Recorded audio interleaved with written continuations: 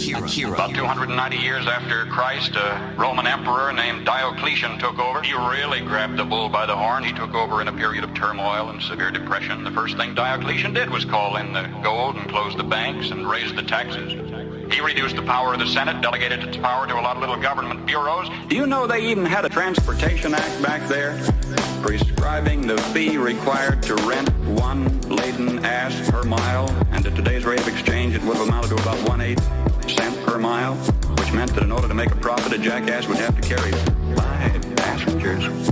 That was simply beyond the capacity of the jackass. Diocletian put millions of people on the public payroll, and this failed to do the job. The country was still in trouble. He asked more personal powers for himself. For a brief while, incidentally, they were standby powers, but then he used them all at once. He froze wages, he froze prices, he froze jobs, he stopped profits, he dictated to the farmer what he should plant, when and how he should sell it, and for how much, and he rationed food. And what happened? The labor market closed down. Incentive was gone. Farm life became dependent on bureaucratic red tape. Exorbitant taxes cost the farmer his land. He kept for himself only a small plot on which he might grow turnips for his family. He lost the rest of it to the state.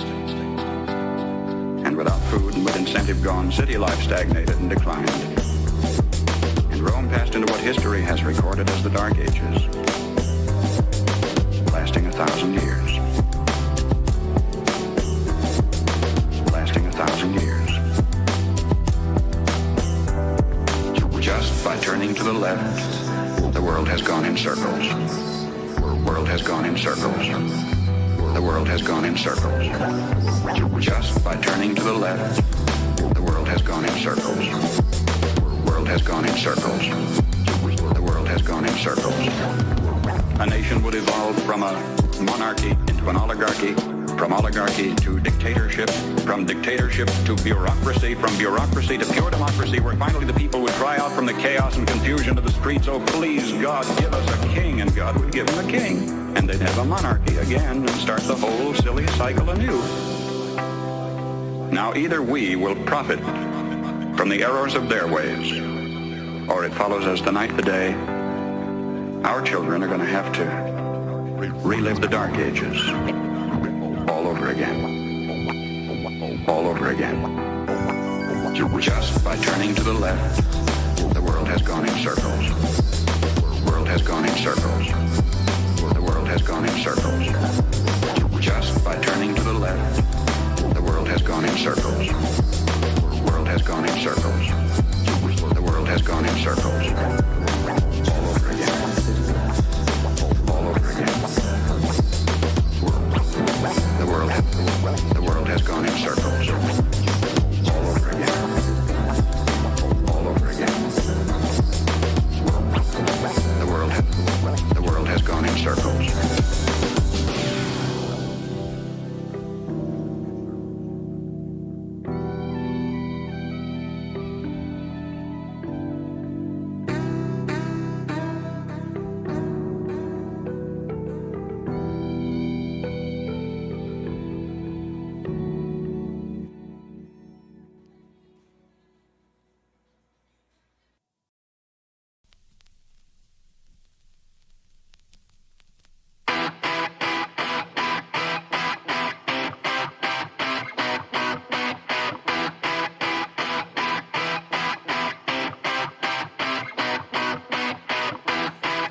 One thing that discipline definitely does help you with, it helps you get things done. And when you get things done, when you actually do things, you have more success. A big part of success is just not being fucking lazy and just doing it. 90% of it is just showing up. Get there and start working. Like, you're not gonna feel perfect every day. If I only worked out when I felt good, I'd be a fat fuck. Because there's a lot of days I don't want to do it. I mean, it's pretty much the same with everybody that actually gets good at something. There's got to be those days you push through. They're probably going to be more numerous than the days you don't. And so the benefit of discipline in my eyes has always been that through discipline, I get things done. I'm like the most lazy, disciplined person I know because I don't want to do it. Let's go. Through discipline, I get things done. The pro goes to work. Through discipline, I get things done. This is what I do. I also think that discipline is a pathway to creativity. When you're on the battlefield, is an absolute exercise in creativity. How are we going to attack them? How are we going to disorganize them? How are we going to get in their heads? That's all just massive creativity. And when I look at people that are artists, I would imagine the more disciplined you are, you got to write stuff down. You got to read. You got to increase your vocabulary so that you are quicker and sharper, so that when people are saying things, you have more words to battle back at them. All those things, all that freedom that you get on stage comes from the discipline. You study, you learn, you read, you write, you talk, you go through things. Is that an accurate statement? Absolutely accurate. Through discipline, I get things done. The pro goes to work. Through discipline, I get things done. This is what I do. Through discipline, I get things done. The pro goes to work. Through discipline, I get things done. This is what I do. And it doesn't matter if you're sick, doesn't matter if you have kids, you're a pro and you go to work. And you have pride in that. And then when you are in front of that keyboard, you look down the count, it says, I fucked 1,000 words today. And out of that work, gems blossom. But you might have a day where you just write nothing but dog shit. So what? Show up again tomorrow. And tomorrow out of that dog shit, a flower will emerge. Through discipline, I get things done. The pro goes to work. Through discipline, I get things done. This is what I do. Through discipline, I get things done. The pro goes to work. Through discipline, I get things done. This is what I do.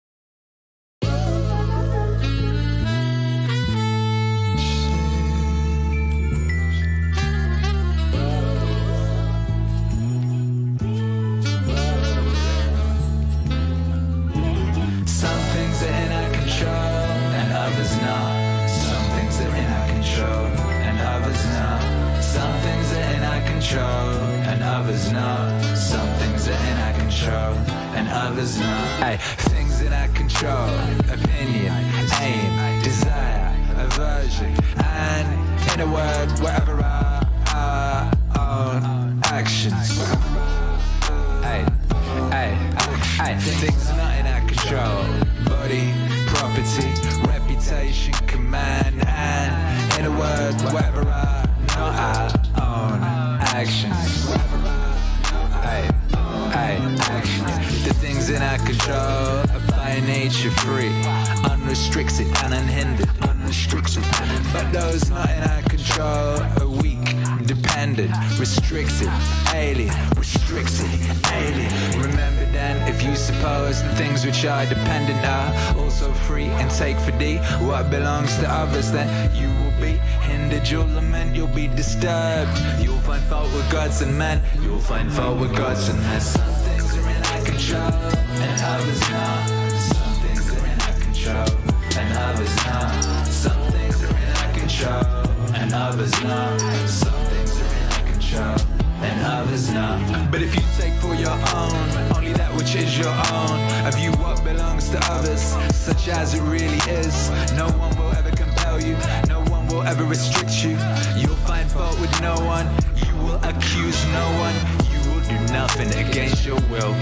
No one will hurt you, you'll have no enemy, and you will not be harmed. Aiming there for such great things. Remember, you must not allow no tendency in yourself to be trained to attain those lesser things. Instead, you must entirely quit some, and for now postpone the rest. But if you would both have these great things along with power and riches, you'll not even gain the latter, cause you aim at the former, and you'll fail at the former, by which alone happiness and freedom are achieved. Some things are in our control, and others not.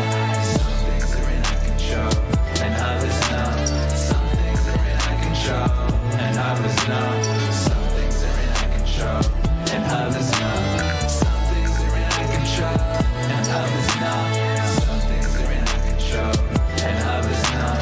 Some things are in our control, and others not. Some things are in our control, and others not. Work then, so to say, to every harsh appearance, you are but an appearance, and by no means the real thing. And then examine it by those rules which you have, and first and chiefly this, and first and chiefly this, whether it concerns things in our control, or those which are not, or those which are not.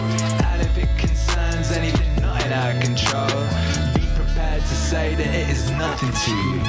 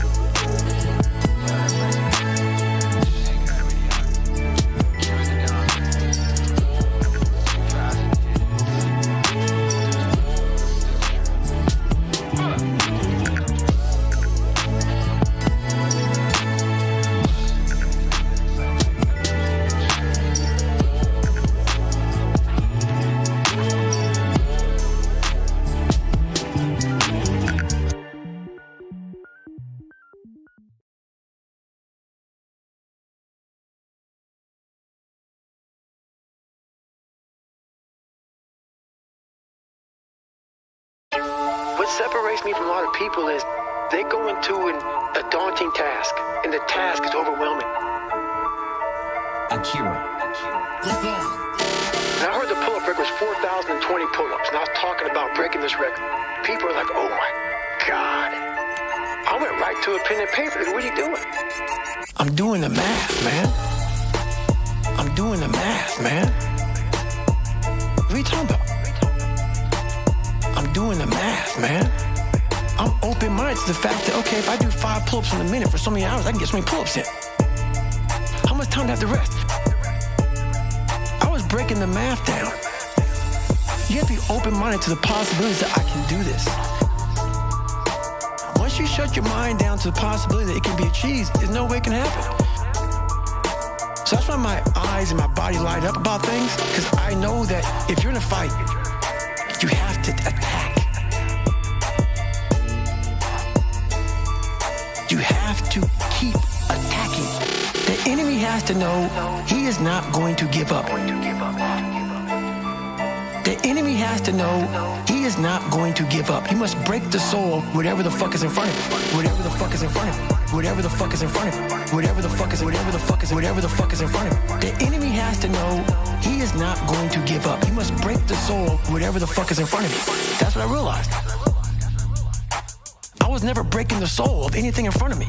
So that's why I came with a thing called taking souls. I started to devise ways to break a soul of a human being, of an object, of whatever's in front of me.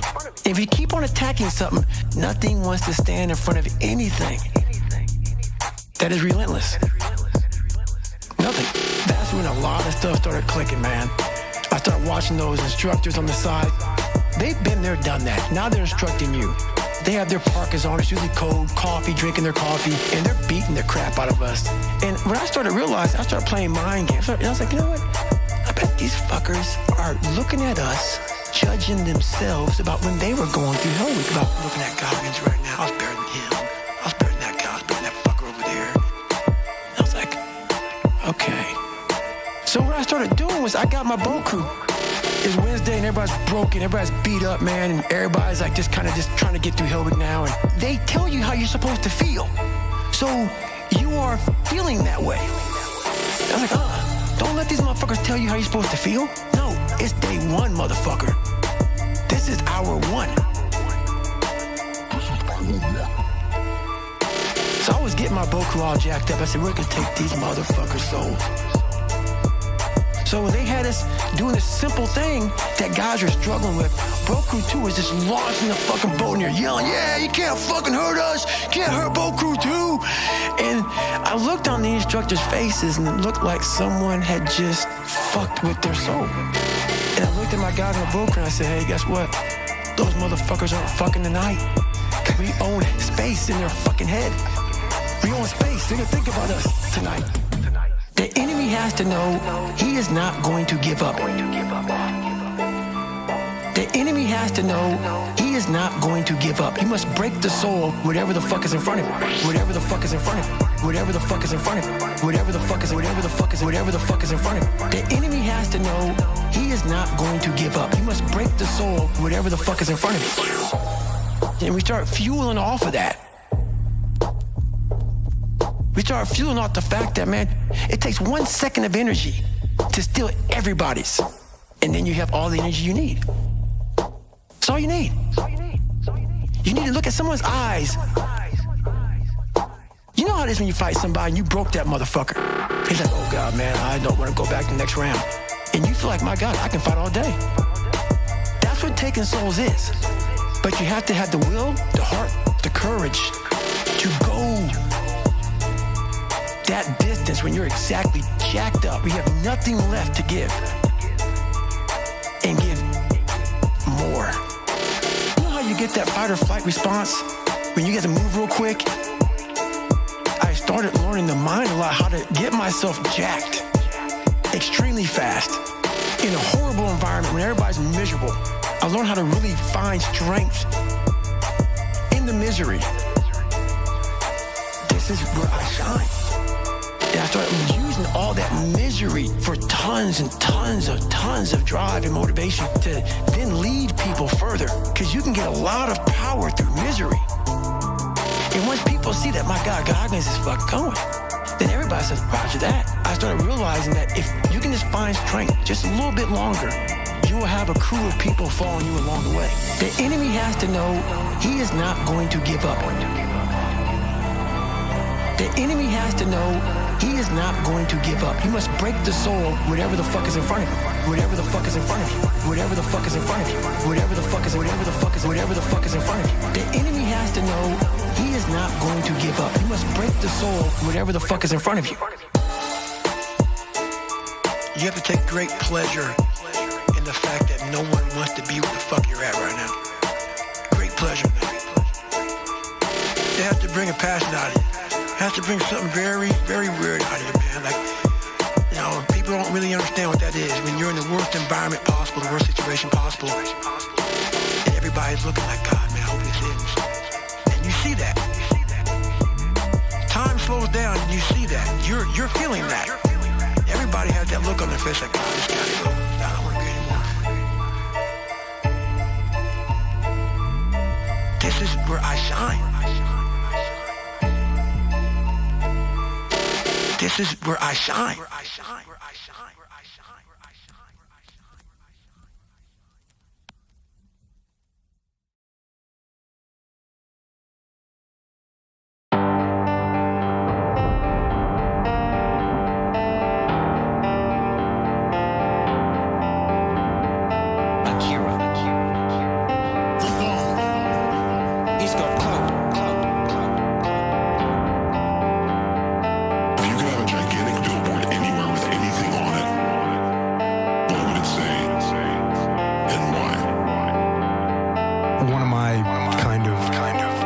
I guess my mantra is a very simple one.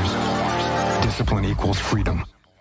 Discipline equals freedom, equals freedom, equals freedom, equals freedom, equals freedom, equals freedom, equals freedom, equals discipline equals freedom, equals freedom, equals freedom, equals freedom, equals freedom, equals freedom, equals freedom, freedom. The answer is discipline.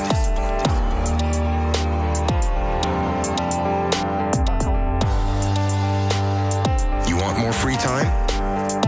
Follow a more disciplined time management system. You want financial freedom? Implement long-term financial discipline in your life. Do you want to be physically free to move how you want? To be freed from many health issues caused by poor lifestyle choices? Then you have to have the discipline to eat healthy food and consistently work out. We all want freedom. Discipline is the only way to get it. Discipline equals freedom, equals freedom, equals freedom, equals freedom, equals freedom, equals freedom, equals discipline. Equals freedom, equals freedom, equals freedom, equals freedom, equals freedom, equals freedom, equals freedom, equals discipline. Equals freedom, equals freedom, equals freedom, equals freedom, equals freedom, equals freedom, equals discipline. Equals freedom, equals freedom, equals freedom, equals freedom, equals freedom, freedom. Discipline starts with waking up early. It really does. But that is just the beginning. It is working out every day. It is eating the right foods to fuel your system correctly. It is disciplining your emotions so you can make good decisions. It is about having the discipline to control your ego so it doesn't get out of hand and control you. It is about treating people the way you would want to be treated. It is about doing the tasks you don't want to do, but you know will help you. Discipline is about facing your fears so you can conquer them. Discipline means taking the hard road, the uphill road, to do what is right for you and for others. Discipline equals freedom, equals freedom, equals freedom, equals freedom, equals freedom, equals freedom, equals freedom, equals discipline. Equals freedom, equals freedom, equals freedom, equals freedom, equals freedom, equals freedom, equals freedom, equals discipline. Equals freedom, equals freedom, equals freedom, equals freedom, equals freedom, equals freedom, equals discipline. Equals freedom, equals freedom, equals freedom, equals freedom, equals freedom, equals freedom, equals freedom. So often, the easy path calls us to be weak for that moment, to break down another time, to give in to desire and short-term gratification. Discipline will not allow that. Discipline calls for strength and fortitude and will. It won't accept weakness. It won't tolerate a breakdown in will. Discipline can seem like your worst enemy, but in reality, it is your best friend.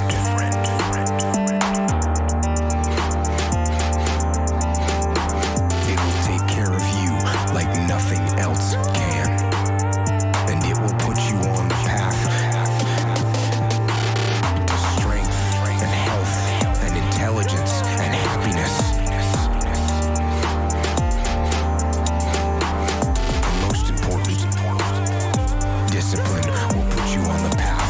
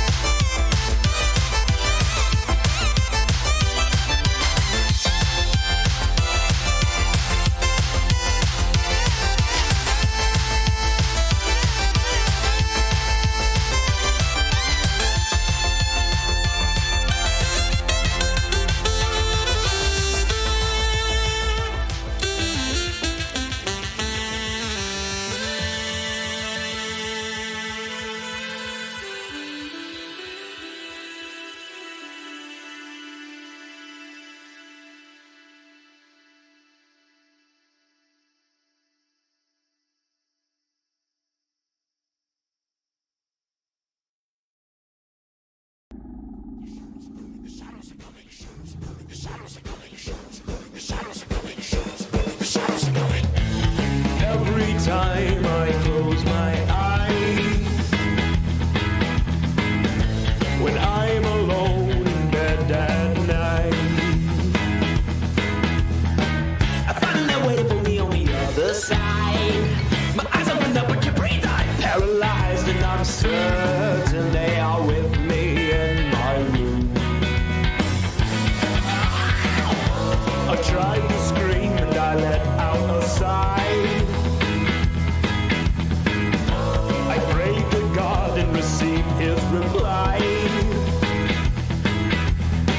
A shadow came to me, I knew that it was my time.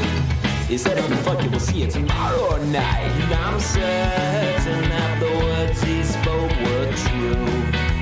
So I'll sleep when I'm dead now, because they're coming to get me. They're coming to get me. They're coming to get me. They're coming to get me. They're coming to get me. They're coming to get me.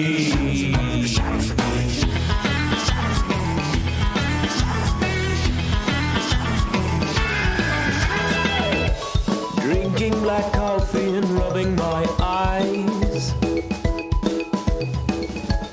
dreaming of sleep and pretending I'm fine. But mother and father weren't even a little surprised. Of course you have an some God, but you put into your mind isn't healthy, and your diet is worthless too. But I know they'll be sorry in the end. They're coming to get me. They're coming to get me. They're coming to get me. They're coming to get me. They're coming to get me. They're coming to get me. It's hard to explain what goes on in my brain. Maybe right and I'm not thinking straight. A little sleep could be all that I need. Or maybe the shadows away and take away my dreams. I can't keep this up forever. I need some kind of release. Gotta keep myself together till the time comes. 'Cause I know that this won't stop. They're coming to get me. They're coming to get me. They're coming to get me. They're coming to get me. They're coming to get me. They're coming to get me. They're coming to get me. They're coming to get me. They're coming to get me. They're coming to get me. They're coming to get me. They're coming to get me. They're coming to get me. They're coming to get me. Coming to get me. They're coming to get me. They're coming to get me. Coming to get me. Oh, they're coming to get me. They're coming to get me. They're coming to get me. Maybe I'll let them take me. They're coming to get me. They're coming to get me. They're coming to get me. I think I'll let them take me. They're coming to get me. They're coming to get me. They're coming to get me. Maybe I'll let them take me. They're coming to get me. They're coming to get me.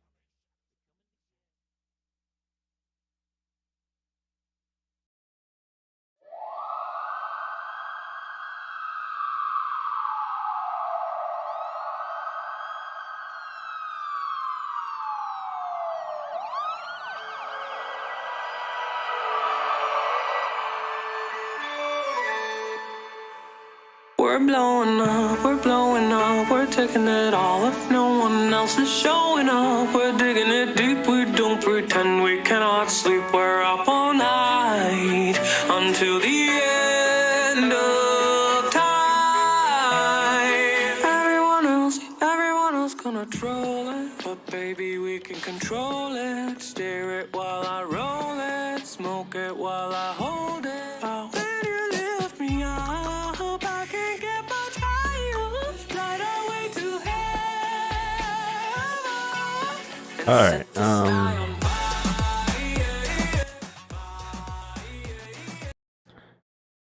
Fuck.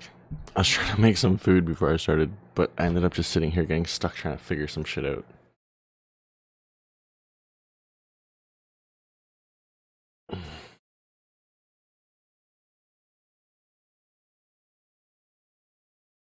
The only thing about streaming on YouTube is, yeah, you gotta be more careful with music. That's why I kind of turned that off. But I don't know if a lot of Savant's music is pretty safe. There's just a few of his songs that Gotta be careful with. But in general, yeah, it's harder to watch stuff on YouTube, so I can't kill time as easily. Oh fuck! I really need to throw those pork chops on though. Starving.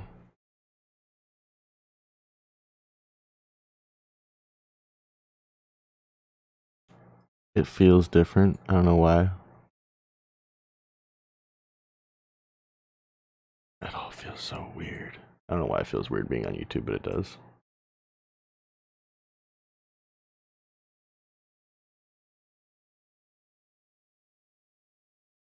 Just Google it. It's fine. You won't find a single position in the country. According to experts, around 1.7% of the population is born with intersex traits. Pause a second. Let's analyze his Googling technique.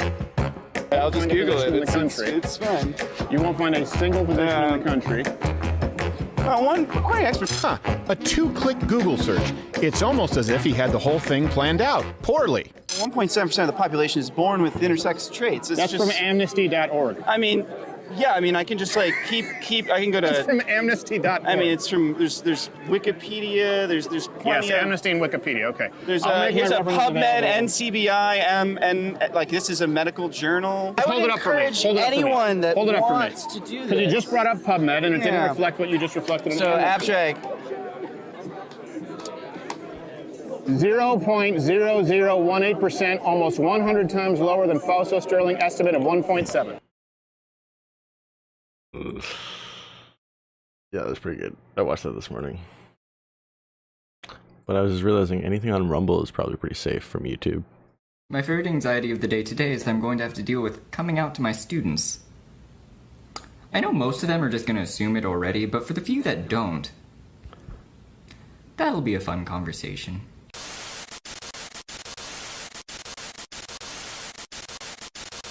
I usually love my job, but lately, the one driver that doesn't listen just constantly misgenders me. This person pretty much made it so I hate going to work. I freaking hate it right now. And I love my job. I usually love my job. I love working with these kids. I love doing it. There's only 20 more days left in the school year. Like, school days left for me to work. And I just, like, every day I'm trying to convince myself that I can do it. I can do it. To just go through the day. I'm just tired of getting misgendered and ignored all the time by her. She doesn't listen. I correct her all the time, and she just doesn't listen.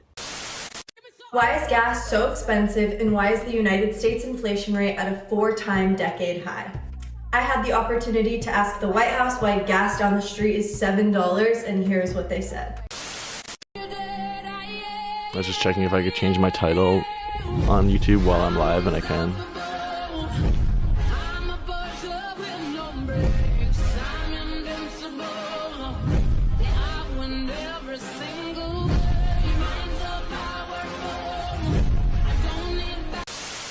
Kids coming out as trans. That means it's a teacher that's kind of not a guy and not a girl, like somewhere in between. Oh, so you're kind of boy and you're kind of girl? Kinda, yeah. Me too, that's me. Okay, right on. I want to be a boy, but I don't like being a girl. You know what? You have choices in this world to be all sorts of different things. But that's why it's MX, so Mix Chavez. That's where that comes from. I know some of you were a little confused. Some of you came and talked to me about it. Yeah, that would confuse the kids because they've never. You're just making shit up.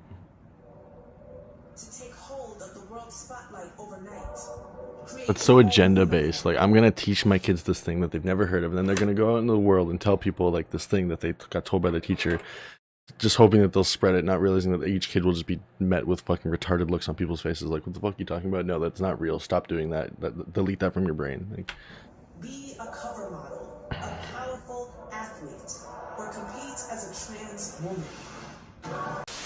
If you are a person who wants to adopt an infant, but we would never consider fostering an older child, you are a selfish piece of trash who doesn't deserve children in any capacity ever.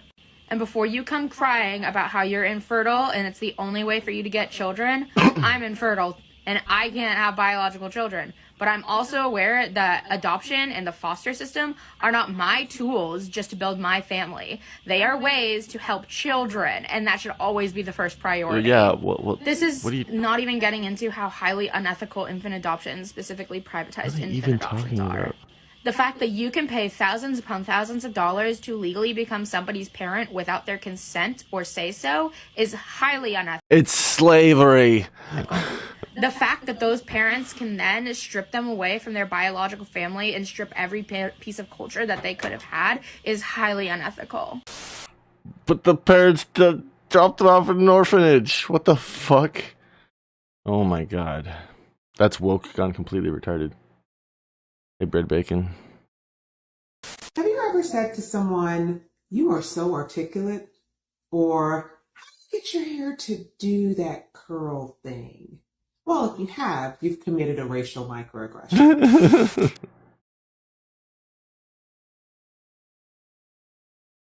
Even if you're asking that to like an Irish chick, who has really nice wavy hair. Wait, what the fuck?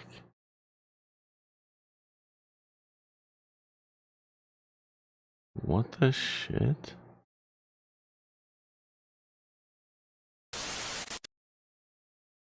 What the fuck? Articulation is roughly on par with curly hair, basically. Oh my god. Oh my god. People of Walmart.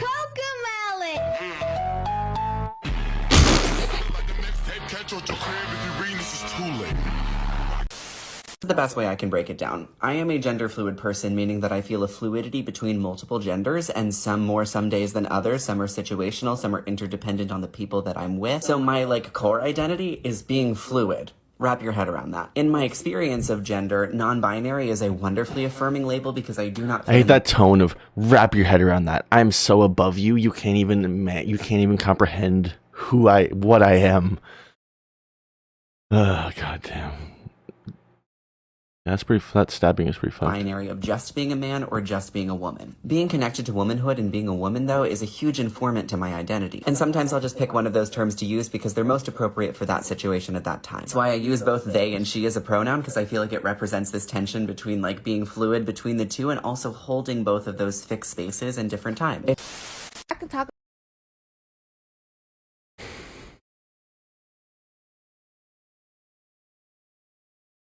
So I had to palate cleanse my brain after that a little bit.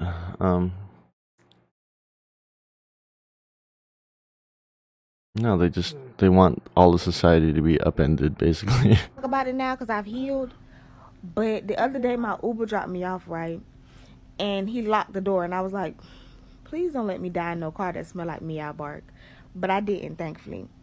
And he was like, first thing I want to tell you is I love you because you're human. And I was like, is there a child lock on this door? And he kept going. He was like, second thing I want to say is I apologize for my white privilege.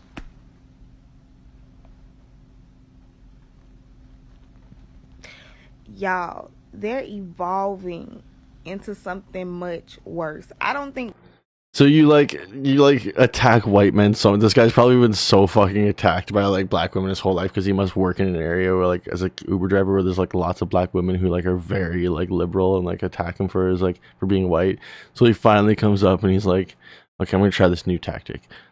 Look, you're a great person and I understand I have white privilege. And she's just like, oh my god. Cowering in fucking defeat. Yeah, this is part of your point. Literally, she's probably begged for men to say this. And now that they're saying it, I want to hear the first thing she said. She's like, I can finally talk about this because I've healed, I think it was. Holding both of those fixed spaces in different times. I can talk about it now because I've healed. But the other day my Uber dropped me off, right? And he locked the door and I was like, please don't let me die in no car that smell like meow bark. But I didn't, thankfully. And he was like, first thing I want to tell you. So wait, he dropped her. I'm freaking confused. The door and I was like, please don't let me die. The door dropped me off, right? But the other day my Uber dropped me off. Dropped you off, you got out of the car and then he locked the door? I'm confused. Why that is even mentioned? right? And he locked the door, and I was like, please don't let me die in no car that smell like meow bark. So she meant that he picked her up, I'm guessing. Because, okay, she just can't, like, tell a story straight, even though she's recording it on her phone and then uploading it without looking back and realizing she made a huge verbal mistake in the first sentence of the story. Because that makes 0 sense.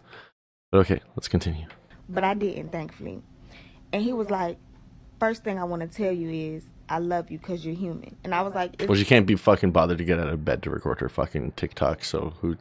Obviously, she's not going to watch them back to see if they make fucking any coherent sense whatsoever. There's a child lock on this door, and he kept going. He was like, second thing I want to say is, I apologize for my white privilege. And then what happened? Like, what happened after that? I want to just see your huge emotional response. Like, what did you do next? Y'all, they're evolving into something much worse. I don't think we're ready. Because I wasn't ready for that shit. Straight cis people. Allies. What the fuck are you doing? Seriously. Shit is going down in Florida, Texas, Idaho, South Carolina. It's going down everywhere. What the fuck are you doing about it? This is your mess that my community has to suffer. I see lots of yep. Like y'all think you're Pac-Man. Exactly. They're all the kind of people who would say, like, fuck the facts in an argument. But I don't see nothing. And then it's like, what are you even arguing about then? Will it take? How many members of my community have to die because of this wave of hate? I was watching Destiny react to, like, the whole panel that was, like, jerking themselves off for getting best for the fact that they're all happy Destiny's banned, basically, except, like, a couple people defending him. And the one chick is like, for 11 years he's been harassing us. Like, trans people didn't exist 11 years. Like, what the fuck are you talking about? Like, yes, we had transsexual people, like, not in the same way she's talking about. Like, it's fucking ridiculous. Like, absolute nonsense. Absolute, just like completely rewriting history for, like, all of Twitch's history. It was fucking ridiculous. Yeah, but when you only have a couple jokers here and there, it's fine. But when half the population is becoming the fucking Joker, we have to be angry at them a little bit. Yeah, I saw it.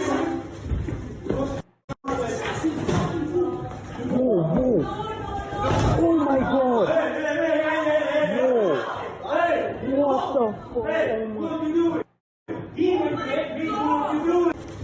My community have to die because of this wave of hate.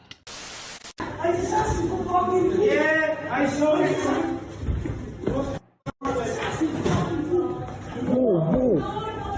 Oh my god!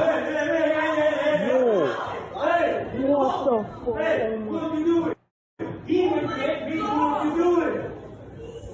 Shit! He's knocked out, bro. Oh my! What are you doing? Hey, he went to hit me. Call the police. Did that guy just die? Holy fuck. Oh my god. That was intense. Is that half he's a Garuma pot? What?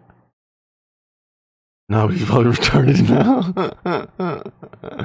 Well, I gotta be pretty retarded to be doing that shit in the first place, so.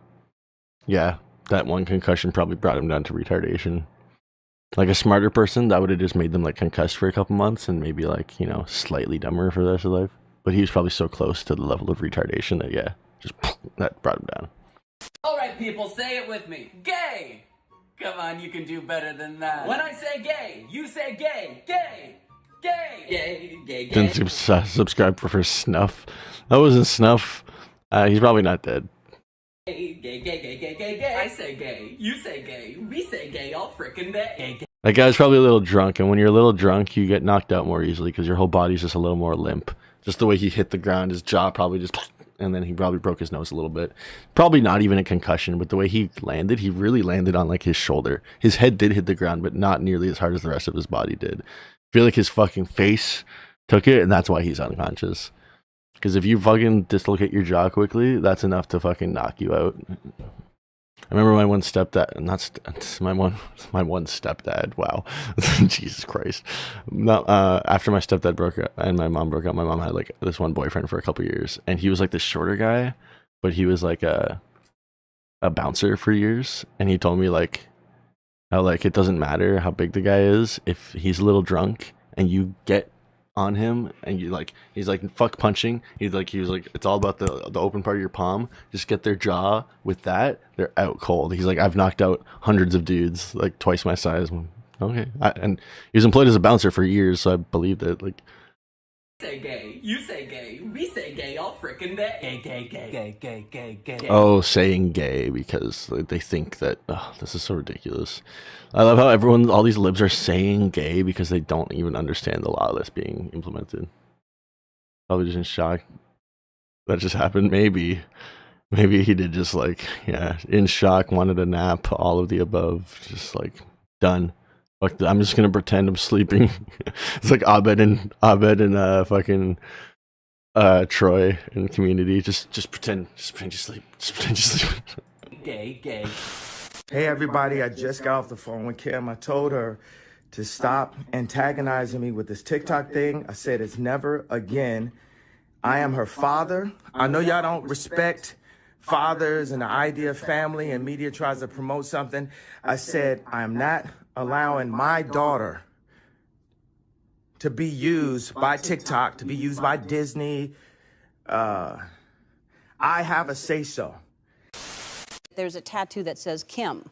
Yeah, he has a few tattoos. Oh, is this working, by the way? I wanted to check. It should just be a YouTube. I think this is just a Twitch thing, so I gotta go in here and type it.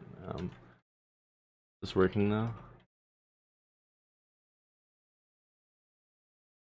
No? I don't know if that's gonna work because I'm not typing it actually on Twitch. Well, maybe if I type it like this, maybe it'll work.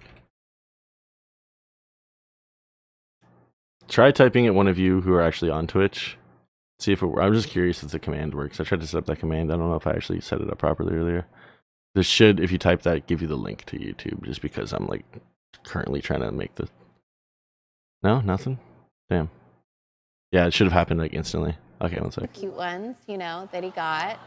But this one is it's not, that one, the Kim one, isn't a tattoo. It's actually a branding, like a... Oh yeah, I didn't save. What the fuck? Yeah. And I think DOJ, in the same way that it is setting up a task force to investigate oligarchs, should look into people who are Russian propagandists and shilling for Putin. That's being, if you are a foreign asset to a dictator, it should be investigated. And they used to arrest people for doing stuff like this. If they thought you were colluding with a Russian agent, if they thought you were putting out information or taking information and handing over to Russia, they used to actually investigate stuff like this. And I guess now, you know, there seems to be no bars, and people are not being told to hate Putin. Putin doesn't need a reason to be hated. It's pretty much clear. And you done showed the citizens of America that y'all is not for the citizens of America. Y'all is using these people for y'all own fucking agenda. Because they done worked in this country all their lives. And all you could find to get them when this damn COVID broke out was a $1,400 check. And you taking billions of dollars, sending over there to another country that ain't did a damn thing in this country for these people. These people in this country have worked for y'all motherfucking asses. Not them over there. And y'all want us to feel sorry for them over there, and y'all ain't giving a damn about us over here? Yeah, weird. It's not letting me change, not letting me add commands right now. It's just not working. Oh, wait. Oh, Josh sent it. That's weird. I typed the command all out again. I pressed confirmed, and then I realized in the top right corner of this page, it was like, something went wrong. That must have happened last time I did it too. It should have been We there. want to get the fuck away from y'all. Weird. Sarah Bloom Raskin is President Biden's pick to be Vice Chair of Supervision at the Federal Reserve. Ms. Raskin has her own radical agenda. Using the role of the Fed to combat climate change. She has said in the past that lending to the oil and gas. No, it shouldn't. It's probably not. No, it's not going to work because it's not in my command list. It should have been in my command list, but it's not there, and I can't add it for some reason. I'm wondering if it's because it's YouTube specifically. If like I was looking if there's already a default command for something like that, but I can't see anything like that. So whatever. At least in my Twitch chat, my YouTube link pops up every now and then. It's in my about section and all that. But I'm just going to change my Twitch title so that it's no longer !YouTube because that's suggesting that there's a command that should be working that's not. Industry should be restricted. Right. Radical agenda. Picked to be Vice Chair of Supervision at the Federal Reserve. Ms. Raskin has her own radical agenda. Using the role of the Fed to combat climate change. She has said in the past that lending to the oil and gas industry should be restricted. The timing couldn't be worse. The Fed has to fix the inflation mess it created. She will also likely be a voice for easy money, adding to the risk that inflation stays high. You can imagine a Joe Manchin, people in her own party having some problems with her views. And the fear that I have now centers around climate change and its impact on financial stability. She's already proposed a number of what she calls tools to drive up energy prices and starve the oil and gas industry, make your life miserable. It's going to put Americans out of work. Hastening the demise of the oil, gas, and coal industries. Raskin's radical left woke attack on fossil fuels would raise inflation substantially more. And frankly, this view should disqualify her. Never forget what we've accomplished together so far. And by the way, the American people just trying to stay above water don't understand this. You tell them what the American Recovery Act was, they look at you like, what are you talking about? We established a new civil rights cause of action for those whose intimate images were shared on the public screen. The red wave is strong right now, Times have we man. heard, I bet everybody knows somebody somewhere along the line that is. I feel like there's so many people who were tricked into the Trump shit over the last 4 years ago that like are feeling more conservative now than they ever have in their fucking whole life. An intimate relationship. 20% approval, yeah. The guy takes Jesus. a revealing picture. Kamala's really low too. Naked friend or whatever in a compromising position, and then literally in a sense blackmails or mortifies that person. Send it out, put it online. China is reading that ultimately there are limits to the strength of the West. And you know what? Here's the difference between Russia and China is that our companies are actually really dependent on China in a way that make them Trojan horses to advance that Chinese agenda from within the United States. That's something you never saw in Russia during the Cold War. That's never something you don't even see in Russia today. Russia played a version of this game where they were actually ultimately quietly supporting this. I know, right? Yeah. Fox News. I bought these. I'm gonna bake these later. They're gonna be so fucking good. It's brownie cookies, but it's also birthday cake mix. They got like some of the birthday cake flavoring going on in there. Oh my god, I'm such a fat ass. The so-called So ESG movement in the West that cut oil and gas production in Europe and the United States to increase reliance on Russia. China is that situation on steroids, not just for gas and for oil, but for nearly everything else we rely on. So I'm afraid you have to say, mark my words, that the day China invades Taiwan, most institutional elites in America are going to encourage us to just sit there and watch it happen in slow motion, and I fear Xi Jinping knows it. Tonight, we'd like to salute Governor Kathy Hochul, the first female governor of New York State. Governor Hochul began her career in public service in the greater Buffalo area, served in Congress, and was twice elected lieutenant governor. How long should we be bracing for this really sort of historic inflation and some unprecedented gas prices? Sure.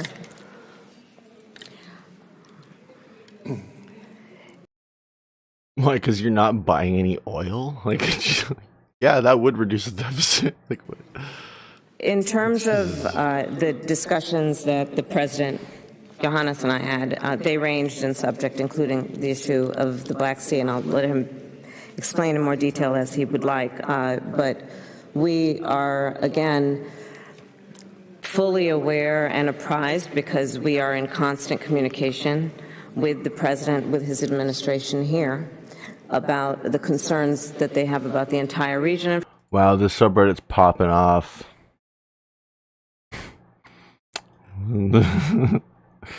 Jesus, this is really sad. Remember the Trump subreddit? They had to literally ban it because it was so ridiculous. Like, there's no more. That's it. Oh, that's just what's like hot. That's the top right now. Is like 10 posts. Oh my god. Oh, there's literally nothing. Oh, there's some stuff. Okay.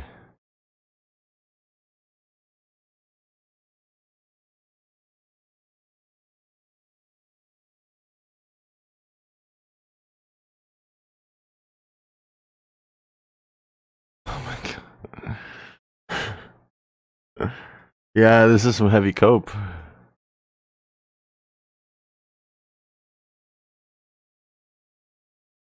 All these people would willingly be plastered in Joe Biden's dust cum. Frankly, the vulnerability. All you have to do is look at the map. Can't the U.S. and NATO allies do more? Yeah. Without turning this into We World War could if we III? had a... Well, it's not going to be World War III. You know, this is all a bluff. Putin knows that no one wins a nuclear exchange. So if he ordered a preemptive strike on the United States, some general would shoot him in the head. I'm calling for the crushing of the Russian economy. Even though our war and fight is not with the Russian people, it is with Putin. And the only way this war ends is with Putin either going to jail or be taken out by his own people. How do you make that happen? Myself, when I see those tanks, that 40 miles of tanks, I'd like to take out those tanks. I mean, I think that them having more planes might be useful, God. but that I'm not a military strategist. I'm going to do everything I can to minimize Putin's price hike here at home. We understand Putin's war against the people of Ukraine is causing prices to rise. People are already feeling Putin's price hikes at the pump. Make no mistake, inflation is largely the fault of Putin. For the president to turn to try to pretend like prices weren't already rising, I mean, I don't think people are candidly that dumb. I mean, we remember the inflation was going on long before this happened. It's absolutely true this is making it worse, but to sort of whitewash what happened all of last year, I don't think is going to work. If you look at the numbers, inflation really started to rise almost exactly when Biden came in the White House. Now Yeah, obviously, well, that argues my point, doesn't it? But look at this chart on gas prices just since February. If you look, Yeah, I was realizing I had this clip up. I was going to pull it up. This could actually be a good meme format.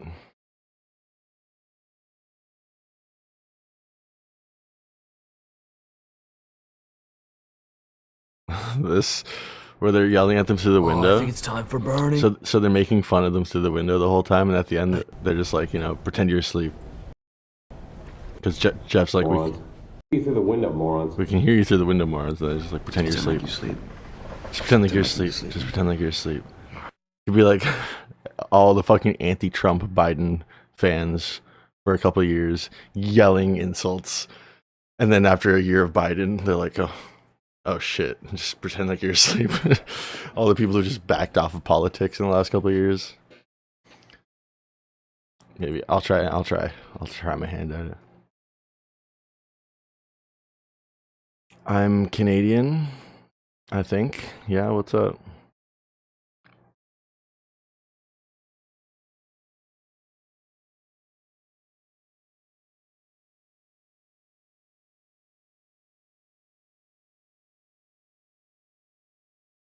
YouTube chat, what, on screen? No, you have to actually go to YouTube to see it, just like on Twitch. I do fine. How do you do? look at the. I mean, it is a shocking increase that, you know. In the media, which I'm that's not true. I'm counting you as. Well, that's not no, true you at all. guys, That's not true no, at all. You've called our, let's be fair on election. this. Let's be fair on this. Your man You've Donald. called our election the big lie. Your man You've Donald called- brought it up. Your man Donald said, Only Why a would few. you say that, sir? What? Your man Donald? Well, he is. I mean, he's endorsed you personally.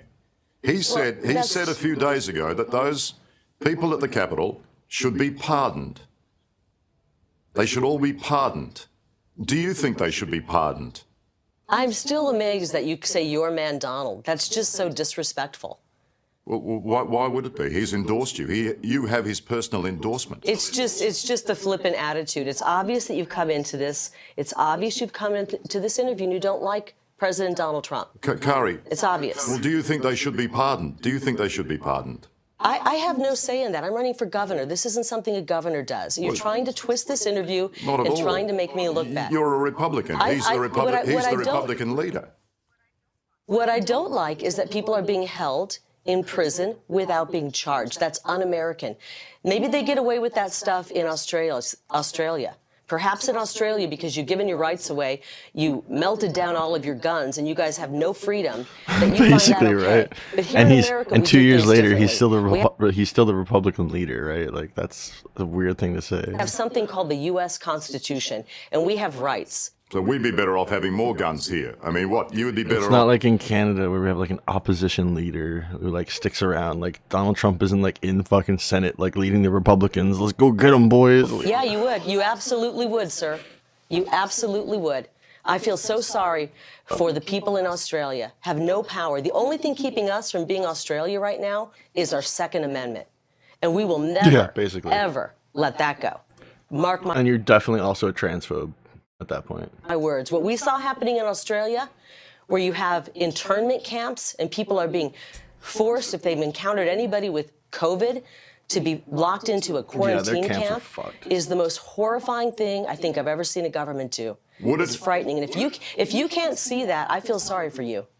Would it have been better? This is our last question, Liam. We have to run, but thank you for your time. Just answer me this one question. One more Thank question. you. I love Kari. this chick.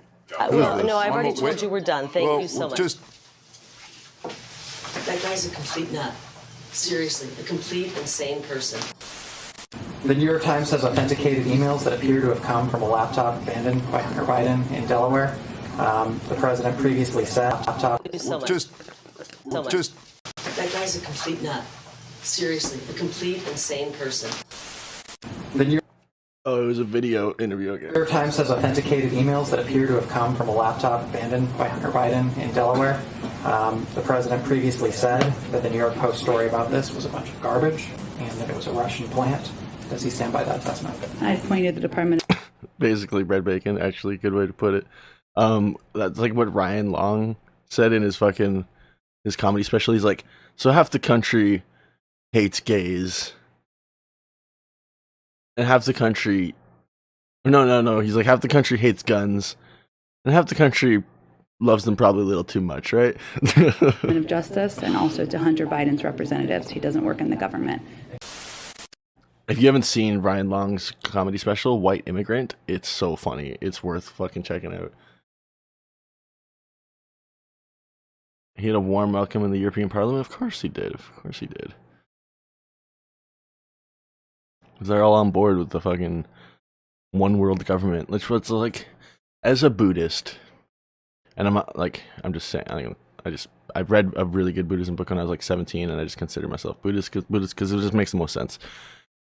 I would love if the world was peaceful, if we were all peaceful enough and we were all selfless enough and we all got together and had like one world government. But like one world government, the way these fuckers see it is not, it's scary. And that has a lot to do with why he was welcomed warmly, I believe. Viva Frey's compilation. Frey. Is it a compilation on Trudeau and the European Parliament? No, Drek, it's just that, like, they're on Twitch. I should have left the Twitch chat on screen, to be honest. So that you could still see people chatting from Twitch. Yeah, it's gonna be an issue. I should bring that back up. But it would take, wouldn't take that long. Okay, it's a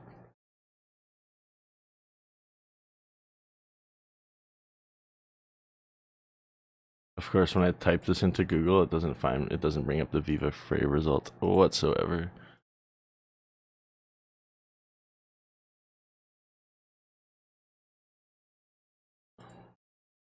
Joe Rogan.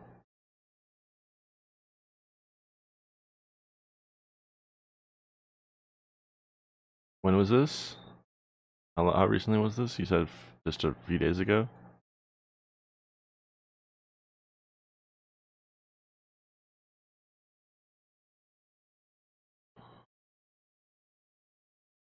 I'm looking, but how recently was this? What am I looking for?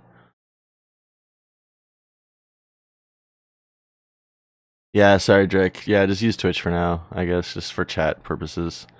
Hopefully we can get more people shifting over to YouTube, because fuck Twitch.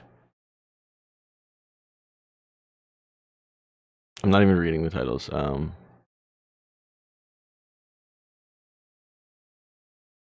I just...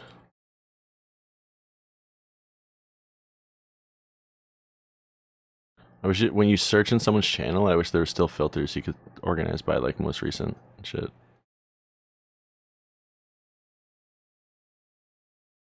There he is. Joe Rogan.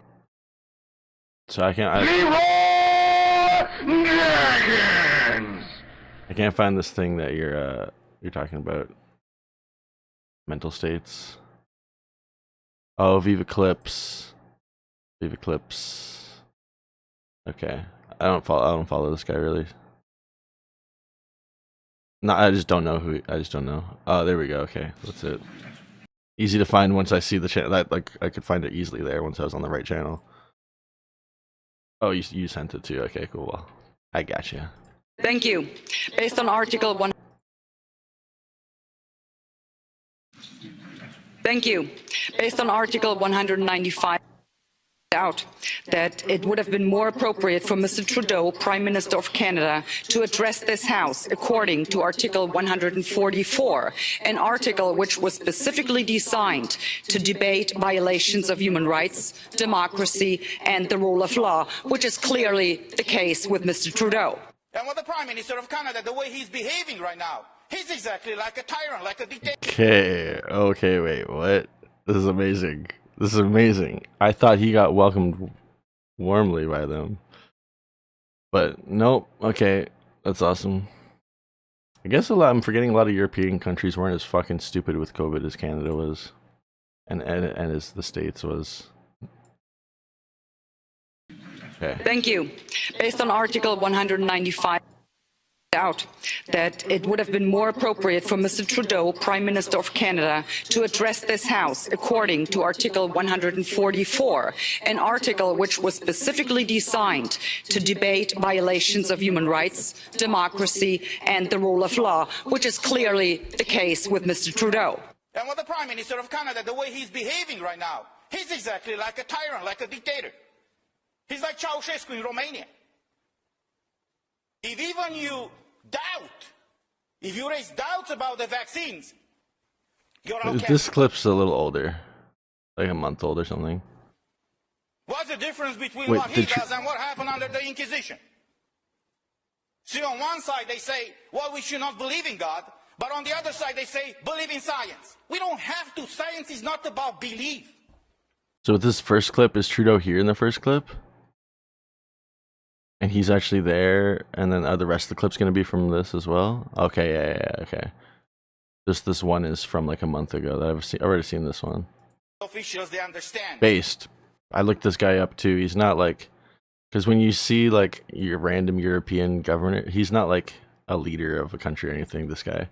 But he's pretty appreciated by his people. He's pretty anti-corruption and stuff, and he's not a nobody. Just when there was like a bunch of Trudeau hate like a month ago, and any clip that came out like this was getting so like fucking viewed in Canada, you got to be careful, because like it might just be some leader of some authoritarian country saying it, and you're like, yeah, yeah, this guy's awesome. Like just because he's saying fuck Trudeau, I was like being very careful about anything that came out like that. That they were elected in those offices to work for the people, not to behave like masters of slaves. Thank you.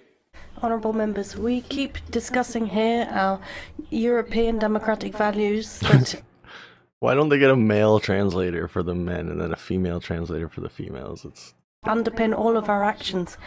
I worked in Syria and Pakistan for many years as a diplomat and therefore value democracy very highly. Now, the invitation to Canadian PM Justin Trudeau is an invitation to someone who's been trampling on democratic rights, who's been cracking down on people who protested against disproportionate corona measures, peoples who were supporting a non-sanctioned movement coming under criticism. So clearly the values of democracy being despised by this individual. Let us not give someone like this any speaking time in this house of democracy. Dear colleagues, dear citizens, Prime Minister Trudeau, freedom, the right of choice, the right to freedom, the right to work. For many of us, these are basic, fundamental human rights that millions of people across Europe and across the world have given their lives in order to defend our rights and the rights of our children, rights that we have fought for centuries. so what if someone comes up, bread bacon, and they're just like, I identify it as an attack helicopter. I need my translator to be like, and this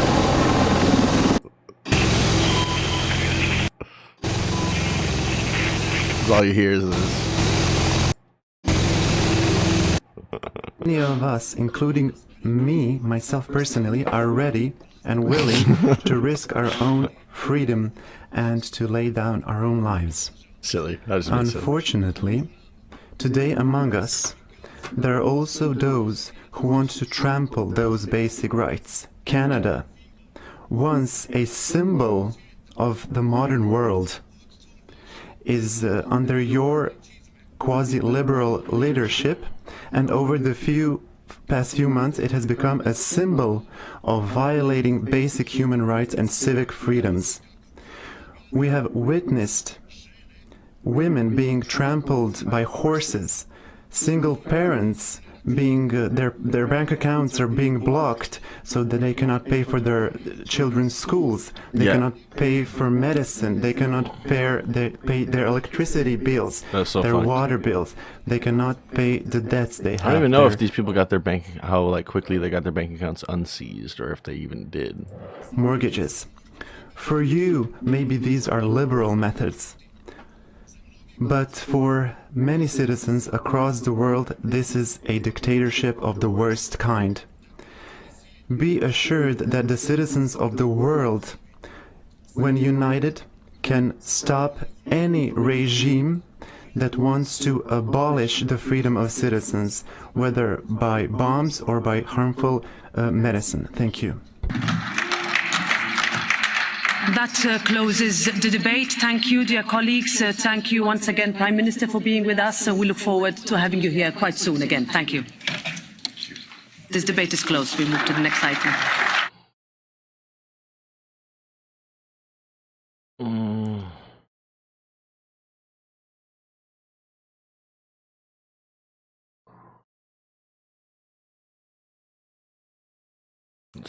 This came from last week, so was it updated at all? No.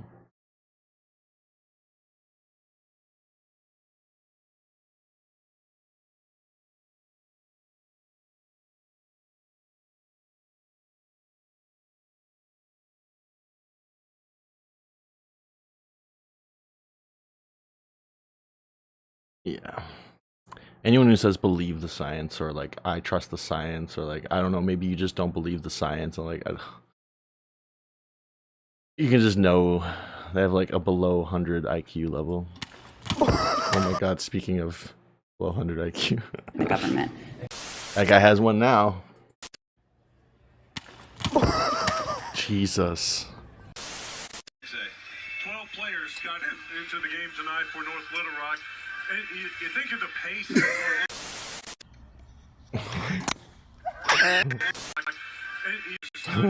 the game tonight 5 for North Little Rock. You think of the pace. She looked at the camera. Oh my god. How you doing? I'm doing good. How about yourself? All right. I heard it's big man season. Yeah, all right. You married? Yeah. You cheat? No. Yeah. Day one of trying to. No. Yeah. Day one of trying to catch my ghost lacking.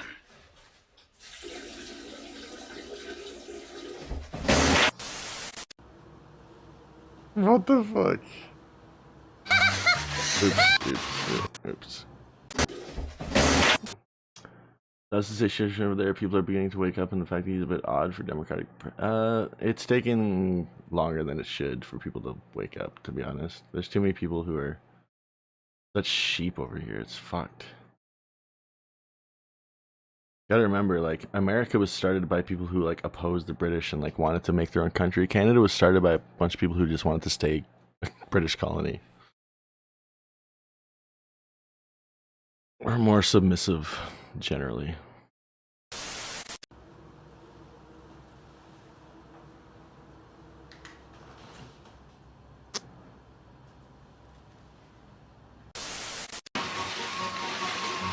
Go! Go! Go! Huh? Go in the snow!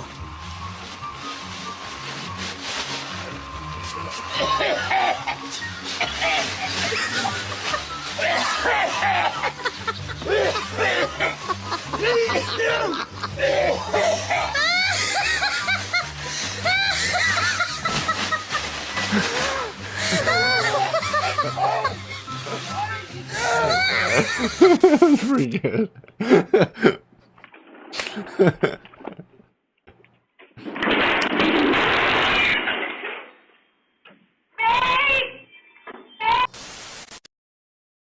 Babe, I fucked up your fucking barbecue. How'd she even do that?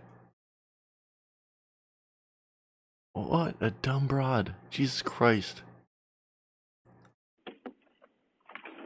What does she even...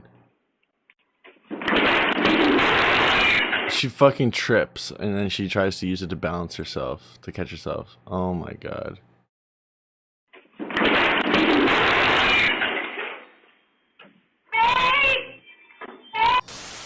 Oh my god. And it sounds like, it looks like it was on too. Like they were heating up the barbecue to cook something. Everything's out, all the utensils are out for it. These are the kind of people that definitely cover up their barbecue when they're not using it. You can kind of see the heat coming out of it too. Oh my god. That's what I was thinking. I thought we were about to see someone get fucked up, but it wouldn't have been, we wouldn't have been watching this then if that was the case. Yeah. Could have fucking definitely died there. Imagine burning like to near death above a pool. Because if she had gotten crushed by it, she would have been here, and she would have been falling like above the pool, and she would have been laying like millimeters above water that could like save you. Yet you're burning because of your own dumb mistake.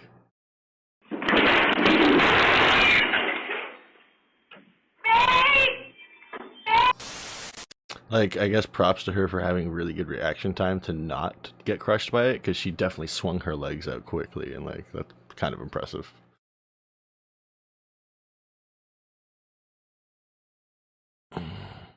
Trooper Tony Chuck, put yourself in harm's way as the last line of defense between a drunk driver and a road closure where a race is taking place.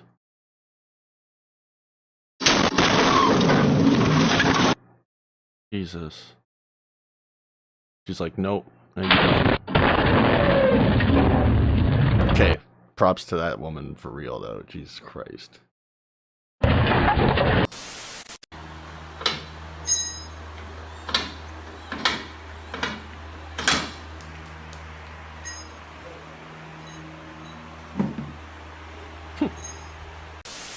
Pfeiffer, Kelly is not tall enough. Major issues here in Portland. Why don't we get a new ball? Yeah, why don't the cheerleaders, they're used to going up high. Let's get yes, get the cheerleader up. Get her up there. This is how you do it. Sick.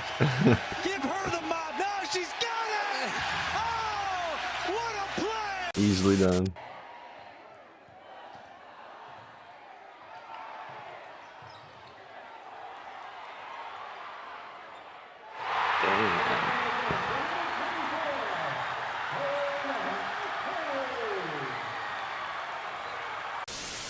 Hero for the week.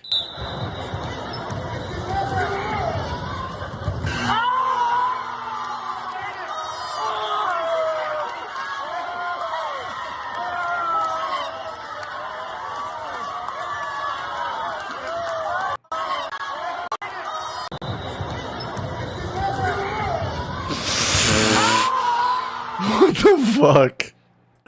Like, I didn't realize the way he threw it. Damn. This kid. How? What? That's great.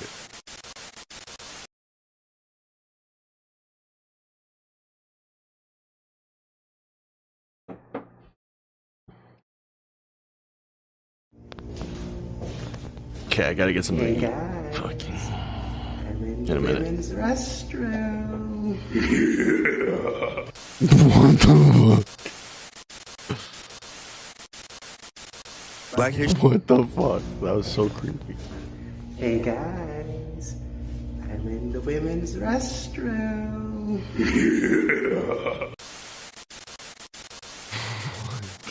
What the fuck? Black History Month or Women's Rights? Black History Month. What about you? Don't like your rights? You like to have your freedom of speech? Well, I'm not a woman, so What are you? a dude. Really? Mm-hmm. Okay, my bad. I'm sorry about that. Okay. On the basis of the comfort and dignity of girls and women, I'm asking you, telling you, please do not use women's spaces. It makes them feel uncomfortable. My girls and the other women I am with are very comfortable with me in the Right. bathroom. Well, and the locker room. fortunately, I'm not your daughter, and my daughter is also not your daughter. No, that's right. And she So would she feel. should stay. She would feel very uncomfortable. No, I. Interrupt Right. me. No, you Excuse interrupted me. Excuse me. You I'm interrupted not here me. for a debate. Beth, do you mind? Right. I would ask you to please call off your dog. I beg your pardon. I'm asking you as a mother. I'm asking you as a mother. Do not use female spaces. And I'm very uncomfortable. It makes women and girls feel very uncomfortable. As a mother, you are I am- not. How dare you? As a mother, I am very. You're not a You'll never birth your children. You're not a mother, Dawn. What a fucking asshole. This absolute fucking slob of a fucking dude who decided he wanted to be a woman. And now talking down to these women. Like, You competed against transgender track and field athlete June Eastwood, correct? Yes. What was it like competing? I personally competed against June in the DMR, so it was the distance medley relay, and we had different legs. And when I was waiting and I was cheering on my teammate, there were coaches on the sidelines, obviously, and they'll tell you sort of like, this is your cue, or like, this is where you're at, or come on, push it, go faster. And something that was really hard for me to hear was June's coach was on the sidelines telling June to slow down, as June was in first place.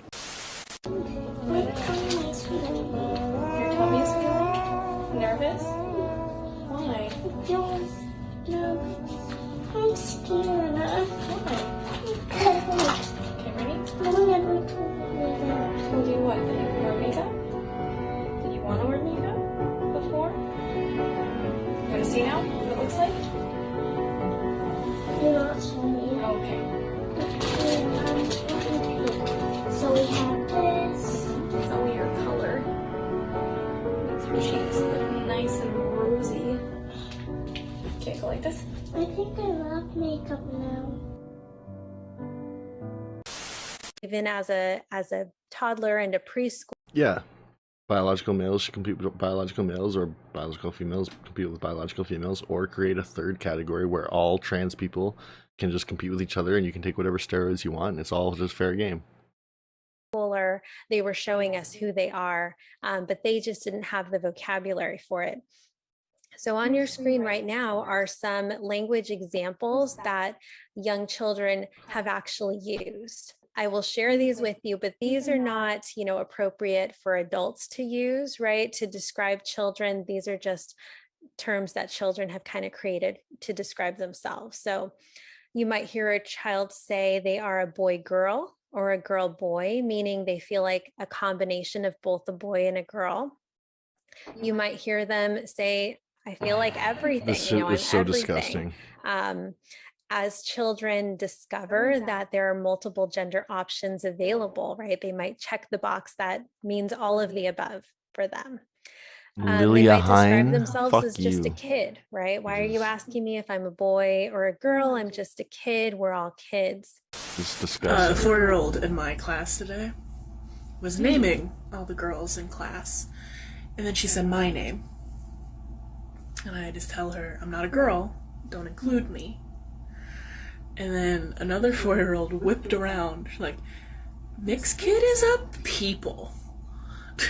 And another 4-year-old at a different table looks at her and goes, they're a they. This didn't happen. I'm guaranteeing you this fucking didn't happen. This person is just like reaching out, trying to get some kind of fucking confirmation that like they're a hero. Made my non-binary teacher very happy today. And if it did happen, they're a disgusting human being for brainwashing all these children.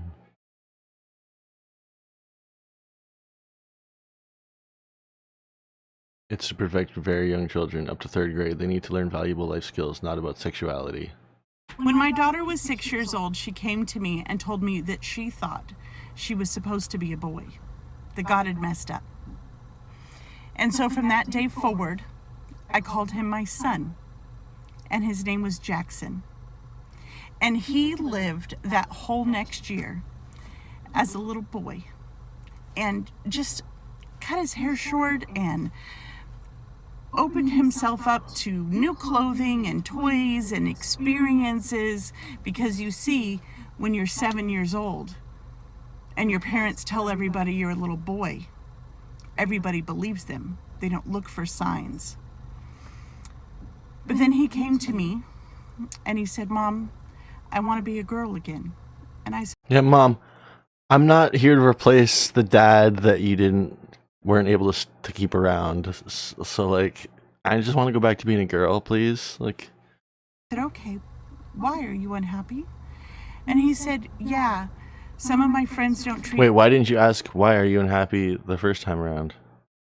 me good, and some of their parents don't treat me good, and it's a lot, and I miss my friends, and their parents won't let them play with me if I'm a boy. Maybe I'll do it again when I'm older. And so he went back to being my daughter. And she lived that way for a few years and grew in her experiences with her friends.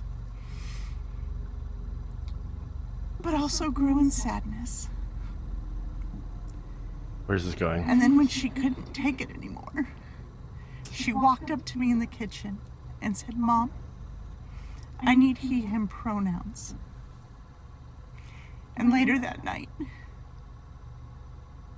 Jaden and I picked his name together, and he goes by Jay, which was my daddy's name. Oh my god. He's almost 14. There's some fucked up shit going on here. This is my daddy's name. Oh god.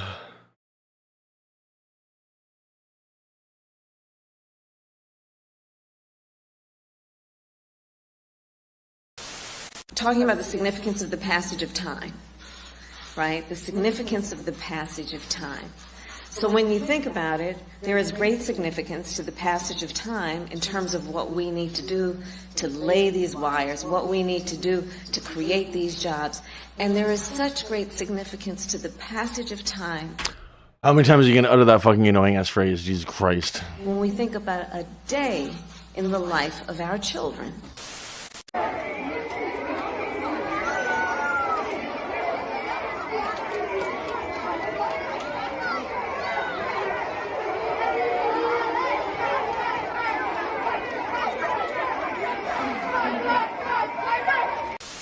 If you look at what the NCAA has done by allowing basically men to compete in women's athletics, in this case the swimming, you had the #1 woman who finished was from Sarasota, Emin Wyant. She won the silver medal. She's been an absolute superstar her whole career. She trains.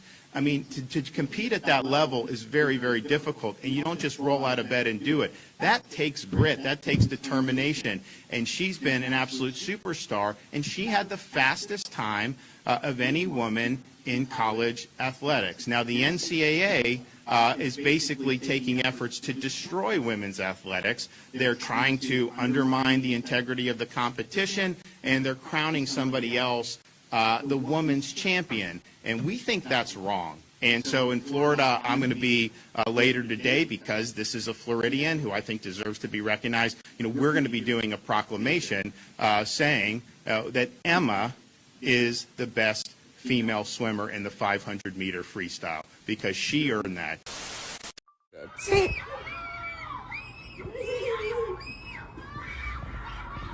Oh, get that dog.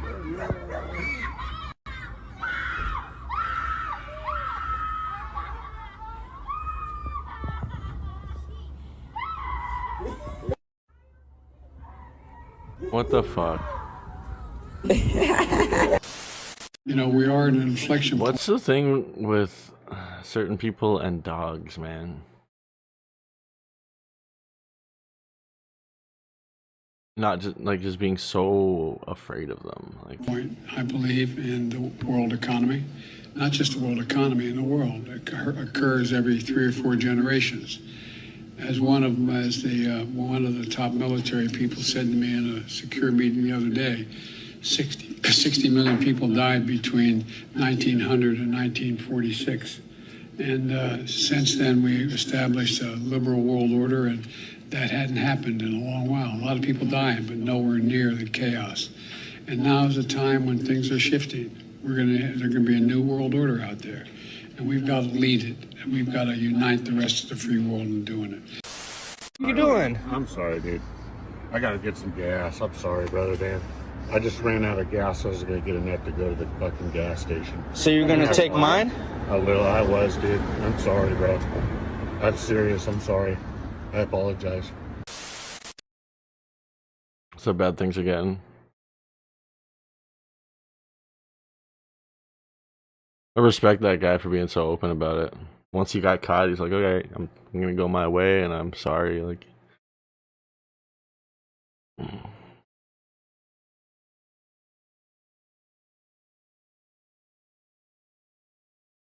so these kids came in thinking they could just rob this place like they rob everywhere else. But since all the KVSs and everything are closing down in their area because they probably robbed them too much, they're coming to try and rob little street corner shops like this, run by gangster-ass Asians. We're like, fuck that. This is amazing. They're ready too. They had their eyes on them. They're so like, yeah.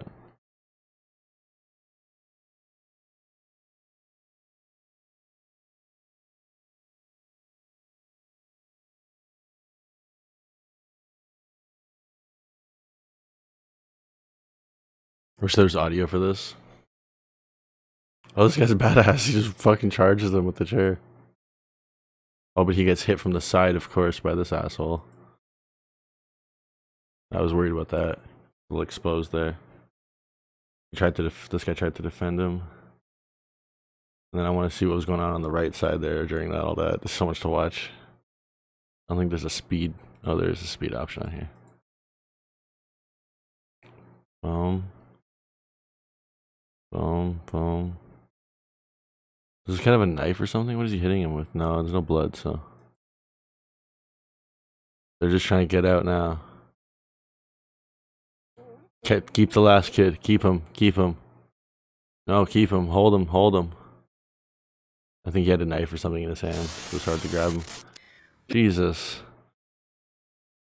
That's brutal. We've taken some big, bold actions.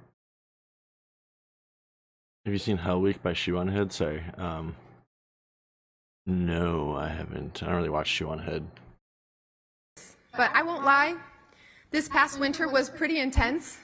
Trial by snow, trial by fire, fighters union. I'm getting used to dealing with problems that are expensive, disruptive, and white.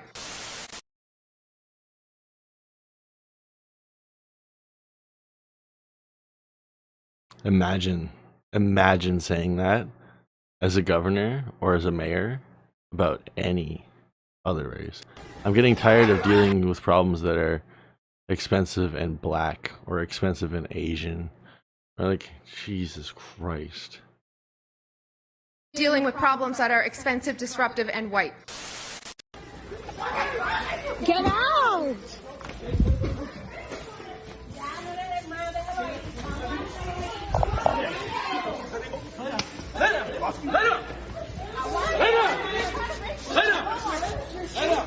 Right in the middle of a Walmart, some guy tried to just rape someone in broad daylight, broad fluorescent light. This is the guy and the girl.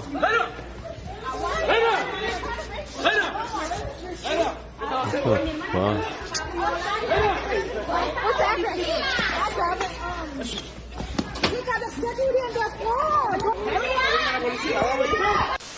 This comes as Good on those guys for not giving him letting him get off easy. They like really subdued him, give him a little beating, wait for the cops to get there probably.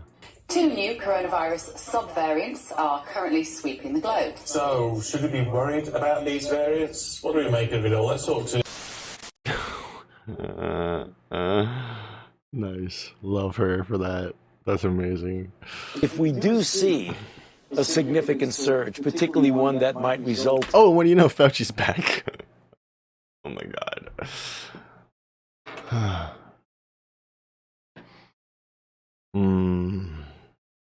I really hoped he just like died off camera.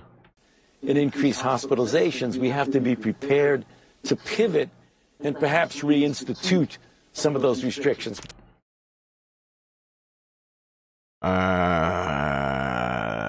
Yep, you're gonna make people fucking riot. With regard to food shortage, yes, we did talk about food shortages. And it's going to be real. The price of these sanctions is not just imposed upon Russia. It's imposed upon an awful lot of countries as well, including European countries and our country as well.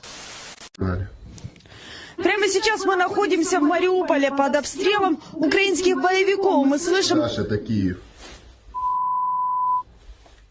Не то. Ёб твою мать. Прямо сейчас... Нет? Вот, да. Нормально. Прямо сейчас мы находимся под обстрелом украинских боевиков в Мариуполе. Still holding the remote in her hand? What the shit? That was a skit, right? And these opposition parties, including, as you mentioned, Tucker, the second largest in his parliament, while the Nazi elements, and I use the word Nazi, not neo-Nazi, because these are actual Nazis that aren't neo in any sense. They're the continuation of Nazis as we know them and study them in history. And Bandera, the man that they revere, was actually a Nazi, and they've made him into a national hero and icon. The Nazis in Ukraine have not been banned by Zelensky. And so this is a very interesting point, that you've got a man that we're hailing as a democratic icon who's fighting for freedom and democracy in our way of life, banning all opposition parties, controlling through the state the media narrative.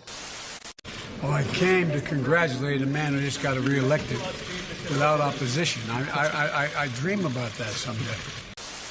Behind you and your family is your daughter, Layla. And when she was 11 years old, she wrote a letter to President Obama urging him to nominate her mother, you, to the United States Supreme Court. I suspect after these proceedings, and please God, after your confirmation of the Supreme Court, something new will happen in America. Kavanaugh isn't telling the truth.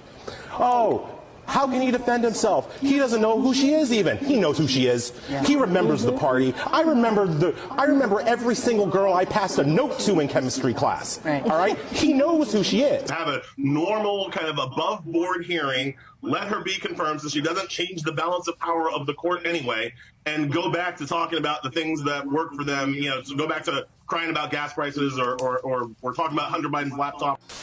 Can you What a provide a scumbag. definition for the word woman? Can I provide a definition? No, Yeah. I can't. You can't? Not in Okay. this context. So you I'm not a believe the meaning biologist. When does life begin, in your opinion? Senator, I don't know. Maybe. Ma'am? I don't know. This is my man 50 Pairs, man. You know what I'm saying? This is hard work out here, man. This is 50 Pairs, everybody.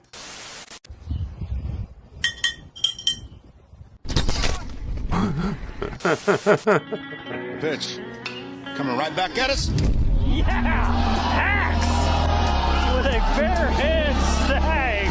Great play, Jeff Axton. My hand hurts so bad right now. Jesus.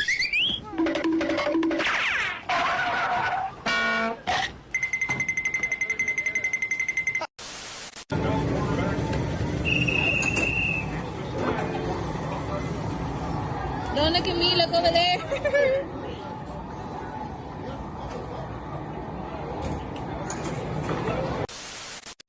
It's gonna be a champ.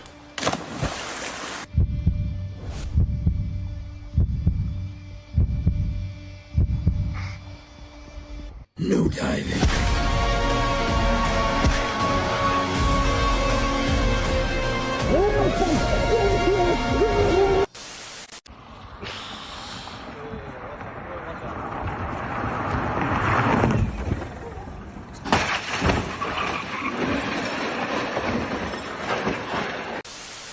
Oh my god. I thought that car was going to start flipping. They're so lucky it didn't. The car's fucked, but they're so lucky they were able to land that and not die.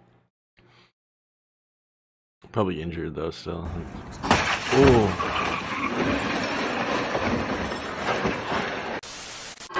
Children, stay seated. You might hit the ceiling.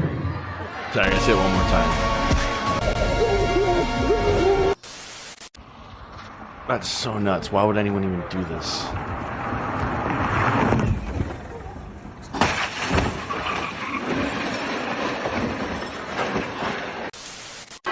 Children, stay seated. You I might don't know hit if it's a the nice ceiling. car. I don't know cars really.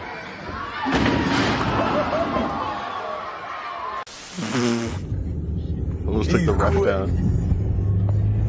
Oh, he's wicked.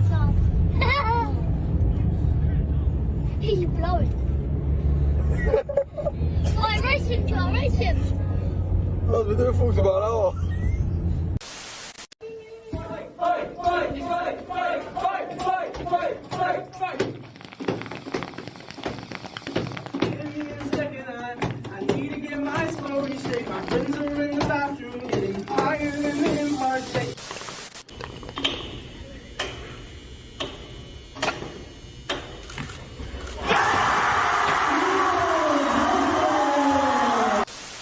Inflation stings most if you earn less than $300,000 a year. Oh, thanks, Bloomberg. Here's how to deal.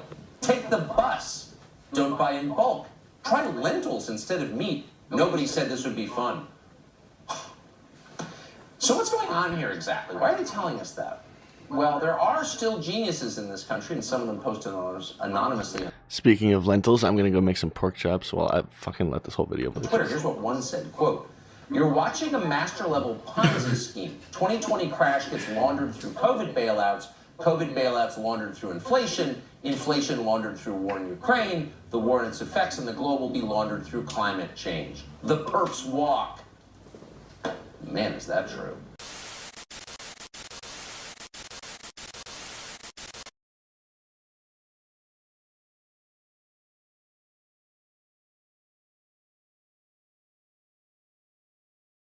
You want to see some nice bubble bursters for the Ukraine-Russia situation? Of course. All right, so there's two.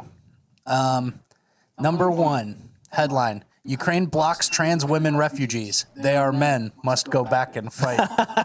The Ukrainian government is refusing to allow transgender women to leave the country, along with the millions of women and children refugees, blah, blah, blah. So they're just like, get out of line Ingrid or whatever your name is, come back. And they also have like these little disclosures. I think it was on the Peace Corps website where it's like if you go volunteer over there, they'll call black people the N-word. Yeah. And they'll call them like racial terms and like bad names. Oh, and I want to read the quote from the trans thing. There's a quote: Ukrainian border guards undress you and touch you everywhere, Judas says. You can see on their faces, they're wondering, what are you? Like you're some kind of animal or something.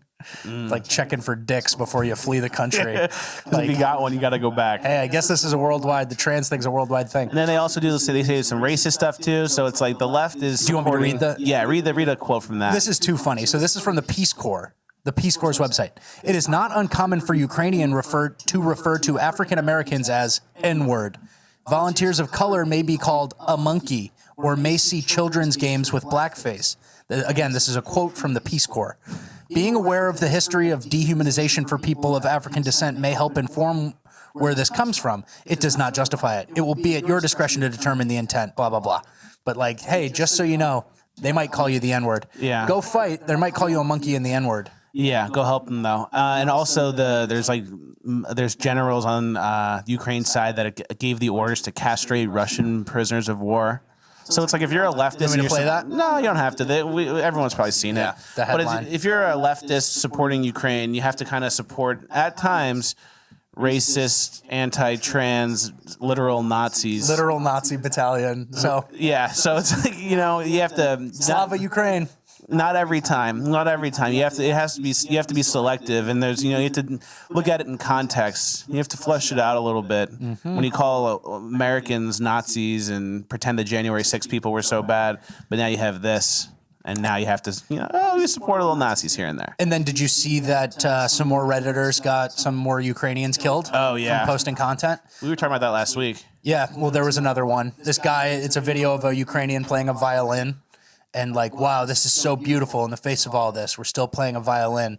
And then 4chan posted some pics of like that building with a recognizable support beam just blown out because the metadata was on there. The Redditors had metadata on the post, and they were posting some like thing that they thought was going to be like, yeah, Ukraine, we're here. Huge for morale, huge boost. And they all got blown out, like we literally said last week. Yep. So you'll see that on Tucker in like 7 days or something. Yeah, exactly.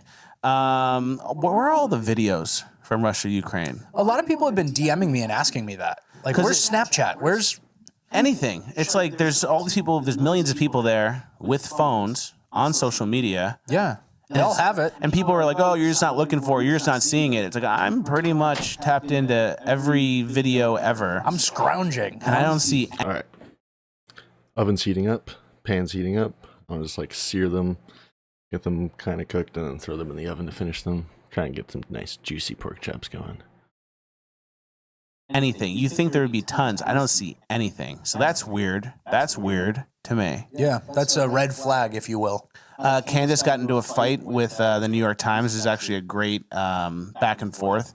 She was saying how Ukraine's corrupt and what are we getting involved in? Why are we doing this? How is this America's best interest? Then the New York Times reaches out to her.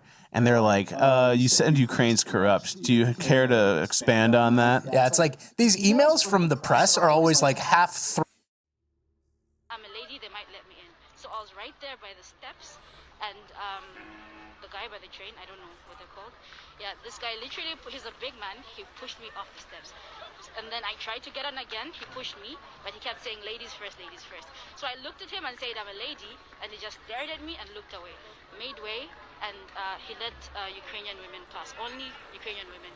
There was another black lady behind me, I don't... Solidarity, what you're seeing is the West organize solidarity against Russia.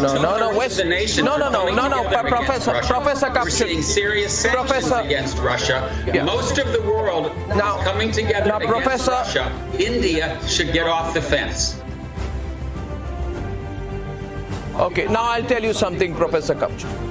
And I hope that you will allow me a decent response, and then Ambassador Pawan Verma will respond to you. I see John wants to respond to you. First, I'd like to. What is this on? It looks like a fucking 7-person Twitch panel, like on Prime fucking panel, a Hippy Dippy podcast or something. First of all, with the greatest of respect, Professor Charles Kupchan, you have no moral standing to talk. You are in no position, you as in America is in no position to pretend to be the guardian of democracy and human rights. You are the worst. I keep hitting space to just pause it and it's going down. What is with this fucking ridiculous music? Perpetrator of atrocity. You, in Barack Obama in 2011, intervened in a nascent Libyan civil war, you know, using the NATO and Arab League partners, prolonging the war for 1 decade. You launched armed conflict in at least 6 countries. Iraq, Syria, Yemen, Somalia, Niger. You carry out drone strikes. You've killed thousands with your drone strikes. Yeah, I like can't with this music. What the fuck?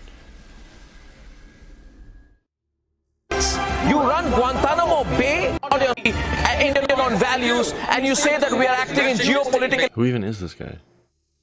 Who are any of these people? When in the first 2 months, I can't with the music. Like his knitter.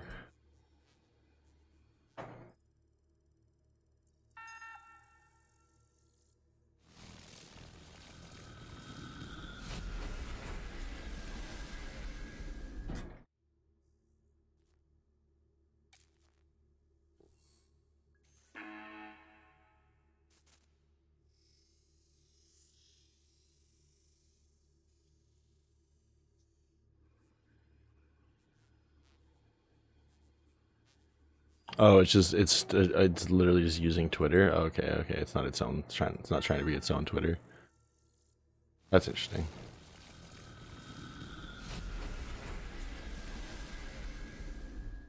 Oh my God, really? Jesus Christ.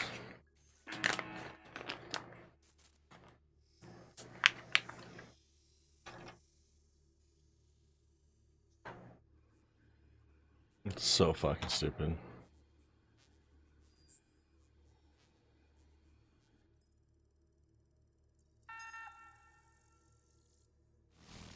No, I think it's fucking akin to rape or like some form of sexual assault. If you lie to someone about your like genitals and then they have to discover last second in the bedroom as you're both getting naked.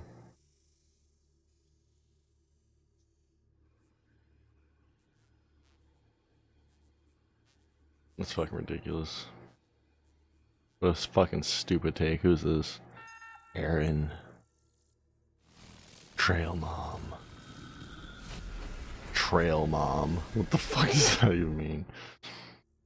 My entire identity is that I like to hike and that I have kids. I can walk and I can spit kids out. My 2 talents.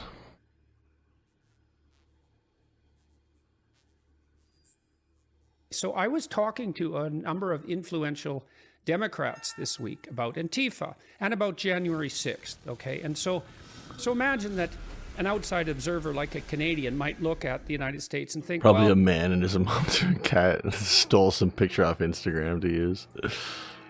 You know, the radical left has Portland and Minneapolis, and that's pretty damn ugly. And then the radical right has January 6th, and that's pretty ugly. And, you know, maybe you could draw some kind of equivalency between the two, and maybe not, but I think you could at least make... There's a ton of like very passable trans people out there who could like trick you, especially if you're like drinking. And yeah, that should be like, you should probably tell someone. A reasonable initial case for something like that. January 6th had a lot of symbolic weight. Now, that being said, there's a lot of nuance in there. Like, what if the person's so dumb? What if like the man is so dumb and he's hitting on this woman who's like, she's not clearly transgender. Like, she's very passing. Like, she's almost like she's more beautiful than most women because she's just done so much to like to try and make herself look better, right?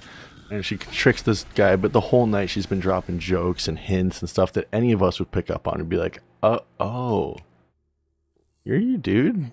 I mean, like, not dude, but like, you know. And then they'd be like, yeah, glad you picked up on it. I wasn't trying to be like overly forward, but I was trying to be a little subtle. And like, you're just subtle with some guy all night, and he's like winking and joking back, and you think he gets it, and then so you never like want to be too forward because sometimes it's just awkward. and then he's like surprised somehow, even though you've been joking about it for the last like 2 hours with him, and he just didn't get it because some people are probably just too dumb. And I'm sure that could happen, but like for the most part, you should probably just tell people. Like they should probably know. Wait, if nothing. That what the scenario I'm fucking introducing would be like a fucking 1 in a billion scenario, where you're just like some dude at a bar who just starts hitting it off with some like beautiful transgender woman who's like, just like, oh my god, this is the most gorgeous woman who's ever talked to me, and you're like, but then you start to like notice some little things, and then they say a couple things, and then you're like, oh, they're transgender, and then you make your choice from there. But like, there's definitely some people who would just like be so oblivious and like not pick up on it. Nothing else, and that's why it should probably just be a rule to like be open about this stuff, probably say something. And certainly did frighten people very badly. But when I was talking to these Democrats about Antifa and the riots, their attitude is sort of, well, there's always been riots and race riots in the United States throughout its entire history. So in some sense, it's really nothing out of the ordinary. And besides, Antifa doesn't really exist. And so I'd like you to address, if you would, both of those points. And I should point out, too, these were reasonable people making these points. These aren't radical leftists. These are people who are trying hard to pull the Democratic Party towards a moderate center and who are very suspicious of the radical leftists, especially the grip they have on the education system. So they're good faith players and still... And the other thing they said to me was that they believed it was intellectually dishonest to draw a parallel between Portland and Minneapolis and January 6th, making the case that what happened on January 6th was much, much worse, like in a category of its own. And they justified that by referring to the fact that it was a direct assault on the Capitol building, and that there was presidential ambivalence about bringing that to a halt. So that's a rat's nest. So, you want to wade in? Yes, Professor. So I think, let's say for good faith engagement from the left, I completely understand why there would be this perception that Antifa is a myth or doesn't really exist, because that's the propaganda that the public is fed from the legacy media and broadcast and in print, day in and day out, certainly since Trump was elected. It's an entirely different story, though, when you are on the ground, as I have been for years, and you see that militancy face to face. And when you see it, the organization or aspect of it is undeniable. That's what initially sparked my curiosity, because in Portland, where I'm from, when the election results in 2016, November, were announced, tens of thousands of people took to the streets. And within that, there was an organized element of people dressed in the same uniforms. At that time, it was unusual to cover your face. And they had weapons in a very strategic way. Smash and move on, cars, businesses, buildings, start fires, run. So it was from there that sparked my interest in wanting to learn more about what looks like an organized militia or paramilitary. So with that out of the way, though, I think the press, because of its compromised nature and generally being biased to the left, they have turned a blind eye to the evidence that shows that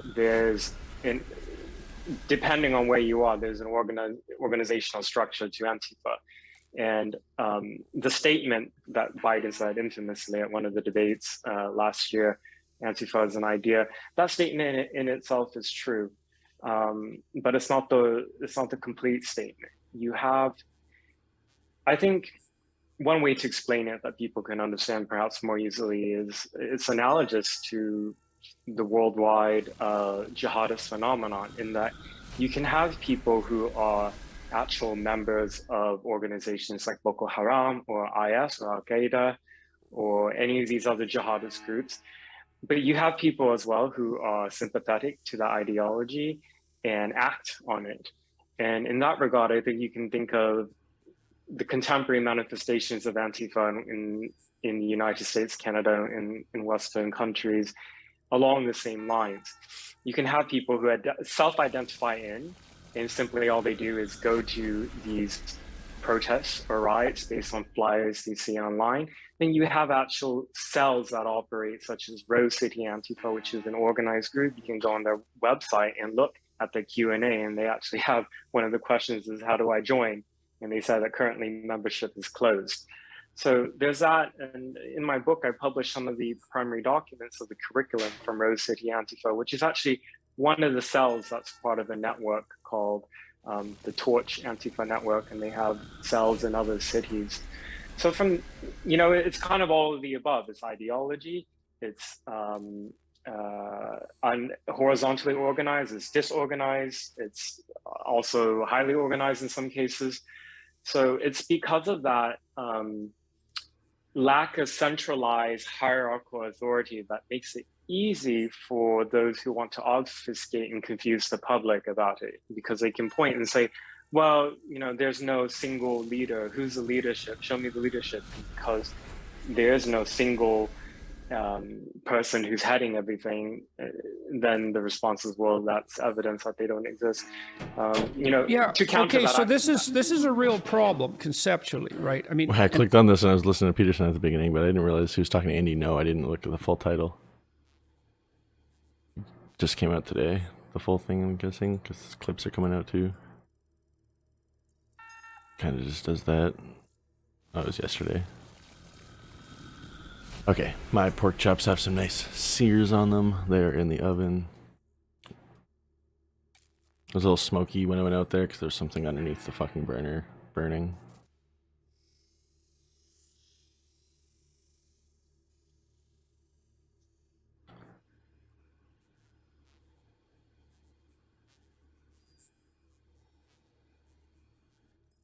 Yeah, I haven't seen a transsexual person in real life in a long time either, to be honest.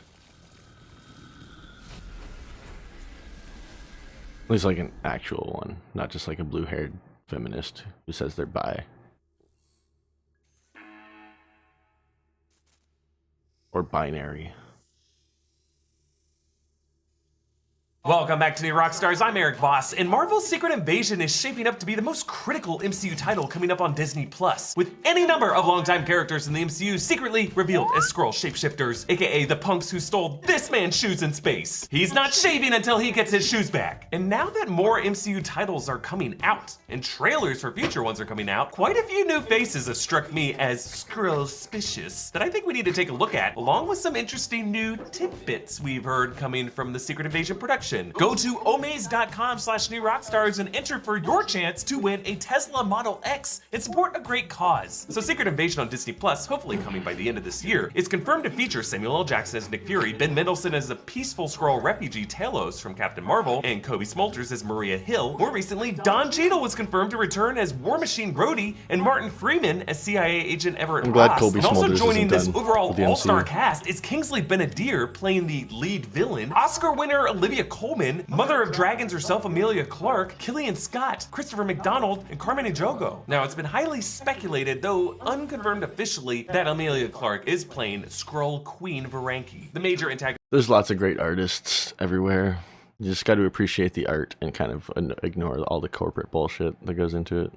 Of the Secret Invasion comics. And set imagery revealed a newspaper that mentions a US president, Ritson, apparently played by Dermot Mulroney, giving us the MCU's new American president. That's exciting. Also in that newspaper, Christopher McDonald looks like he's playing a TV news personality, maybe someone like Piers Morgan or DailyBugle.net host J. Jonah Jameson. In this kind of story, you just need some pundit screaming over the airwaves. Now, Secret Invasion in the comics came about after the Civil War event, when Earth was less stable, with the planet superheroes divided, so Varanki led an infiltration of human society on every level, including the Avengers. It actually begins when Elektra is revealed to have been a Skrull named Pagon, and during that Skrull's autopsy, Hank Pym reveals himself to be a Skrull and attacks Reed Richards, and a ton of other characters reveal themselves, like Edwin Jarvis, Skrull, Dum Dum Dugan, Skrull. Eventually everyone, including real-life political figures like Barack Obama and John McCain, Stephen Colbert, all impersonated by Skrulls. The whole appeal of the storyline was the question, who do you trust? Now, the Marvel Cinematic Universe has, of course, changed the way we look at the Skrulls. Like in Captain Marvel, the Skrull group led by Talos were allies to humanity. It was the Kree who were the bad guys. The Skrulls continued to work as partners with Nick Fury and Maria Hill through Spider-Man Far From Home, and then in WandaVision's first post-credit scene. However, the Skrulls in the MCU are a scattered group. Over the fucking 70-year history of comic books or whatever, it became more than just about superheroes. It just became a medium for like storytelling. I think we talked about this earlier. Of nomads with a variety of agendas. Like Talos' group were allies to Nick Fury, but there could be other groups of Skrulls with more hostile, invasive ambitions, and that could be the group led by Emilia Clarke as Varanki and Kingsley Ben-Adir's Skrull villain character. Really, I just think it's a more interesting story direction if it's not all humans versus all Skrulls. It's really heroes and villains on both sides, among both races. So that brings us back to the question, who in the MCU that we already know have actually been Skrulls and Chops have been in there for like 5 minutes now. Okay, I'm gonna take this token and they should be pretty much ready. disguise the whole time. Like, we know Nick Fury and Maria Hill have at some points in their lives had Skrull imposters Talos and Soren. This is why I get annoyed when I'm watching Hell's Kitchen and they can't get their meat right. They give them like burnt or undercooked meat. I'm like, I can cook meat while like so distracted. When that's all you're supposed to be doing and focusing on, you still can't do it. Why the fuck are you in Hell's Kitchen? Filling in for them. Now, we didn't see where the real Maria Hill Chops was are gonna be juicy. Like right now, if I took them out right now, they'd probably be like just very slightly pink on the inside, and I would want to put them back in. I would regret cutting one open. But if I wait like another 2 minutes, they'll be fucking perfect. In the Far From Home post-credit scene. So it is possible that Soren could have been posing as Maria Hill for the entire time that we've known Maria You're a fucking nostalgia whore. Hill. We also know, of course, that government agent who recruited Monica Rambeau. Don't be such a nostalgia whore. She's also a Skrull. Now, when we look at everyone else in the MCU, let's lay out 5 parameters. 1, they must be alive, because when Skrulls die, they revert to their Skrull forms. So anytime we saw a character die and that didn't happen, it means they weren't a Skrull. Though we should also note bleeding or major bodily wounds would look normal, because in Captain Marvel, we learned that Skrulls can mimic the tissue of their host down to the molecular level. We talking cheek swab or urine sample? No. The DNA would match. Second parameter, it's more likely they're pretending to be human and that they're on Earth. Just because it's less interesting to see an extraterrestrial character revealed to be a different extraterrestrial. Like Groot is already interesting. Gamora is already green. Third parameter, it's more likely that the suspect be not superpowered already, because Skrulls can only mimic superpowers if they are what's called super Skrulls. And while that concept could get introduced in the series, I think they're gonna wait to reveal that later on, after that initial wave of Skrull reveals, just to avoid the complication and let those first reveals stand on their own dramatic weight, and then later on, heighten it from there with the whole idea of super Skrulls. Fourth parameter, to have the biggest narrative impact, we're looking at characters who've been around for a long time, who we already trust, and characters for whom being revealed as a Skrull would not ruin other future story plans for the character. In other words, we want the fact that they're a Skrull to be the most interesting thing about them. And fifth parameter, to best embody the overall paranoia theme of the series, we're looking for characters in authority positions or otherwise adjacent to power or influence, so that when they're revealed as a Skrull, it kind of freaks us out. So all this is a way of saying the big-time A-listers like Peter Parker, Wanda Maximoff, Stephen Strange, Thor, Bruce Banner, Captain Marvel, Shang-Chi. Marvel definitely has bigger plans for all these characters than for them to be revealed as Skrull imposters their entire lives. Those characters can certainly be mimicked as Skrulls at some point in the future, but to say that Bruce Banner was also a Skrull for his entire life, it just kind of sucks. Thanks to Omaze for sponsoring this video. Omaze is a fundraising platform that gives you a chance to win once-in-a-lifetime experiences and awesome prizes while raising money for nonprofit organizations. You can enter for a chance to win a brand new Tesla Model X Plaid. This bad boy. Okay, they're actually perfect. There was one that was like way thicker than the rest of them. Well, like a bit thicker than the rest of them. And it was like the test. I opened that one, and that one's just slightly too pink to eat. Which means the rest of these are perfect. I already cut one open and they're like as juicy and as perfect as a pork chop can fucking be. Oh my god. Okay, just had to gloat a little bit. It is all electric, has over 1,000 horsepower, and has a 313-mile range on one charge. The stylish SUV has a 6-month wait to get one from a dealership, but you can enter for a chance So many people dry out their pork chops and it's so annoying. to win one on Omaze. You'll be helping support 2 different charities. Give power to younger stars. So one suspect has been James Rhodes, our man Rhodey, War Machine. He is confirmed to be in this series, but I just don't know. He's gonna star in his own Armor Wars series. I don't think we need that series to be a Skrull show too. And in Civil War, the guy was seriously incapacitated. I just don't know if a Skrull could have kept up that guise the whole time. Everett Ross, though, is a likelier Skrull suspect because he's somewhat lower profile, a government employee, appeared in the background of a couple Marvel titles. The only issue is he was also incapacitated during Black Panther, so Marvel would just have to establish some new rules that. Do you ever watch like any like other movies like still American stuff too, like but just not from Hollywood? Skrulls can stay There's still good shit up shapeshifted there. while passed out or sleeping. And if they do that, keep an eye on our man Happy Hogan, who has often been sleeping and was also hospitalized in Iron Man 3, but he is a major MCU star that I think would turn a lot of heads, but in a way that I think fans would really love. I don't think it ruins Happy Hogan at all if he is revealed to be a Skrull, and he does fill that role that Edwin Jarvis did in the comics. I think it'd be hilarious to see Jon Favreau have to put on that Skrull makeup. Now, many over the past year have speculated Sharon Carter, given her shady moves in The Falcon and the Winter Soldier, but I think revealing her as the power broker was the one big twist for that character. And I don't know why she would use that Black Widow face cloaking tech in the final episode if she could just shapeshift into anyone. Now, from Spider-Man No Way Home, DODC agent Cleary emerged as a suspect for this line. Nick Fury has been off planet for the last year. What?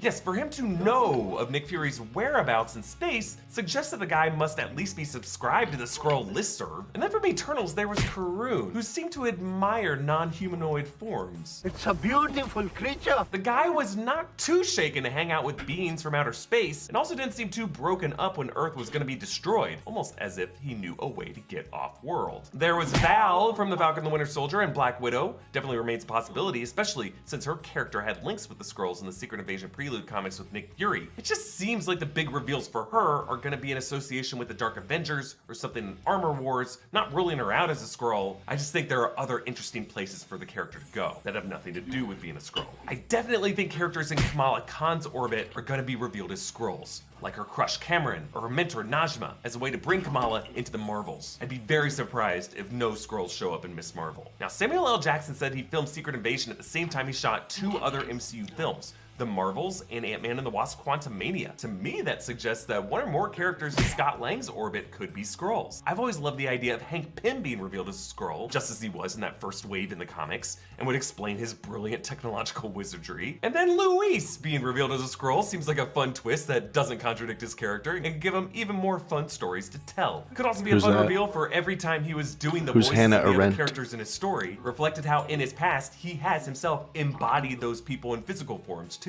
So really, I think in Secret Invasion, we're gonna see a first wave of Skrull reveals with a handful of supporting characters, those government agents that we mentioned. Maybe President Ritson, just to scare us enough into thinking anyone could be a Skrull and really kick off that who do you trust guessing game. And then after that, build up to someone in the Central Avengers core. Someone like Hank Pym or Happy Hogan. But I wanna hear from you. Who do you think is a Skrull? Comment down below. Go to omaze.com/newrockstars and enter for your chance to win a Tesla Model X and support a great cause. And follow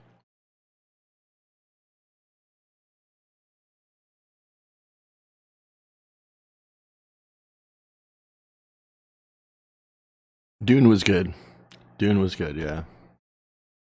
The movie, like the book is obviously amazing, and then like the guy who's doing the movie is like very true to it, right? And Hannah Arendt was an important writer and thinker on totalitarianism. She was German and attended the Eichmann trial. Interesting. That would be a good movie. It was like a documentary, it was like a biopic.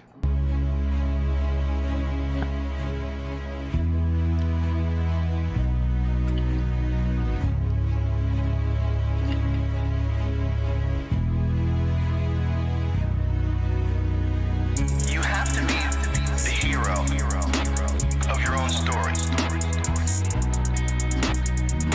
You have to be the hero of your own story. Be the hero of your own movie. If your life was a movie and it started now, forget about whatever financial disasters you've had, personal failures, relationship failures. What would the hero of your life's movie do right now? Do that. Do those things. Do that. Do those things. Do that. Do those things. We define ourselves far too often. Those are always more fun. What's it called?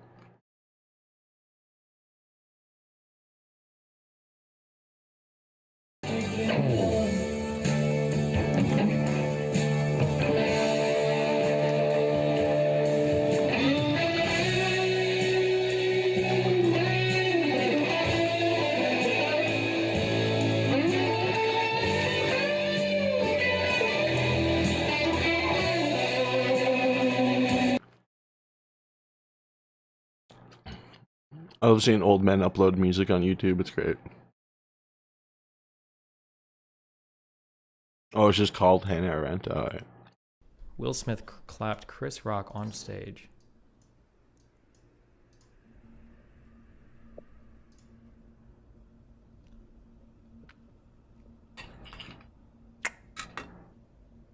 Oh, Jesus. Wait, better video.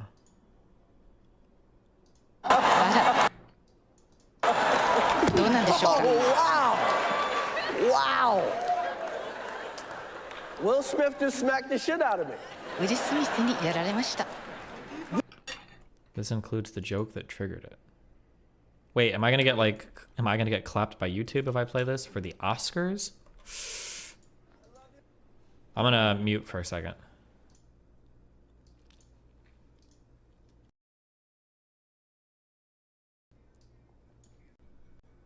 Because she can't go. Oh my god, that's so fucking awkward. I'm scared to play the audio because I don't know if YouTube's gonna smack me for copyright. Jesus Christ.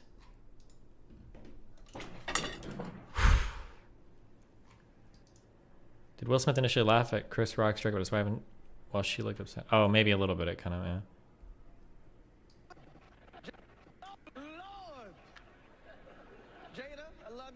G.I. Jane 2, can't wait to see it. All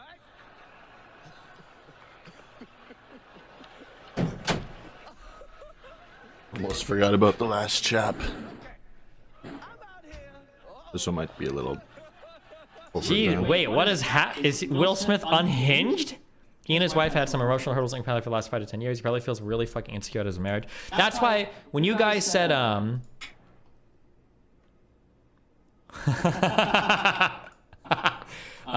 when you guys said it was a joke about Jada or something, I thought it was gonna be about like, because they've had like weird, I don't want to say weird marriage shit.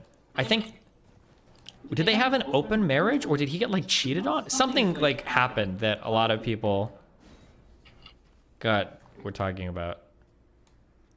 He had an open relationship. Yeah, maybe. I thought they got separated for a while and then they talked about getting over her cheating or something. I don't know why they made it all public.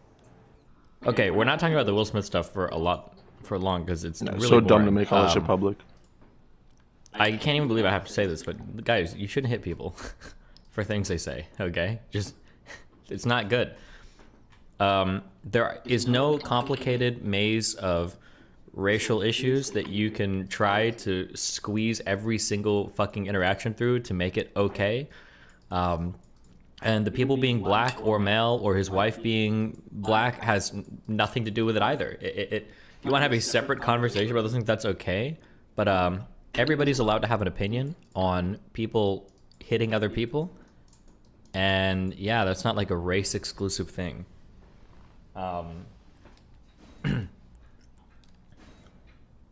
It feels to me like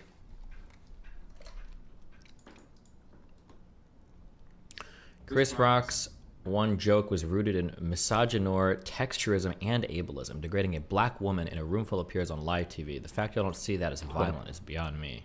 60,000 likes. Something that I'm becoming like increasingly irritated by is the a long time ago, whenever you would talk about systemic issues facing Twitter's certain so weird. minority groups, None of these are things I'm followed to. conservatives would usually say like, "Oh, you're shit. just you have low expectations of that minority group." They would call it the bigotry of low expectations. I never just So if scroll you would through say Twitter. some shit like, "Oh, like black people would do better in the United States if they had like more economic opportunities, better schools, et cetera, et cetera." Conservatives would go, "Oh, well, you just have low expectations of black people. That's the bigotry of low expectations." It was a really bullshit way to kind of like to kind of like hand wave every systemic issue that a person could face. People are like unironically treating black people like animals. It's ultra fucking cringe. It's ultra fucking white, and even black people that do it are ultra fucking white. When you like start making shit up, when you start saying shit like, oh, like black people can't help themselves, but you know, like assault people when people make jokes, like you're fucking racist. Okay, you're unironically fucking racist. It's really weird. Go out and meet more black friends that just don't go to university or aren't like the most hardcore, like mind-rotted activists in the world, because holy shit, it is like the cringiest, craziest fucking shit in the world to ever say that. And I can't believe that there are like so many people in so many different communities that are like using this like line of thought of like, oh, well, you wouldn't understand, like, this is a black person issue. Like, no, it's not, motherfucker. Violence isn't unique to black people. Slapping people because you got ass mad about a joke, that's not unique to black people. And people hitting each other or using violence to resolve a conflict is also not unique to black people, okay? White people have a rich history of genociding people, of enslaving other communities, and of using violence all over the world, okay? Black people can't just take that from us, okay? That's our history, okay? So this idea that this idea that like black people can't help themselves is just so unimaginably fucking cringe.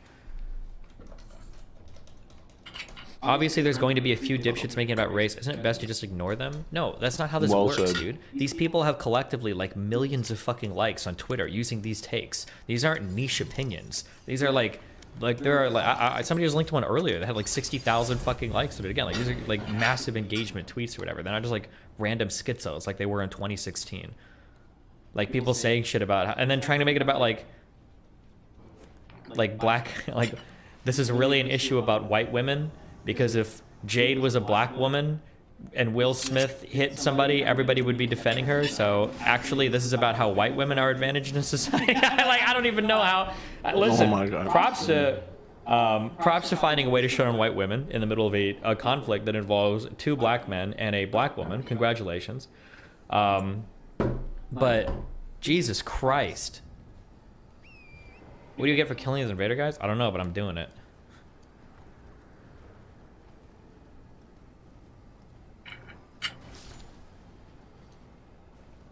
Did you see the Peter Coffin tweet? Oh yeah, that Peter Coffin was instantaneously able to surmise that the whole reason why this happened was because Jada was an abuser or whatever. I see a lot more toxic gender messaging. For example, Will Smith was right to stand up for his wife. Oh, that's been some of it too. A lot of like people that do like the cuck thing, because I guess they made their open relationship public too. That's been on a lot of the discourse as well. Holy shit. Do you think violence is a way to deal with issues, or verbal attacks at least somewhat connected to class? What do you think Will Smith's class is? What do you mean by that? What the fuck? It means in D&D. Oh. Wash my hands.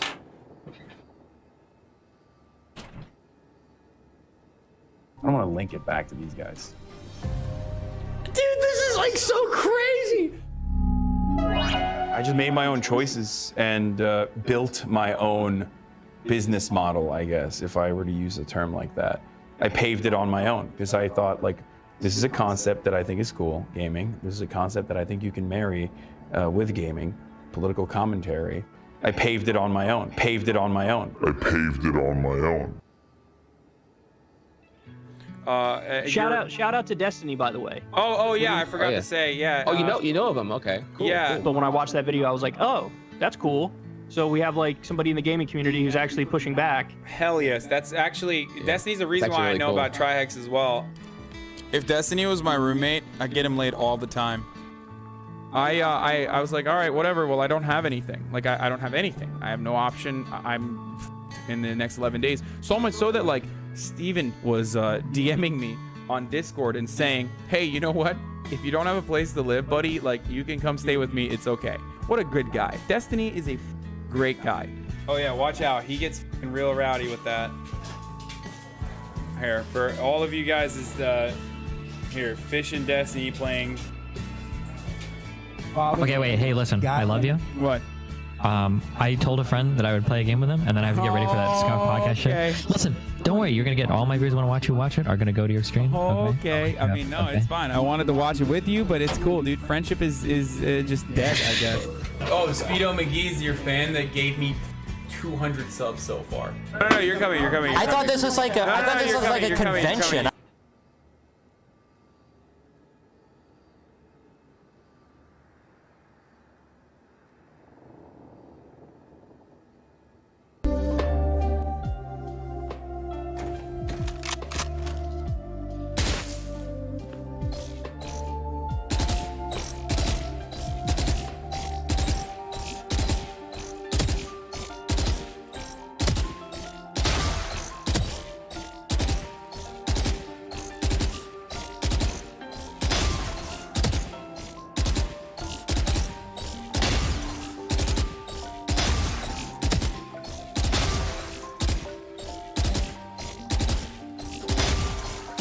Should have been the first thing I did.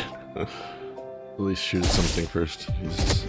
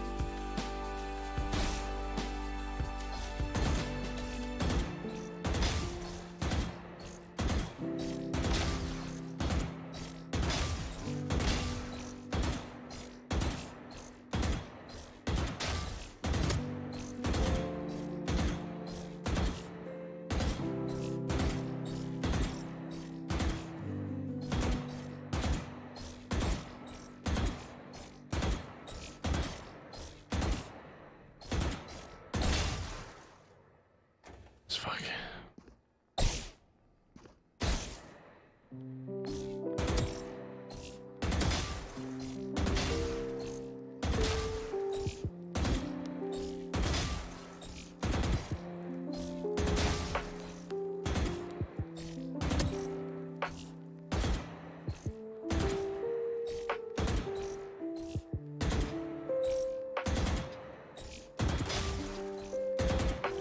That's so fucking weird. Oh, I'm playing so bad.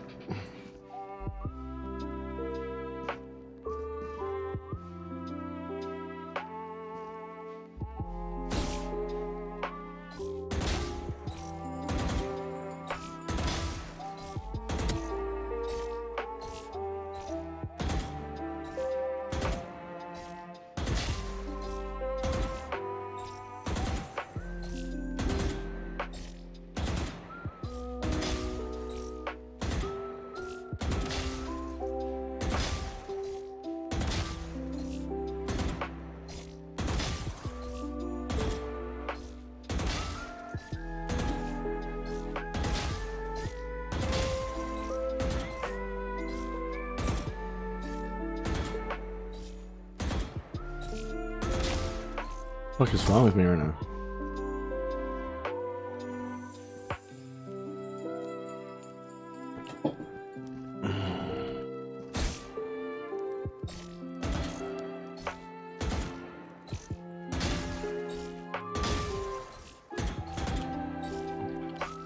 Alright, see you later, mental states.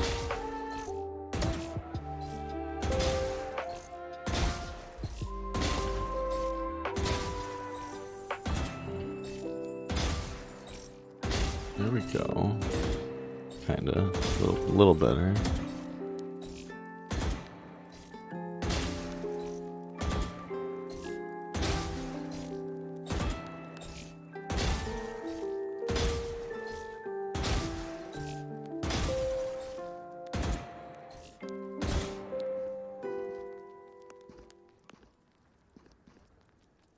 That was fast. I said it was going to take 16 minutes. Okay.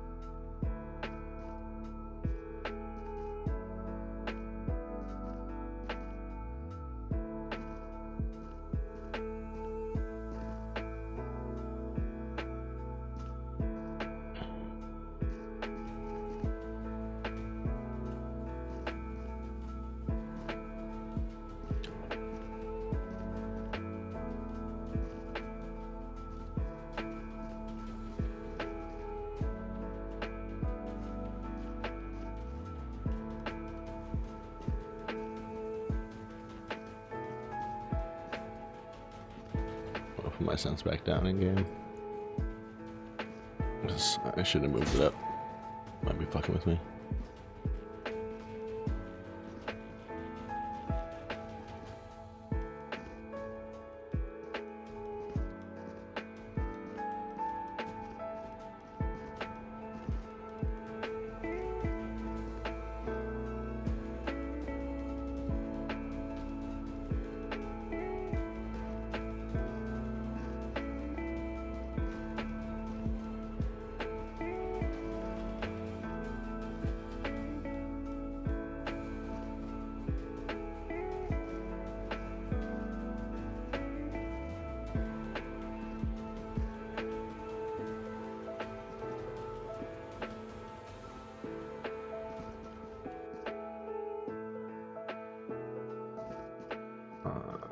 Switch to this for a second.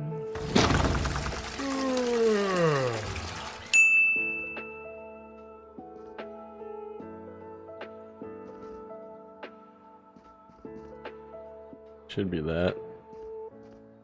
Nope.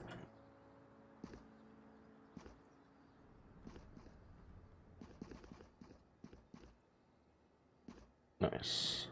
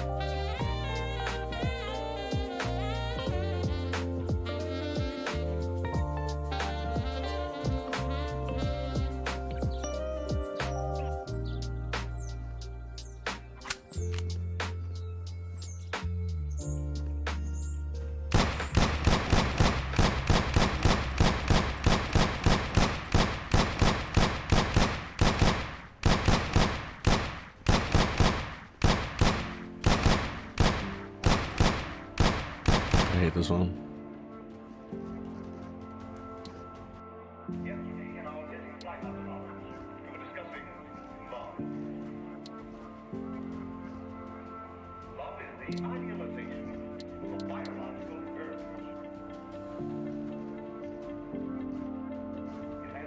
Well, this game is coming way further along. I haven't really opened this in a long time.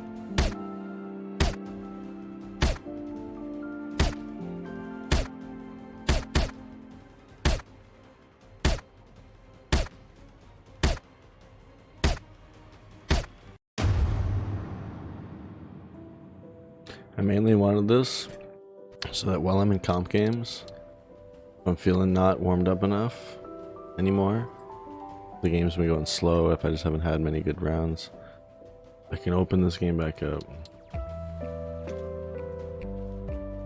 and oh,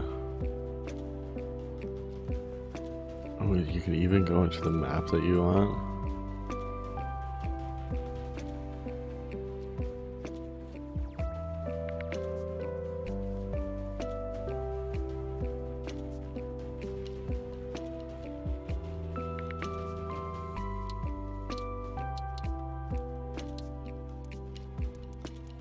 But yeah, mainly we just want to come in and do. Wait, what the fuck? These are the classic ones down here.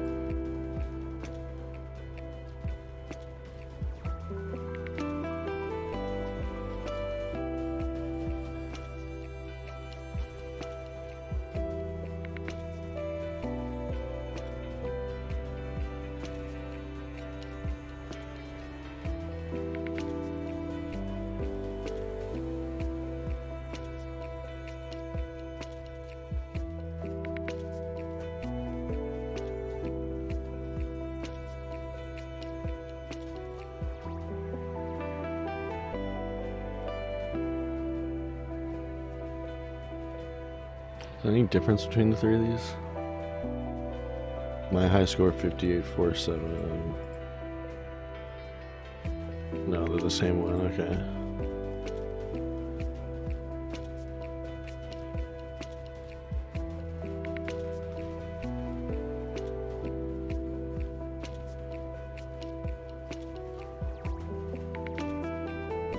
There's a smaller one of those though, I think. Ah, this one. No, That's not what I'm thinking of.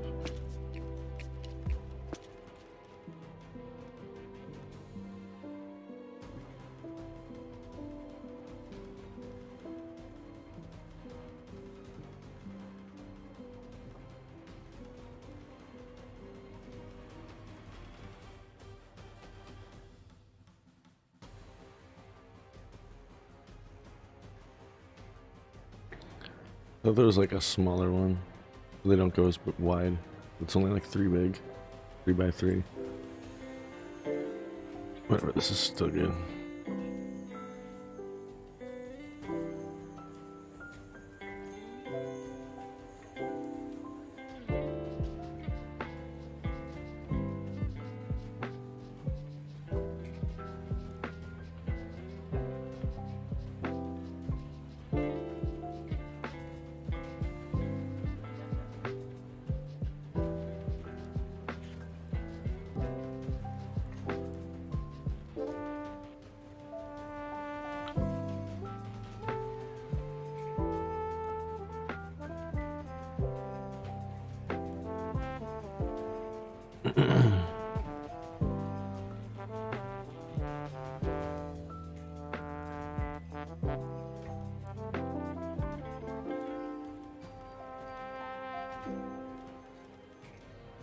Oh my god.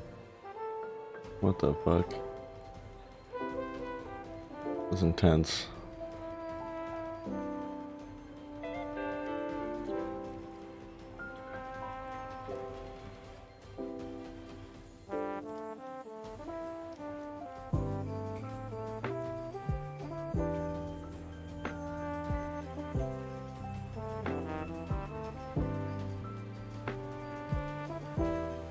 Wait, what?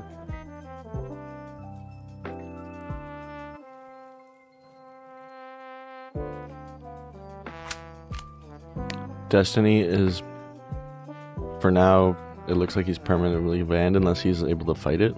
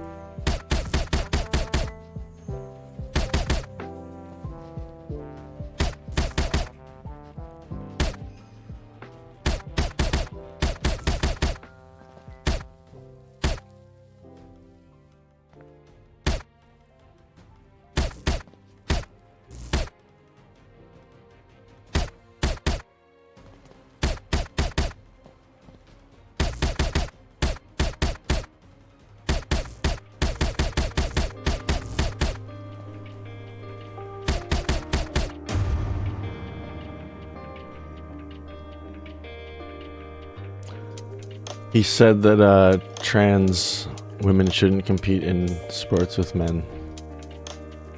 I mean, sorry, trans women shouldn't compete in sports with women. Like, you know, men shouldn't compete against women, basically. It's all it took, essentially.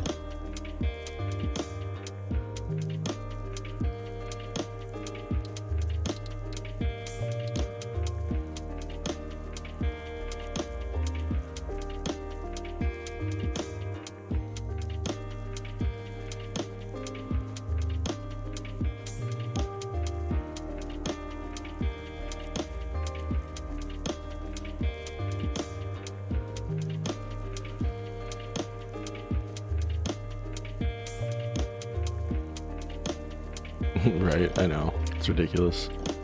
It's pretty fucking stupid. Twitch is fucked.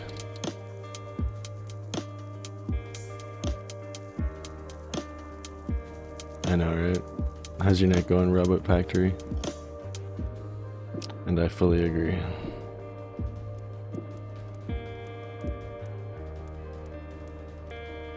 They've added a fuck ton to this. I haven't played this game. I haven't opened up Aim Labs in forever. Okay, now to just leave it on here.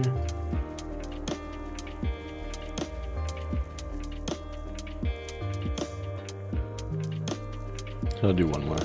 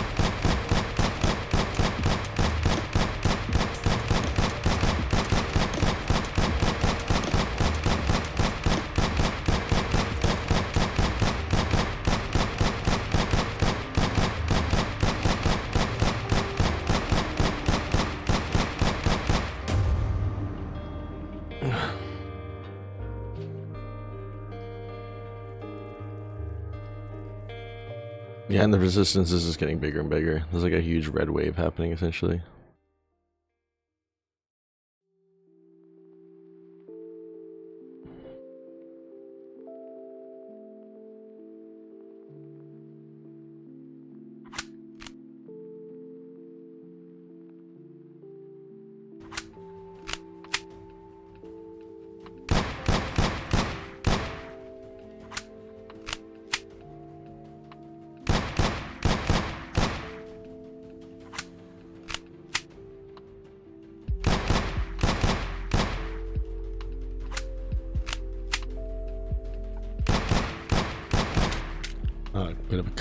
Bit of a curveball, eh? All right.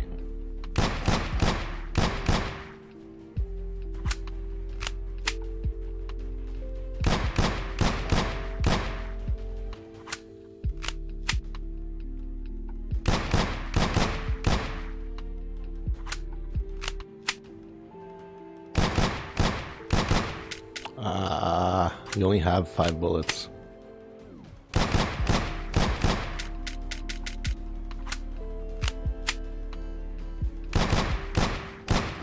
There we go.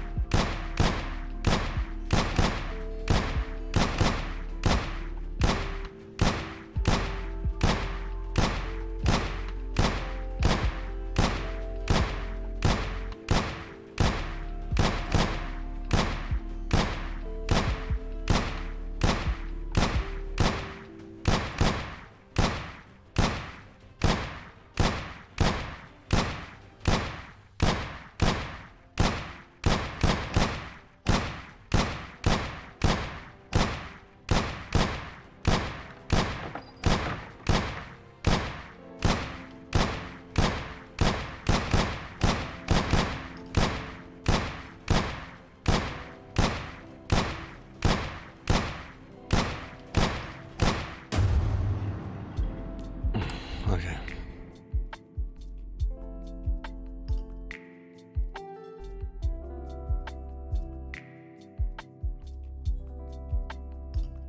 And when this game idles, I'm hoping it like uses pretty much nothing.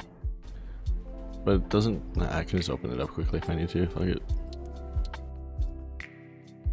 If I'm fucking completely losing confidence in a game, I'm just gonna open that up. Like between rounds as I die, just open it up. I can do some grid shot and feel more confident going to the next round. I've been wanting to do that for a while.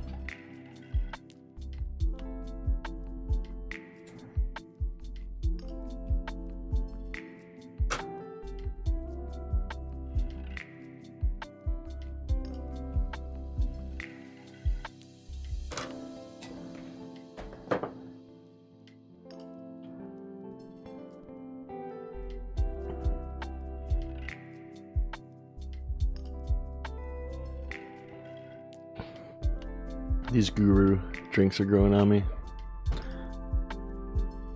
Guru organic energy. Got a matcha flavor.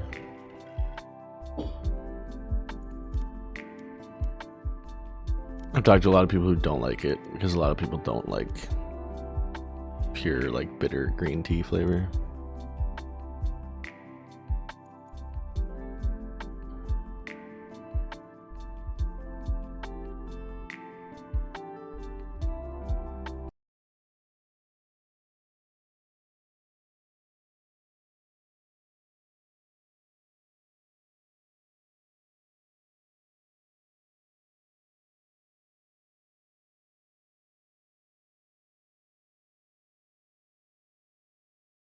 Maybe now that Destiny got banned off Twitch, it'll give Jordan Peterson a reason to talk to him.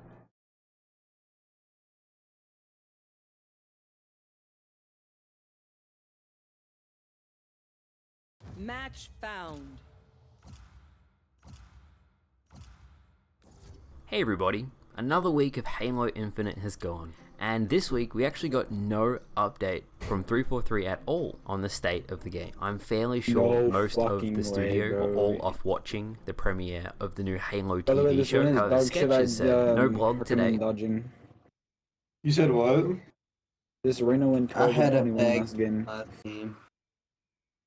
How would they go? We lost, and you went 12 and 21. Jesus Christ. And you auto-lock Reyna again? Yep. You don't even think I about had maybe a going... bad fucking game. Yeah, but if I have a bad game as Reyna, the next game I'm going to probably play Brim or Sage or one of my other mains so I can play more support. I'm not going to auto-lock Reyna right away, fucking, you know, again. I'm almost curious. I'm going to dodge too, but... Alright, bro. Well, you're going to dodge, bro? Biz? I can't dodge, bro. If you're actually going to dodge, I'll select to avoid the dodge myself, but appreciate it. I just really don't want to dodge because my elo just got fucking thrown because of my... Oh god, really? Well, you just talked all that shit. So now we have a terrible team morale. I hate insta-locks. It's so annoying. I'll take one for the team, boys. I'll take one. I'll take one. I'll take one for the team. I love you, bro. We'll queue later, bro. Appreciate it. Fuckers.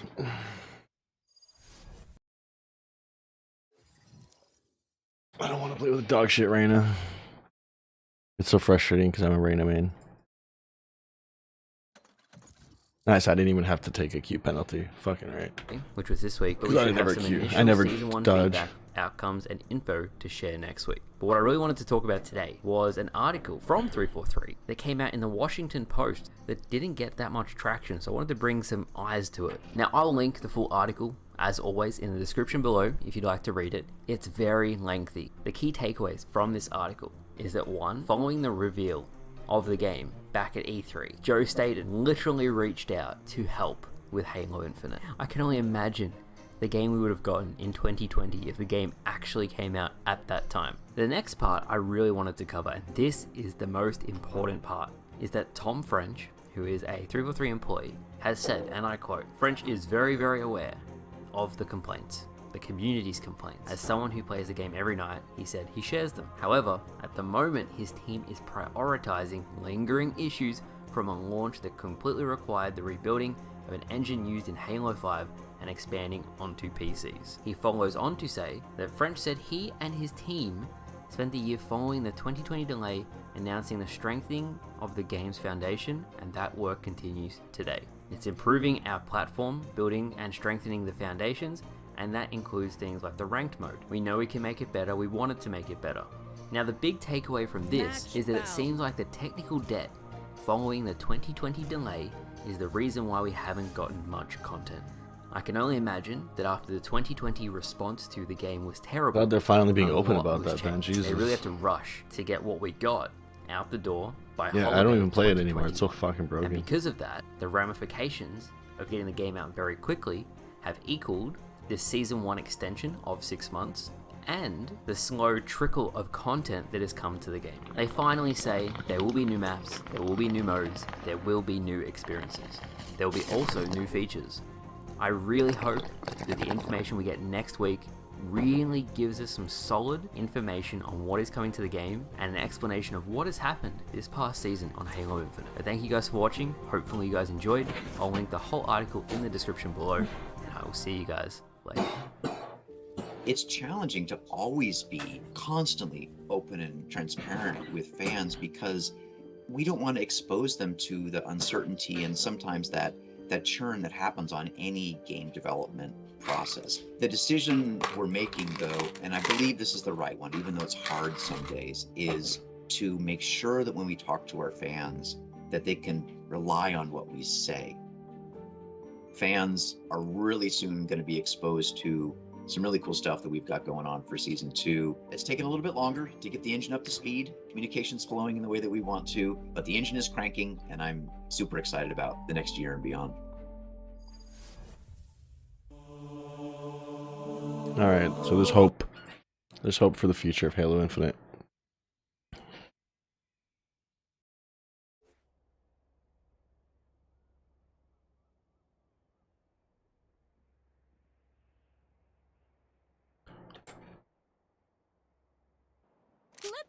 I guess there always was. I was just being pessimistic.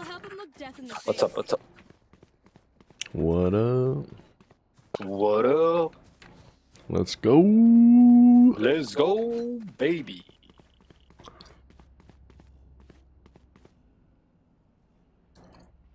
Anybody else got a mic at least? Just Yeah, sure thing. Let's go. All right, fucking right. 4 of us.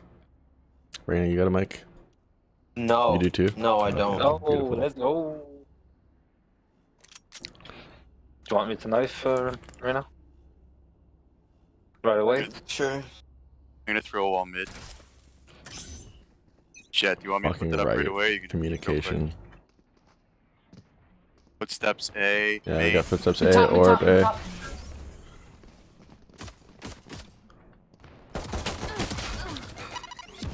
Fucking shit. Yeah. The classic. Out A. Out A. Flashing side.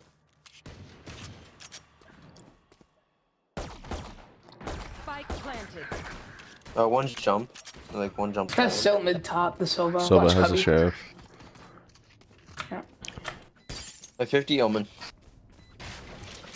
26 He was KO. at round box and fight. One health for sure. Okay, I was dead. 9 to raise.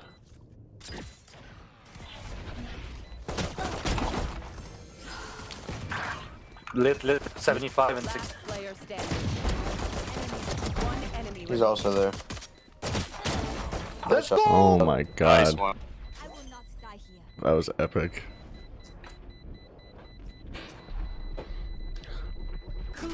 They just suck. Let's go, let's go, let's go. March, sheriff.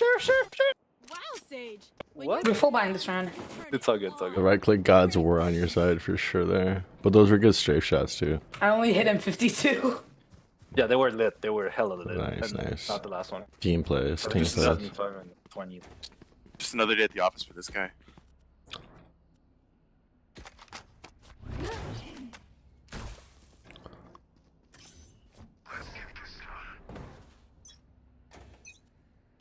My shield's to chat. I'm good. Yeah. Tiles and B. Sova dead tiles. One enemy remaining. Spike down B. What a loser, man. Like, these kids are losers.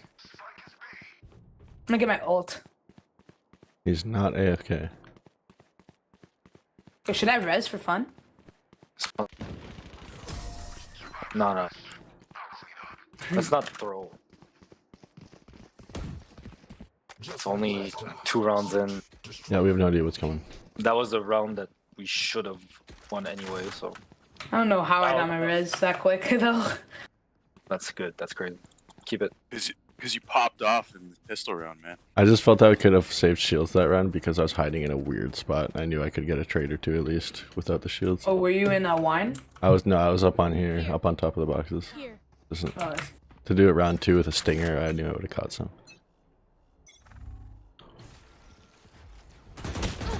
Fuck me. I didn't get the Vandal trade. There's a Vandal there for whoever's a Spectre. Yeah, but I need to leave. They're coming up mid. They're gonna grab the Vandalith. Well, if they are, sounds like they don't have them already. Bro, I just need to get out of there. It's so dumb. That orb is so good. Get that heal off. Tree. Yeah, tree. Flashing. Oh, It's almost super lit. 120 silver. Oh, they were gonna come That's B. his one He shot. should have gone A to One plant. shot. The one shot. You have orb. You have knife. They're suppressed.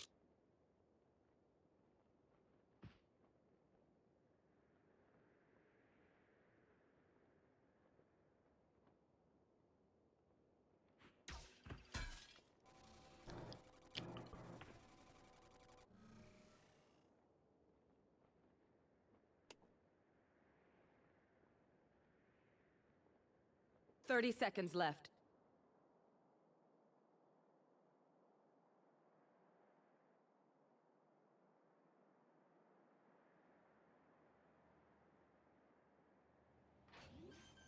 Planning A. Spike planted.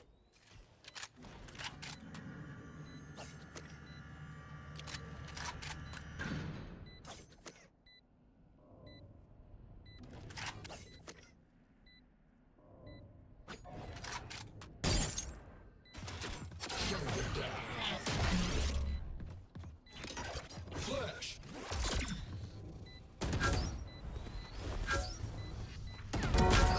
Good job. You're playing so carefully when you knew he was one. Look at shit. I didn't want to give him the shot, you know? No, I know. Good shit. It was well played. I could activate training mode if that's more of their skill level. Feel bad for the Rays. I kind of did him dirty. He was here, and then you put up the wall, and I just shot once, got him.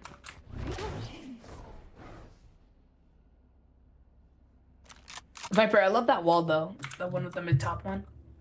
Yeah, I got one for both sides. Oh, cool. Yeah, it's a good wall. Oh, I love it. Yeah, it's good. I'm McLovin' it. You got A. Spike down A. I can anchor. Go up. That's bomb, that. I'm dead. Don't peek. We're coming. 3 on 2.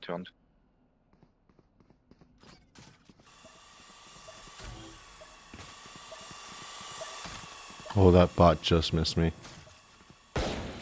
Oh, they both. Stall him out. I'm flanking. 70, sure. Good shit. Wow, nice one. They didn't buy. They have bought. Need a drop. Yeah, they all have money this round. I can buy. That tripled his kills. Need a drop. Thank you. Keep up the good work. Let's not get too heated up. Cocky. Yeah. Too cocky, yeah. I'm not getting cocky with this one kill. Don't worry. I love the consciousness of you saying this.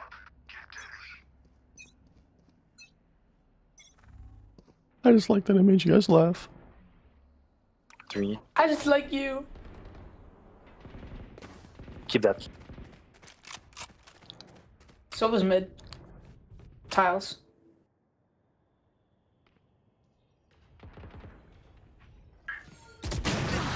Hopping from fucking back of B. Just play sight. He's here with an op. Peek me. My ping.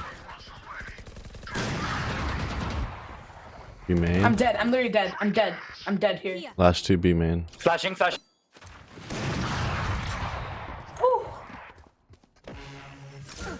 30 seconds, just wait on your heal, yeah. Yeah. Through there. Both there.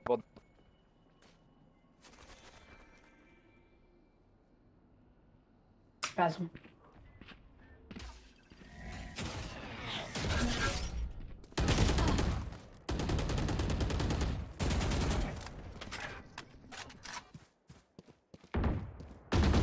I'm 2 HP.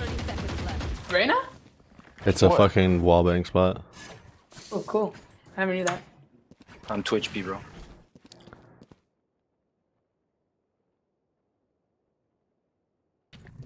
They're pushing side. One drop. Oh, wait. You definitely made them. lagged and I saw him, bro. That's weird. You definitely made them think they're coming behind you. 128. You cancel plant here. That's all you need to do. Stay left, stay left, stay left. Nice one. Survive. Down B. There. Good shit. Erase. That fucking kid's What a cackle. loser, bro. That's quite the cackle, man.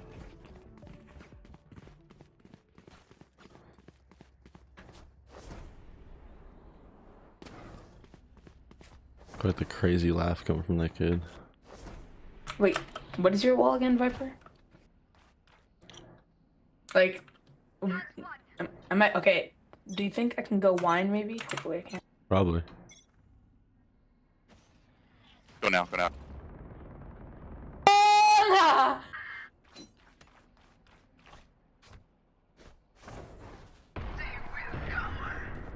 That's full A.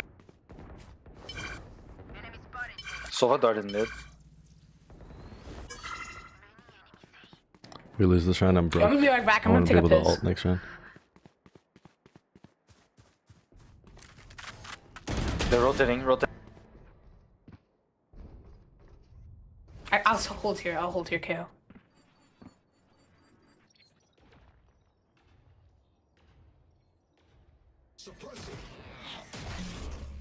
One stun. You want to flash me?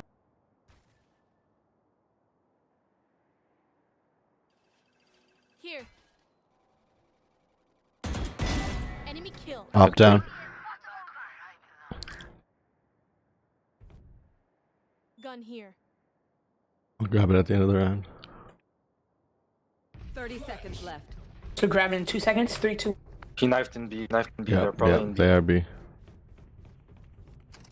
Retake together. Retake. Spike planted.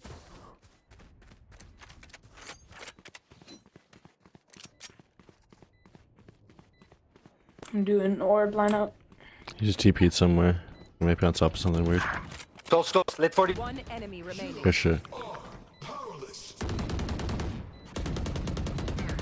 He's back. Oh, fuck. Last player standing. 40. Yes, good shit. Where's he up? Right here.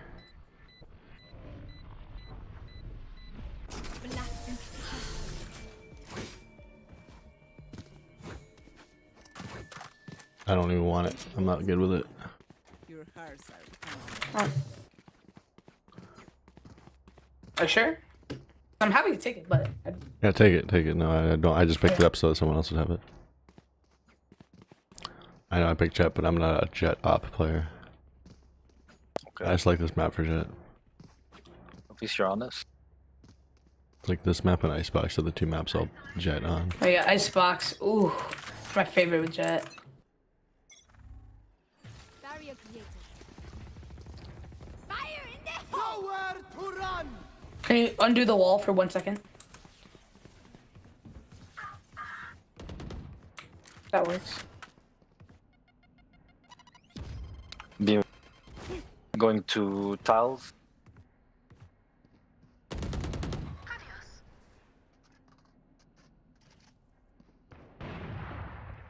The cubby. Watch out, tree. Watch out, tree right now. 40 course. KO. Okay. I think he went hell. He sounded close. Oh my fuck, what?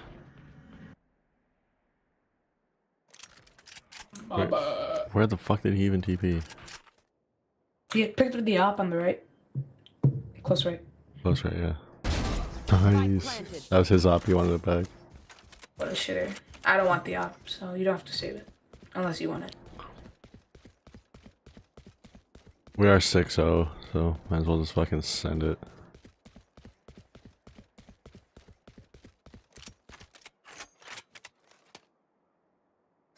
That Sova's not even good with the op really, so giving it back to them might fuck them over. If none of us want it. I'll take it. I'm still too late. I'm too late. Anyway. Yeah, yeah. I thought you were just playing for picks.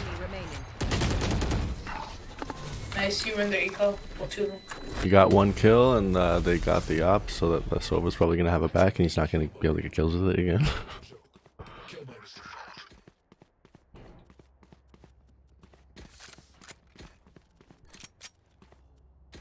Let's just maybe not peek mid for the. Yeah, I have no gun to peek mid. Maybe wall it. Wall mid. I can knife for you and bait for you if you want to stay in the little corner. I don't anymore. I'm just...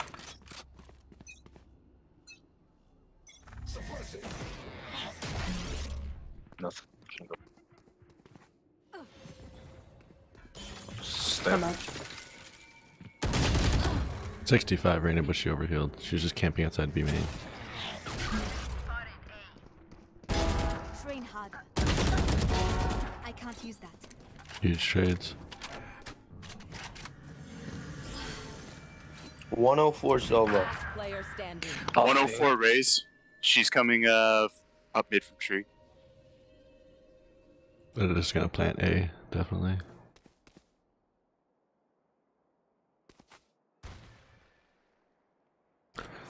They're scared of our Sage right now.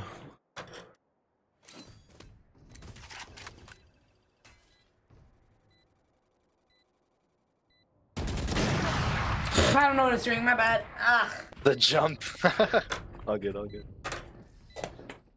They're kind of broke now, right? They're broke too. You need to get two more, and we'll be super set. Cause The only ones that are broke on their team are the ones that lived last round. I'm in all gonna ult honesty, A right away. in all honesty, I sorry. think we should save. I think we should save just in case. To for a bonus, because. I'll save. I have ult. Yeah, just make sure you have enough for next. Okay, I'm gonna ult B.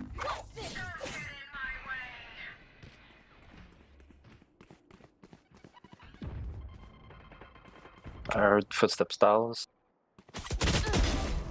Joining. I need to heal. Thank you. Oh, you're right here. That's amazing.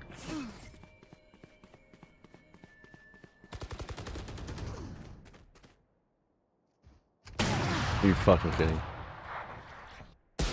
Shouldn't have slow peeked that. I don't know why I did.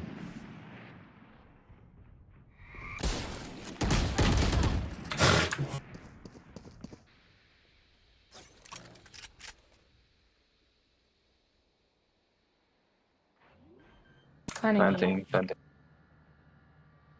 Spike planted.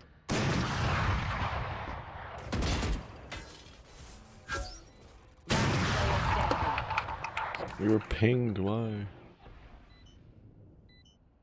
The Viper smoke actually helped the Sova there because he could see him through it.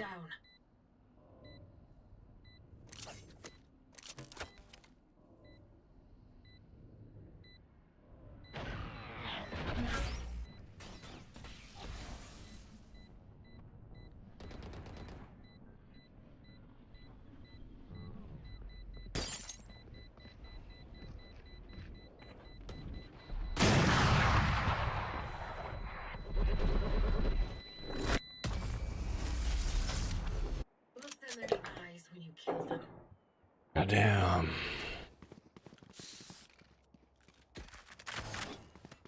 Playing way back. I'm just gonna. So we can I'm kind of just. I'm playing super careful. Playing for retake as much as I can. Yeah. I'm not even really holding an angle here.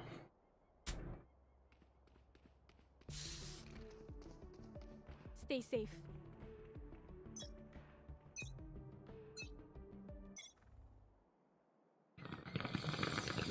Foul. Don't pick him.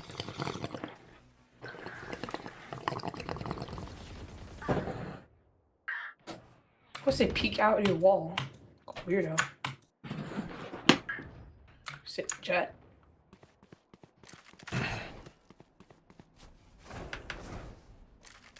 That's A. Mid. Someone is mid.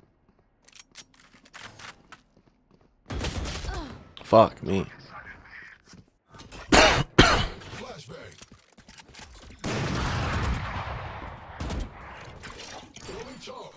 Spike planted. Enemy suppressed.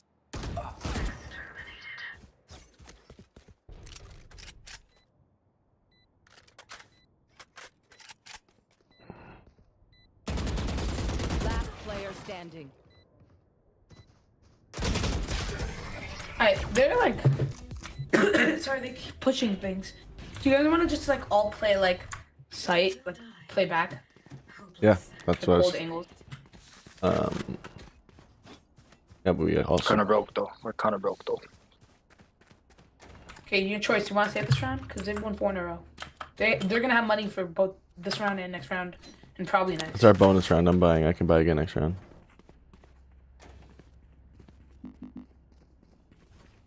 Viper. Well, we're on like our second bonus round now. There's no one mid.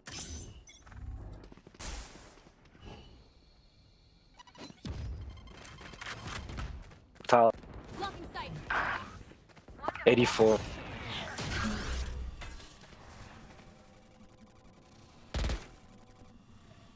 Reloading.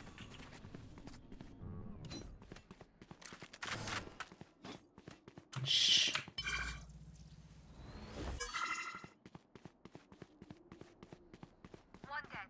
One more tiles, one more tile. Yeah, I know.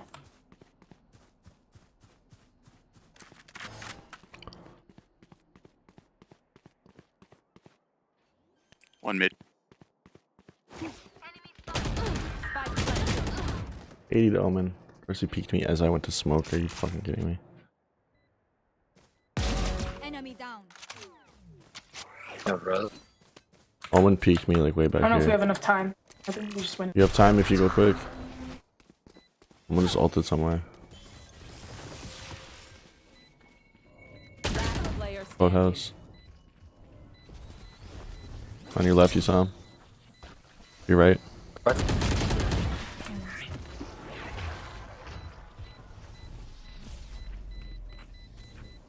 Last round before the switch. Everyone always checks that corner, but I'm pretty sure if you're in that corner, you can see the gun peeking out. Yeah, you can't hide that left corner. There's no space. Yeah. And then also because that flash, you saw him on the right.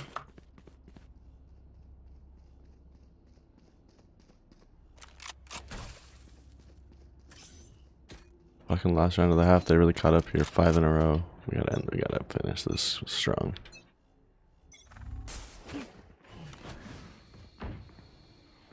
Top.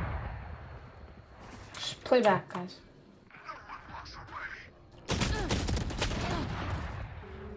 Fuck this Reyna, dude.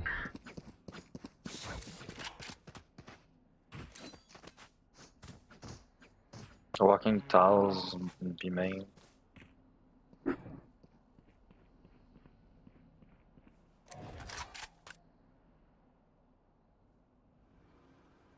Droning mid, droning mid.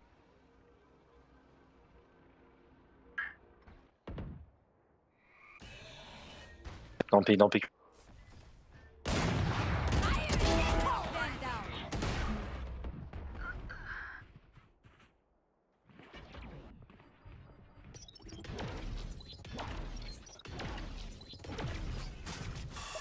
Right here. Huge pick.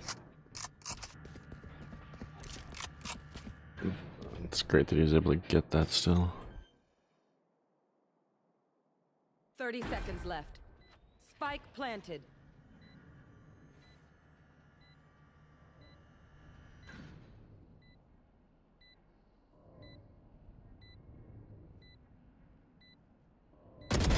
Cancelled. Last player standing. One Close enemy left. remaining.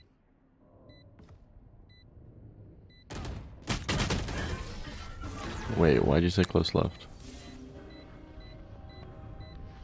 For raise. Switching sides. Sorry. Shoot died already. Yeah, I know, but it was right before he killed it. That was after. Like a couple seconds. It's all good. It's all good. We all thought you were talking about the Omen. It's sick. It's 6-6. It's Oh fine. wait, Whatever's okay, fine. yeah, no, we're fine. But everyone thought he was talking about the Omen, right? I'm not the only one. I don't know. I was closing my eyes. but it's all good. Okay, just making sure. I'm not crazy.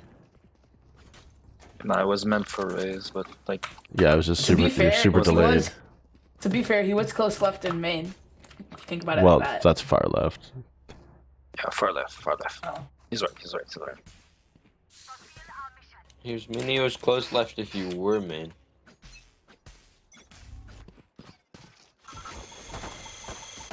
Reloading.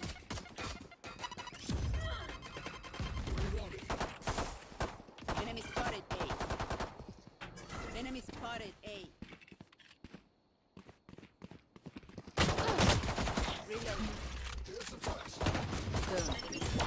We can rotate all this. We can rotate. Did he peek me mid? Oh man.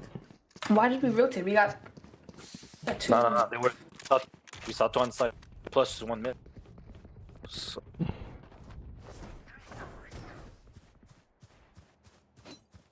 Raze is on A too. One enemy remaining.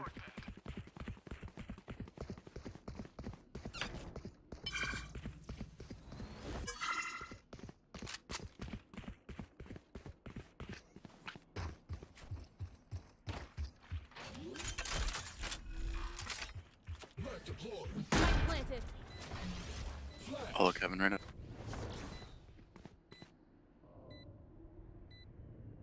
Oh, I hear him.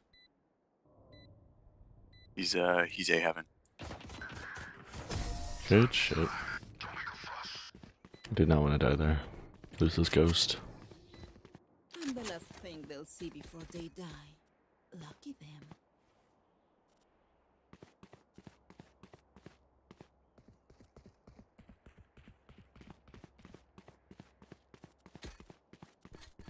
Raze, KO, and Reyna were A. So Sova B. Is he the type of guy to fucking buy an Ares? Are we waiting for Dark? Last round. I have a play. Jet, I want you to do the play with me. Come on top of that box with me after we get the kills. Oh, In 8 that's like seconds. they scanned four. Jet, come here.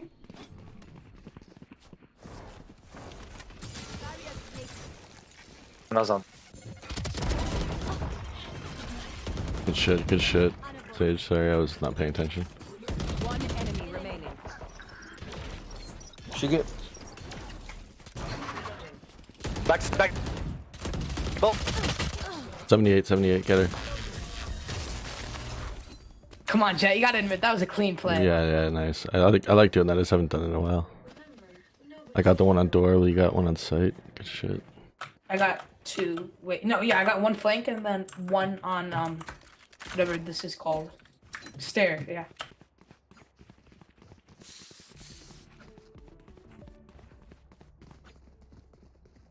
They have guns this round. Yeah, I was just about to say that too.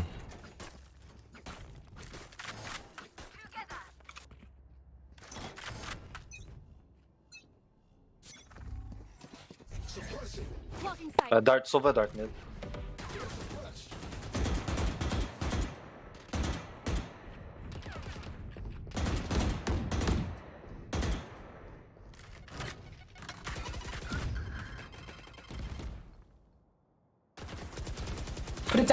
Put it down.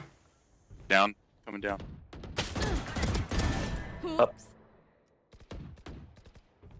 One more cap. One more. Reyna was coming from tree. No, Reyna's mid. Shit. Reyna's marked. Oh, he dropped. He's close. Flashing through.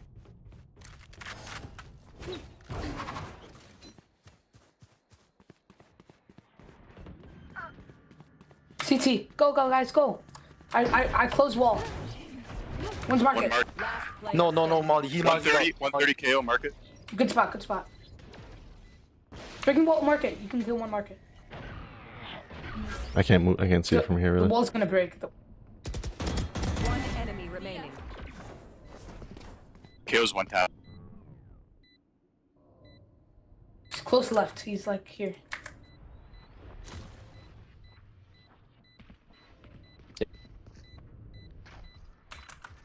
Tiny no. Okay. Bro, that wall came in clutch. That was good. That was good. It lasted long enough too. I was worried it was gonna break while I was trying to get them. Whew. It broke when because like sometimes if I'm too fat, like that was some a rounds, round. Well, they're broke. some rounds I'm too fat. I know there's a way to do it, but I was like, They are there's a broke. way to Good like make call. sure. We win this. We should at least. Play smart. Don't throw this round.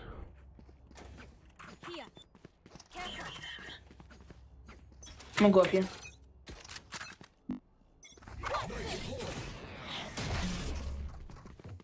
Flashing side.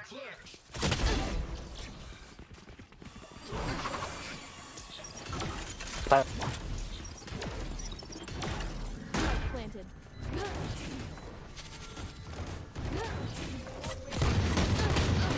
Behind Jen. 2 coming from heaven. 2 up there. KO and Omen. What? One outside. One outside. There's one below you to your left, Sage. The raise is down there. Last player standing. Play time, play time, play time. You have a snake bite you can maybe get on there if she doesn't peek you in a second. Oh my god, yes. Bro, I don't know how I got 2 there. Good shit. I was literally 5 HP.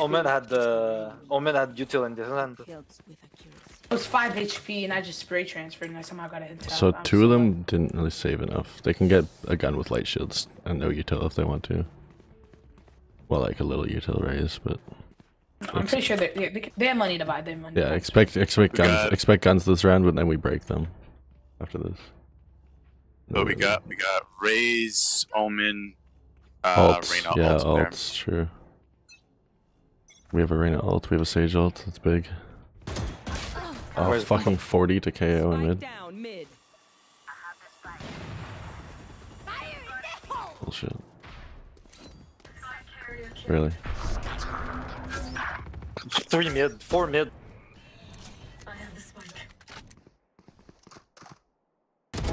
Remove. Last player standing. Spike down. Attacker spawn. Last player Oh standing. no. Oh no. Did he go AFK? My game tapped out. Oh no. Can we all afford here or not? No. Nope. No, okay. There's no reason for you to save Viper. You might as well buy and do what you can. And we'll get a thrifty here. Like My game tapped out and I didn't It's have a gun. possible, Viper. It's possible if you get a kill, then we have 2 guns, and then Yeah. we can domino effect it. Build off that. Yeah, and if we can get on site, I have some ult lineup. I have ult. We can go fast B, I guess. Go, go, go. Are you kidding me? Can't heal you. Oh, I know. Mark. Still peeking. He's peeking. Outside market. Outside. 1 mid. 100 to KO. Spike down B.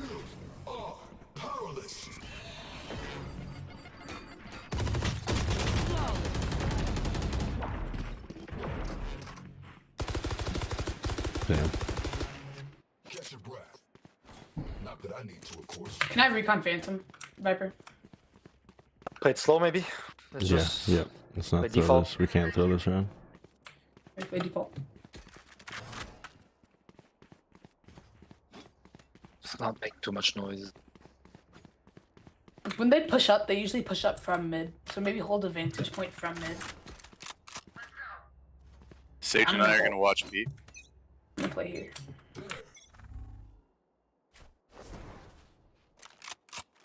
Well, Oh, watch out! That Boomba will go up to here, Reyna. That Boomba will find you. Oh, what? My bad. I thought she does the same Boomba every round.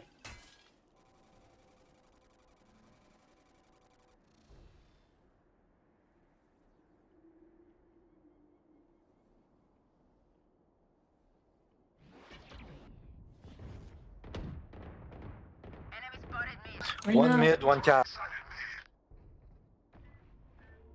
Watching B.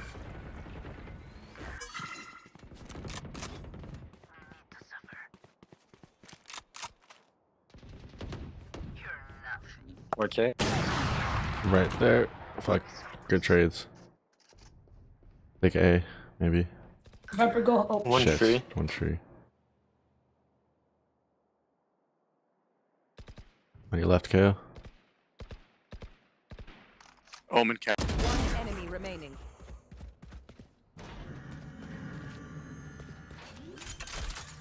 $30 left.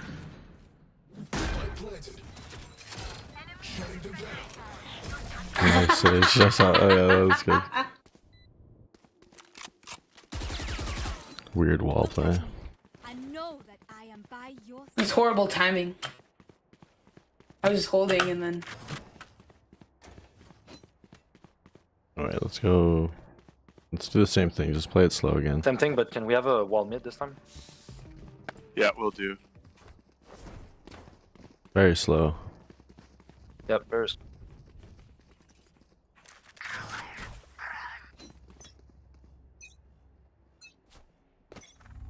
I'm gonna go back and watch B.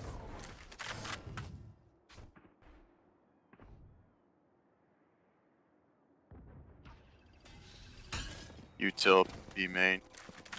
If it doesn't find us, don't shoot it. Wall's coming down. They knifed market and they're droning mid.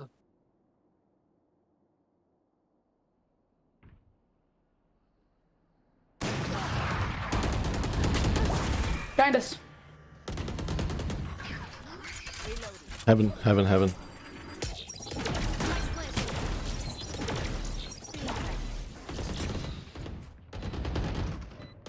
Three heaven. 2-2. Didn't mean to do that. I thought it was Reyna for a second. I went to blind. Maybe I shouldn't have picked Jet. Not working out well this time. Did one time. Recently. One enemy remaining. Jenny. Well played! I love you guys so much. That was actually quite the turnaround, yeah. That crossfire everywhere.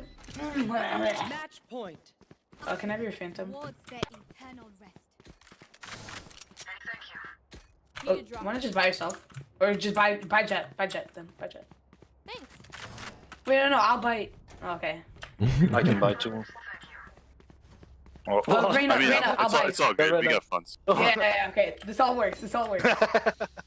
I need 1 orb for ult.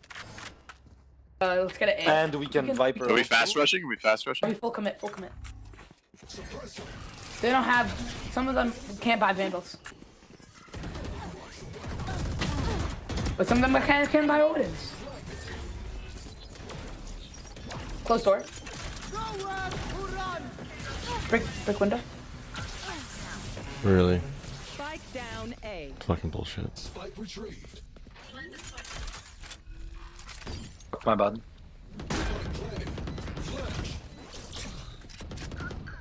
Oh wait, Okay, there's they're all- 4 of them no. alive? 3 of them live. 1, 2, and 3. Last scene.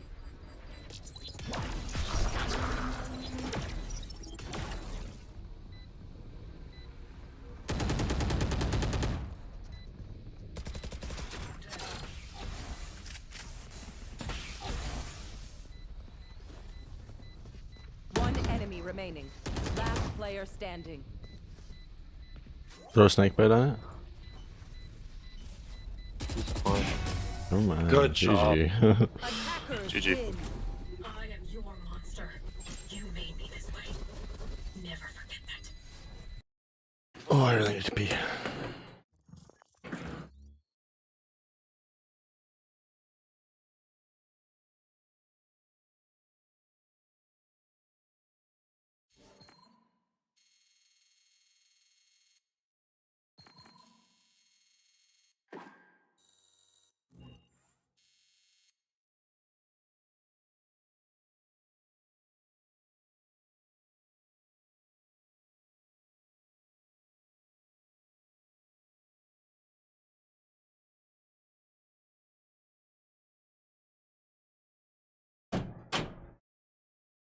$12. I only got 12 because I did so fucking bad there.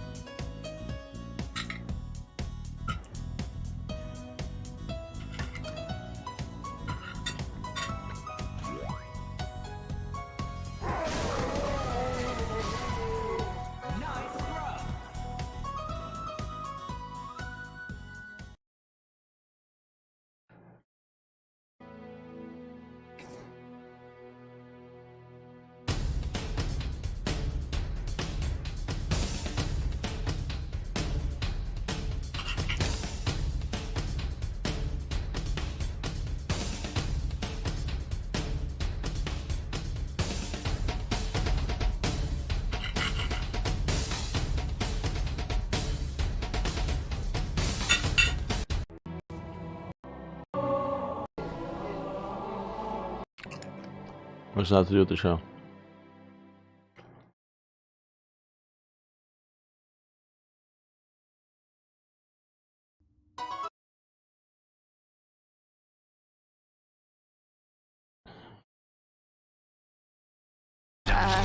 Cheese? Cheese?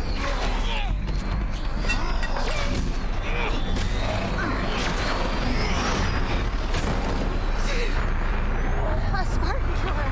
He doesn't stand.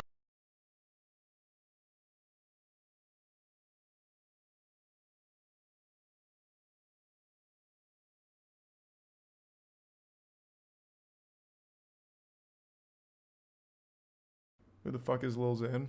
Sunny V2 makes these really great videos on a bunch of different topics that I always find interesting.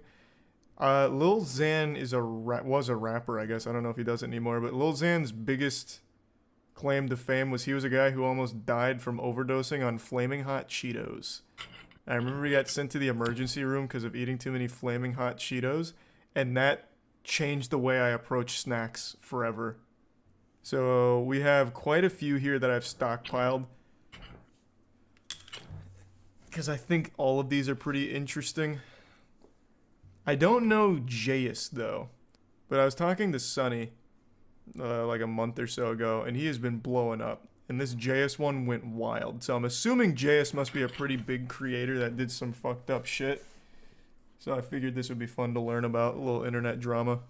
Despite having incredibly uncontroversial content. If you're at a house party and you got a drink in your hand, don't hold it up here by your chest. Try to hold it more down towards your hip.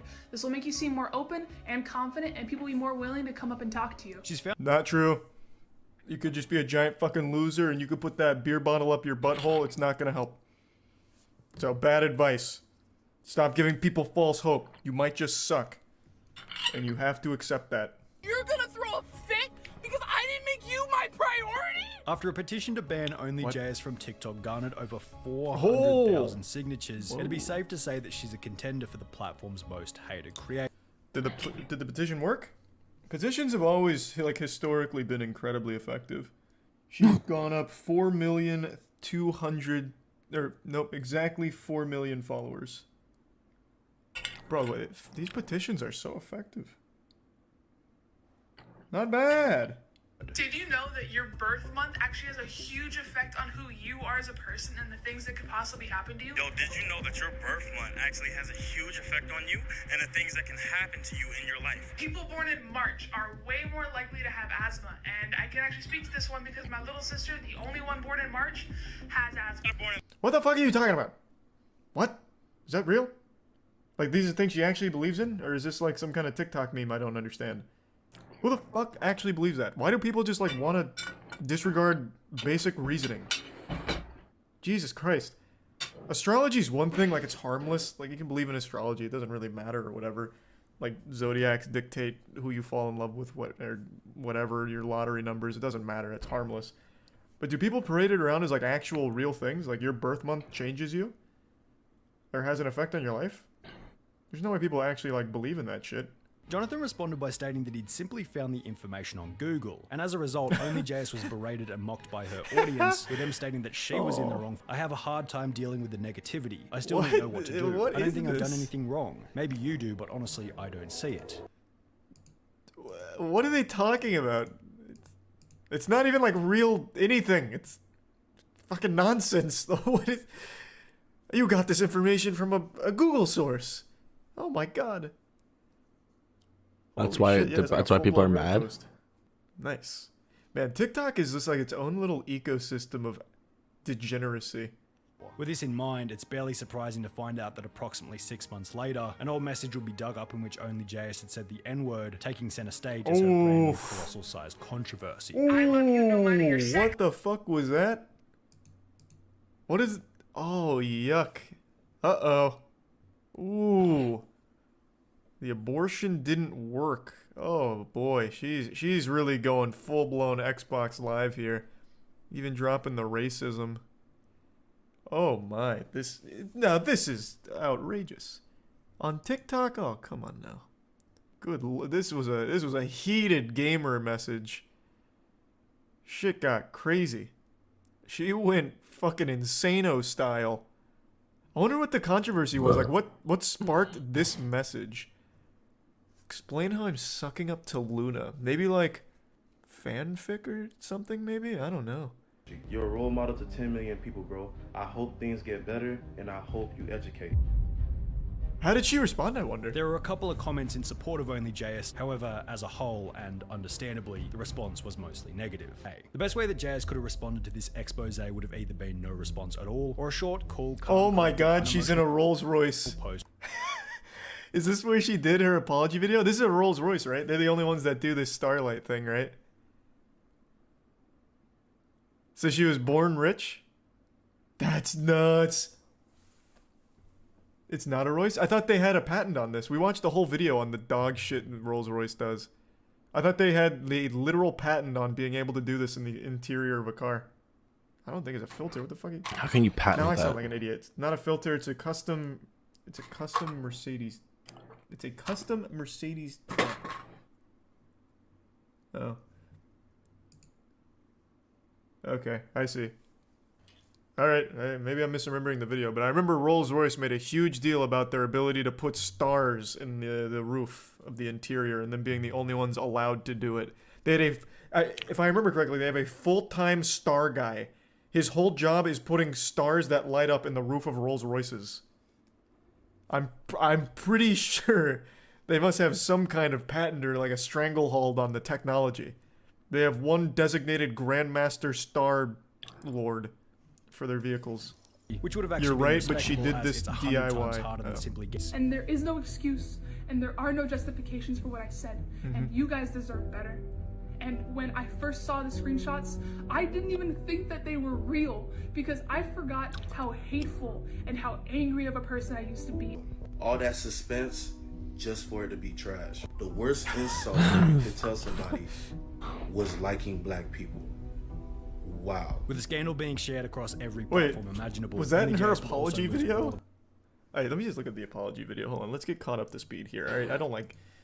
Because I forgot how hateful and how angry of a person I used to be. And Why aren't you crying? And where's your dog? No, I know that my words hurt people, and I know that my words have consequences. Well, not really. The consequences were 4 million new followers, actually. But I am so deeply Seemed to walk away pretty strong. for all the pain that I've caused. The first book that I decided to pick up was How to Be Anti-Racist by Dr. Ibram Kendi. What? And this will push readers that think that they're not racist into being something better. To her credit, she did acknowledge that it was a grift in the title stating, What? I know it might come off as performative, talking about this at the end of Black Alright, History. I'm gonna hit you with the cold water. If you need to buy a book on how not to be racist, you've already failed. I think you're already too far gone. No, Charlie doesn't understand. Being anti-racist isn't the same thing as not being racist. Which is what the fucking horrible thing about anti-racism is. What the fuck? Hey guys, I just picked up this book on why murder isn't awesome, and it was a real eye-opener for me. Like, it made some points that I never even really stopped to consider. And I think if any of you are considering murder, you might want to check out this book. Like, it really might steer you in the other direction. Message. So I am sorry for basically ghosting you. I didn't mean to do that. I just have a very chaotic schedule and ADHD on top of that, so I genuinely just forgot. And it wasn't me trying to ignore you. Oh. You could have just hit me up again, but instead you decided to go public and try to add public pressure onto me, and that's not cool, so I don't want to collaborate. Which will once again receive a response from Aunt Karen, explaining that she had emailed OnlyJS multiple times with no reply. You're gonna put it on me? In your voicemail, you said I should have emailed you again. Viral April 4th, Nation? I emailed you. How many times? That sounds like do a you scam. expect me? And in classic OnlyJS fashion, she'd post another emotionally charged response to the Oh. Today's episode of What Are People Mad at Me For Now?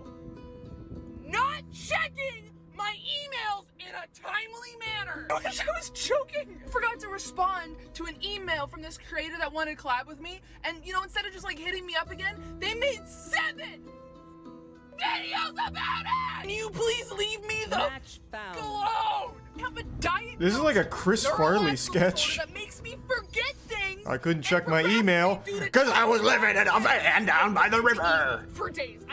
For example, she will post this video. You can get your letters delivered for free without any postage if you just put where you want it to go on the return address instead of where it's actually supposed to be. Which will get the post office activists involved with comments such as, yes, please encourage people to do activities that cause the already failing post office to lose more money. Or when she posts this What a video strat. saying nothing more than Life what pro she tip. did. However, it eventually got to the point where only JS couldn't even make jokes anymore without being cancelled. Seriously. On the 23rd of May 2021, Only JS will post the following video. If a service dog ever approaches you but they're alone, that means that their owner's in trouble and they probably can't move, so you should follow him, because you'll get a free wallet. It was clearly a light-hearted joke. Can't believe this is still up. It's obvious that it's a joke, but some people may still do it. It could start a trend. What you post on the internet reaches so many people, and some of those people What may are be you talking about? How often is a service dog going to be approaching people and lead them to someone who is injured? That surely can't be such a frequent occurrence that it could start a trend on TikTok. What in the fuck is going on over there? Like, it's not a good joke or anything. Like, it's just a pretty generic one. It's like something that your grandpa would send you in like an old email chain. But like, why are they pretending like it's somehow like a terrible thing? It's like, oh my god, someone might actually do this. I see a service dog like once every 6 months, maybe. She's been tested over and over and over, yet has been unable to switch off and let things go whenever she's been put under pressure. As an end result, there's not only a Seems loss like of she's respect, only done but also 2 a never-ending apology freight train of videos. negativity and I hatred. thought it was gonna be a lot more. That was interesting. I never heard of any of that.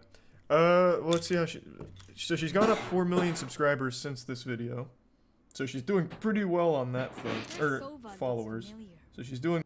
Alrighty. What's going on, team? Anybody got a mic? Yo. What up? What the fuck? What the fuck?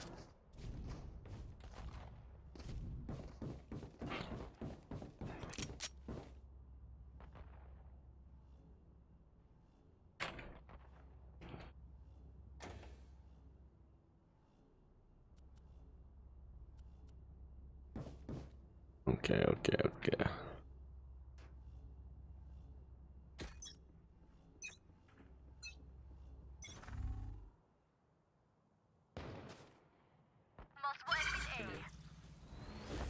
Really?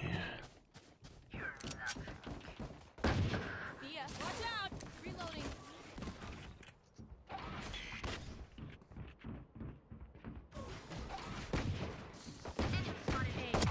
One enemy remaining. Spike down A. Good shit.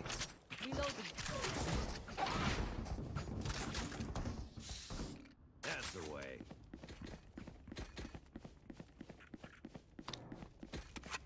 Force here. Free round.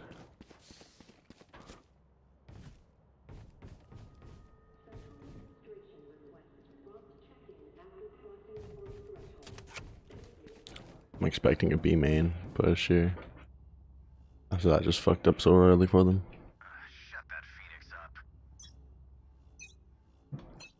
Yeah, let's shit him up, Brim. Yep. Flanking them. Gotta go.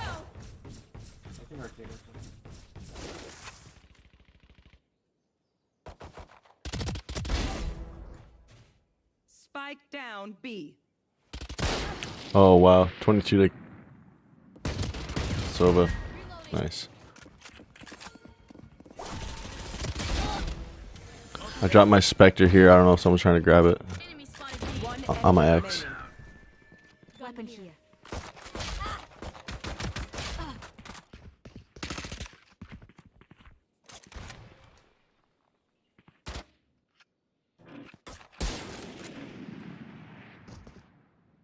Here.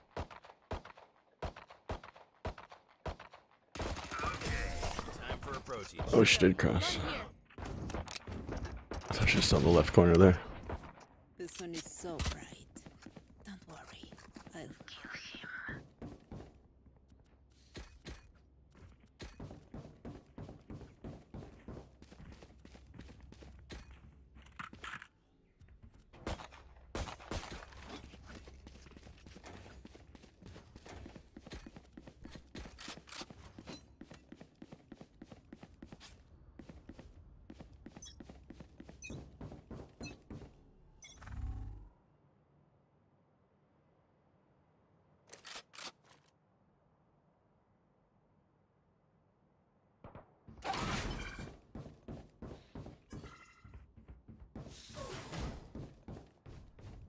they be?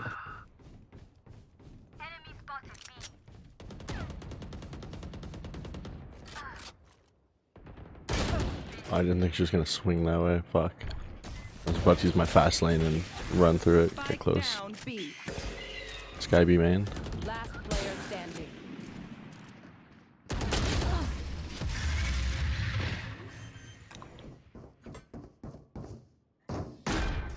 Prepare yourselves. We fight once again.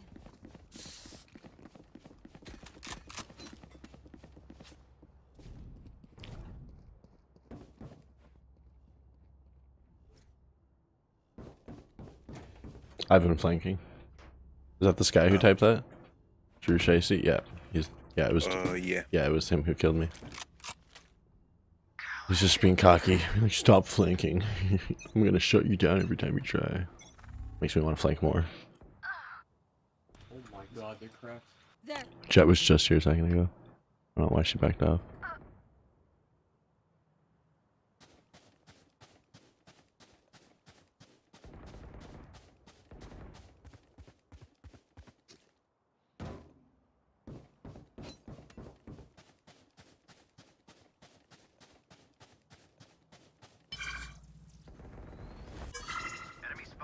Spike down B. Enemy spotted B.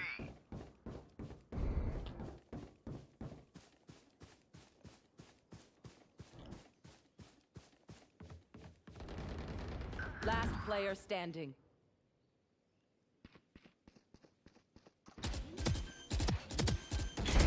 Bye-bye. Go, go, go. Here we go. Spike planted.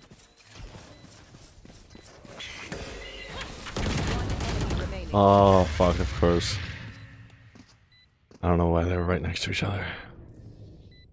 We get a pick, we move in. Got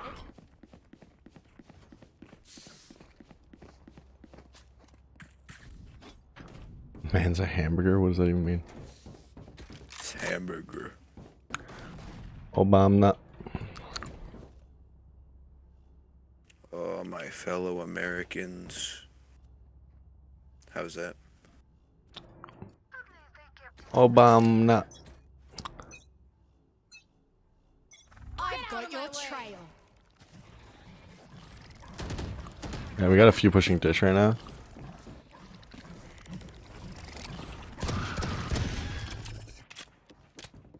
Joke's over. You're dead. Take this.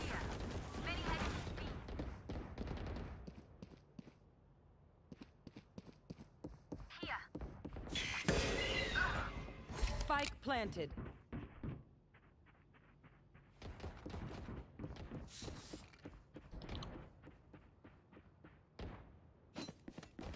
Last player standing.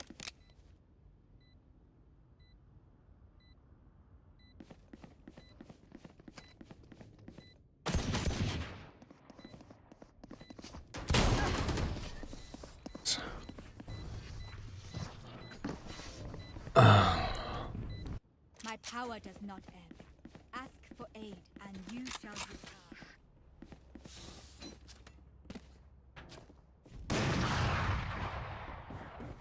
That was weird. Two of them, like Sky and Jet, both ulted on Dish, but they pushed B. The three of them. That was so weird.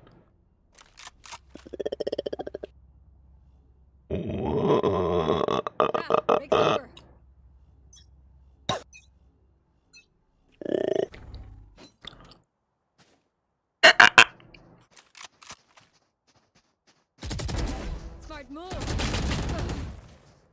70 to Sova, but he's getting healed by Sky. No armor on him.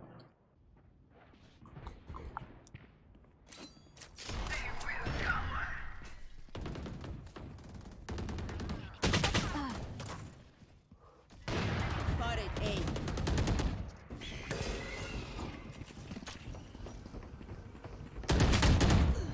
The fuck was that?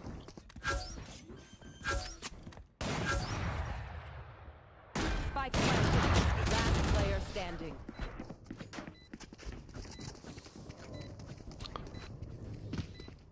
Their lives are so meaningless.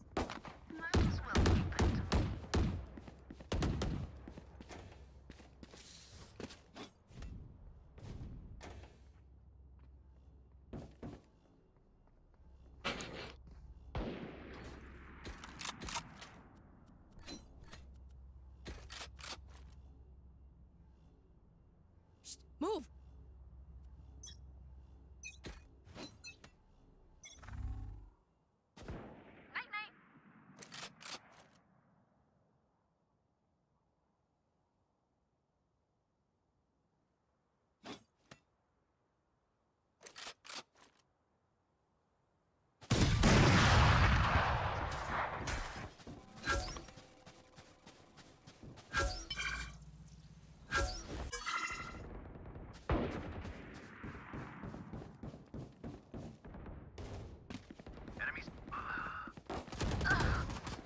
Last player standing. Kill. Spike planted.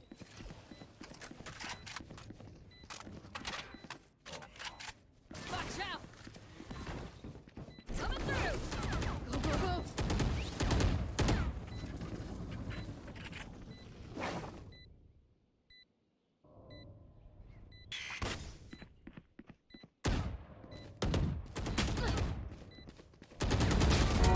What? One enemy remaining. That's three. Of course.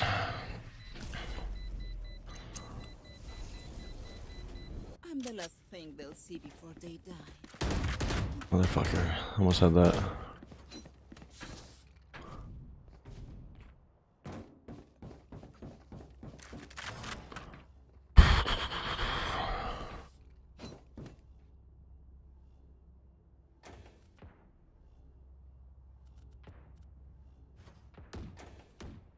Could be worse. Could be better.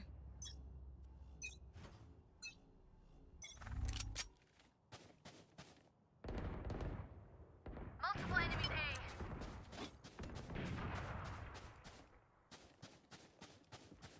I'm out of here.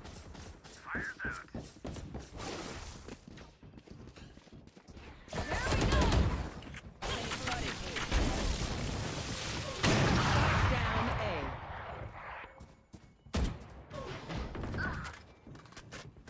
Your duty is not over. Last player standing. Fuck sakes, what a bad res. I was surrounded on all sides and I didn't have a weapon to pick up.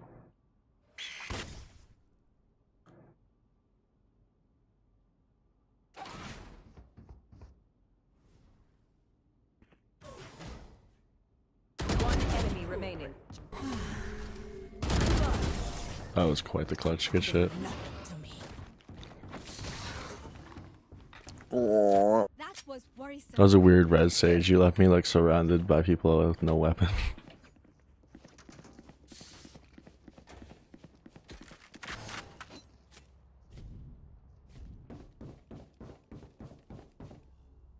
Got me the highest deaths in the game too.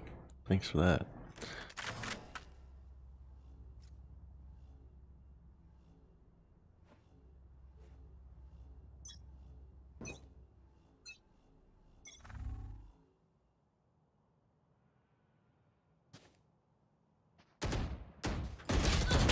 Three of them pushing dish at least.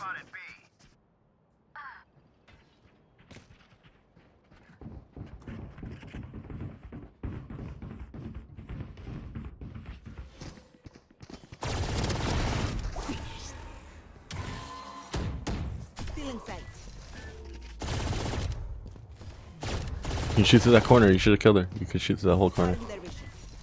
Last player standing. Spike down. My A. bad. All good, all good. The Odin can shred through corners though. Like, deep into them. So deep. Spike planted.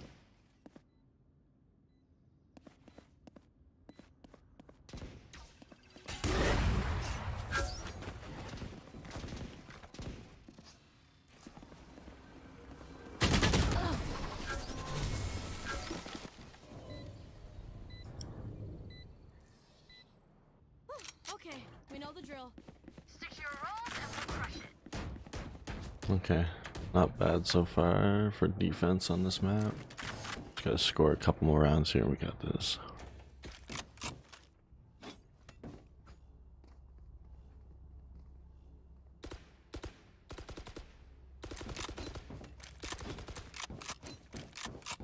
Let's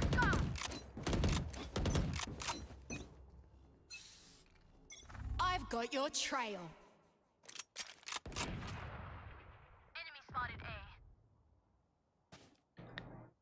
Joke's over. You're dead.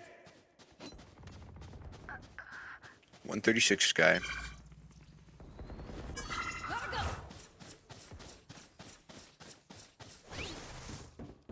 I'm out of here. Enemy spot. Last player standing. Spike planted.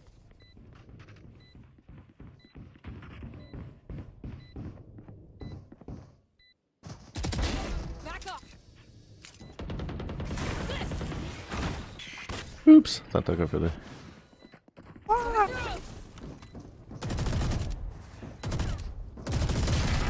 Jesus.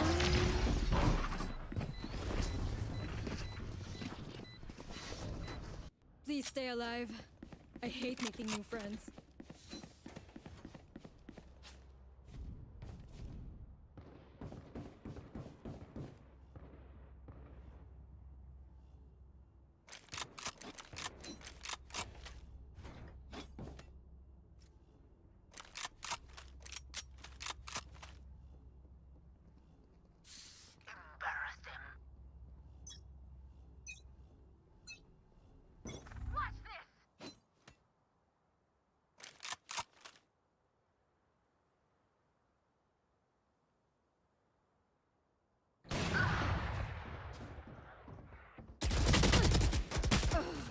$140 to Sky. They have a Sage and a Sky, that's so annoying.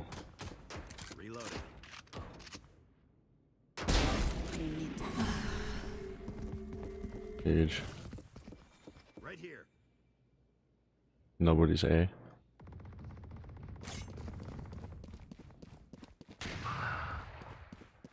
Spike planted. Yeah, just let them take full control of A.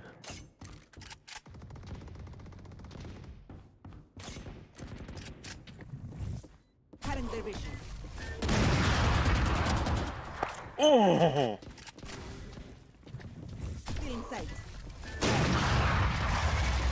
Nice. Last round in the half. Halftime. Say the thing.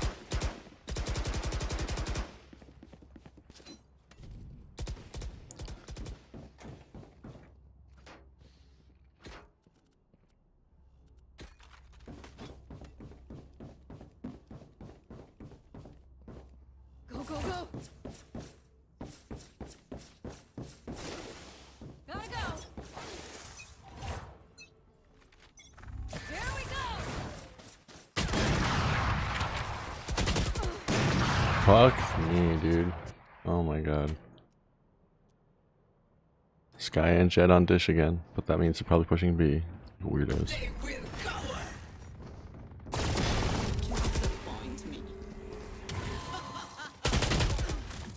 70. Chat planning on it. Not anymore.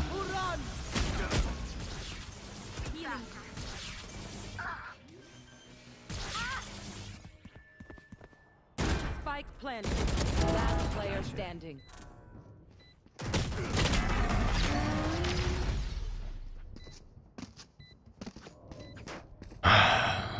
Sova doesn't even have to try, he's getting carried so far, so he feels like he's doing good with the Odin right now. So annoying.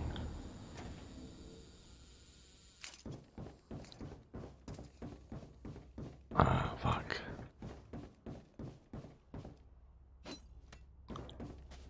There.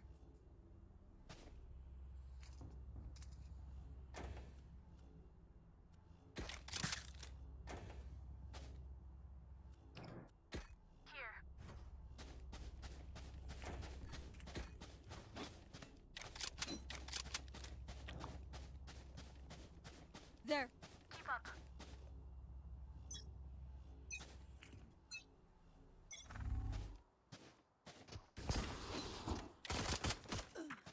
Okay. What the fuck? Spike down. Seriously? Launching smoke. They're gonna get a flawless here, I can tell. Last player standing. Flawless.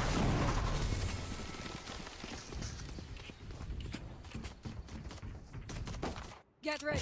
I go fast.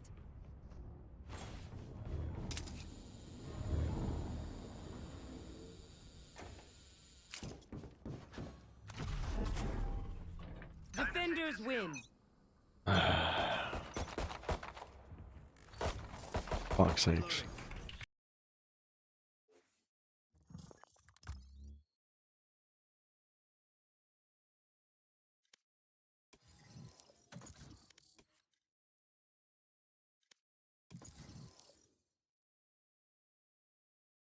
Doing well there.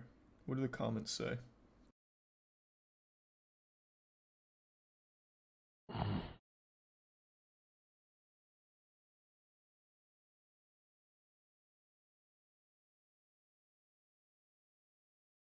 What? Good morning, Governor DeSantis. Guten Nacht, Agent Hellboy. Don't say gay. Don't say. Don't say, you Nazi pig. Are you threatening me? Because I think I can take you. Say. First Amendment. Read about it, you piece of Your temper. It gets the best of you. Makes you weak. Makes you vulnerable. I love how so many fucking dumbasses completely misunderstood this whole law. Like, Oh, crap. Go ahead. Damn.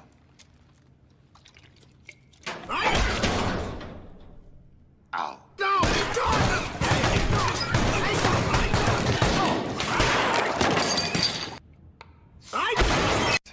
Match found.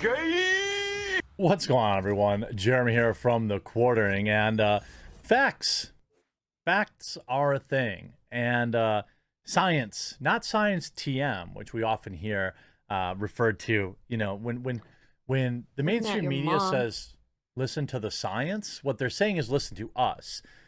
The science they're referring to is not the hard sciences; it's actually science TM, as in we say things. We refer to those things as science, therefore you cannot question them. They're not actually talking about rigorous scientific method.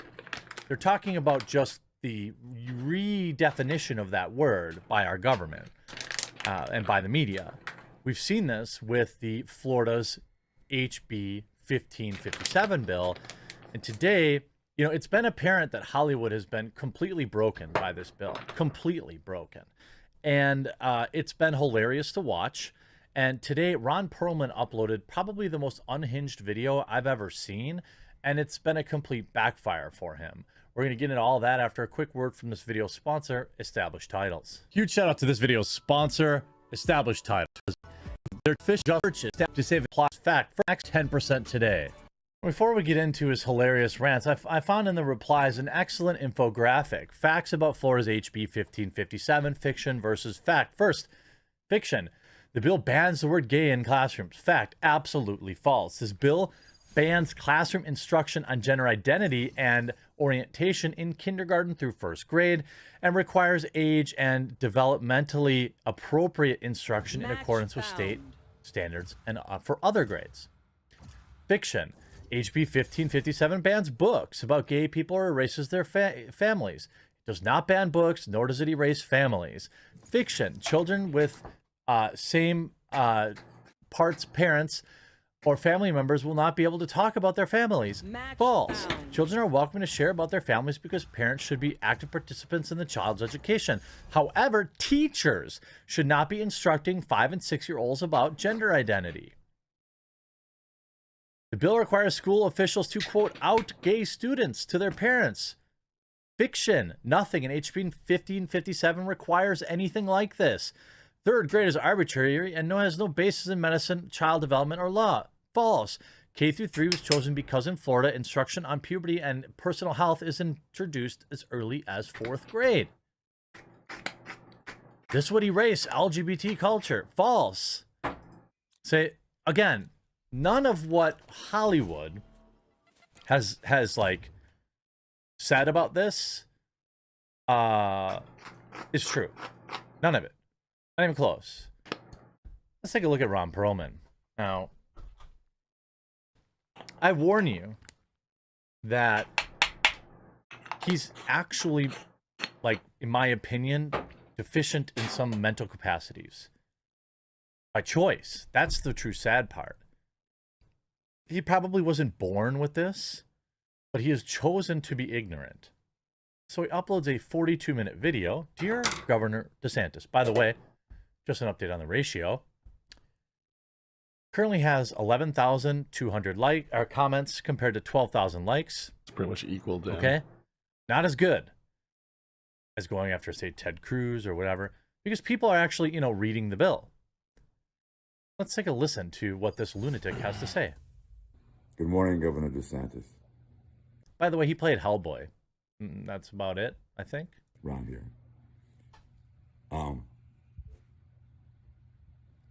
Don't say gay. So the very first words you say after good morning can be translated as follows. I didn't read the bill. Even if I go Or out, it can be translated as, bang. I read the bill, I ignored the facts, and I'm going to insert my own reality.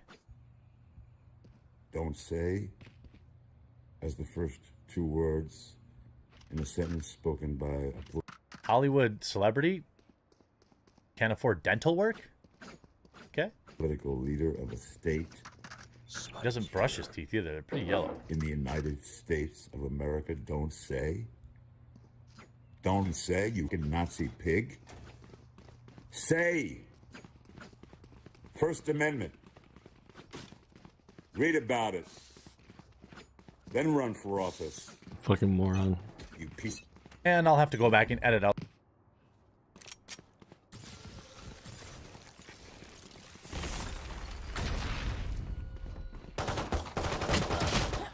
$52 to breach. Those curses. But again, 78 on yes, you. he called him a bad guy from WW2 and a pig.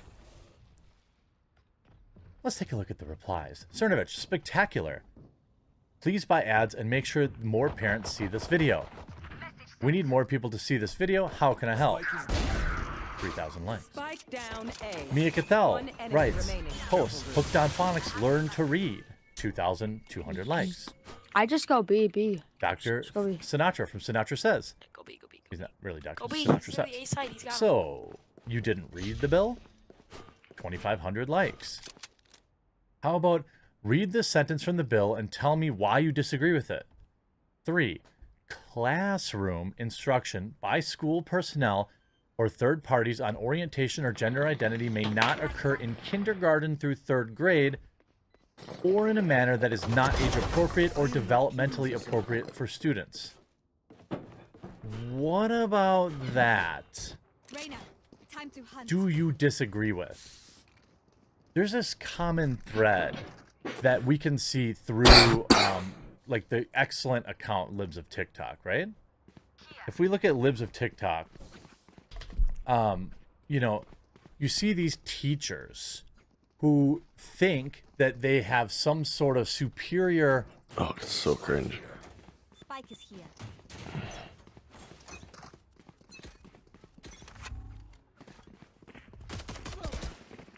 Enemy spotted B. Yeah. I'll just charge you. Reloading. Barrier buddy. Reloading.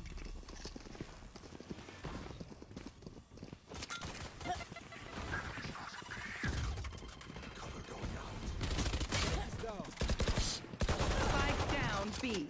Back down my body there. Phantom, good shit.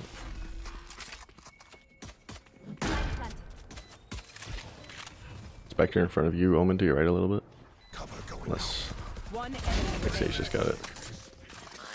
Look around. Might be something. Good shit.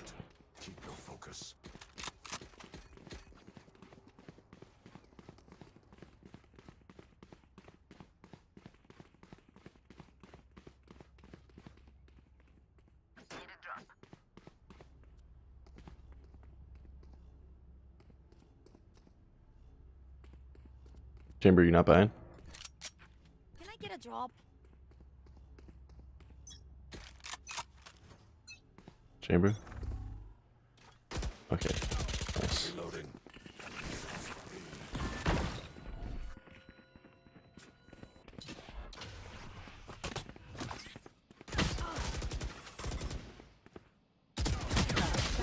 124 to Viper. Back left. Down B. Nice. I just clipped the shit out of this Reyna. I saw that Reyna pick. That was clean, dude. You watching that? Yeah, I watched that. It was tight. Those are some pro moves. And then the Omen got like a spray on 2 of them at the same time. The Viper was like 25 HP. 78 on Sage CT. One of them dropped rope. One of them dropped down rope. Just heard it.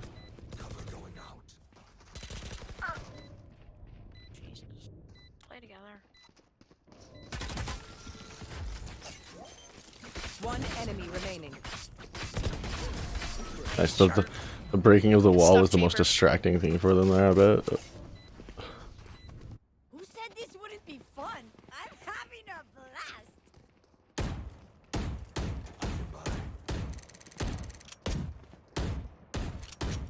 Can I get a drop? Thanks. I didn't mean to request that here. Thanks. Thank you. Chamber, you ever want to play with the team, man? Like, you just flank the whole time. No, he's getting look at his he's getting the picks. They matter. He gets the mid pick. Sometimes you struggle entering out of sight. He gets the mid pick. He doesn't have entry for us anyways. It's cool.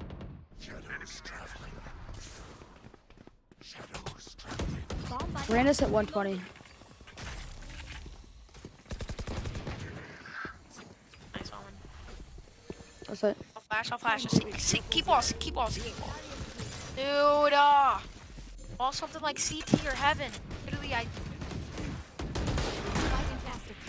One heaven, one right behind your wall.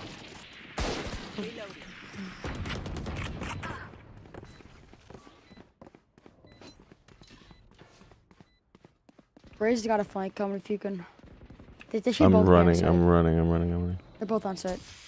I just wanted to get this. I have my lineup for my grenade here. Oh. Sage, don't wall this. I cleared this out. Just wall CT. What? Reyna, you ran it right into my leg. God. Why'd you run into it, bro? No request? No. Don't buy it. Reyna, don't. Reyna, request. Yeah. Wait. Yeah. Thanks. Okay. I'll feel bad. I killed you with my name. It's all good. It's all good.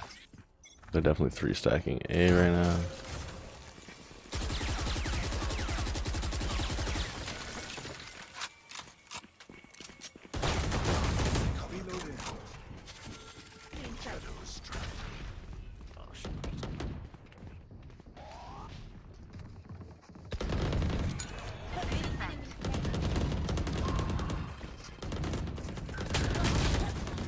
Fuck me. I've been more focused on where I knew she was gonna be.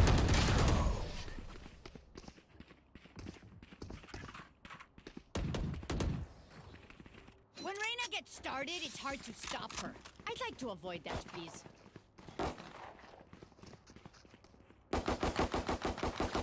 Reloading. Like how he saw I was going for it, and then just gave it back to me.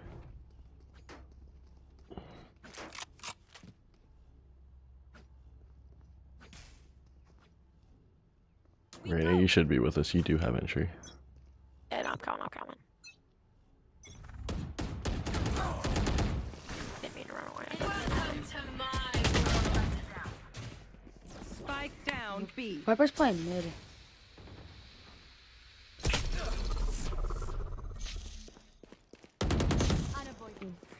Who's?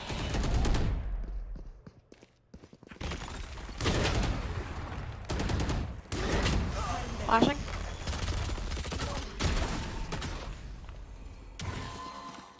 Sage, do you have heal? Sage, do you have heal? Sage, do you have heal? Sage, do you have heal? Does he have heal? Does he have heal? Does he have heal? No, 20 seconds. 20 seconds. Okay. Shh. I'll have to repeat it so many times. I'm gonna grab spike and rotate. I have the spike. Last 10 player seconds. standing. Damn. Yeah, instead of screaming about heal, you should have been watching flank.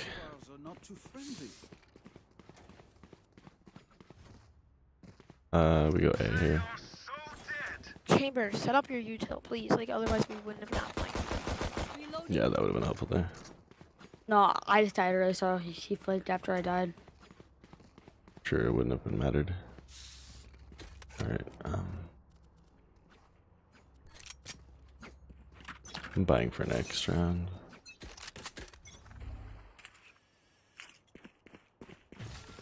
Oh, whatever.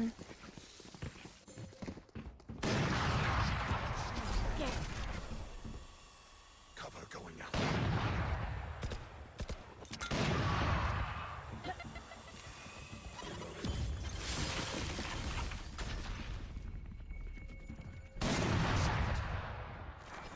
Last player standing. Don't let him ace at all costs. Who am I trying to let ace? Viper's got 4. Okay. No ace. Not allowed. Plan for the econ, baby. Yeah. Yes, sir. I'm gonna play for picks too. I'm not gonna try and actually win this. Yeah. It's unwinnable with a ghost, so you do you. Nice. Oh, the ace. Yeah, steal that ace. Good stuff. Still the flawless. Still the flawless and the ace. Good stuff, dude. We got econ now. You saved anyways. Exactly. Their backs will be towards at least one of us. Good econ round. Good econ round.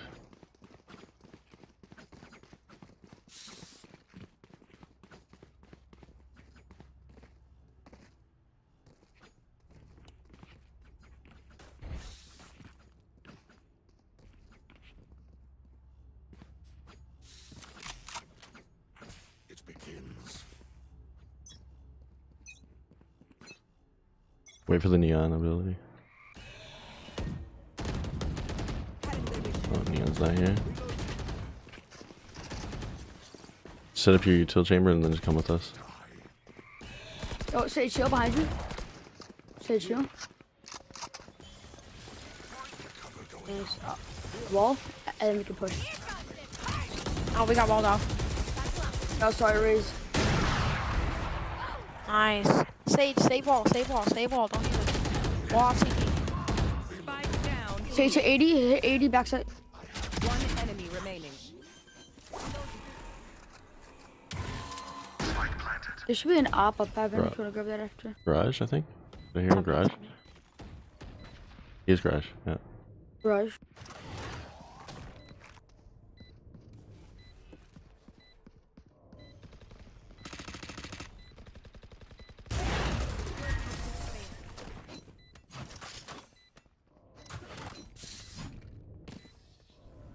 I know what must be done.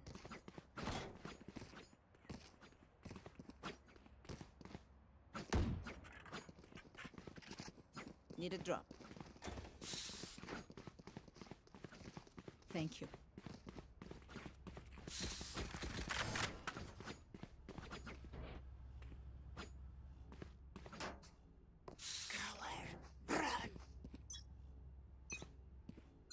Alright, chamber play it slow and mid.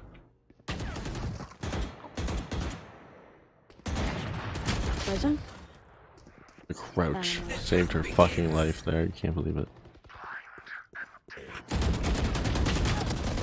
Experiment complete. Cover going out. Shadows traveling. Where's Neon still? You will Yeah. not kill my Just you're safe. They're all heaven. Perfect. Fine. Nice. Get behind cover. Oh, he missed all. Nice. Enemy spotted B. Last player standing. Spike down B.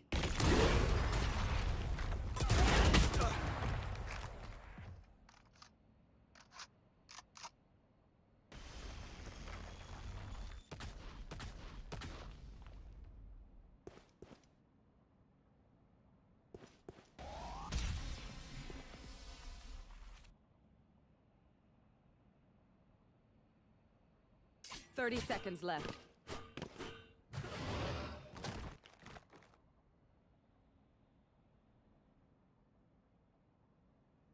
A save or what? What's the plan? It's too late. It's too late. You playing this? Maybe you pick them off. 10 seconds left.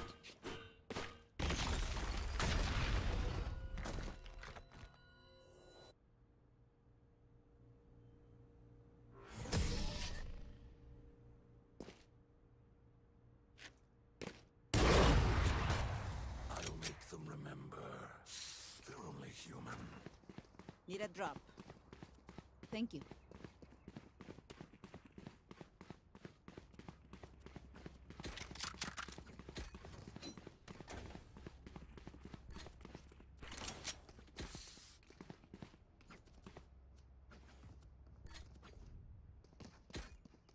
Kill my copy.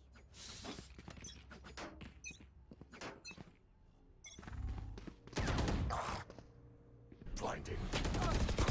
Reloading. Nice, good job. Cutting their vision.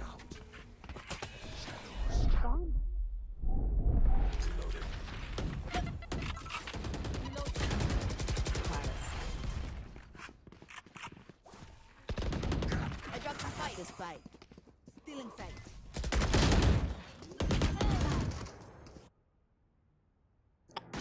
Might be one of bottom of ropes, I'm not sure. He's on ropes, on ropes.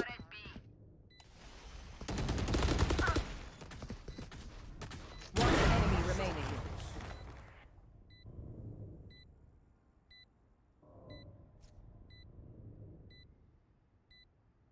I don't think that's a lie. I would wait. I don't know. Just cautiously make your way to spawn.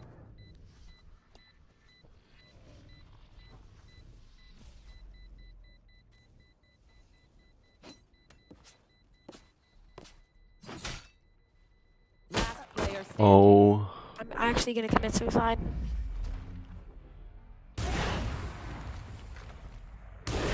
they weren't capping. I think he just got back and like he must have seen. No, he fake AFK'd. He fake AFK'd. I've been there. Wow. Jesus Christ.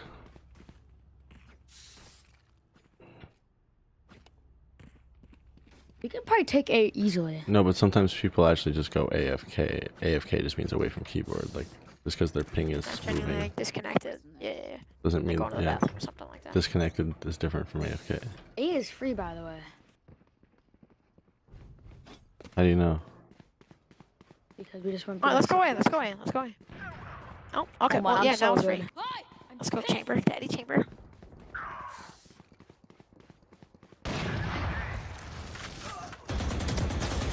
Kill him. You grab orb, Sage, you can res. Reloading. Hold for Neon so you can grab orb. I mean, hold for Sage so she can grab orb. Satchel out. Satchel out. Alright, we're holding. Don't break it. Go res him. I should be behind you. Yeah. I can off screen. What the fuck? I'm watching screens. One enemy remaining. Good shit, boys.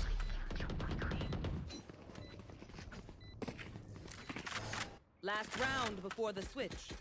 Don't be cheap. Spend it all before it's gone.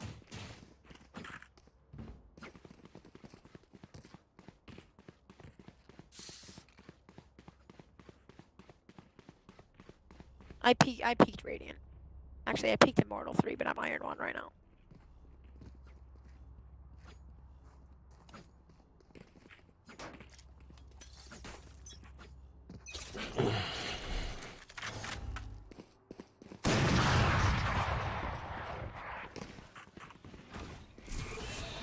Cover going out.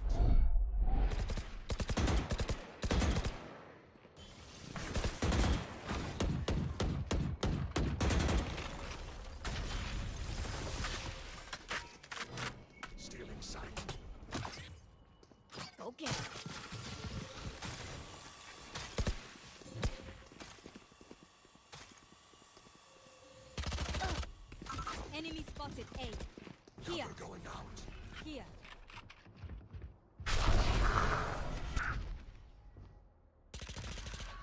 Reloading. Satchel out.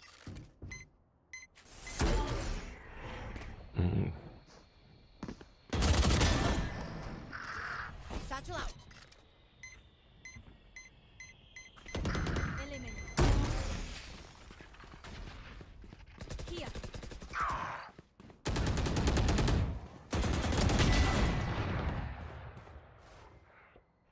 Say just wait.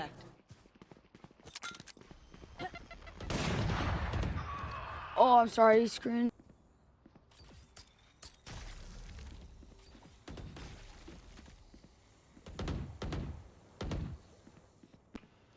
You gotta go here. You gonna swing? Dude, what are you doing? Spike Fucking down throwing. That's what he's doing. Jesus Christ. Why did you take Spike to fucking heaven? Welcome to my world. You had a wall? Wait, he had a wall? You didn't even use it? Yeah. What the fucking shit, man?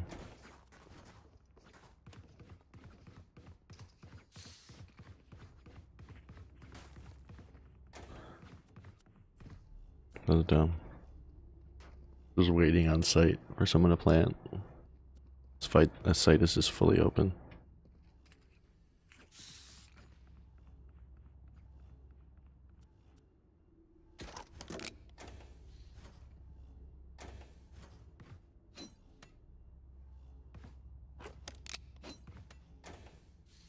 Time to explode.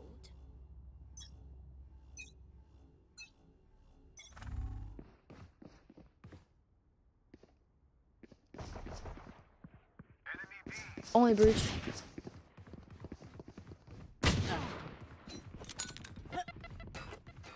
I compete with you.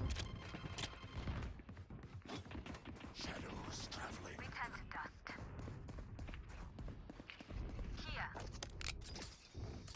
They're rotating A. Here. Opponent killed. Spike down A. Oh damn! ASAP. Flawless. They have seen our power. These guns we use are Did Raina really just steal the ace? No offense. Oh, I had no idea he was on an ace. I genuinely thought he only had 3.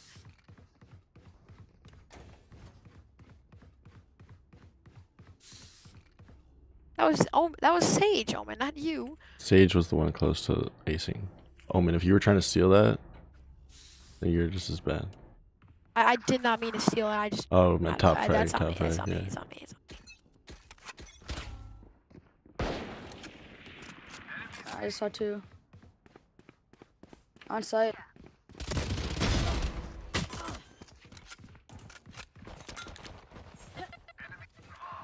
Spike down B.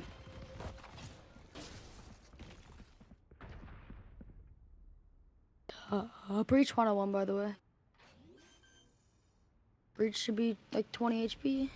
Spike planted.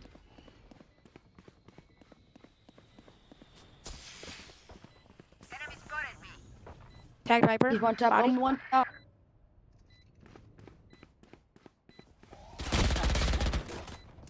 Didn't even hit her at all, what? 33 Sage is in Viper. garage right now. Last player standing.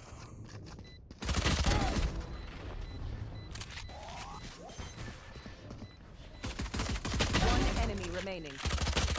I'm looking at everyone's econs. Why didn't we force this round? We won the first round this half. Everyone should have had a Spectre and a shield. Marshall. Sage. Marshall's not I mean, really I don't know. force. Maybe don't listen to me because you're top frag. No. I mean, Bad, but I did one tap Neon.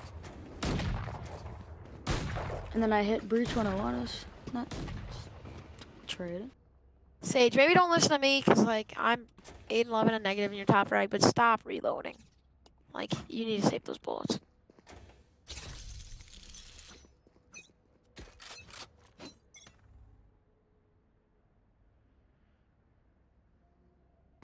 Probably A. You know, B, go. I'm gonna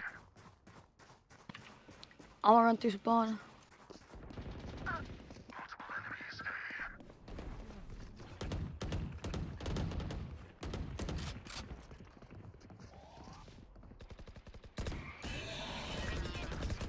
site. One screen, one planted.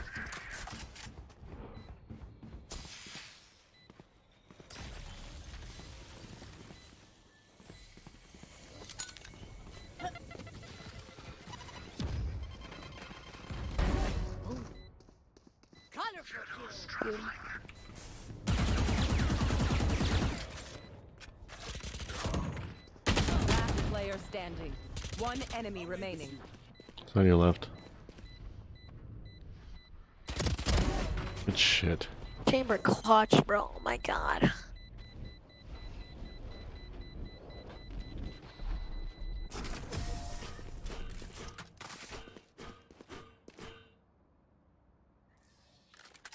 Please do not mistake my smile. Look. I take this all very seriously.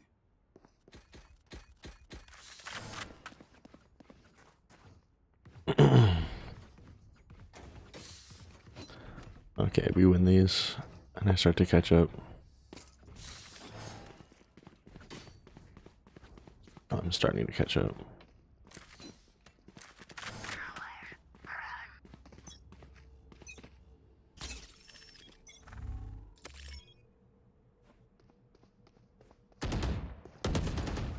Sage 80. I'm scared. Help, help, help, help, help, help, help. 129 on Viper. Viper is one tap. Close left. Yep. Viper's literally one shot. Viper is one shot. You can right click Viper. She's dead. Just race. No. Just be quiet. Too late now. Evan, one One shot. Team A. Nice. Shot. Ah, now that was a work of art. Reloading. They're going to scatter from my stuff. Super easy to pick off. Thank you. They are so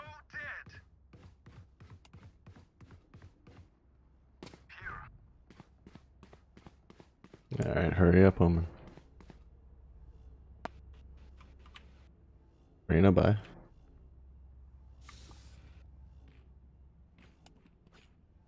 Need a drop. Thank you.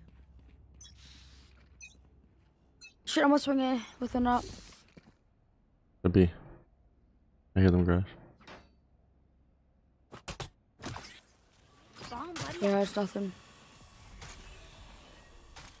Yeah. I think. Beer mid.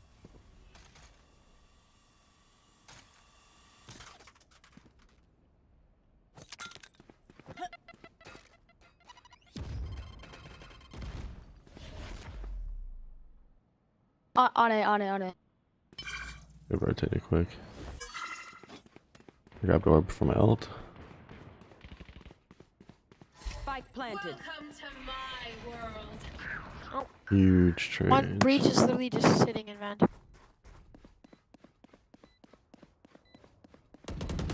Stand down. He's back. Satchel out. Here comes the party. One enemy remaining. Shit. I'm finna no scope is that.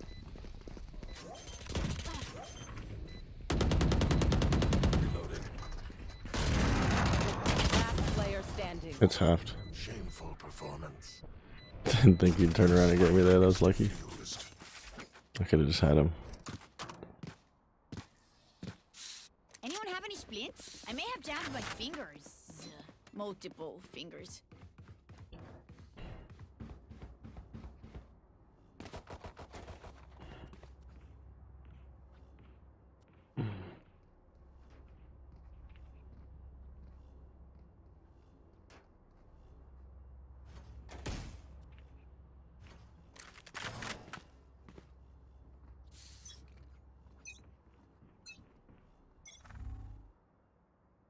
BBB hard RB. Hi, I'm pissed. Come on as quick as possible. Just get picks. Anybody gonna help? Please. You back off, then. Spike planted. Don't try and 1v5. Takes a while to run from A to B. Last player standing.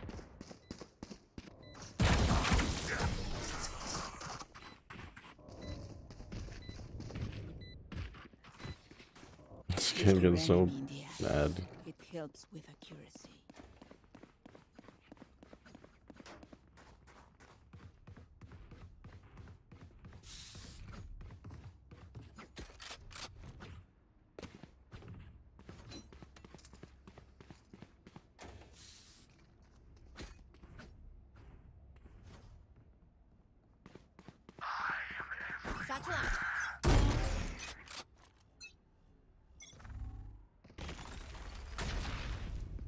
Wallet Sage.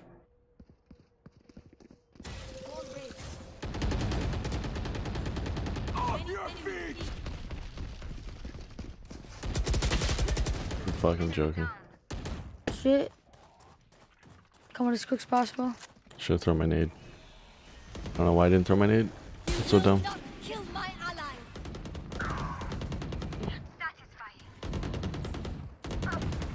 Spike down B.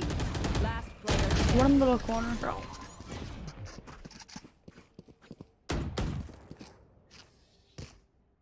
It's alright, that was our save round, right? We all saved to buy this round.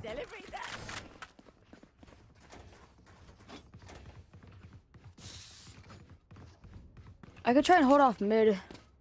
Or we can just sage wall mid. Sage wall mid, just do that, and then we don't have to watch it. Yeah, sage, I'll trade you. Go wall. Let's flush them out. I could try and run off, but I just got a Marshall because I got a save. Yeah, come.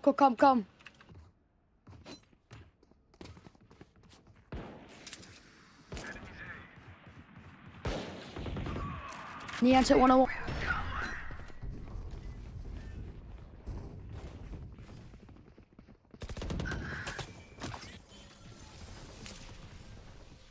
Bomb buddy out. Spike planted. Reload. One below rafters, rest on site.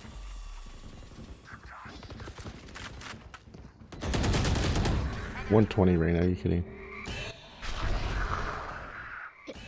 If you kill this guy, sage res. Res. Know what I mean? Yeah. Watch it below. One enemy remaining. On site. Back up. She came out elbow. Oh, sage, good shit. I will not die here. Fucking right, Sage. Yo, yeah, you have it by like 2 seconds at least. Yeah, that's 3 seconds. Match point. I know how this will end. Big res. That's good. Yeah, I heard Breach take hell next to us before you resed.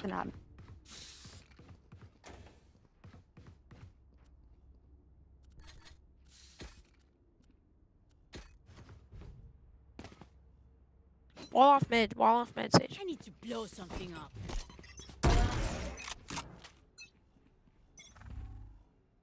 No, don't. Holy, I'm so bad. 2 mid, wall it off, you can't. Good shot. Are you kidding me? Are you actually like, what the fuck? Oh my god, what a shitty ult. Breach was garage. They're gonna go B.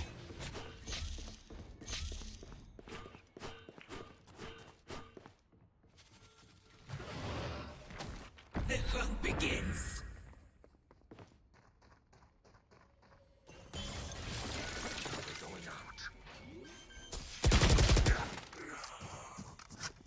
Spike planted.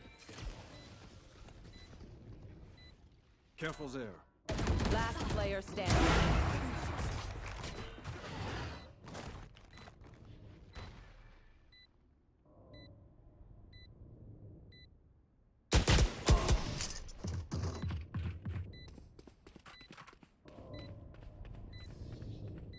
As much as this world hurt me, it's mine. Alright, save round. I will kill to defend it.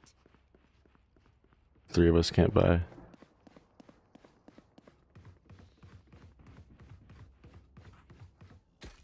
Can someone get this? We're saving. Come on, let's go. I've got it like full save.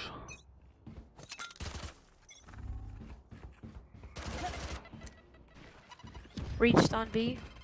Mid B, most likely. I get op, so I can. If we gotta save my round, I can op. Hey, Omen, thanks for just leaving, heaven. Just let everybody come in,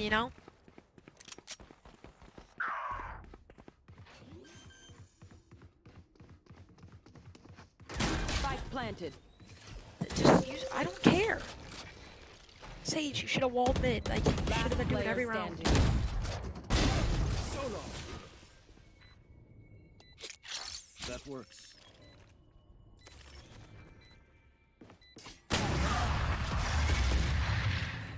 Those are save rounds. It's all good. We got to pick. It's whatever. Yeah. We win this year. I'm gonna buy this round, and then I can buy someone Well, next round. You smoked right here when they can just walk through that. Next time, smoke here so that even if they come here, they can't shoot through us if this is completely smoked off. Yeah. It's not that hard to make. Chaos. Yeah, and that was fine, but I was getting shot at from heaven because you left it and didn't smoke. No, I feel that. This. Reached on again, B. Mid, just stop arguing. We need one win. Just honestly, it's fine. Sage didn't wall either. Good pick. Back up and heal. Oh, they got like 3 mid. I would not peek that.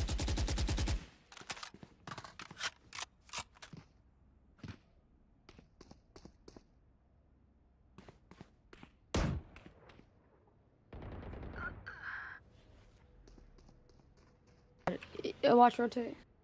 Yeah, run A. I'll anchor.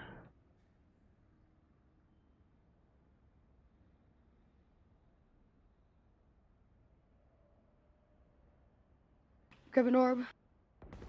On site. Trade. Good trade. I just stall a little bit. Planted. Watch hard left, but wait for 80%. This way. 101 to Reyna. Just behind mid. She can't heal off that. Fuck's sakes. Just... They're just batteries. I don't even know how I was hitting body shots. I could only fucking see your head. I was gonna opt B. Just someone trade me. Someone trade me. Sage just wall off mid so nobody has to watch it. Wall mid.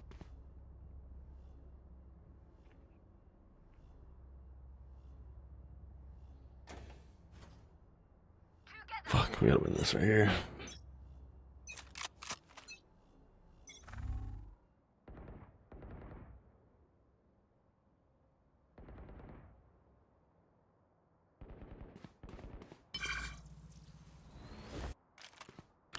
Why do I keep doing that?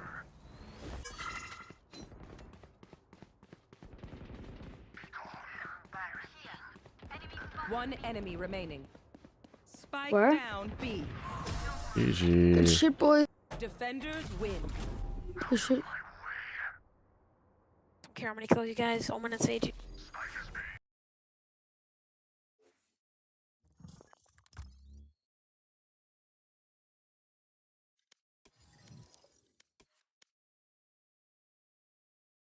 Goddamn.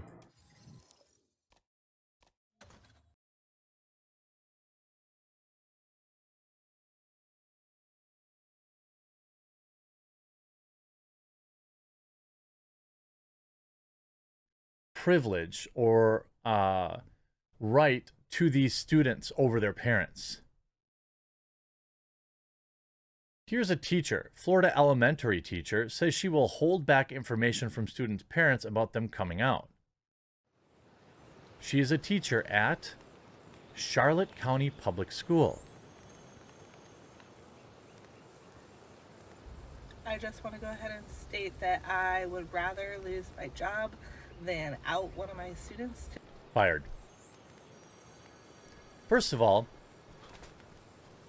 why are you talking about your students' orientation anyway in first, second, or third grade? Well, you're an elementary school teacher, so you may be teaching fourth and perhaps fifth. You made sure to put on this Pride t-shirt. It's a big deal to you. That's fine. But again, you, as their instructor, state-paid instructor, have zero rights over that student. They are not your child. You are there to teach them reading, writing, arithmetic, to give them milk at break. You are not their parents. I know you think you are. You think.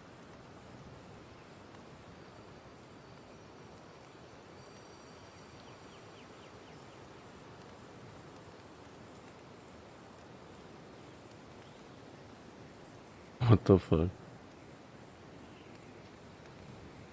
The fuck is this, and why is it recommended to me?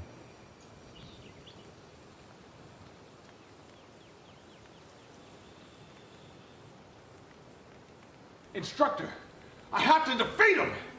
Please, teach me more. I understand you want revenge for your family, but it's too dangerous to fight the moon.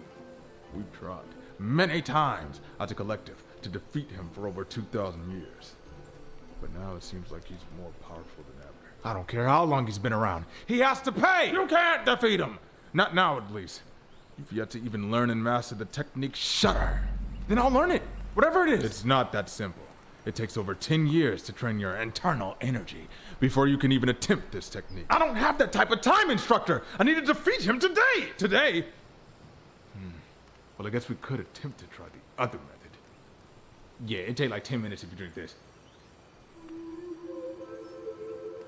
Why is this not the first choice? Because, you idiot, it's dangerous! If your body rejects this substance, you'll explode and then die.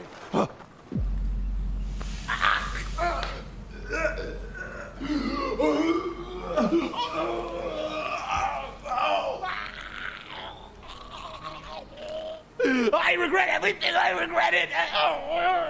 Why did I take that? All right, I'm ready. What? No! This has been a tremendous amount of pain for at least 10 minutes. I'm not. What next? Well, if you truly have enough internal energy now, to learn Shudder is to dedicate the next 3 years to constant training. Until then, where are you going? Man, give me 8 minutes. I've done it. Nonsense. I never even told you what it was.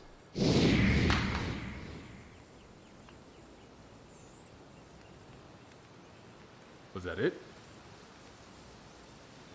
Yes, that was it.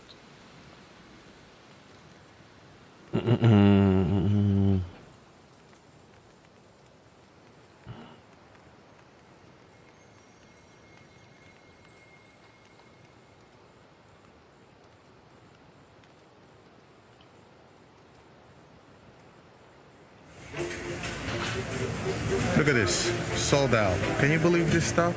So they were supposed to deliver it in October. This is going to be an update on the kettlebell shortage of 2020. I just want my shoe. Give me my shoe, please. Then it was supposed to be November. No. Then December. Give me my PlayStation. Am I wrong for wanting this, bro? I mean, everything just sucks lately. Take my money. Take my money. I don't want it.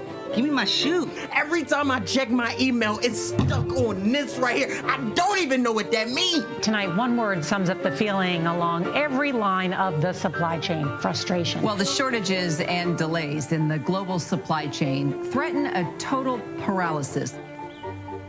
When the pandemic hit, businesses anticipated that the COVID recession was coming. They thought that demand was going to drop.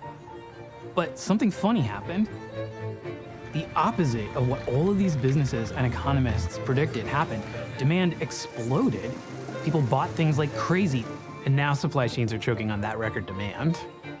Everyone has had the experience of not being able to get something, and everyone has had the experience of paying more for something. Prior to the pandemic, most of us just took it for granted that we could get things ever faster.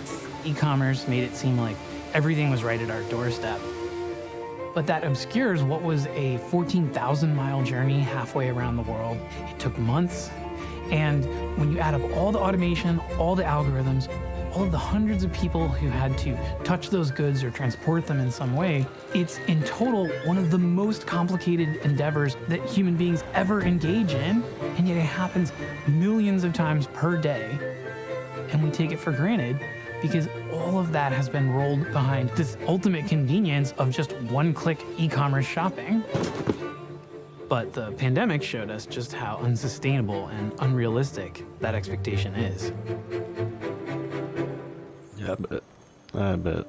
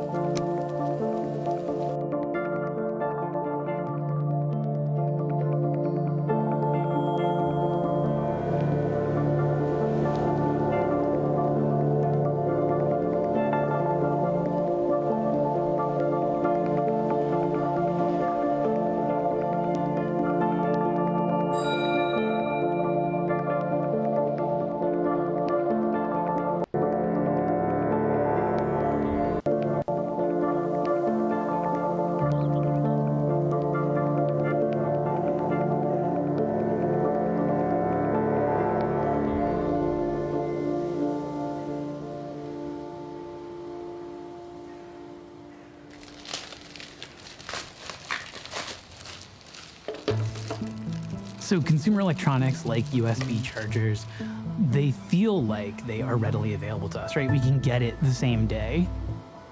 USB chargers are an interesting product. They're relatively simple. The key thing is those chargers don't sell for a lot, so you have to keep your labor costs down and you have to really focus on efficiency.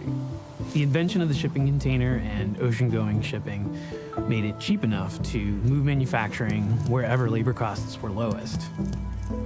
Global supply chains have really brought us a cornucopia of products that we might not otherwise be able to have as much variety as or as attractive costs that we see. When you buy a product off of a store shelf or online, that's actually the tail end of a journey that might have begun a year ago in a factory that might be half a world away.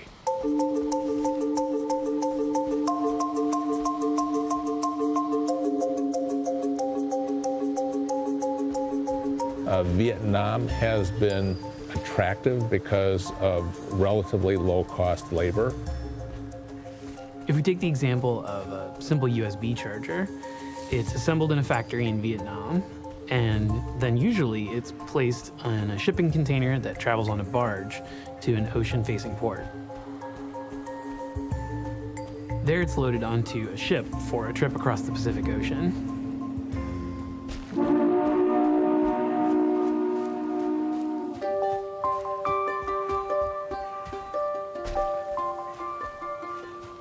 The trip across the Pacific Ocean can take anywhere from 20 to 30 days.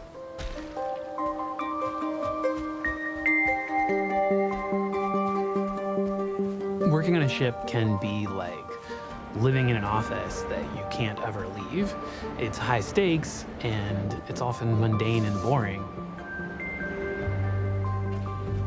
Because sailors tend to be confined to these ships, and it's almost impossible for outsiders to get on or off of them, this is a part of the supply chain that remains invisible to most of us. A watch lookout is done visually and also by radar. Fortunately, some of these sailors like to record their experiences. The watch officer is in charge of the navigation and overall status of the ship.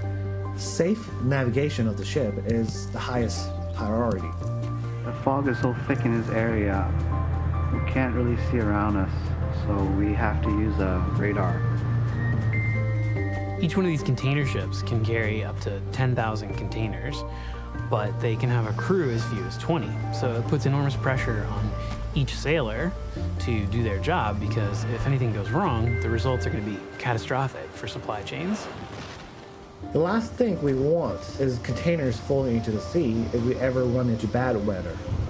We keep watch on the overall conditions of the ship, checking the mooring lines and looking out for suspicious activities like stowaways or pirates.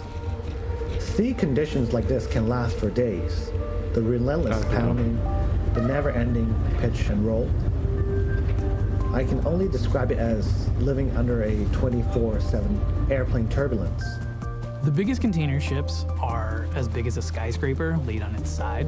And one reason they've gotten so big is that when you look at all the costs, crew, fuel, etc., the bigger your ship, the more money you can make on every container. The cheaper it is, ultimately, to ship these goods.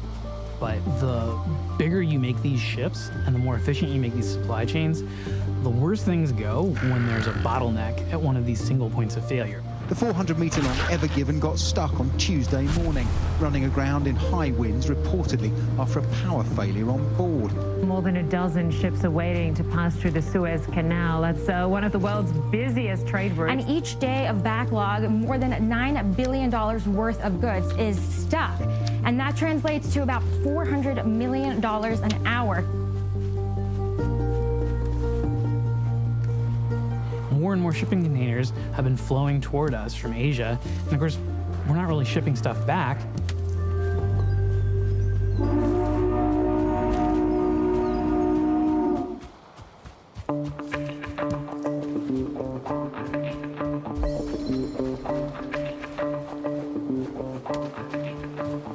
Now, we see a large number of ships in San Pedro Bay.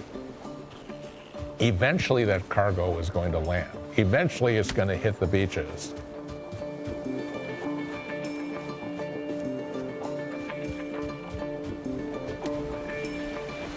As ports get bigger, as more and more flows through the biggest ports, they become single points of failure in a global supply chain that used to be more robust.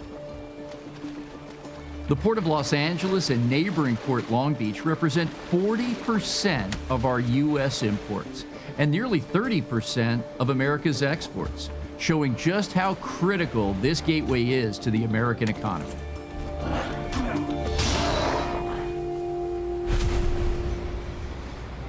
We have more than 15,000 international longshore and warehouse union members that work on the docks. My job as a longshore worker is to help in the operations that move cargo through the terminals on Long Beach and Los Angeles ports. What I typically do is drive a UTR. That stands for utility tractor rig. It's just kind of a compact truck that's strong enough to haul the tonnage.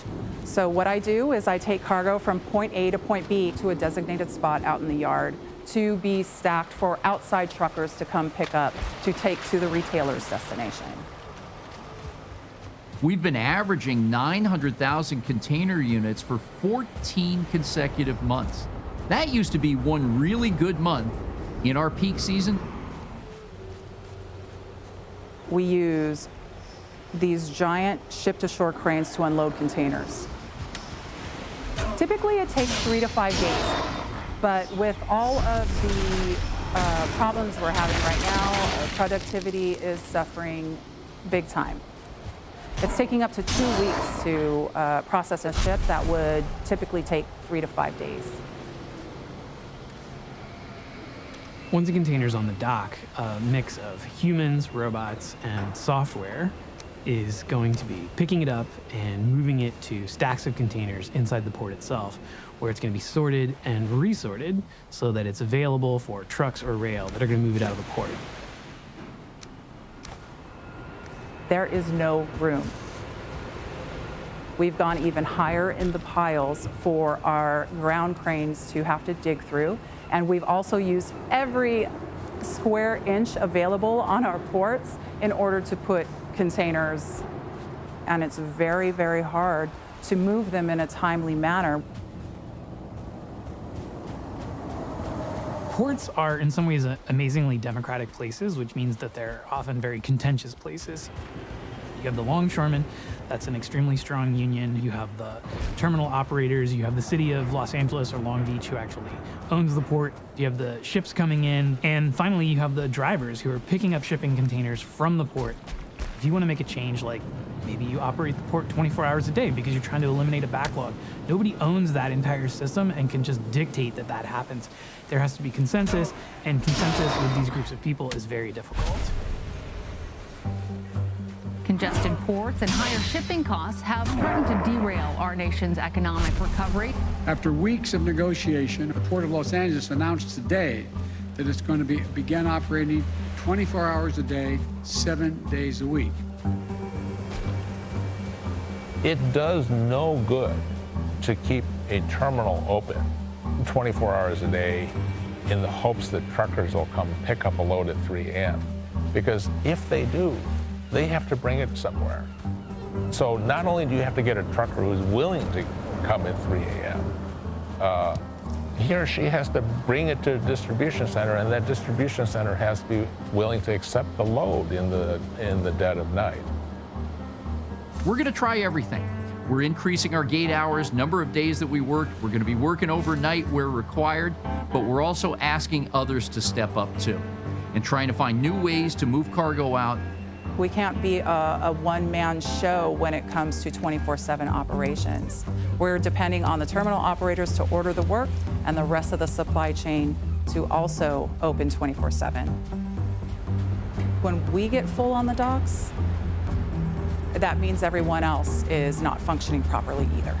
And we really can't do anything about it until the other aspects of the supply chain start functioning properly. When there's congestion in a port like this, it just reverberates, and the congestion gets worse and worse.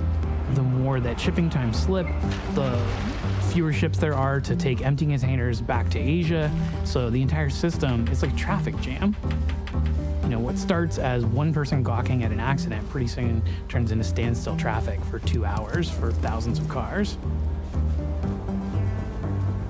Most goods, like our USB charger, when they leave the port, are taken a short distance by truck to the Inland Empire region, where they're processed in a warehouse before they're distributed to the rest of the country.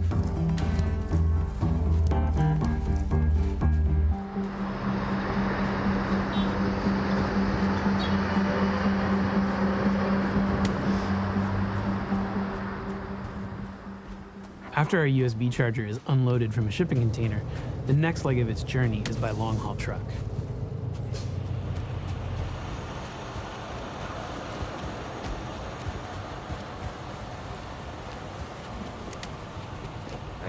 That's okay, right there. Might get lucky and get loaded early. I'm probably going to be here about an hour. I hope it possibly could be 3. We'll just see how busy they are today and what's the what their schedule's like, how fast they are. I'm not rolling, so I'm not making money. So that's part of the problem is when you sit around and wait all this time, the wheels aren't turning, you're not making any money. I am a professional truck driver. All told, over 30 years, I've been driving a truck. There are 19 pallets. Did you want me to floor load it or do you want me to double stack? You're not going to pick up another load, right? No, how heavy is it? I'm an over-the-road driver. I'm gone typically 2 weeks at a time, roughly 3,500 to 4,000 miles a week, hauling all types of freight, everything from housewares to rice to water to beer to name it, you put it in that truck and I haul it.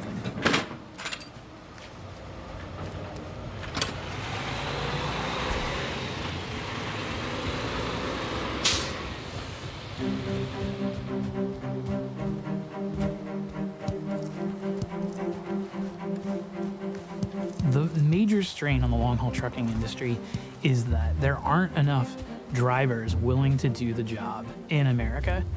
Now the American Trucking Association has projected that by 2028, America is going to be short 160,000 truckers.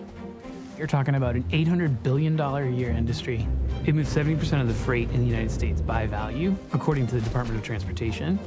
And without it, we'd have paralysis. You wouldn't get the things that you're accustomed to on store shelves, nor would you get them delivered to your door.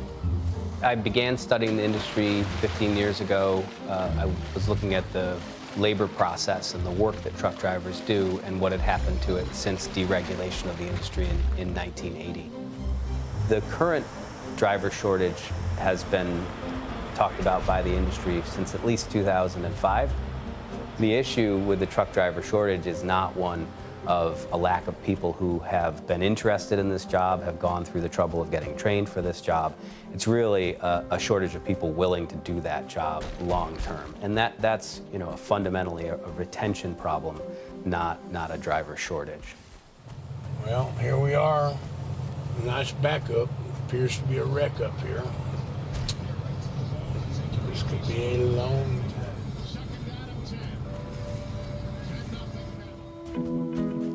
Trucking used to be one of the very best blue-collar jobs in the United States. The industry was almost fully unionized by the Teamsters Union. Unionized truck drivers were making up to 20% more than even unionized steel workers or auto workers. It was one of the best jobs you could get, and when you got one of those good jobs, you were likely to stay in it until you retired. And what happened was the industry was deregulated.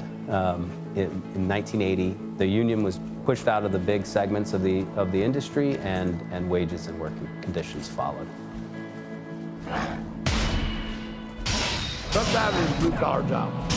There's nothing glamorous about it. You know, most of the common person thinks, oh, anybody can drive a truck. They don't take in consideration you're gone from your family. You work long hours. I typically work a 14-hour day. My pay structure is everything is based off of a per mile basis. You have to manage your available time to drive to be able to make that and still take your 10-hour break. How long are you going to wait to get loaded? How long does it take you to get loaded? Your clock is running, and you're losing time that you can drive.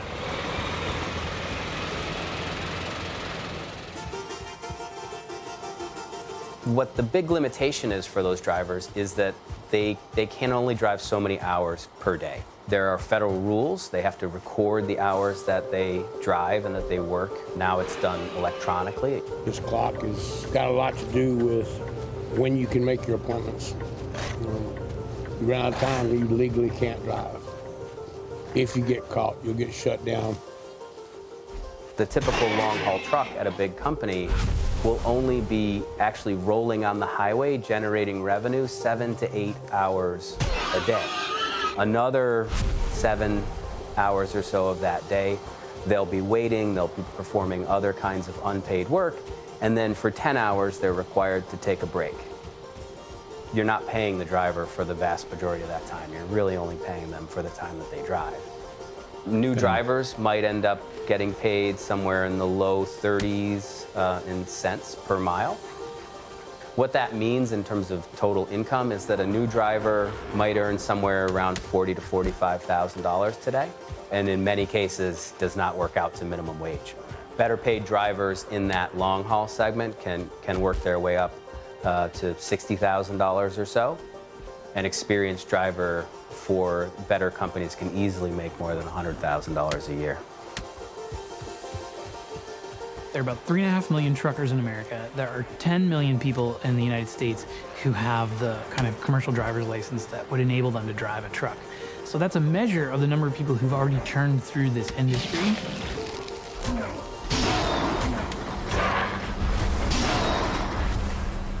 So one of the peculiar things about trucks and trucking in America is that where every other part of the supply chain has consolidated and the big have gotten bigger, trucking is still incredibly fragmented.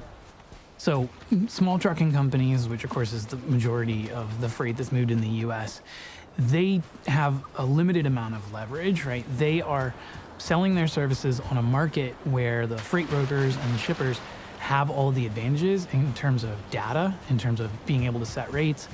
And so those small trucking companies, it's very take it or leave it for them in terms of loads. The name of my company is Avalon National LLC. We're based in Casadega, New York. We're up to about 11 trucks right now and struggling like everyone else. The driver turnover, ours is getting higher now because we lost a few good drivers and we can't replace the good drivers that we lost. We really had to work at making sure that our loads were paying well enough. Our drivers that were currently on the road were staying moving, staying busy, completing those loads, but also taking into account that, you know, they are human and have a family and everything at home as well.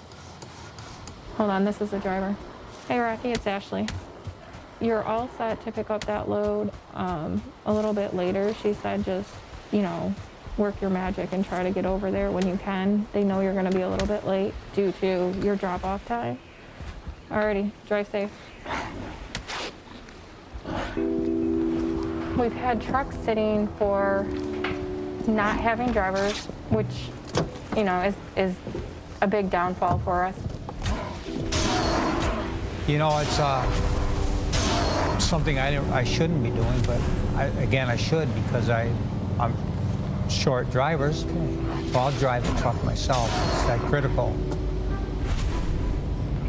I've owned a couple companies, and it's a tough business to be into. There's times I can't even get back to sleep. I wish I could, but I can't. I just got too many worries all the time. To recruit more drivers, we've increased our pay to 71 cents a mile. That's very good pay today, 70 cents a mile.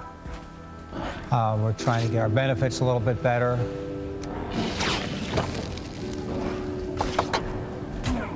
It's not the great cowboy experience it used to be. It's more complicated.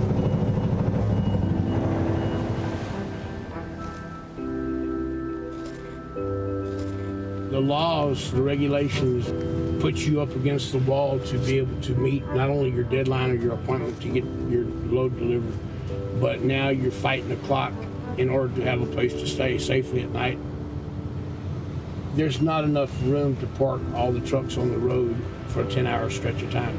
So if you don't get parked early, you don't get parked. Or you can be like some of these guys that just pull over on the shoulder road, which is extremely dangerous to do. And I'll come fire up something to watch on TV, and I sleep generally about 7 hours a night. So by the time I eat and watch an hour or so of TV, I'm done. Oven-baked dips are so new that we made a new commercial about their newness. Try new flavors like our cheesy marinara. They have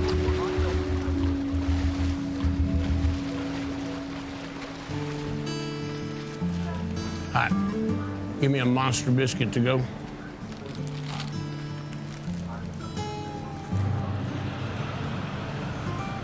I'm probably running as hard or harder than I've ever ran in the whole time I've been driving the truck. I'm 62 years old, and I'm trying to last until I'm 70. Lord willing, my health holds up, I'll make that 8 years. So the stakes here are incredibly high. The average truck driver is aging, they're not being replaced.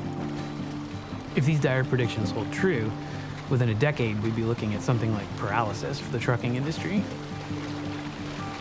This is really important right now because we're at this transformational period. We're moving from the big box supply store to increasing e-commerce shipments. And e-commerce is way more dependent on transportation than the big box supply chain. The ease of shopping these days, online, Amazon, those kinds of things where you get on your phone and you can, for Christ's sakes, literally buy your groceries. You're gonna get it one way or another. How much are you gonna pay for it? You know, how long do you wanna wait for it? In 2021, people are not real patient for waiting for what they want because they're so used to being able to click, click, click and have it on their doorstep tomorrow. But everybody needs to remember that no matter what you got, it got there via truck. So when our USB charger is on a truck, its next stop is inevitably going to be some kind of warehouse. It's often, if you're talking about e-commerce, what's known as a fulfillment center.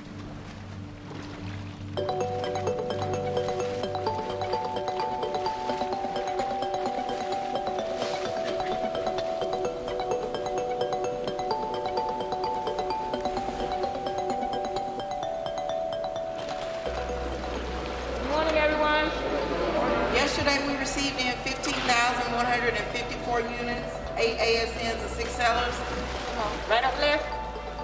1, 2, 3, 4, 5, 6. 1, 2, 3, 4. As with trucking, working in a warehouse is a physically demanding job.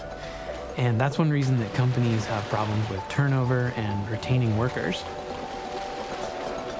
We're gonna go to UPS. Take that one with you. So we can have the box for it. You have to be fast, fun, and friendly. You gotta have your mind to it and not get distracted. When you have to lift boxes all day, it gets very, like, you be going home achy and you be like, oh, I'm so tired. Most days it's tolerable, then some days it's like, oh, it's draining. Everyone knows how to make a box, right? Short and simple. So everyone knows this is the bottom of the box. All of them are brand new. All of them we're getting officially onboarded in anticipation of working either tonight or tomorrow night. People we probably reached out to yesterday. So you're literally talking from recruiting to onboard, being on the floor in 3 days now. And if I could go faster, I would. The shift to e-commerce means that even before the pandemic, the fulfillment center industry was struggling to find the space and workers to keep up. The COVID-related spike with e-commerce and direct-to-consumer has absolutely blown up our business and our entire industry. And what's happening is it's a little bit like a snake eating a deer. Your supply chain is the snake, and the supply chain it's got this big bulge that's going through it as it's being processed. We kind of anticipated the bulge coming our way, Yeah, I'm nervous because there's still more constraints. It's not one deer that the snake is swallowing, it's a lot of deers, right? In its simplest form, a truck will deliver product to us. We will count that product. We will verify that product. We will put that product away into a storage location, and then we'll wait for an order. An order will come. We'll pick that product. We'll package that product and then tender it to the appropriate carrier. So you have in and you have out. If the in is greater than the out, there's only so much space that the warehouse can manage.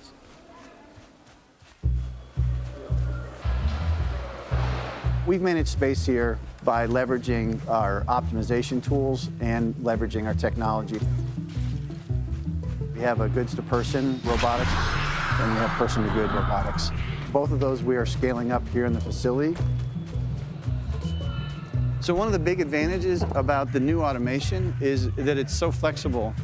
With the robots, here we are 2 weeks before Black Friday, and we're literally inducting robots right now to increase capacity. So Vert is using technology really to drive the next generation of what we're trying to do from a distribution standpoint. I'm on the cutting edge of trying to create technology and enable alternative networks to Amazon. Fulfillment's really been defined by Amazon. So they've opened the doors, and the rest of us are now finding creative ways to support that. So at Amazon, there's this thing known as the promise. So the promise is we're going to get you your goods in 2 days. But, of course, Amazon has been raising the stakes throughout its entire life as a corporation. So then the promise became 1 day. The promise became same day. The promise became 3 hours. In order to achieve this in a fast and efficient way, it's got to be automated as much as possible. Amazon, of course, has been a leader in this kind of automation, but now everyone else is following suit. We're a global third-party supply chain provider. The Indianapolis campus specifically, we have 12 distribution centers, roughly about 4 million square feet of distribution space. We utilize robots and technology in our facilities because we want to be able to get merchandise quickly to market.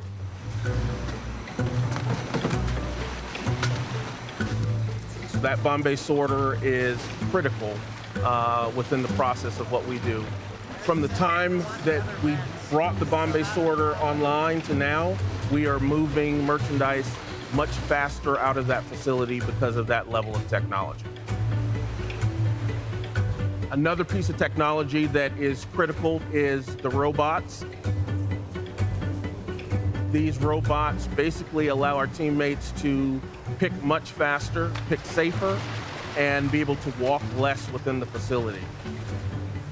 If you look at how we used to pick manually, we were picking about 70 units per hour, and now with these robots, we're picking 140 units an hour. There's a speed component, obviously, but we definitely keep those capped at a certain level because it all comes back to safety.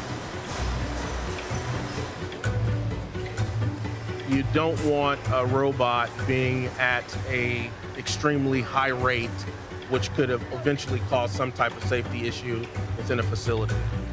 It's to coexist with the employee, not to overtake the employee within the facility. The introduction of technology can reduce the amount of walking and heavy lifting that workers in warehouses need to do, but it can also increase the pace and the repetitiveness of their work. So how the tech is being implemented in each warehouse matters. Management sets the pace of the robots, and that determines the pace at which humans have to work in order to keep up. A UC Berkeley report found that the introduction of technology and the way it speeds up work can lead to more turnover and burnout. Turnover at many of Amazon's warehouses has exceeded 100%, according to a Wall Street Journal analysis of federal labor data and Amazon's own site data.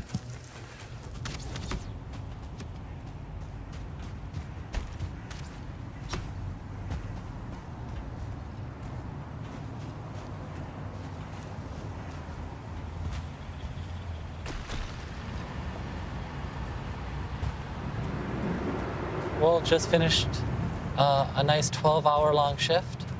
So I'm going from work, Amazon warehouse, MSP1 in Shakopee, Minnesota, home. One of the downsides to working till 6 a.m. is the sun coming up, at least when you want to get to sleep. I was a stower and then a picker for, 2.5+ years. You're stocking inventory, you're picking things out of the inventory. When COVID hit, I became a learning trainer, so you train people. Hey, nice open spot.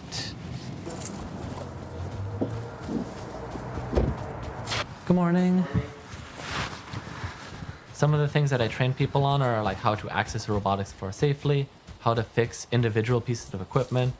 I've worked at Amazon for 4 years now. When I first started, my feet hurt. I would get blisters. Blisters suck.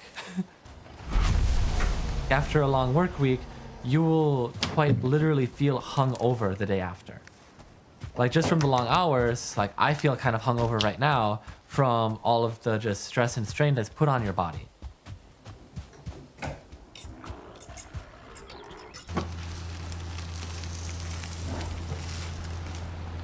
So you have to hydrate a ton.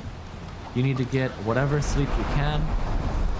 When I started working at Amazon, in the first month, I lost 10 pounds.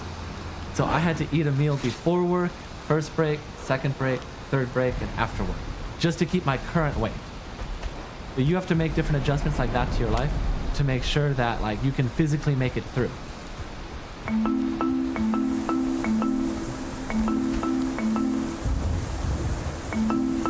Sounds like a job. Well, I'm awake. At least today is my last shift. So tomorrow I'll be able to bring your mail over.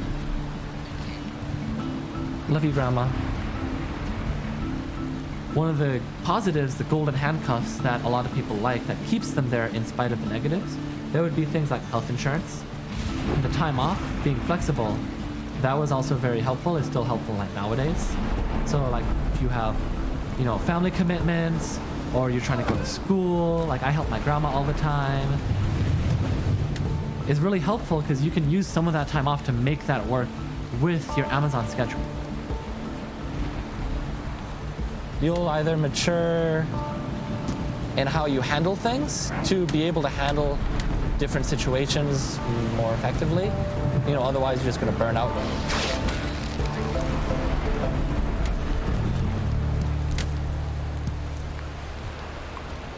These warehouses are located at strategic points on our nation's highway system where land is cheap and widely available, and so they tend to cluster. So workers there actually have a lot of leverage, or more leverage than they used to, because they can just go to wherever is offering the highest wage. Okay, so we're gonna have to repalletize those so they can all sit at. To the front end? Yes, please. It's a very competitive thing of working in warehouse nowadays when you got different jobs that's offering you $22 an hour to come work for them. I started off as a picker, to a manual picker, to a packer, and then I moved to shipping. Because I always said I want to learn everything in the warehouse. That's my goal, to challenge myself. It gets very stressful some days. You have your days to where it's a good day. You have your days to where you just be like, I'm finna walk out. It's different days for different things. If you think of this in terms of how we live now, there's been this grand shift between going to the store and buying your own stuff to paying other people to do it for us. So it's this fundamental transition between how we used to shop, how our consumer culture used to work, and now how we shop online. It's not a trivial change at all. And it's a creator of millions of jobs in the meantime because somebody has to do all that work for us. If labor continues to be a challenge, we'll continue to optimize through automation and robotics to offset the labor issue. But the reality is that the cost of fulfillment will go up because the cost of labor will go up.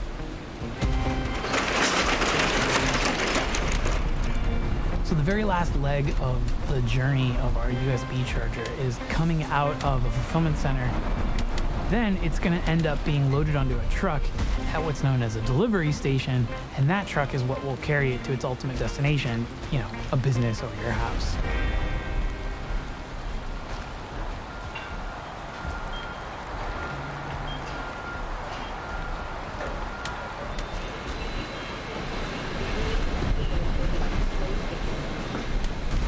So one of the strange things about the new world that we live in is that when we order things online, it's the last mile delivery driver who might be our only point of human contact with this entire system. We might even know our local UPS driver or our local postal carrier because they tend to have very consistent routes. Doreen likes her stuff inside because, especially if it's going to rain, other carriers sometimes don't leave it in the same spot. She's like searching the farm. I try to be very consistent every day. I've been with UPS for 32 years, since 1989. I've been on this route for about 12 years, going on like 13 years now. It's okay, here. Come here, come here, ready? I know, see? Everything's all good now. The primary strain on last mile delivery is that we want so much of it. Even before the pandemic, the challenge was how to hire enough workers to drive all of those delivery vans. If you could transport yourself back 10 years and imagine the packages that you received at home, they tended to be relatively high value goods. You might have legal paperwork or electronics or some highly valued item that was sent to you and most likely you had to sign for it. E-commerce requires a much cheaper system. So the folks who actually do last mile delivery, they, just like warehouse workers, have to work to a very high standard. They have to work at a very quick pace. So typically at a place like UPS, they're training these drivers to economize every single action. You have folks who have to operate like industrial athletes because they have to move so quickly and so efficiently, while also, of course, navigating the hazards of America's roads.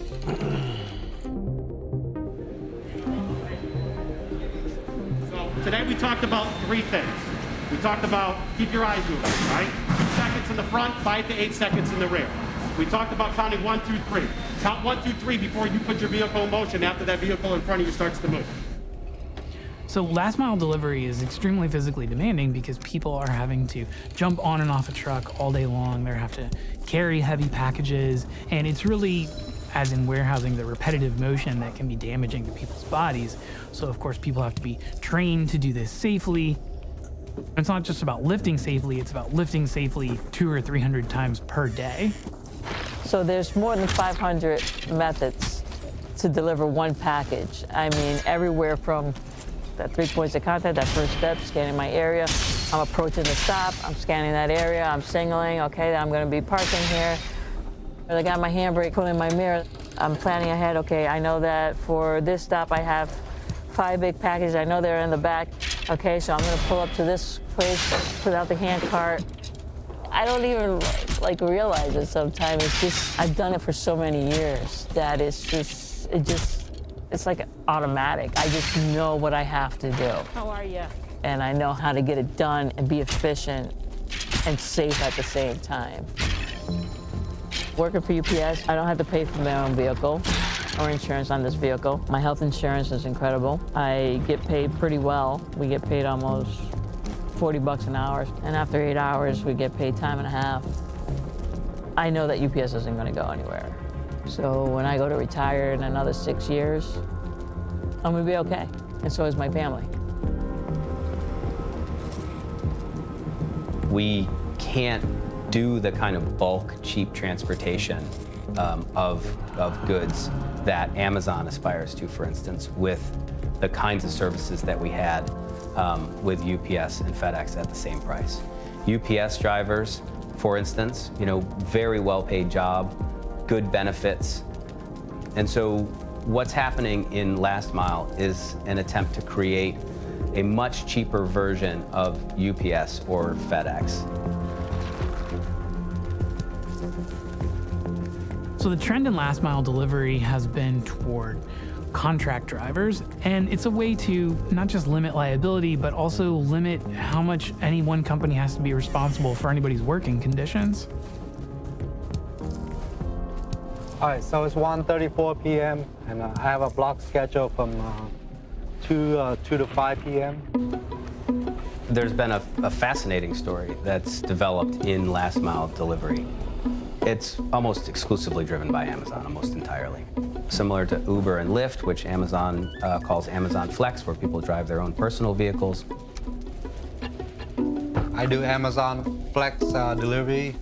I also do a lot of side hustle, like the gig economy apps like Uber, DoorDash, Instacart. I actually started signing up for the Amazon Flex during the first lockdown for COVID.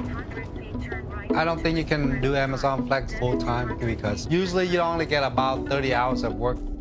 You're responsible for all your own expenses, you know, gas, wear and tear, oil change and all that. Basically, it's like Uber, but with packages. Arrive at the destination on your right. Usually with Amazon Flex, it starts out like at $18 per hour for a 3-hour block. So for a 3-hour block, you would get $54. Sometimes the blocks would surge up to like $23 per hour or sometimes $45 per hour during peak seasons.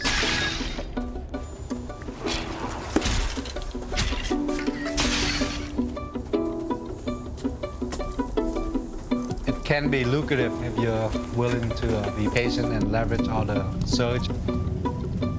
Peak season is definitely here. So this block was 3.5 hours for $157.50 fam. That's the biggest 3.5 hour block pay I ever seen, you know, that's like $45 an hour. Mostly I get country routes. From one delivery to the next is about 6 miles. I've been putting a lot of miles on my car. As far as physical work, a lot of time is light envelopes and just a lot of driving. It's usually the different route every day. I think it's inefficient because you don't really get to learn your route or your delivery area. In order to keep up with its own demand for last mile delivery, Amazon had to create a last mile logistics network just like UPS's or FedEx. But theirs consists of subcontracted local delivery companies that actually own and operate the Amazon branded vans. And so what they've moved to is a relatively unique approach, which is a kind of franchise. And so now you can buy 40 vans from Amazon or lease them as an entrepreneur. You can hire up to 100 drivers in what they call a DSP, delivery service partner. And then Amazon does all of the planning. So they put all the packages together, label them, plan the route, and then your drivers of your franchise will take a van that you own with an Amazon logo on it and drive to the fulfillment center, load it up, and then follow the route that Amazon provides on their phone. I've been working with Amazon Flex for about 2 years now. I also used to work with Amazon DSP for about another 10 months. Driving the blue van I think it's a very physical job. Sometimes you have like 200 stops and 300 packages in like a 8-hour or 10-hour shift. My most ever stops in one day was like 240 stops. It is what it is. Do your job. Make sure you come home in one piece. You have to be on pace with the Amazon expectation of 20 stops per hour. So one of the effects of using subcontractors in order to do your delivery is that when drivers are pushed to make more and more stops per day, if that leads to an accident, then the parent company is shielded from any legal liability. And I think that'll be the central question of the next, decade or so for Amazon if they continue on this model is, what responsibility does Amazon have for those workers and what they do out on the roads?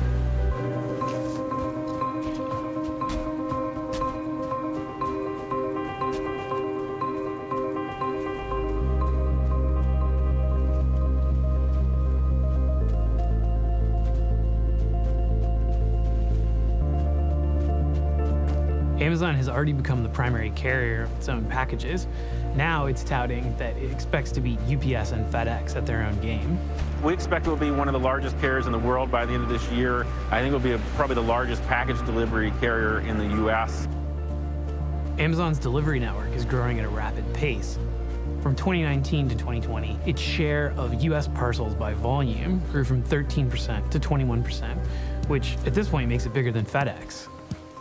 Last mile delivery work, which has been fairly high quality work until recently, is facing a similar kind of decline that long haul trucking experienced after deregulation. So the job's being de-skilled, workers are paid less and less over time, and it's causing very high levels of churn within subcontractors for major companies. We are going to need to hire hundreds of thousands of last mile delivery workers to meet the needs of e-commerce in the next decade or so. And we may have a shortage of those kind of workers in the future. When I was working for the Amazon delivery company, I didn't see any future or any career advancement, you know. So I just quit. I really like the Amazon Flex work because it gives me a lot of freedom to choose.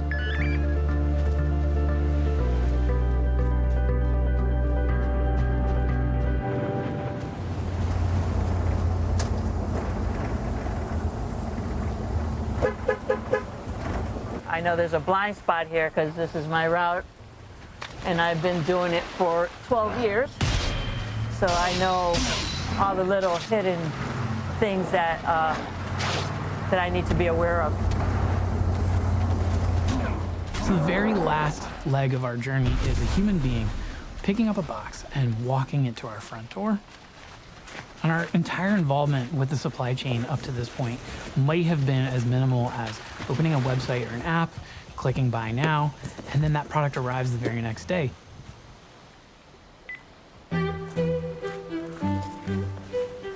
When you think about ordering a USB charger online and having it delivered to your door,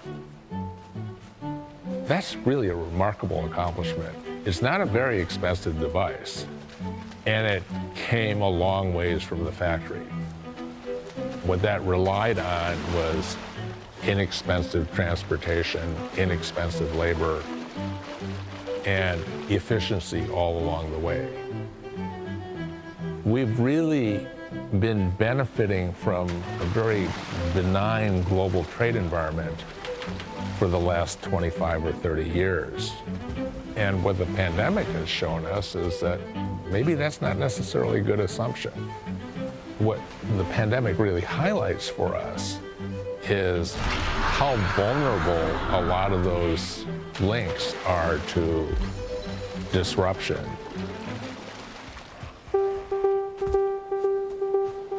Consumers are finding themselves having to adapt to the frustration of intermittent shortages, not being able to get what they want because one thing or another can't get through the supply chain. Beyond shortages, obviously one of the biggest impacts of supply chain issues are increased prices. It's difficult to predict the persistence and effects of supply constraints, but it now appears that factors pushing inflation upward will linger well into next year. Challenges in supply chains make it difficult to fight inflation with the usual tools, which is adjusting interest rates. The most powerful financial institution in the world is telling us that interest rates aren't necessarily enough to deal with all of this inflation. As a result of these supply chain challenges, companies are rethinking where things are manufactured and how far they have to travel in order to get to us. One of the questions that a lot of people have asked because of the pandemic is about all this manufacturing that has moved offshore, and can we move it back onshore? That was really driven by the labor cost differential, which was substantial. So moving from a high-cost country to a low-cost country, economically, that's pretty straightforward. Moving from a low-cost country, reshoring to a high-cost country, that's a whole different question. We'll see some, but we shouldn't underestimate the challenge. It's a big day for the tech industry in Texas. Samsung officially announcing it's bringing a $17 billion semiconductor factory to Taylor. Companies like Samsung have pledged tens of billions of dollars to build factories for manufacturing microchips within the United States. Intel specifically has pledged $20 billion to build a facility in Ohio. This is a major win for Ohio, and it's really a game changer for our economic future. It shows just how big of a problem these supply chain issues are, and just how different the present is from any point in the immediate past. I think what we saw during the pandemic was an inability to rapidly shift to meet changing patterns in demand. The question we have to ask is it likely to happen again?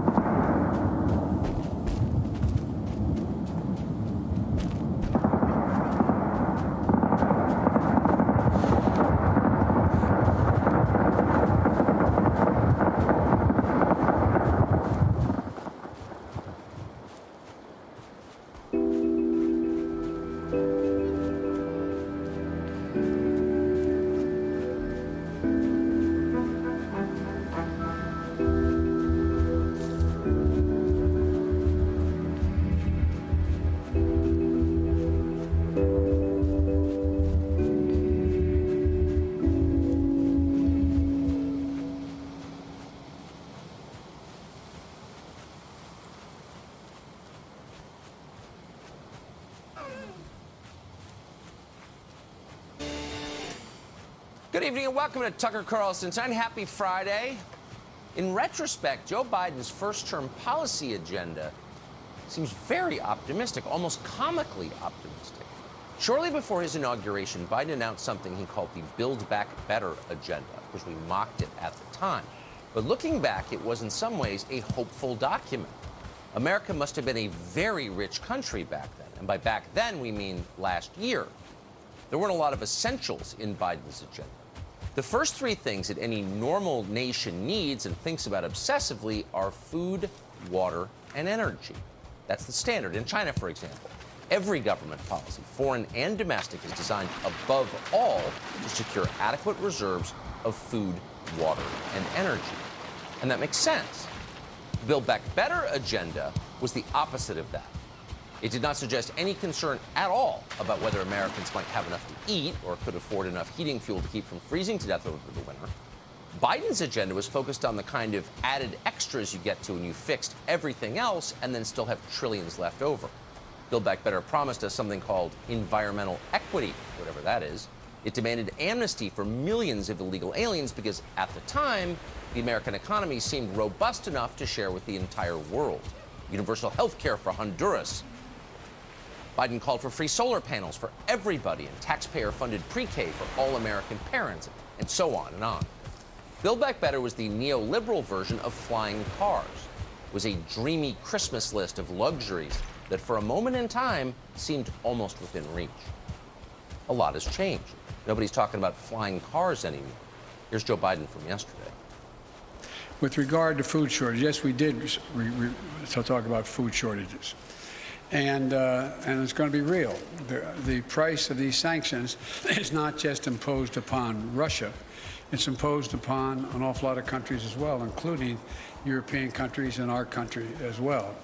And because both Russia and Ukraine have been the breadbasket of Europe in terms of wheat, for example. Just to give you one example. Food shortages, Biden said, quote, they're going to be real. Once again, in case you missed it, to repeat, food shortages, not in Sudan, in Cincinnati, in Reno, in Spokane, and Norfolk, and of course in our big cities too, where not a single person who was born here has any idea what a food shortage is. Our problem has always been having too much food. Now we won't have enough. We know that because the President of the United States just told us that on camera. So what is this going to mean? How do food shortages affect a country? Well, if you're interested, go online and read about it. All of recorded history will answer your question. A food shortage is not like deciding to skip dessert. It's not a diet. It's not voluntary. A food shortage is different. It's scary. Food shortages topple governments. They turn moderates into revolutionaries. A food shortage is a big deal. You don't want one. But now we're getting one, just a little over a year into Joe Biden's presidency. Think forward. If the traditional calendar holds, we've got 1,032 days left of the Joe Biden administration. And you wonder what things will look like by then. We're already speeding toward dystopia. Not that the White House seems aware of it or to care in any way. Here's Treasury Secretary Janet Yellen from this morning, for example, letting you know it's time to stop whining about gas prices because actually, they're not very high. How high do you think oil prices can get at the pump? Listen, there's a lot of uncertainty about it. They're not as high in real terms as they were earlier in this century, and it's conceivable that they could move higher. Yeah, it's not a big deal. Settle down, and there's a reason for it. As Joe Biden explained, you're paying more for gas because we have slapped sanctions on Russia. But sanctioning Russia is the right thing to do. So shut up and feel virtuous as you slowly go broke. Now, for some people, particularly those who don't drive cars, this might seem like an adequate answer. But others, in good faith, may ask, okay, I'm not against sanctions in theory, but since they're clearly not hurting Putin, and they clearly are now hurting my family, what is the point of sanctions? Is there a point? Let me know. Make me feel better. And the answer is, yes, America, there's a point to sanctions. Sanctions are designed to prevent Russia from invading Ukraine. We know that because not so long ago, Tony Blinken, the Secretary of State, told CNN that, quote, the purpose of the sanctions in the first instance is to try to deter Russia from going to war. And then Jen Psaki, the president's publicist, backed him up. Quote, our intention is to have a deterrent effect with sanctions. Kamala Harris agreed. The difference, she said, the deterrent effect of these sanctions is still a meaningful one. So sanctions work, except they didn't actually work. Putin invaded Ukraine anyway. The sanctions failed. So what's the response? Admit they failed? Try something new? No.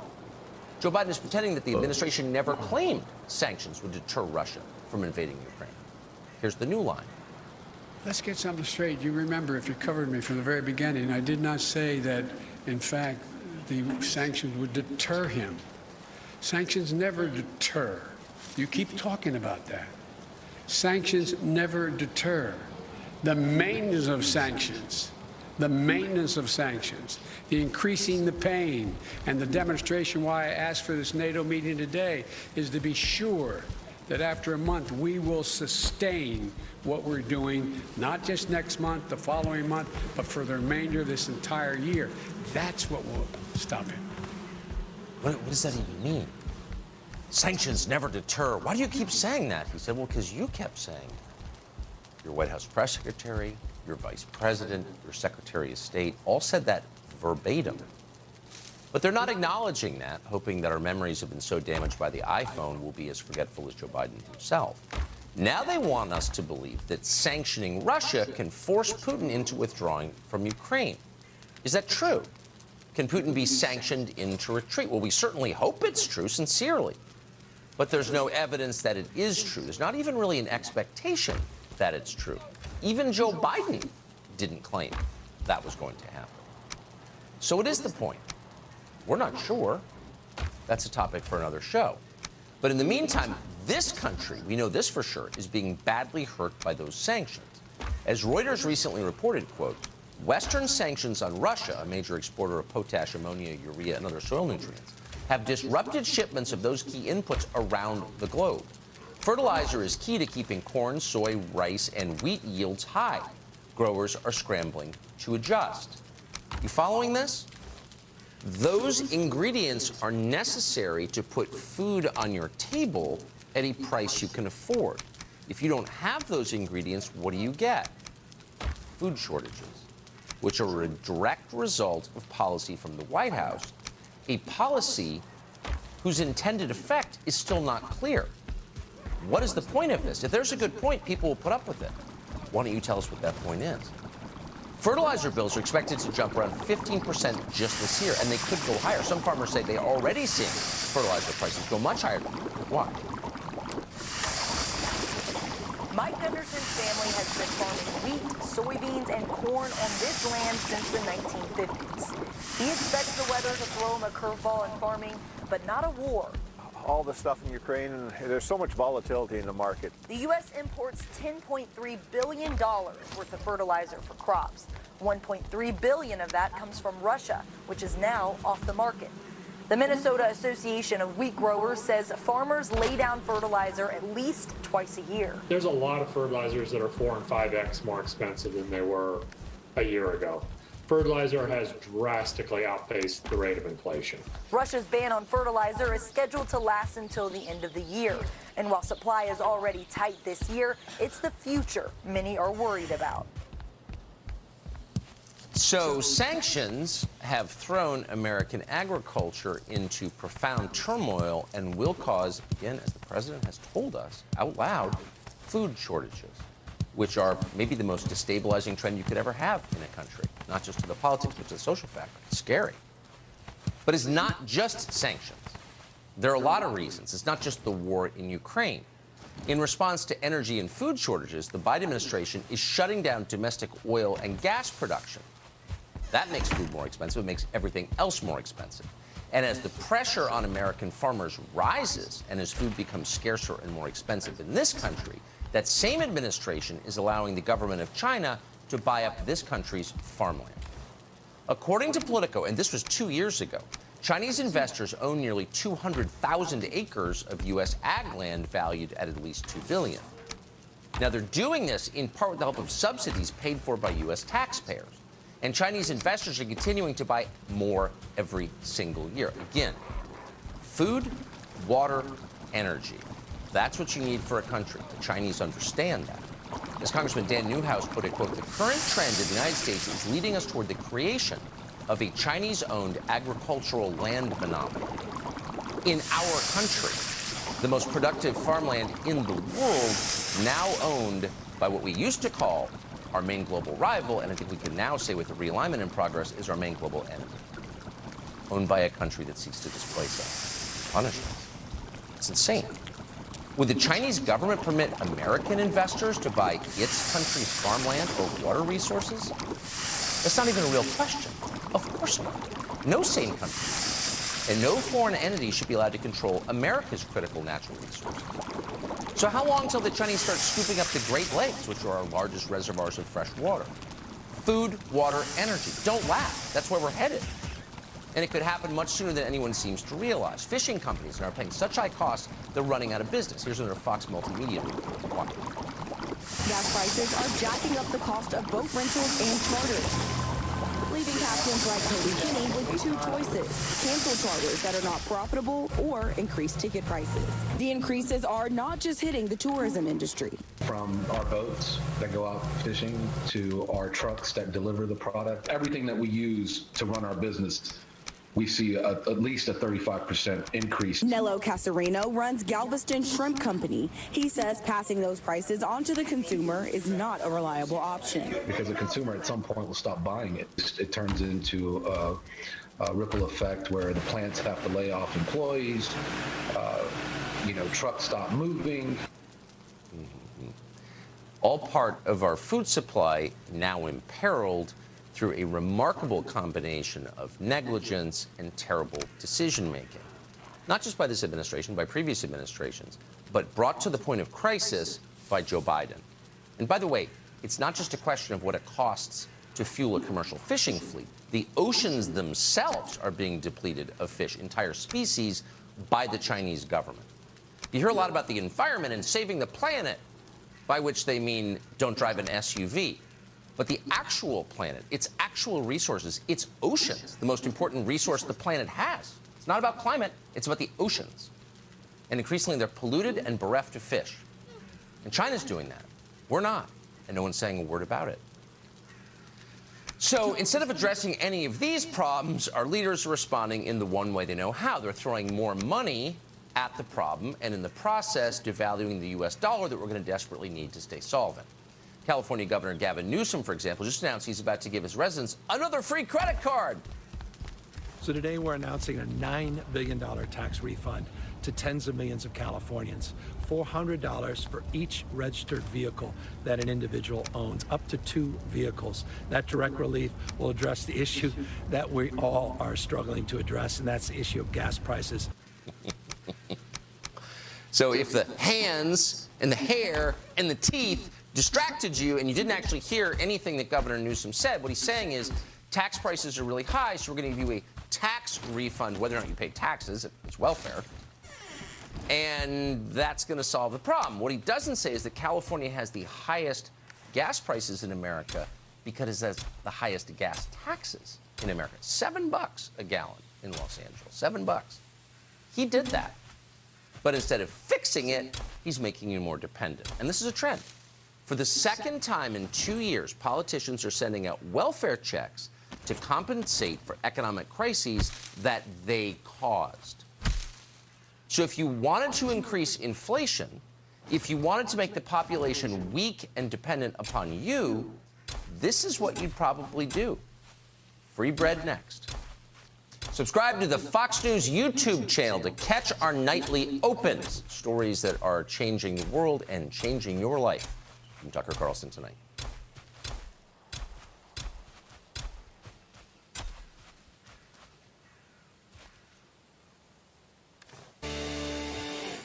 Good evening and welcome to Tucker Carlson Tonight. Joe Biden announced he was running for president again in April of 2019. It was Biden's third or fourth attempt at the office, depending how you count. So at that moment, most Americans thought they knew who Joe Biden was. After 50 years in office, they were familiar with his face. But it turns out they weren't familiar with his new face. 2 months later, Biden appeared on stage in Miami for the first Democratic primary debate, and he was hard to recognize, even for people who had known him. Extensive plastic surgery made him look like a different person. But most jarring was the fact that he did not sound like the old Joe Biden. You probably remembered Biden as blustery and jovial, Irish charm by the bucket load. He was famous for that. And yet on stage, Biden came off as remote and muted. He seemed to be at times afraid to speak for fear of tripping over words or forgetting them. Several times, the camera caught him just staring out into the middle's distance. He was apparently absorbed in memory. When Biden did manage to focus his attention, he seemed highly annoyed. Whatever the cause, Democratic primary voters were not impressed by his performance. Joe Biden's numbers dropped 10 points overnight. Now, the Biden campaign has never explained what exactly happened to Joe Biden that night in Miami, but whatever it was, it never got fixed. It continued. From that day until now, probably the most authentic feature of Joe Biden's public performances has been his anger. It seems to come over him in waves. Watch. Focus on this man, what he's doing, that no president has ever done. No president. No, I haven't taken the test. Why the hell would I take a test? Come on, man. That's like saying you, before you got in this program, if you take a test where you're taking cocaine or not, what do you think, huh? Are you a junkie? What do you say? I'm not out of time. You spoke over time, and I'm going to talk. Here's the deal. Fact of the matter is, look at what's happening here. Well, that's not true. You're saying things you do not know what you're talking about. No one said that. Who said that? Who said that? You said I set up my son to work in an oil company. Isn't that what you said? Get your words straight, Jack. Do you think you play political liability after that? That's a great asset. More inflation. What a stupid son of a bitch. So you know exactly what that is. You've seen it in people around you, people you love. It has nothing to do with politics. What you just saw is a man who is losing the ability to regulate his emotions. Uncontrollable flashes of anger are common among people who are aging, particularly among men, and they often accompany senility. Losing it is a very frustrating experience, and your heart goes out to anyone who is. We have deep sympathy for anyone in that position, including Joe Biden. But Biden is the president of the United States, and this is the single most volatile moment in the recent history of our country. Biden is leading the U.S. toward war. And so it's fair to assess the effect on the rest of us of his mental and emotional condition. It's not simply about age. Biden is 79. Biden is clearly unable to speak with precision. And when you're president of the United States and the world hangs on your every word, when your words constitute American policy, when you can change American policy, particularly America's foreign policy, simply by saying so, it is essential that you speak the words you intend to speak, that you not get carried away because you're mad and say something you don't mean that might threaten the long-term interests of this country, threaten the families and the children of the rest of us and our future. But he is. That's exactly what he's doing. And it's not a partisan attack, it's true. If you doubt that it's true, watch his performance just over the past week. On Thursday, for example, Joe Biden was asked how the United States would respond if the Russian government used chemical weapons in Ukraine. Now, that's a hypothetical question. Presidents at the podium often get those. Presidents rarely respond to hypothetical questions for a very simple reason. They don't know the circumstances ahead of time. So there's no reason to risk American prestige or to terrify the rest of the world by saying the wrong thing. So they don't. Biden had no obligation to answer that question. Very few presidents would have answered it, but Biden did answer it. And here's what he said. And to clarify on chemical weapons, if chemical weapons were used in Ukraine, would that trigger a military response from NATO? It would trigger a response in kind. Whether or not you're asking whether NATO would cross, we'd make that decision at the time. So he's closing his eyes, trying to remember what the cue card says. What's our policy? And what he comes out with is, if Russia uses chemical weapons, the U.S. will respond in kind. If Russia uses chemical weapons, the United States will use chemical weapons. So no American president has said anything like that in your lifetime. You grew up assuming the United States would never use chemical weapons because the United States is not a rogue state. In fact, our role globally is to suppress rogue states. They tell us that's what we're doing right now. And yet, in a flash of pique, because he couldn't remember the correct words, Joe Biden, the president of the United States, reversed 100 years of American security policy in the middle of a war. This did not escape the attention of his own national security advisor, who instantly responded by restoring the status quo, or attempting to. Quote, "The United States has no intention of using chemical weapons, period, under any circumstances," said Jake Sullivan, flatly contradicting his boss. No one who works for the president wants to do that, but Jake Sullivan had no choice. He works for a man who cannot even pronounce his own vice president's name consistently, and yet is in charge of the United States at the most delicate moment in our lifetimes. But Biden didn't slow down. He kept going. The next day, his advisors allowed him to fly to Poland to, quote, rally the international community in support of Ukraine. And while in Poland, Biden met with soldiers from the 82nd Airborne. They're currently stationed there. As cameras rolled, Joe Biden informed these soldiers that they would soon be sent to Ukraine. Watch this. The average citizen, look at how they're stepping up. Look at how they're stepping up. And you're going to see when you're there, and some of you have been there, you're going to see women, young people standing in the middle in front of a damn tank, just saying, I'm not leaving. I'm holding my ground. So the previous president was often criticized, sometime with justification, for not using words precisely. You're the president. You can't just tweet out anything. That's the case you heard for 4 years. And again, it was often rooted in truth. But the last president never said anything that even approaches the crazed recklessness of what you just heard. You're going to see when you're there. Where? In Ukraine. So the 82nd Airborne apparently is going to Ukraine. Their commander-in-chief just told them that. Of course, they had no idea. Neither did their families. Neither did anyone in the United States until Joe Biden said it live on Friday. The White House didn't even know. Fox News reached out to Biden's spokesman after those remarks, and no one there, no one in the White House seemed aware that those remarks had been caught on tape. So how to explain this abrupt change in American foreign policy? Quote, "The president has been clear we are not sending U.S. troops to Ukraine, and there is no change in that position," end quote.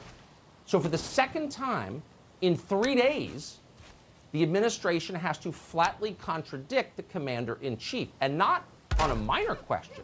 These are often written off as a gaffe. No, a gaffe is when you mispronounce somebody's name.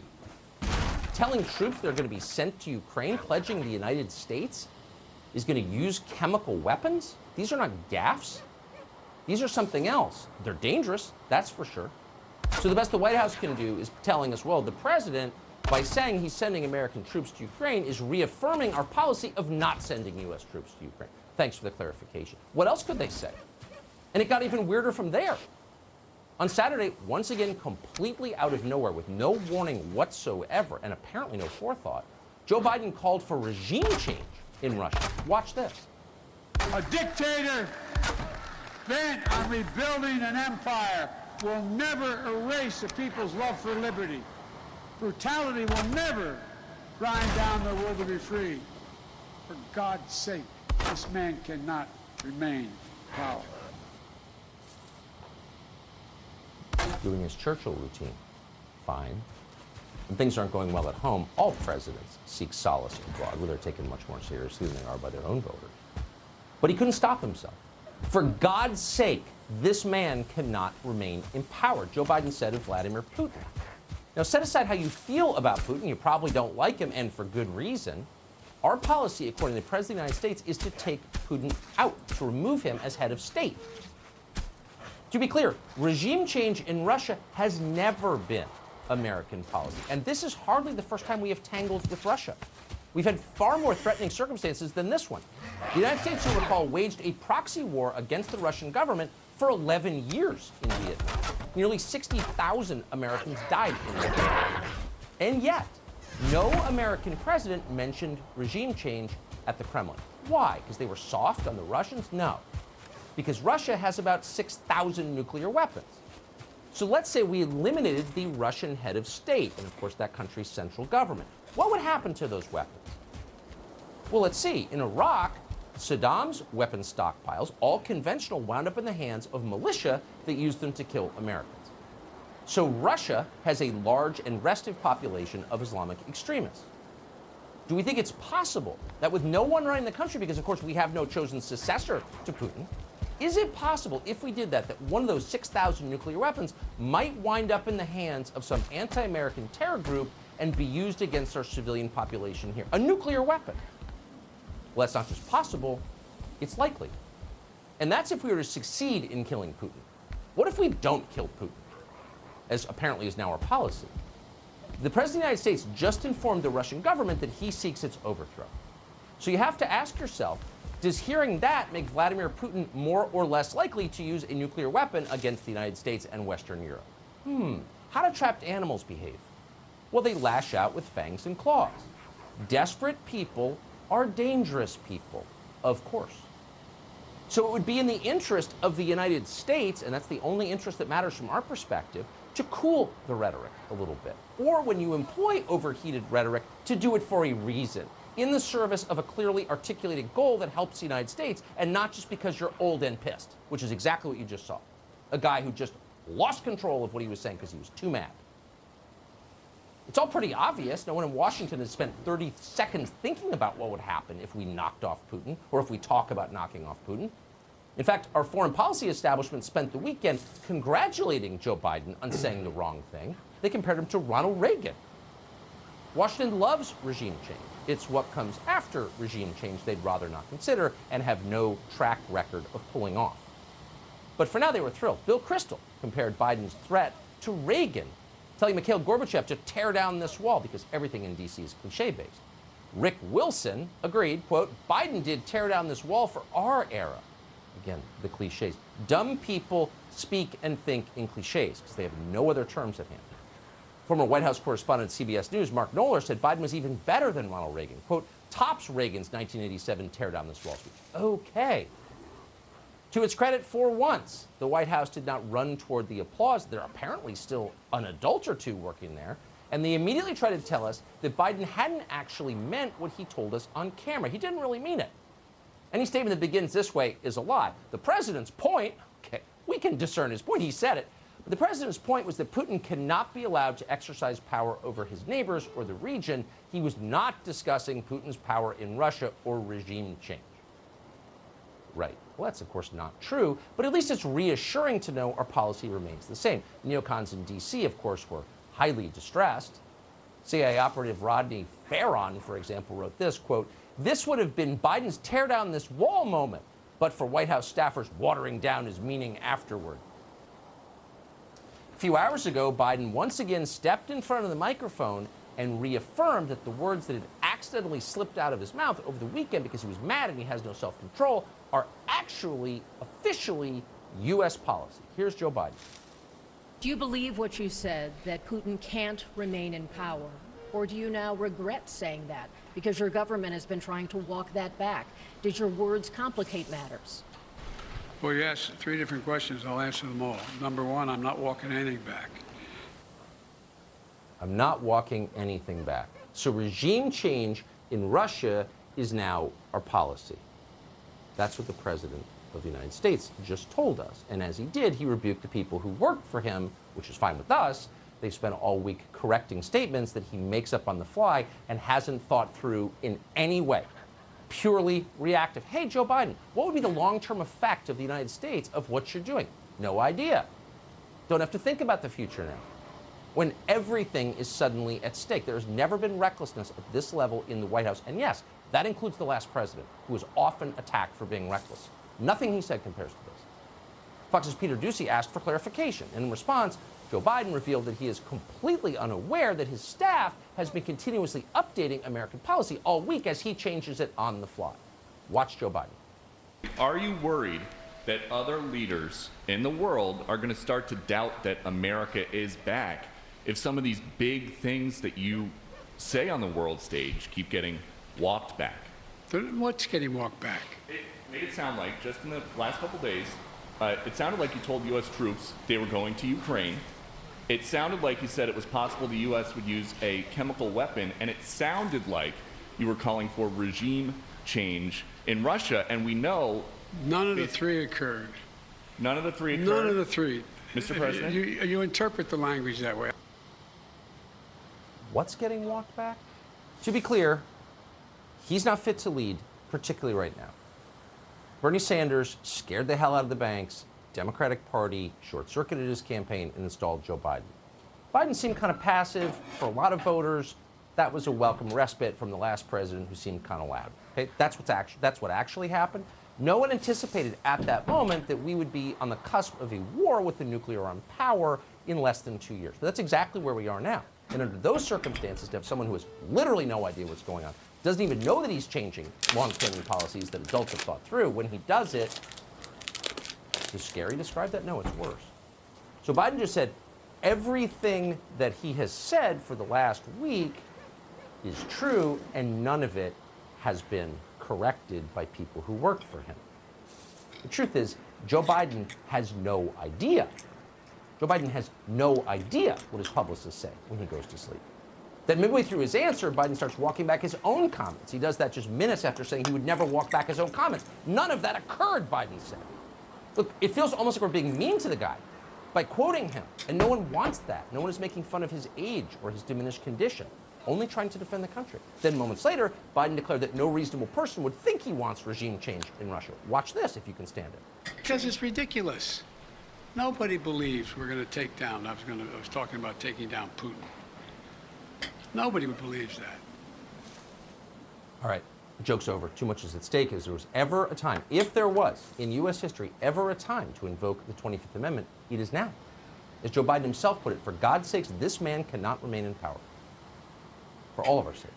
Subscribe to the Fox News YouTube channel to catch our nightly opens. Stories that are changing the world and changing your life. From Tucker Carlson tonight.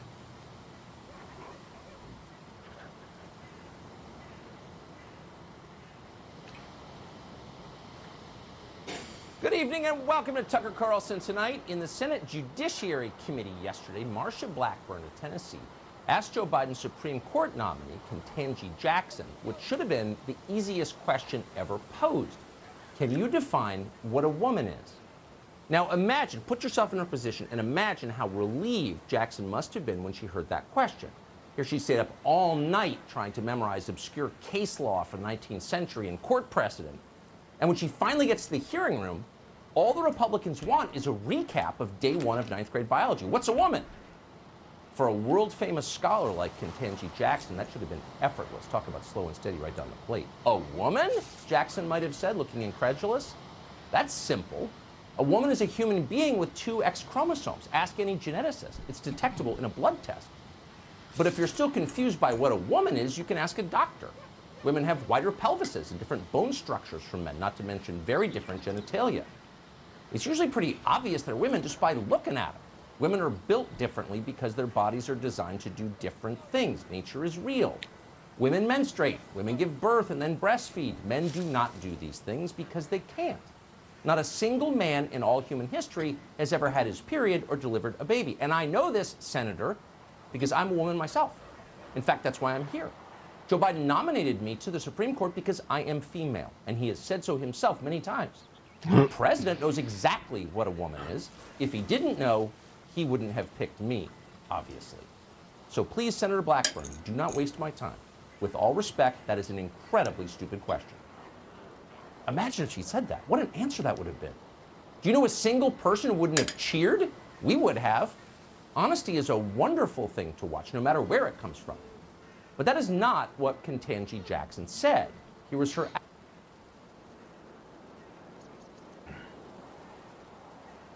There's a viral video out right now, and it's been sweeping the internet, and it's of a teacher being filmed by a student, by the way, in secret, losing his mind, apparently, according to the left-wing media, for basically no reason on a class, even though he's saying in his rant all the reasons he's being bothered by these students. In fact, what he's going through is something that a lot of teachers go through, and that is an inadequate discipline system in some of our schools in this nation, and students that have absolutely no respect for authority and have no respect for the classroom. Now, with that being said, if you're stressed out, you don't need to go on this rant against kids that are bothering you, because that rant's just going to go in one ear, out the other, and then everybody's going to condemn you as a potential racist or some kind of psychopath. What you need a way to support me, and something like this can actually save you a lot of money if you travel frequently with your pet, or you're forced to do the landlord deposits and all that. But into the main story. So, you have this rant. It's being filmed by a student. Ironically, the reason he was so annoyed with the disrespect from the students was the fact that they refused to put away their devices, and they were acting up and talking trash to this teacher. You in the office. You'll wait for me there after the second bell so I can dismiss the rest of the class. Does anyone else want to try my authority? Because I am fucking done playing with you idiots. I am here because I want to be here. I somewhat enjoy this job.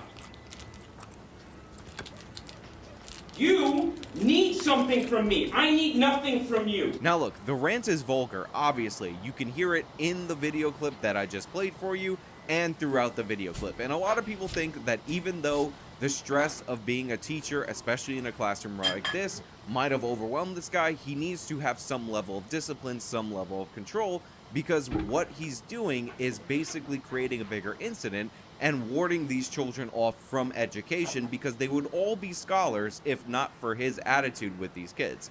But here's the thing, I'm not buying into any of that nonsense, and I'm also not buying into the left-wing nonsense that the reason he was stressed is the low pay. Low pay for teachers is often very overstated, especially when you factor in that their work year is about 180 days, because that's the school year length, so they're being paid a full year's salary for about a half a year's worth of work.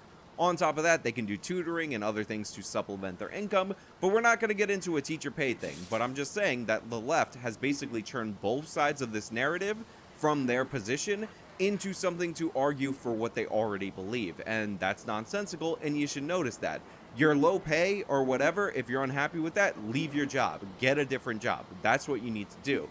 This is something far deeper, because students are insanely misbehaving across this country, and there's disciplinary regulations that started under the Obama administration that have carried over into this administration, the Biden administration, that prevent schools from not distributing punishments properly if those punishments are disproportionate to the makeup of the population of the school. So basically, it's the same thing with crime, where if it's racially disproportionate outcomes, no matter the inputs, no matter how logical those outcomes are based on the behavior of the people that are committing crimes or misbehaving in school, for this instance, you can actually be sanctioned by the federal government and declared racist, and know that your funding will be revoked from you if you actually try to enforce a disciplinary policy that can curb this kind of behavior. So the kids know that there's no consequences for their actions.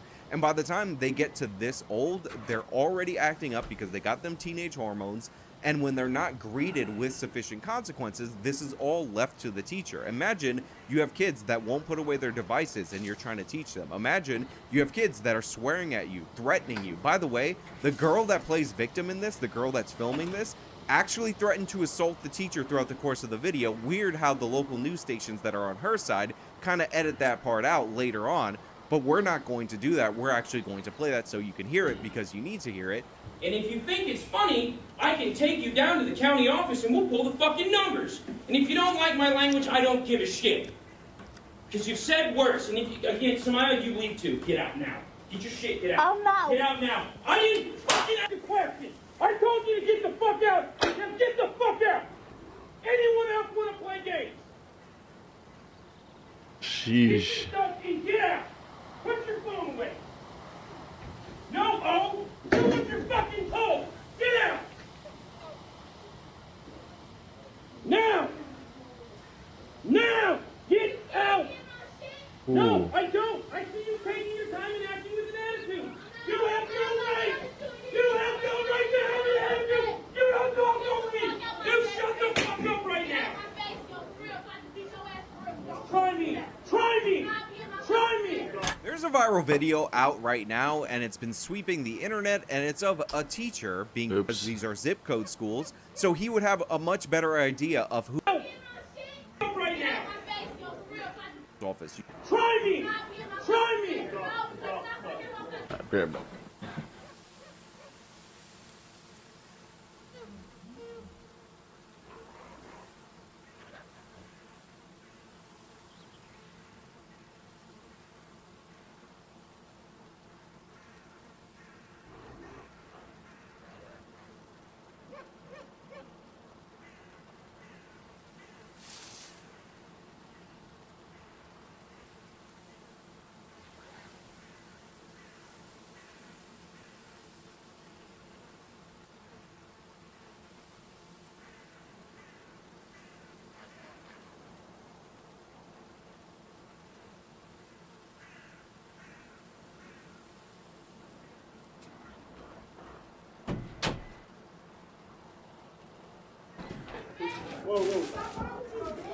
And you try to go to the school, you try to send these kids to the principal's office, you try to get security when they're getting violent, and you can't really punish them adequately because not enough Asian kids are acting up in the school for you to have a proportional disciplinary system. You need something from me. I need nothing from you.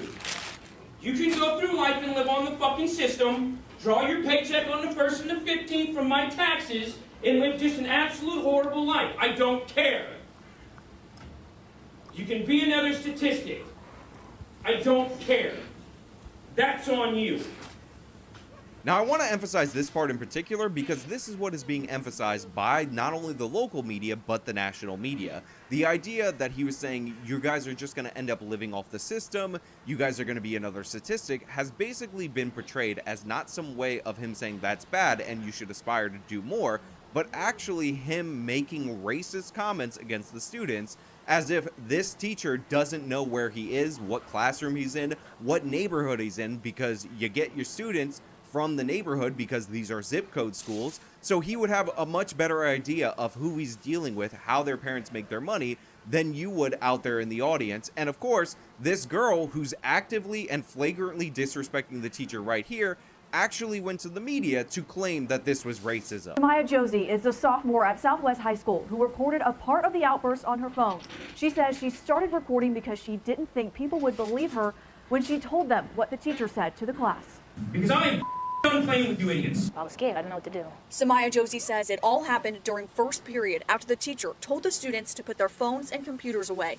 She says one student didn't listen and then made a joke. She said that's when the rant began, but what bothered her the most was this comment made to the class. You can go through life and live on the system, draw your paycheck on the 1st and the 15th from my taxes, and live just an absolute horrible life. I don't care. You can be another statistic. I felt like what he was saying was wrong. I felt like it was racially motivated. Isn't that beautiful? You're seeing a race grifter just start out right at the beginning, right at the inception, and it appears this is why the left wants critical race theory introduced into the schools, because when you introduce garbage like this, race grifting like this, the kids actually do respond. They do know how to react to it, and they do know how to profit off of it. Who says these kids can't learn? Who says these are underachieving schools? This girl just got an A+ in race grifting and race hustling, in basically obfuscating all consequences of her own actions, and she's making the point that she thinks this teacher was just being an evil white racist. And I don't even know the race of the teacher. He could not be white, but I know for sure he's likely not black because she's accusing him of racism as a way to get out of the consequences of her own behavior. And of course, she has her mother here, and her mother supports her, and her mother thinks the teacher crossed the line. By the way, one of the reasons why teachers are so stressed out is because parents who are oblivious to how their children act in the schools often take the side of their children against the teacher, even when it would be better for the kid, not for you to be the friend of the kid, but for you to actually be a parent. It was disrespectful. Your job is to encourage me and to push me to be the best that I could be. Even though it wasn't said directly to me, it just felt like, dang, that's how you really think of us. Her mother, Nikki Josie, says the teacher crossed the line with his language and with his aggression. Even as her mother, even to listen to the video the first time, I had tears form in my eye. And if you don't like my language, I don't give a because you've said worse. And if you, again, Samaya, you leave too. Get out now. Get out. I'm not. Get out now.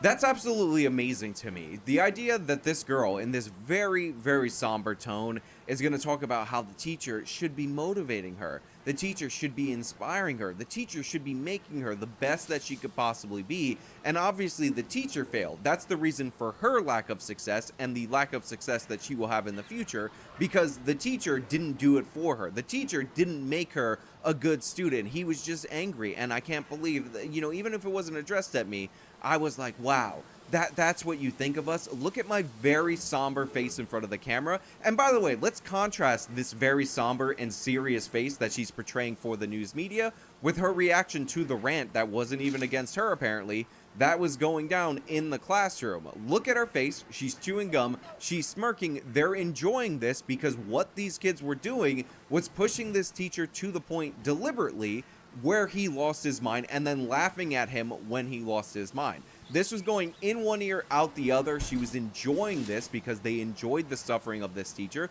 because these kids are brats that don't face consequences, because she has a parent that takes her side when she's obviously in the wrong. Again, the issue was put your devices away and pay attention to the class, and the students weren't doing that. She has her device out right there in the video. She's filming the whole thing, and she's filming her reaction to it. So she's performing based on the response of this, which is great because now we know for sure she performs in front of the camera. And while this is her laughing and being like, whoa, what a teacher, he's concerned about our future, what a jerk, what a bad person, listen to him rant, all of a sudden she realized that performance doesn't really do well when you're trying to be a grifter. So she's in front of the local camera with her somber face and talking about how, I was just so hurt because, man, I think this was a bit racialist. Can you send me money for the fact that my teacher, who was probably justified in that level of anger, who probably faced 100 million times more disrespect in that classroom, lost his mind, and I was in the vicinity mocking him as he lost his mind because I don't care about his emotional state at all? Can you send me money if I call it racism? My mom's here with me. She wants the money too. Send her money because systemic structures and structural systems of racism. Ironically, when he was saying you don't want to mooch off of other people, you don't want to live through the system, you don't want to live off of taxpayers, this girl is going to be using that opportunity to ask for money from people who actually pay taxes. Because I am done playing with you idiots. I was scared. I didn't know what to do. Try me! Try me! Try me! Yeah, she sounds real scared. Nikki says while she may not condone her daughter's actions that day, she defends them. I think the respect went out the window a long time ago, and truthfully, that was fight or flight mode for her. When you look back, do you think you should have done anything differently, or do you stand by everything that happened that day? I don't think I did anything wrong. If you was in my shoes, how would you feel? Like, what would you have done? Now, while I will say, while the disciplinary issues in our public schools are not equal, unsurprisingly, the demographic, black people, that commit the most violent crimes just don't happen to start committing those crimes when they leave school. They have problems in their behavior that are reflected in school. The thing that the mom is doing right here, where she's taking the kid's side against the teacher, that is something that we see way too often in America, and that's not something that you can just put on black Americans. In fact, I saw a lot of responses on Twitter to this video from black Americans who said, you know what? I was as dumb as this girl. I was as dumb as these kids. I had teachers that we pushed and pushed and pushed until they went over the edge, and they would scream at us that they were trying to help us. And the thing is, I realized later in life that they actually were, and we should have listened to them. So there are people specifically in that community, because honestly, the whole helicopter parenting thing and the whole my kid's always right is probably more common among white liberal parents than it is among black parents, who are saying, you know what, whatever the media is trying to spin this to, it's not legitimate. Whatever the media is trying to say about this, it is not the reality. I've went to one of these schools. I've had teachers like this that we pushed over the edge, and I know for a fact that our teachers are actually advocating for us. They're trying to help us, and these kids are making the same mistakes that we did. They're falling into the same traps. And honestly, I've seen worse meltdowns because we've had students behave worse when I was going to school. There's a ton of that out there, and I absolutely love it, and credit where credit is due, because if you haven't gone to one of these schools that get crazy like this, and by the way, I went to a public school in New York City, it got crazy, but nowhere near this level, then you don't understand what's going on. You don't understand the pressure that these teachers are put under, and you don't understand how bad these kids act. We did a story, or actually we didn't do a story. I saw a story on Twitter of a fight that broke out between a student and a teacher in a classroom, and during the course of the fight, the student struck the teacher over the head with a chair that he had thrown at him, and the teacher was bleeding from the head. And the whole entire time while this was happening, the kids in this classroom were laughing. This was a game to them. Putting this kind of pressure on the teacher, disrespecting them in every way possible, it's not fun. It's not a back and forth. In some instances, I'm sure it is, but in reality, it's them pushing somebody to the point where they break, and they were laughing the whole entire time. This was fun for them. This was a game for them. And the thing is that teachers, even though the whole thing with them being underpaid is often way overstated, because look at their work year, look at their benefits, look at all the other forms of compensation that you could not get in the private sector, they're still not becoming multi-millionaires off of working at that job. The pay still isn't that high. So a lot of them are there because they're passionate about education, because they want to form the next generation. A lot of them go to these schools because they saw a Hilary Swank movie where she talked to Emilio and she was like, yo, Emilio, listen up. You got to be captured so that I could teach these other kids how to read, because that's what we do. And they thought, you know what? I could be Hilary Swank one day. I could do it. And what they're reading with when they enter the classroom is stuff and behavior far worse than what Hilary Swank has ever had to gone through while she was saving those inner city kids. Now, you guys all know where I stand on this issue. You guys all know what side I'm on, especially when you have somebody playing victim in front of the cameras after we saw her threaten the teacher in the classroom, obviously on her own video, which proves that she's just a fraud. That being said, I will leave the floor open to you guys, because the teacher's rant was very profanity laced. It could have crossed the line, and in a lot of ways it did cross the line, and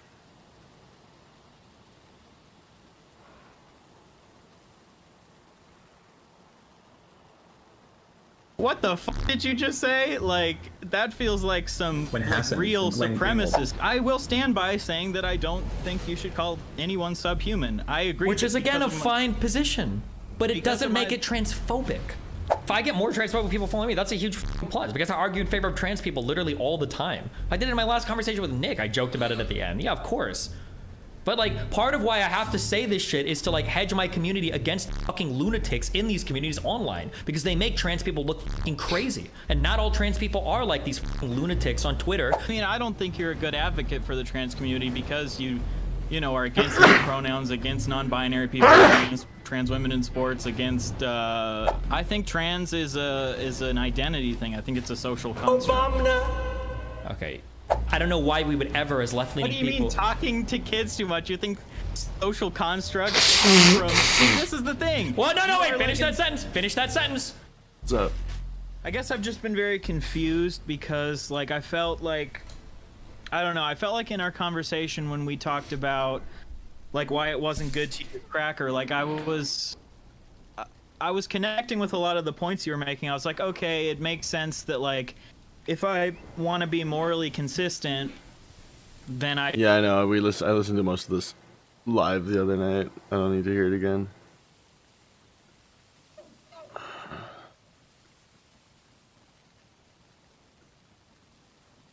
He's posting it a couple days late. Didn't I hear like 2 days ago?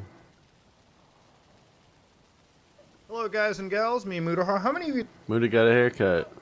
type random stuff on Google in order to see if you have an internet connection? Because I have to do that all day. Because Canadian internet companies be like the devil, unreliable. Now, let's get started with Halo Infinite. Now, obviously, it's a bad time to be a Halo fan. All right, Halo has not really been at the top as it used to be, but I think there's a lot more at its core that we need to talk about. Now, I've been noticing a lot of spicy takes about Halo Infinite and Battle Royales, and we're gonna get to that in a little bit. Frankly, I wanted to divide this video up into parts, okay? So I wanted to talk about Halo Then and Now first, okay? Because I think that's very important to understanding the entire argument that I'm going to be making here. Now, Halo Infinite, alright, is a game that was released November of last year, okay? Basically, it's been out for 4 months. This is the latest Halo game. It launched in an open beta for the multiplayer. They added the campaign later, and right now the game is sitting at this weird state of unupdated and it's kind of a divide of the community, all right? We Halo fans want more. We should have gotten more, and for the price some of us have paid for the game, we definitely should have gotten way more. Now, Halo games have come time and time again. This is a long-running franchise, and I think the peak of Halo was Halo Reach, you know, back when they launched the game in terms of content completeness. Now, when you bought Halo Reach on disc for $60 on the Xbox 360, that disc came with a fully functioning campaign that was cooperative, split screen, 4 players over Xbox Live. It came with a multiplayer suite that was absolutely banging. Tons of maps, tons of modes. Day one, more maps than Halo Infinite has currently. It also came with a firefight mode, a complete horde co-op mode that you could add custom modes to, custom variants, tons of maps, and tons of hours of replayability with your friends. It came with a forge mode that allowed you to create custom variants of maps, new game modes, basically add way more life into your game, community share them, basically create an amount of races, an amount of game types that frankly could have gave you the ultimate Halo experience. You also had custom games, which is President Infinite, that allowed you to play, again, custom games with up to 16 people, all right, over the internet, with your friends. Good times.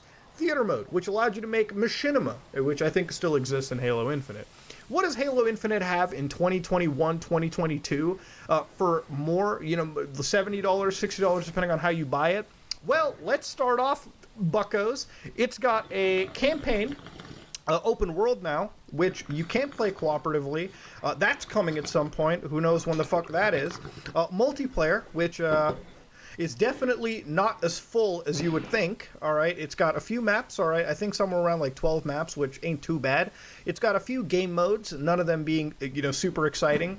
Where's Infection? Where's Griffball? We'll get to that. I mean, tried and true game modes. It's got custom games, which is, you know, it should have been there. I'm glad that it is. If the multiplayer is present, there's no reason custom games shouldn't. And there are bots, which is kind of cool. There is, I believe, no split screen.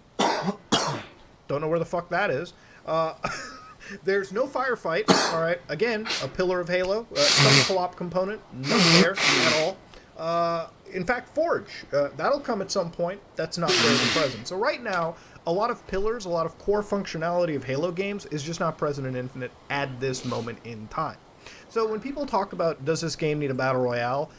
The game doesn't even have Infection as a game mode yet, from my understanding. It doesn't even have Griffball yet. You know, core fun community game modes that have been in Halo for a long time. None of these things are there.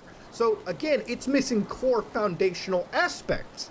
So this moves us into live service gaming, which I think is really important to talk about because Halo Infinite is a live service game. And what I mean by live service is 343, Microsoft wants this to be a Halo foundation that you play for like 10 years. So again, I don't believe that live service is terribly, you know, a sin.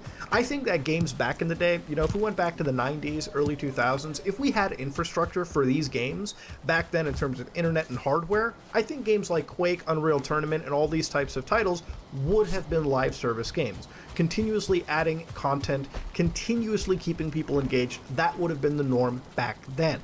But it wasn't, all right? We ended up getting full multiplayer titles. In Halo Reach's case, it was releasing alongside games like Gears of War 3, Call of Duty Black Ops, and Modern Warfare 2, Modern Warfare 3, whatever you want to call it. Games with full campaigns, games with full multiplayers, games with full co-op suites, day one out of the box for $60. What Halo Infinite has been doing since launch is fuck all. There's a few updates here and there.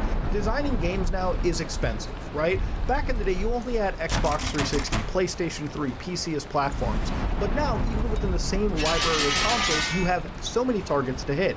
For Halo Infinite, you have to hit the Xbox One. You have to hit the Xbox One X, the Xbox Series X, the Xbox Series S, and the PC. And of course, when you're designing open worlds, they become much more difficult to design than single-player, linear titles. Obviously, there's more optimizations you have to do. Hell, even with new graphical techniques like ray tracing, which isn't in Halo Reach, I'm sorry, in Halo Infinite. I'm sure it'll come at some point. But these advanced techniques need time to implement, they need time to optimize, especially when you're releasing on console hardware, not, highest end PC hardware out there. So again, there's a lot to go into it, and there's a lot of understanding one can make. But when it comes to live service titles, Halo has not been providing that core functionality, and it updates at a pace of fuck all. So again, I want to shift gears real quick to other live service titles. When you look at games like Rainbow Six Siege, alright, I think it's a good comparison. It's a 5-on-5 tactical shooter, not an arena shooter, but a 5-on-5 tactical game. The reason why I'm using Siege as an example is this is a game with less budget, but it's a multiplayer focused game. Meaning that for the developers of Siege, to keep people excited, to keep the actual community engaged, you have to actually sit there and keep people playing a game for more than, 3 months, 4 months. Because if you release a multiplayer game and you don't update the core foundations or change up the gameplay, people are going to get bored after 3 weeks. The way that live service games work is rigid seasons and roadmap. When Siege comes out, it gives you a 1-year map, 4 seasons. You get an idea of when the operators get introduced, when map reworks happen, when a new map gets introduced, when key gameplay changes are occurring. These developers take a lot of time to analyze the game every week to make sure people are playing the game and having fun. Again, that's the level of care attention that you need. When you look at a game like Siege, yes, for the first weeks out of a season, there will be the higher average player numbers, right? And towards the end of a season, it will taper off to nothing. People have got no ranks, they're playing the game less, you really have the hardcore players or the one group that loads it up casually with friends. But when a new season drops, people come in. When you look at the life graph of those games, they have their peaks and then they taper off. Peaks when they update, taper off. This is a very careful science with live service, and very few games get it done right. If we look at Halo Infinite's player numbers, and I hate to do this, because it's not entirely accurate, but when you look at the Infinite numbers, this is just Steam, because these are the numbers we have. They have 6,773 people playing this game, the latest Halo title, in comparison to the Master Chief Collection, which is sitting at just 4,100. Again, that's not a big discrepancy. This number for Infinite should be way higher if the game is succeeding. It's a fresher, newer Halo title. Its 24-hour peaks are under 10,000 players, which for a multiplayer, live service focused game is not that good. And I hate to go even further and look into viewer numbers for Twitch, but when you look at viewer numbers on Twitch, it does correlate with player count on Steam or, on any platform. There's less than 1,000 people watching Halo Infinite content, which is terrible for a game that is prided on multiplayer functionality.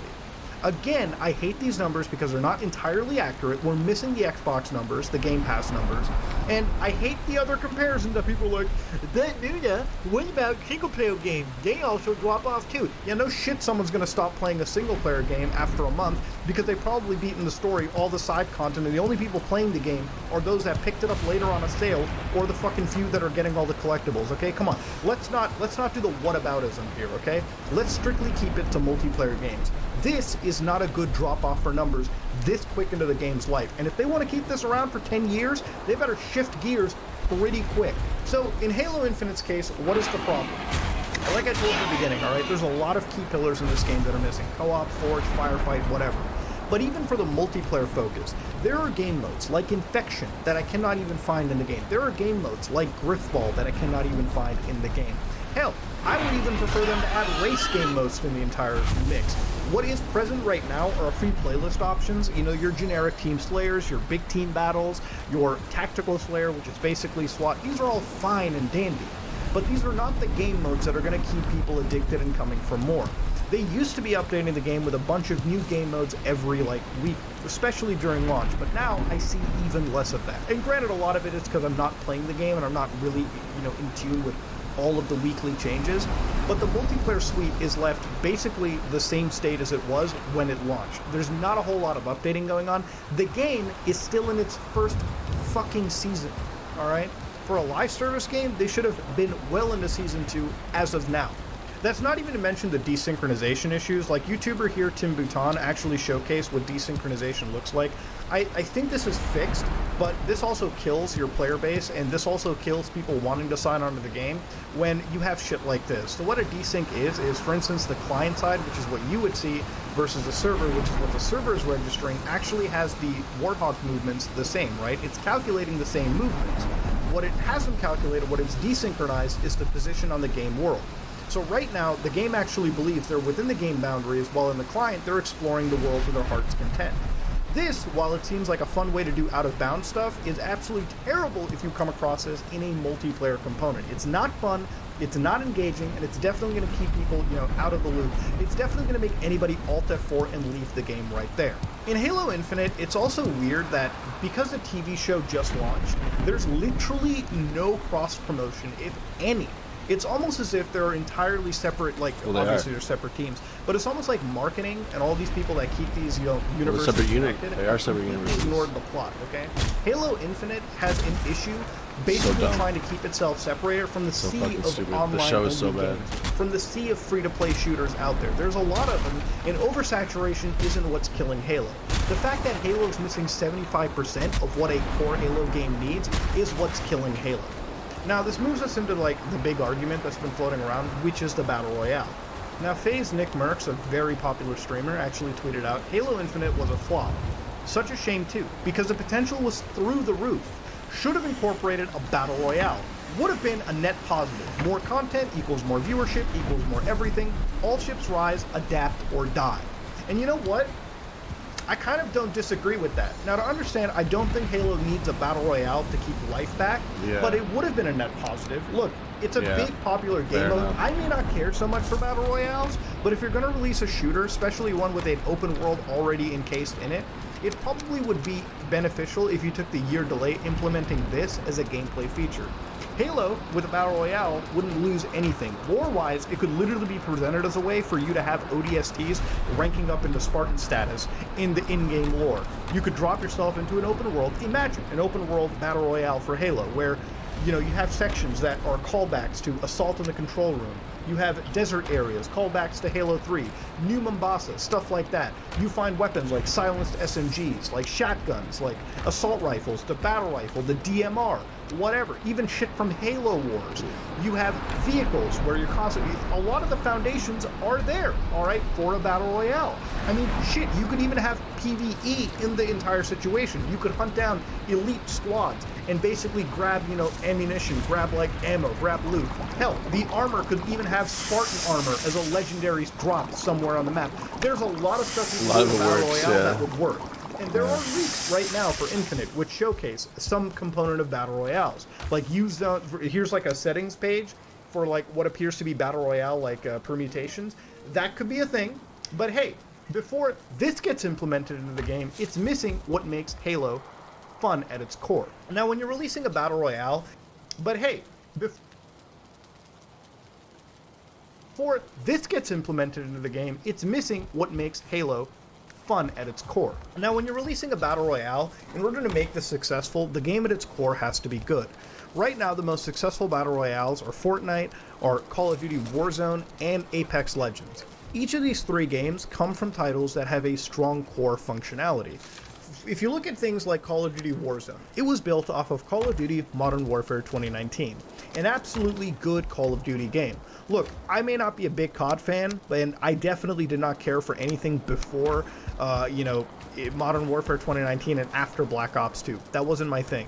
But what Modern Warfare did was create a good Call of Duty game with a strong graphics engine, a strong gameplay loop. It was a game that felt fun to play, at least for me. It came with a lot of content day one, and it absolutely reminded me of an era of video gaming where you actually got what you paid for $60. And of course, with that game engine and with that design, they built they built Call of Duty Warzone, which absolutely is a fine battle royale on its own right. Now, of course, what really separates this is the developers at Warzone, at Call of Duty, are working hard to constantly update and keep the game refreshed. Same with games like Fortnite. It's not because they get the rock in as a meme. It's because Fortnite constantly changes. The map constantly gets reworked. There are micro changes to the gameplay that keep people refreshed. They're updating the meta. Remember when we talked about with Siege? It's keeping people into the game over and over and over again between each season.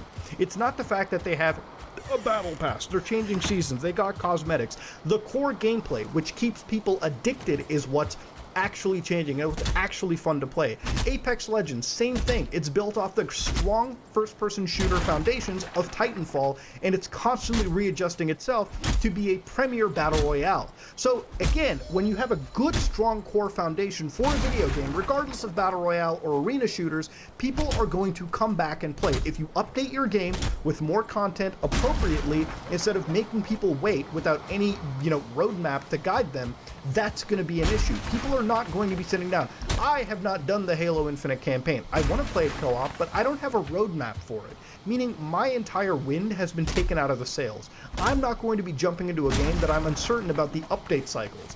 Whereas for Rainbow Six Siege, I know that I'm done playing the game for this month. 2 months later, I'm going to be right back into the grind when a new season drops, and I'm going to be having an amazing time doing it.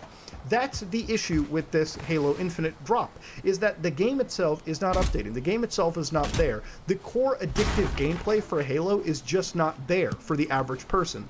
It needs more. It needs more to be a complete, fleshed out title. And once you do that, you'll notice that you'll make a lot more money that way. With games like Rainbow Six Siege, I can put 1,000+ hours into it because I enjoy the game. And somebody like me, who typically does not like skins or anything, finds out if I'm playing your game for over 1,000 hours and I've only given you $60, I may be inclined to give you $10, $20 at some point down the road for a skin just to show you my appreciation as a gamer. Imagine what the whales would do in that situation. You literally make more money through microtransactions by just making a good fucking game in the process, which is something that Halo Infinite has lacked at the moment. So at the end of the day, the core problem with Halo is not the fact that it needs a battle royale. It would definitely help, but what it needs before a battle royale is a completed game, alright? This game has went through so much development hell and delays that honestly I would have expected that when it dropped 4 months ago completely with the campaign, everything should have dropped. You should have had co-op on day one. You didn't. So that was obviously something that Halo... here's the core thing. For Halo fans, not having a co-op campaign day one, bit of a shocker. Of course, that ruins the experience for your core fan. Not having split screen, that ruins it for your core fan. We saw what happened with Halo 5, and it wasn't pretty. Not having a fully functioning Firefight or Spartan Ops or whatever co-op component takes the wind out of the sails too. Not having Forge, which has been in the Halo franchise since Halo 3, takes the wind out of the sails. There's a lot of people who at their core are Halo fans who have not gotten the game that they want. How can you expect your game to be successful when the core market of your game franchise is left basically unattended? They're not catered to. You cannot make a game in a long storied franchise. Look, I get making a game casualized or making a game as accessible, but games like Elden Ring have come out and shown that unless you treat your core audience right, you're not going to succeed. Alright, that game treated its core audience the way that they should have been treated, and because they did that, they made an amazing game, and it actually suckered in more new players. I say suckered in like it's bad, but it actually sucked in a lot of new players into the Souls vacuum. You could have done the same with Halo. What Halo fans wanted was a completed Halo game with all of these features intact.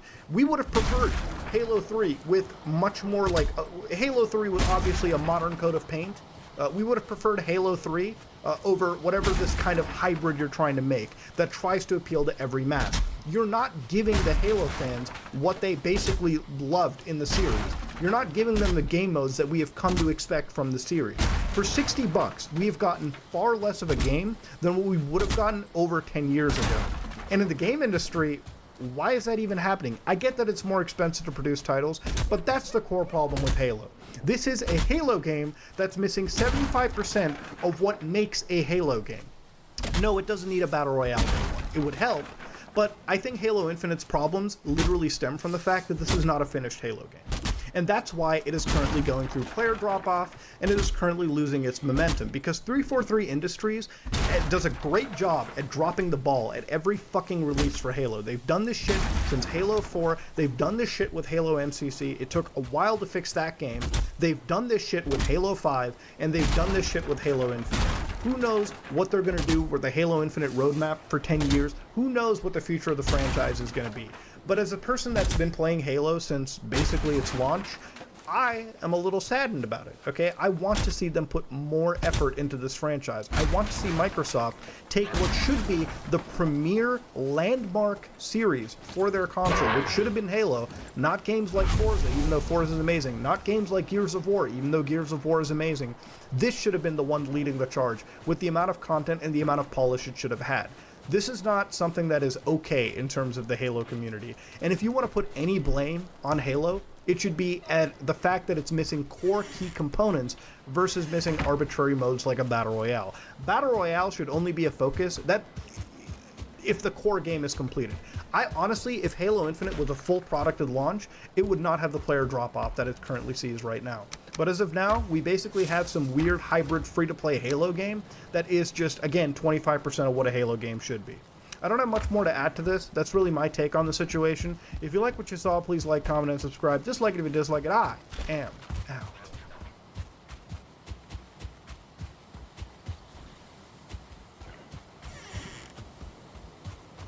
So I'll try to meet you at your hypotheticals as good faith as possible. If it was the case that a trans woman and a cis woman had the same training regimen, what if trans women make up like 1% of the population, but like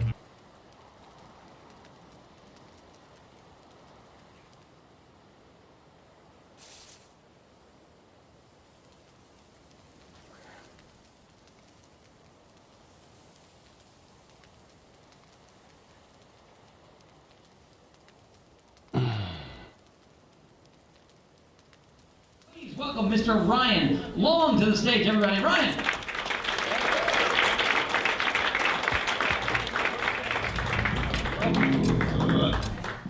Yeah, hey, best friends forever.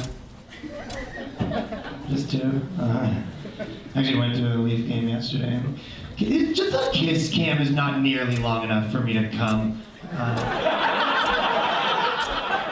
Just getting started, they switched the couple. You're like, who are these two? And give them a backstory. I just took an Uber here, and the Uber driver farted in the cab, and then turned up the music.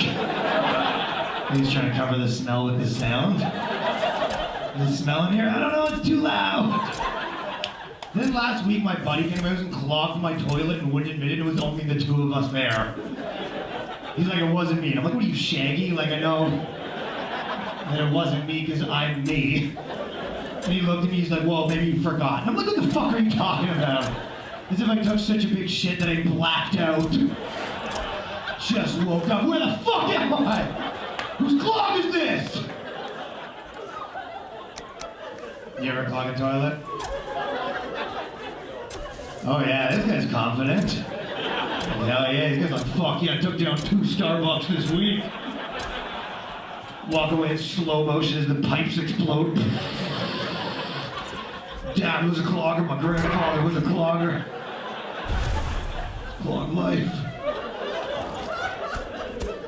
This is kind of like a weird story out of the gate, but I just saw my family. So 2 years ago, my uncle died, and then we didn't tell my grandmother because she was about to die, and then she didn't die. So now it's just a secret in the family that her son's dead. That's making sense to you guys. Literally, she'd be like, where is he? And we're like, what the fuck? I know what to say the other day. She's like, where is Mike? He never visits me anymore. And we just have to be like, that piece of shit. He is dead to us. Never speak his name again. Anyways, little about me, I'm against gay marriage. That's where I take it. No, guys, I'm kidding. I'm just old-fashioned. I think marriage is between a man and his child bride, and that's just how I was raised. So my dad did it, and that's... Now, is there any... Who was talking about this? Is there any gay people in the crowd? Just you? Yep, a couple of us, and then the rest of us are going to heaven.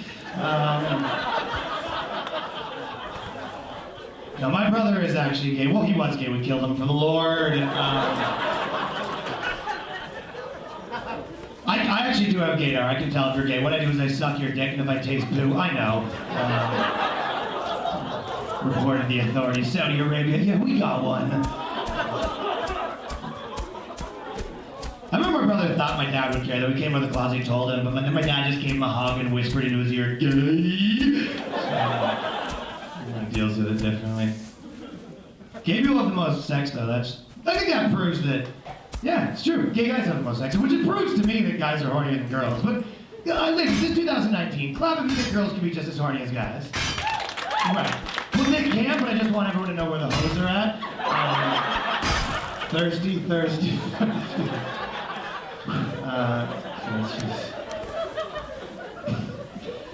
It is true though, gay guys have the most sex, straight people have the second most, then lesbians have the least sex at 0 because you need a penis for sex.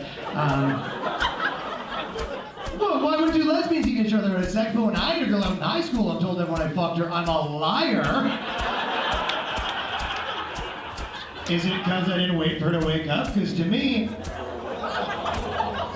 feels more like a double standard. Actually, I had to go to my girl's, her high school reunion, which sounds shit until you realize at a high school reunion you could just pick any person, act like they bullied you. Just pick a guy and be like, well. Not so fat anymore, huh? Piece of shit. I have a friend who's actually in a progressive relationship. He's getting married, he's gonna take his wife's last name, but he wants her to take his first name. Like, they're both gonna be Doug Smith. 2020 thing, I believe. He will be breastfeeding that child as well. It's 50-50. Girls in 2019 say they want guys to be emotional. Girls are like, oh, I want you to cry. What girls don't tell you is if you cry, she'll break up with you. I don't know if you guys know this, but men's tears actually form a river for a real man to surf in and fuck your girl. It's just science right there. Fight and shit. I remember my ex used to give me a fight at bars. What a bar was, and she pushed a guy, and then the guy slapped her, and she's like, you better take this guy outside. I'm like, you fucking mind? This guy just slapped a girl in public. Can you imagine what he'll do to me in private? This is a maniac. Ain't fucking involved with that. I get why it's harder to be a girl. I don't know. I was reading an article that was saying every girl needs to put a coaster on her drink because all these celebrities are day raping. And David Blaine, the magician, was putting pills in drinks. And I was like, okay, sorry to burst your bubble, but if the #1 magician in the world wants to put a pill in your drink, I don't know what difference a coaster is going to make in this situation.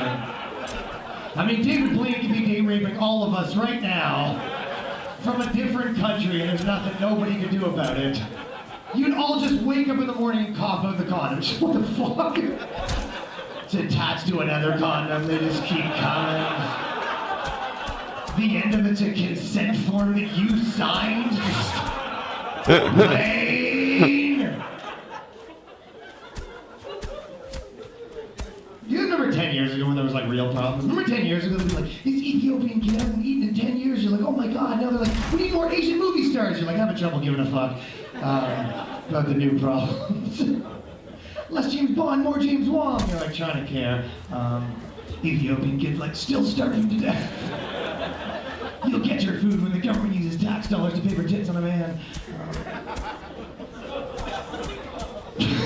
By the way, low-key, wouldn't a doctor that's a dick cutter off or doctor be a pretty sick job for hardcore feminist that really hates men? Follow me on this. If you really hate men, wake up in the morning just lopping off hogs. When you love what you do, that's the dream. Never work a day in your life, just copping hogs, put them in the trash. Fuck men, are you kidding me? Just have 2 containers. People didn't come in for that. I came for enlargement. Fuck it. I use my mouth. Kobayashi training for a hot dog eating competition. 2 at a time, tail in the hatch, slicing off the patriarchy. It's up to you. I actually read a stat recently that was saying India apparently has the highest levels of domestic violence, but then I read a second stat that said India has the highest levels of wives misbehaving, so I don't know, it's sort of like a chicken and egg situation. By the way, I'm allowed to make make race jokes. Actually, I'm mixed race. I'm half Irish, half English. So, super chill. There's like two types of white people right now. There's like white people who are the worst, or white people who are the best. Neither is good. I'm the first one. I hate white people. I actually have a group, whites against whites. There's no blacks allowed. It's just me and 12 white people yelling at each other. You're the problem, Todd! You're the problem, Chad! Hey, no blacks, you know the rules. What are you, Italian? We'll allow it.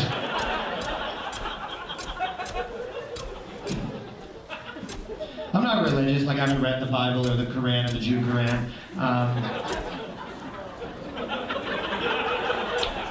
I do make my girl wear a burqa. We're not religious, she's just gross. Cover that up.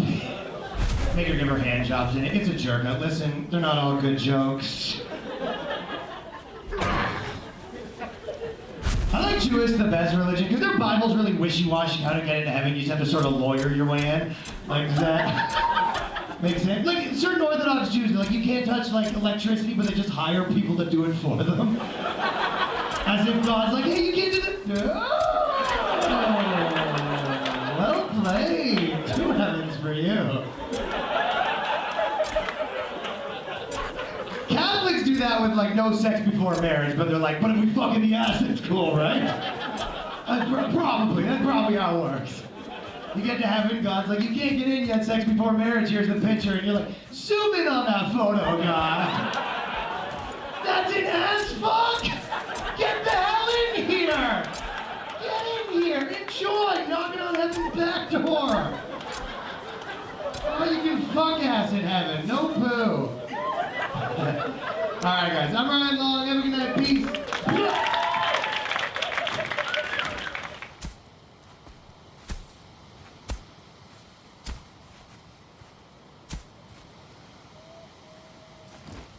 It's hard to explain to other cultures like the way it is now. My buddy moved back from Pakistan, he was like, what happened in North America in the last 3 years? He's like, every magazine, the girl's overweight, do you just love that? And you're like, no, not really, but you have to pretend you do, or you get in trouble on Facebook. Very complicated to be alive, all the opinions you need to pretend to have right now.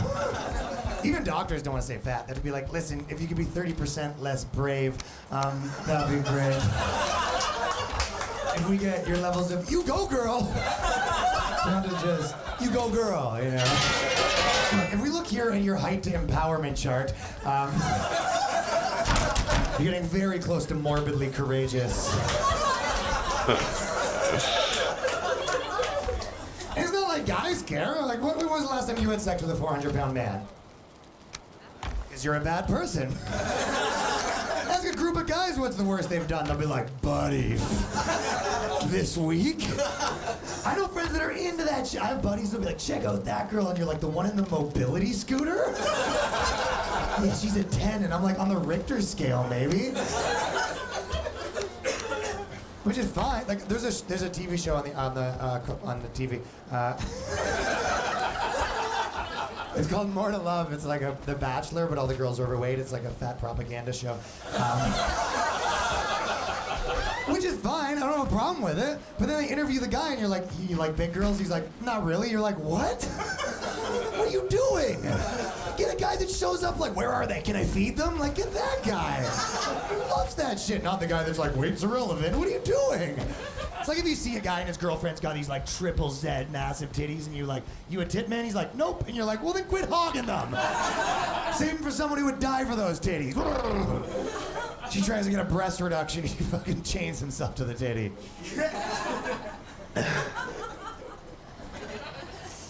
It is funny watching celebrities get in trouble though right now, you know what I mean? Like, I don't know if you guys know the rapper Genuine, the greatest rapper of all time, the GOAT. For me, it goes Genuine, Nelly, then Genuine again. Well, he was on a reality show, and he said he wouldn't have sex with a trans woman that still had a penis, and everyone was like, dude, you can't say that. And Genuine was like, did I miss something? I thought I knew this one. No, I won't suck a dick. Next question, moving on. Just think we're asking a lot of Genuine as a society. And his new song's gotta be like, sucking on my girl's dick. He's gotta be riding her pony or else he's in trouble. Also, I'm not allowed to make trans jokes, I'm transitioning. I know, you're like, which way? No, I'm a new thing. Girls bring me home. They're like, where's your penis? I'm like, check your pocket. I'm a transgician. It's a second magician joke. I don't know if you guys know this, but there is actually 72 genders now, which means that men are better than 71 genders. Boys, boys, boys! Yeah, you're right. I carried away. I actually went to a bar that had gender-neutral washrooms, and it's kind of weird because I'm just like taking a shit in a girl's washroom. And there's like these 20-year-old girls looking at me like, what are you doing? I'm like, this is your idea, 20-year-old girls. Pin this on me, you know? But then I came out and I was telling my buddy, it was kind of weird, and he goes, dude, this place doesn't have gender-neutral washrooms. You just took a shit in the girl's washroom, and everyone's talking about it. Ooh, I guess I'm a little more progressive than you. I have a friend who his girlfriend came out of the closet. She said she's gender fluid, which means half the time she's a girl and half the time he's a guy, which means my buddy's gay half the time. Which sucks because she pays the rent and he's like, oh, do I get a job or do I have a boyfriend? Like, it's a complicated dilemma he's in. I don't know how it works. Like, can they switch mid-sex? Like, he's having sex with her and it's like a full moon or wherever it happens. And he's giving it to her and she's just like,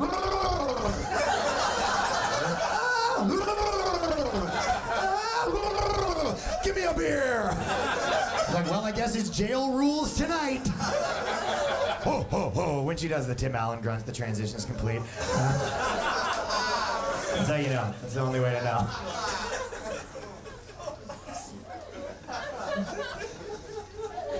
It is a weird time for certain things, you know what I mean? Like, if you're like, what's up, I'm Corey, like, it's over for that guy right now. Not a good year for Corey. Like, fuck this girl. Everyone's like, you mean she liberated herself, you piece of shit? But it is over. I mean, I never bragged about sex. I always bragged about the opposite. I'm like, 30 seconds, didn't break a sweat. You know what it is.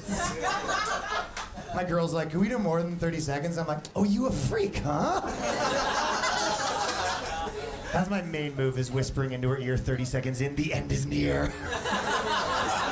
Winter is coming. That's our sex talk. I'm like, I'm gonna come, and she's like, don't.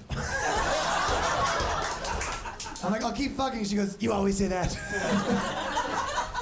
You ever do that move where you just come in your girl and then pretend you didn't?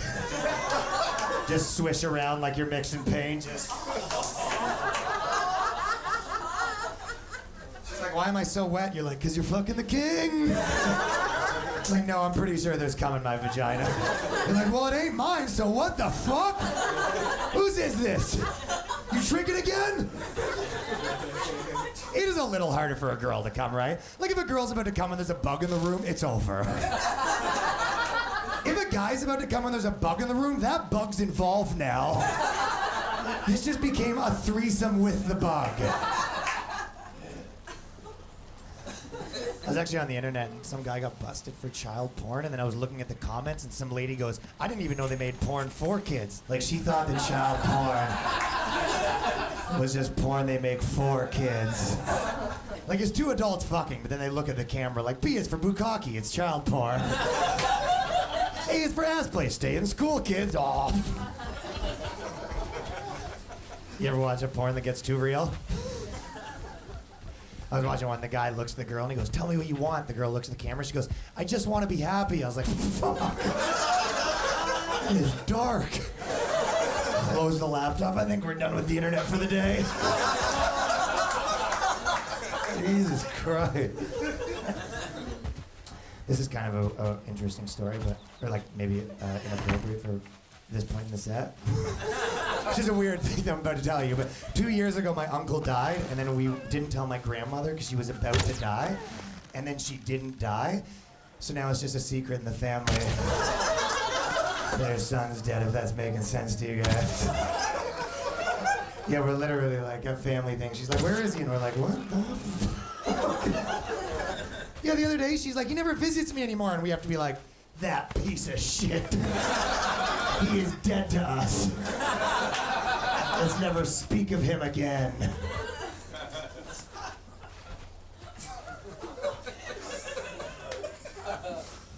But no, I'm not religious. Like, I haven't read the Bible or the Quran or the Jew Quran. You guys remember Christians used to be crushing it? Now they're just sad. Like, I don't even know if they're top 3. There's a guy in Dundas Square, he's always like, who has a moment for the Lord? And everyone's like, get the fuck away from me. And he's always like, may never have a moment for the Lord. Guess it's just me and you, big guy. The other day I was walking, the Lord doesn't want you to wear condoms. And I'm like, dude, let's hear him out. I was making some sense right now.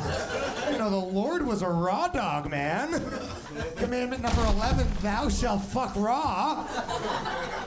Have you guys seen the new rebrand of like the Catholic Church? They have like Pope Francis, he's like the cool Pope. He's like, not your grandmother's Pope. He like kick flips in over the old Pope. He's got like a wallet chain to the commandments. Yeah, first of all, he said they're taking gays now. I mean, desperate much. He has all these non-controversial stances. The other day he came out and he goes, Pope Francis says he's against child sex trafficking. And I'm like, yeah, I hope so. Like, yeah, better than his last stance. Listen to your pimps, kids. Like, what the fuck are you talking about? I feel like if the church really wants to do a good rebrand, they need to rebrand the music, you know? Like, the black churches are crushing it. Like, hallelujah. The white ones are just creeping everyone the fuck out. Hallelujah. You're like, is it haunted in this church? It's still the creepiest religious music of all time. I heard recently, so I took a cab, and the cab, you ever played the Call to Prayer full volume? Do you guys know that song? It's it's the number one song in Yemen right now. Do you guys not have Spotify? I mean, am I getting the words wrong? I mean, I'm not gonna hold your hand through this joke if you guys don't know. It's the number one song in the world, but I mean, it was originally by Allah, covered by Muhammad. I mean, if you guys only know white music, I can tell you a Drake or whatever the fuck. And I'm not gonna say anything either. Blog's gonna hold of that. Racist Canadian wants Muslim culture turned down. Yeah, no thank you. So what I did was I just played some Christian music really loud on my speaker, just to, Jesus was our Lord and Savior, so be on your best behavior. Both good tracks. I mean, make you choose between the two. Okay, if you had to choose, if it was a karaoke showdown, Christ versus Allah, one chance, can you make them dance? The returning champion 10 gazillion years running. Come on, sing along, guys. Just the fellas. Okay, if you guys don't know the words, then come back when you do. First, the newcomer, Jesus Christ. Don't covet the neighbor's wife. Both good tracks. I don't want to make you pick between two amazing songs. By the way, they play that song in certain cities 5 times a day. Like, can you imagine?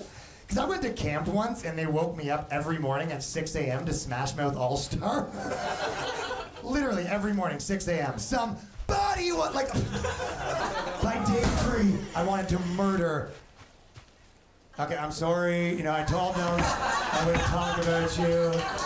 He's so vengeful, it's the law guy, okay, Allah. Sorry, it's, okay, if anything, it should be 6 times a day, okay? Time's not enough. I'm just saying, Allah, if I had to wake up 5 times a day, I would blow up a tower. That's all I'm saying. One, a perfectly reasonable amount of tower. Everything in moderation. Never forget. I'd be down to maybe join the army if you didn't have to be homeless after.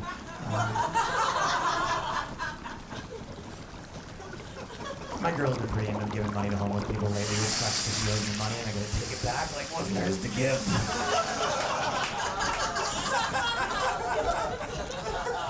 I actually had a homeless guy jerk off towards me the other day. Very flattering. I got out of my car and he just goes, ugh! But then he looked at me and he goes, I can't come, like it was my fault. Like I gotta be like, well, he's gotta come, you know. Make this a white Christmas. I'll get out of here soon, I know it's getting hot. I used to live with a dude though, and he used to bring girls over and he had the loudest sex noise, but you would never hear the girl. Literally, like, dude, what's your sex noise? Just laughing maniacally. With a clown mask on. What do you got? Do you have a sex noise? That was about it. She's like, give me that dick. You're like, ah. Did you say, come on? What did you say? Go on, Tom. That's your sex noise? Come on, Tom. When you're fucking your wife, you're like, come on, Tom. Bring it in, Tom. Tommy. Tommy boy. this motherfucker. I haven't even made a dent. I feel like every guy wants his girl to be dirty. Tell me some dirty shit. My girl will be like, yeah, I want 2 dicks. I'm not gonna want to play anymore. You can't get it up. Your girl's like, what's the problem? You're like, oh, I'm sorry, my one soft dick isn't enough for the 2 rock hard ones that you'll require. Every guy's been there, right? You've been there. You can't get it up. Girl acts like she doesn't care. You act like you don't care. Everyone cares. You're just sitting on the toilet in the dark. Are you singing REM in there? Mind your business. Everybody hurts when the day is long. See, girls don't get it. Because, like, if a girl can't get wet or whatever, you just spit on it. Problem solved. If a guy can get hard and you spit on it, things just got way sadder. Just a slimy slug of disappointment. A puddle of what could have been. Oh, that's why they invented Viagra. You ever take Viagra? Okay, take it easy. He's like, I'm hard right now. Well, a guy invented Viagra, but I thought it would be a girl who had one too many soft dicks, like, this ends now. In her basement with a cauldron and a stick, like, oh, Ron Jeremy DVD. Testicle of a newt. Some shame. Apparently, one dude took so much Viagra that his heart exploded. For real. And the doctor still said it wasn't nearly as much damage as he did to his girl's puss. By the way, guys, if you want Viagra, you just go to the doctor and ask for it. There's no procedure. They start jerking you off like, this guy doesn't need Viagra. Are you kidding me? This is a rock right here. Need a second opinion here? Another doctor comes in. I love my job. Like, you turned me off, you blew me. Do I get this Viagra? And they're like, oh, we don't work here. Okay, guys, you guys have been super fun. I'm Ryan Love. Thank you very much. Have a good night. I'm sorry it was so hot. Peace.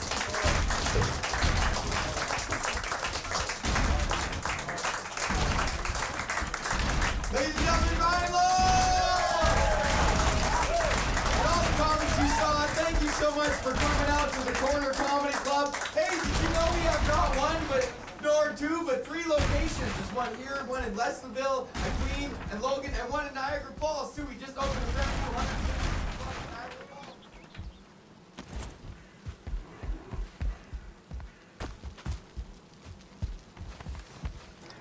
And you can tell our friends, and they can have my things when we're dead. But we gonna live forever.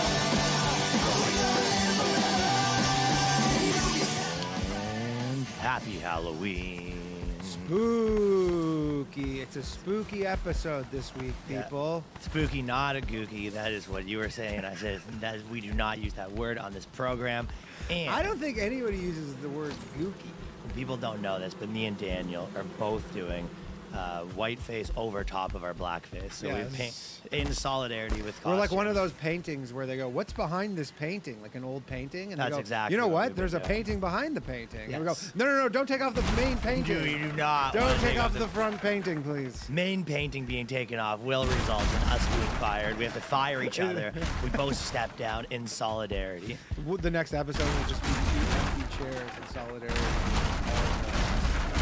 Also, before we even get into it, Fauci, who used to be based, Seagal's down, but Seagal's Fauci, down. who used to be based, we heard him before the program talking about how he wanted to torture DMX, and we had to explain to him, we go, Fauci, not those dogs. he's not, that guy's not a real dog. You get your fix, and then he goes, I'm going to take the dogs down. I actually He's talking about taking our dogs I actually down. saw based Fauci driving an ATV through Harlem in the streets, oddly. What, just trying to, he was just trying to with the take dogs. down, He's trying to take down the dog.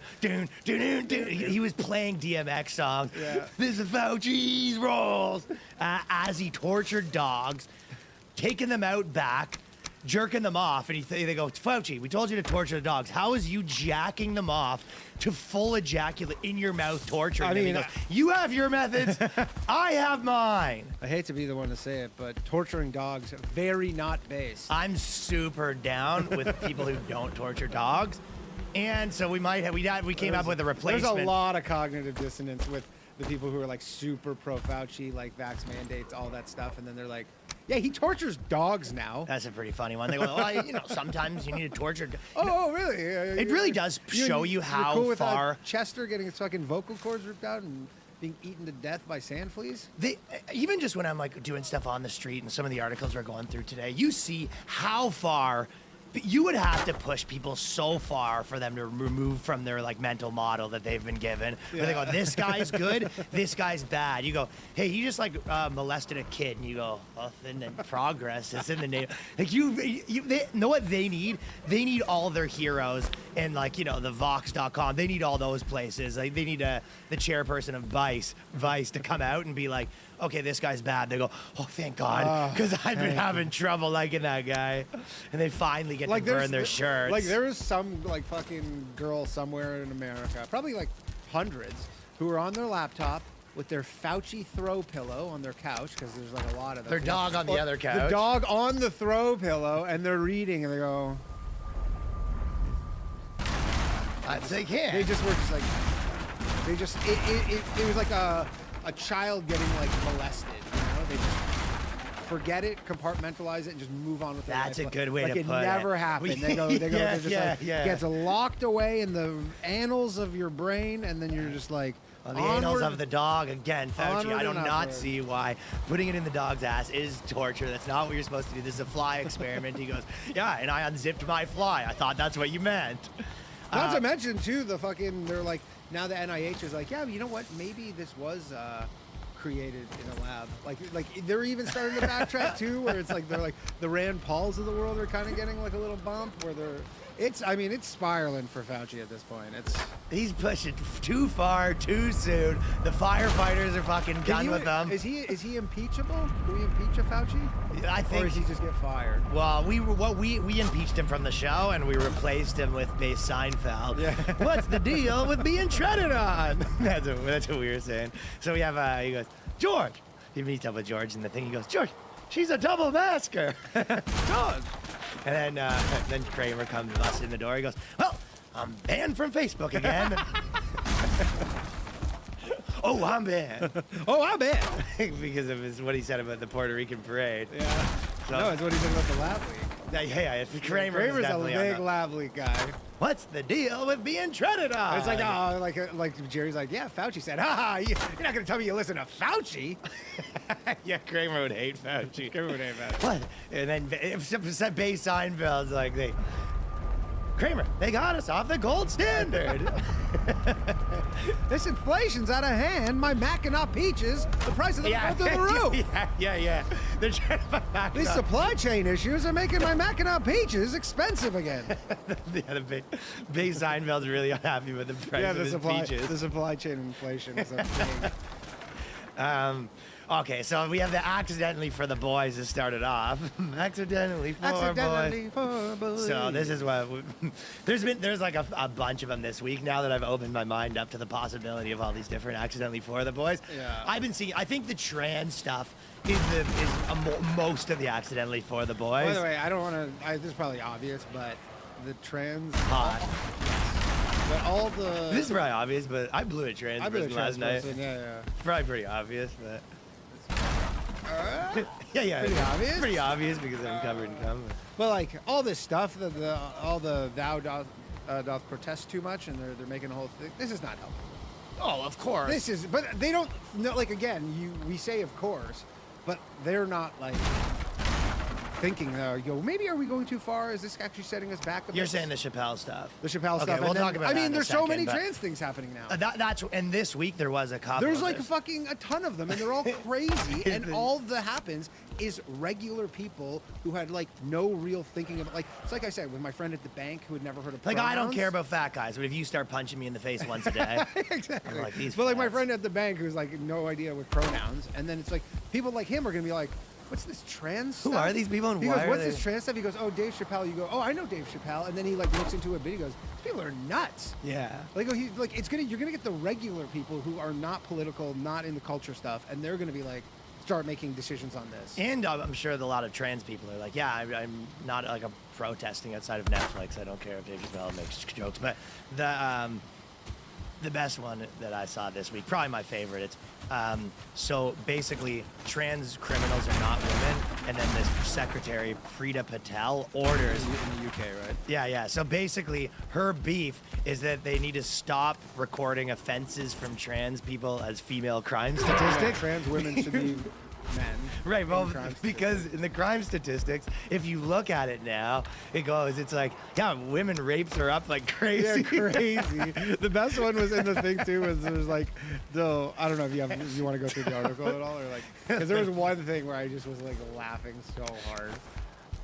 With the fuck, I don't know. Which one is it? With the bomb. So the person who this is about, like, basically was a rapist, but was in jail for making a bomb. Yeah, exactly. Right, for making an improvised bomb. Well, the women be up to their old tricks making bombs. Well, yeah, but literally they go, the first ever crime of a woman making a bomb.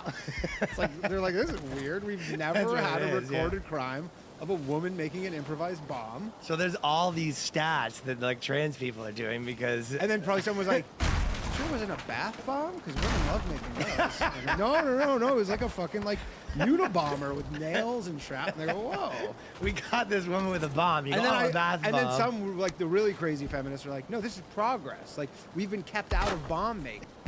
Yeah. We're finally, like, the moment that we finally make a bomb, you guys fucking turn it around and say, no, you didn't, you're a man. Yeah. Fuck Finally, that. we've gotten the bomb making thing. But that's the thing. There are so many. This is the ultimate week of like intersectional car crashes. But so this girl's sort of like OG feminist type of thing, and she goes, no, stop padding our statistics. But I'm loving it because it's like, so I guess trans people are committing some of these traditionally male crimes more than women are, right? You said it, not me. Well, for example, they go, it's like women jerking off on buses is up 9,000%. Women exposing their penis on the subway is up way up. It's up 9,000%. Dude, it was at 1 before. You know what's really funny? It was at 0 It was at ever. 0. The funny thing too is their law, like the actual wording of their law is like rape can only be done by a man. Oh yeah, like I heard that too. Yeah, in this article it says like in the way their law is worded, like a rape can only be something a man does. That's what they had in their law, agreed. But yeah. So now they're like, do we change the law? They have changed. Yeah. So the ban follows cases where violent and sexual offenses by men who call themselves female were recorded. Even the articles, like, because I guess this person's not happy about this. They go, this is the Daily Mail, and they said they MAL. Yeah. The Daily Mail. The Daily Mail. It's for boys, you know. It's for boys and adjacent. Who call themselves female were recorded as being committed by women, prompting concerns that the practice is warping official data. Early this year, the Mail on Sunday highlighted the case that Zoe Watts, who was jailed for a string of offenses, including building an improvised bomb. So, women are. She's literally like a pioneer. She's like fucking. What's the chick who got Amelia Earhart, the first pilot? Or whatever? She was, yeah. She is basically Amelia Earhart. Well, the problem is the media loves report. The media, since the history of time, their favorite thing. It has always been, identity politics. They just switch which side they're for. The same way that back in the day it was kind of like they report almost black murders more. And now if you're looking at it, they go, if they don't tell you the race of the crime, the race of the perpetrator, like a race, right? Like it's like if they go, if it's a white guy, you'll know. Oh, absolutely. But you go. It's one of those things where they love reporting the race and gender of murderers, and this sort of stuff's putting them in a pickle. Well, sure. Well, they go, well, so what? They just lost. Like, every one time this happens, they lose a story. They lose a story. They go, exactly. The liberal, media, they straight up are like, all right, we have one less story that would have been, actually private law. Well, because they would love to say, hey, men, another male bomber. Rapist bomber. That would be a huge one for them. Are you kidding me? Every place, they'd be salivating over that story. Now they got to be like, here you go, right-wing media. Here, write about this. And pretend like it didn't happen. Yeah, so they're struggling on this. But even, so on the same topic, this is BuzzFeed, because, this is why I'm saying it's like almost positive. Because all of the narrative is like men are bad or whatever, and it's really evening out the statistics and all of making them talk about it. So Okay, you know how Yeah, it still forever- works. I'm still on Twitch as well. They're tying themselves in a fucking bow and yeah. So you know how forever it's kind of like things like mansplaining and manspreading and stuff like that. And how many articles there was like men like readjusting their dicks on this, you know, that kind of stuff, right? So BuzzFeed did like a top 10 reasons why it's hard for people with penises. So now that women have penises, it's like you can sort of be like, us people with penises, Us penis we're the people. We're the penis people. We're the penis people. We're the penis people. It's just all of us under. And we're sort of all under a bridge, yeah. We're the penis people. So this is where they go. This is BuzzFeed's new article in all this stuff because they're in such a loop. BuzzFeed's went from writing like 10 reasons men are bad, 10 reasons girls are awesome. Now they have 10 reasons it's hard to have a cock. There they go. Penises can be the most temperamental things. Hard when you don't want them to be soft. I can still and see all the sometimes chat. they're soft when you want them to be hard. So it's like people with penises are often getting bones when they don't want them. And then they said, basically now that girls have penises, we can sort of do what we want. A trans person just has to say. Do you think this is pitched from like we need some more like female-centric stuff? How hard? What the difficulty? Yeah. One of the girls at the office said some version of that. Like, what we write about how hard it is for some of us to have penises, and someone's like, yeah, I don't know, yeah. And then you go, why? But why like, do you wouldn't think we they do have that? like a pie chart and they go, look, you know our sliver of like male content, like a tiny sliver of the pie, that's empty. And then they go, oh, what about like you think this went into the male section? No, I don't think they have a male section. They don't have No. They don't have any sections like that. They have a male like section like 10 reasons why you should kill yourself. Yeah. And they said when you finish peeing and the tip is still wet, so you give it a gentle flick, but then some drops still remain, so you dab it with single toilet paper, but instead of the paper soaking up moisture, scraps of toilet paper stick to your penis. Have you ever wiped your dick off after taking a piss with toilet paper? Does anyone do that? Am I crazy? Because I was reading this, I go, this sounds like it was written by not a penis person. No, that's someone who's basically maybe like female.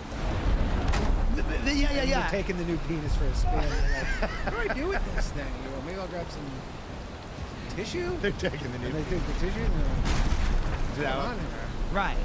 Like yeah.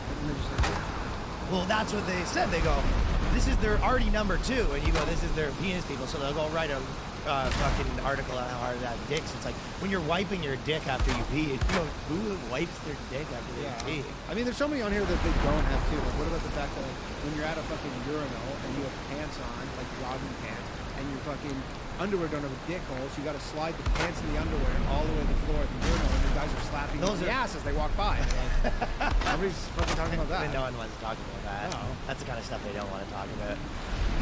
But like that does seem like from the point of view of someone who's never actually taken a piss before. But it's like, you know, hard to have a penis. Sometimes when you're taking a piss and then you accidentally put it up and then you fountain the piss into your mouth and now you got a mouthful of piss and you go, I don't know if penis people do this. The penis people. Where the penis people. Okay, there goes. So the second one, definitely seems like something the penis people don't have, but having the sudden urge to adjust every 5 minutes, especially with jeans, it gets so uncomfortable. So now the penis people are back. Yeah, but no, now I feel like that one's back because, you know, we are allowed to adjust. So basically, penis people are allowed to adjust their dicks now. Maybe you're at a funeral, maybe you're on the bus, maybe you got your hand in your pants. But like, these people have definitely written articles by being like, it's rude for guys to have their hands in their pants. For sure. You know, probably they got 5 letters from like angry women go, I have a huge labia, and I have this problem too. This isn't just a male This is not problem. just a man situation. I have just my labia all the time. Yeah, so now we're allowed to be adjusting our dicks in public spaces, so we're good on that. And then if it's uncomfortable in the first one, you're allowed to manspread because that's a big thing. So manspreading's back. You know, people with penises, so bad aim on the toilet seat every once in a while, so to speak. So another thing, we're allowed to piss on the seat now. I mean, we're not allowed. That's just kind of part of the game. Although I've said it before, I hate. Like, I don't know if you piss on a toilet seat in the public toilet? I try not to. Those I sometimes usually you kick it up. Yeah, you kick it up. That's the move. You kick it up. It's just like a fucking. Like that's one of the most not for the boys moves on earth. Pissing on the seats. Pissing all over a fucking public toilet. Unless the place is like a total mess. Yeah. Like if this you're is at like lost cause. if you're at like CBGB at fucking 2 in the morning, some dive bar or whatever the fuck, or whatever. But like that fucking move where I'm not going to like a nice restaurant. Yeah, and they're just pissing like, all over the seat. but people do. It's so common. Well, I think some people think there's like the hole because it basically, you know how they make it like a tiny little slot. I think people think they can just go in the tiny little slot. 1 in 100 people. Nobody can. Yeah, 1 in 100. That's why they fucking put the fly on the urinal. Well, no, but if you're living with your girlfriend and she starts getting mad, show her the BuzzFeed article. They're like, hey, people with penises piss on the seat. Deal with it. And she's like, why is there piss all over the floor? You go, the BuzzFeed article. She goes, it's in the kitchen.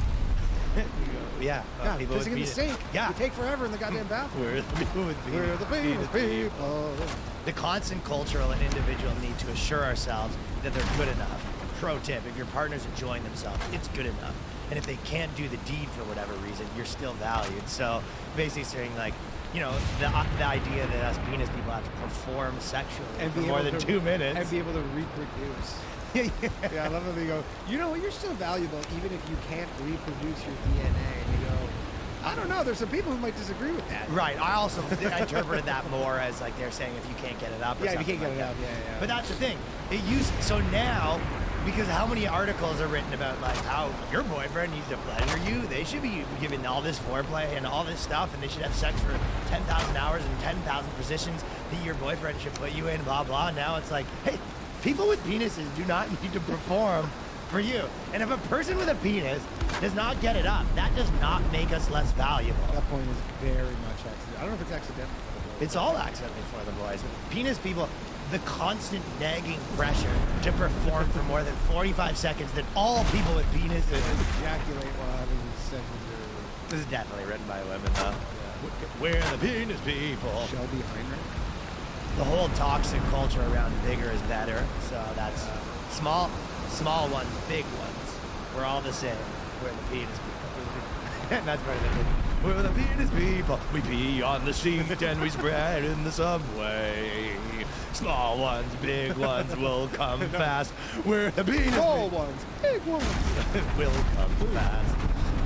And foreplay is for the non-penis people. We're the penis people. We're the penis people. We demand pleasure now. We pull it out on the subway now. We're the penis people. So, accidentally for boys. So this will probably be the last thing we'll talk about with the Chappelle thing, but this one, so this week all the people went to Netflix to protest and all this stuff happened since we recorded our last episode, right? But we know Vito and Dick Masterson. Dick's super funny on Twitter. Oh, Dick's but Dick's a Twitter. And those guys He's are a real Twitter bro. The only thing that sucks for him is he always gets his account. He gets deleted every so it's like every he, week. like the moment he starts like flirting with goat status, he's like gone. And you gotta look right. And then like he basically goes and he like goes to the top of like a mountain and goes, ooh, and then all his like friends start tweeting. They go, yo, Dick's back on. Like, and then so you don't find he's even back on for 2 weeks. So these guys went to the Netflix protest with the sign that says, we like jokes and we like Dave, right? And also, just a small thing, it is pretty funny, the idea that a lot of the Netflix employees that went to complain, they'd never been to the office yet. Yeah, that was actually, I was going to say that too. By far one of the funniest. They were working from home when they got the job. So this is the first time they went to their office to walk protest. Out. They went back in to walk out, and they go, do we like go back in? They probably went, like, you know what, I got to... Do we have to actually go in for a second? Does it count as like a proper walkout? Is it a proper walkout if we just start out? I think those guys are going to get paid, by the way. They're what? They can beat up. So basically, what happened, they went there with the sign that said, we are jokes. People, like, you know, all of the protesters flipped out on them and stuff like that, ripped the guy's sign down. There's lots of videos of this on Twitter, but they ripped the guy's, we got Vito's, we got joke sign down, And then he was just holding the Broomstick. broomstick, and they go, "He's got a weapon! Yeah. He's got a weapon!" Which, it's so funny, because it's like, these are the people that were protesting the cops before, being like, hey, they'll shoot unarmed people. Absolutely. And now they're like, hey, if there's a cop around, shoot him. Shoot him. Essentially. Not to mention, you're like, why wasn't his broomstick with a piece of paper attached to it also a weapon?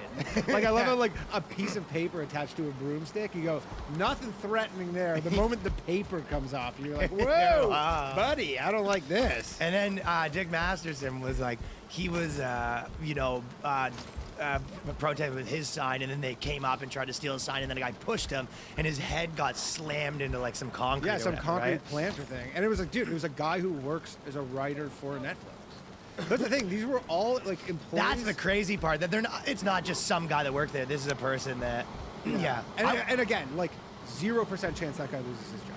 Right. Whereas like in any other scenario where it's like if fucking Dick or whatever, I mean, I guess it would be the other way around, but it's like, you know, in any other scenario where it's like someone's assaulting someone and it's like a Netflix employee, but it was like, you know, assaulted like a Black Lives Matter protester, they'd be like, oh yeah, You imagine. you're fucking fired and you're never working on anything ever again. You're done, You bud. go fucking get a job at McDonald's if you're lucky. Well, I would love the idea that, like, I was even thinking about doing a sketch. With, And they like, found him too. They found out this guy. Yeah, no, nothing's gonna happen. But if you did, like, if other companies had employees like Netflix, like, you're just outside the building, being like, you're in the job interview, being like, what do you sell? And you go, we sell mainly wrenches. It's like, this is our best seller. And then like, yeah, I'll be protesting that one.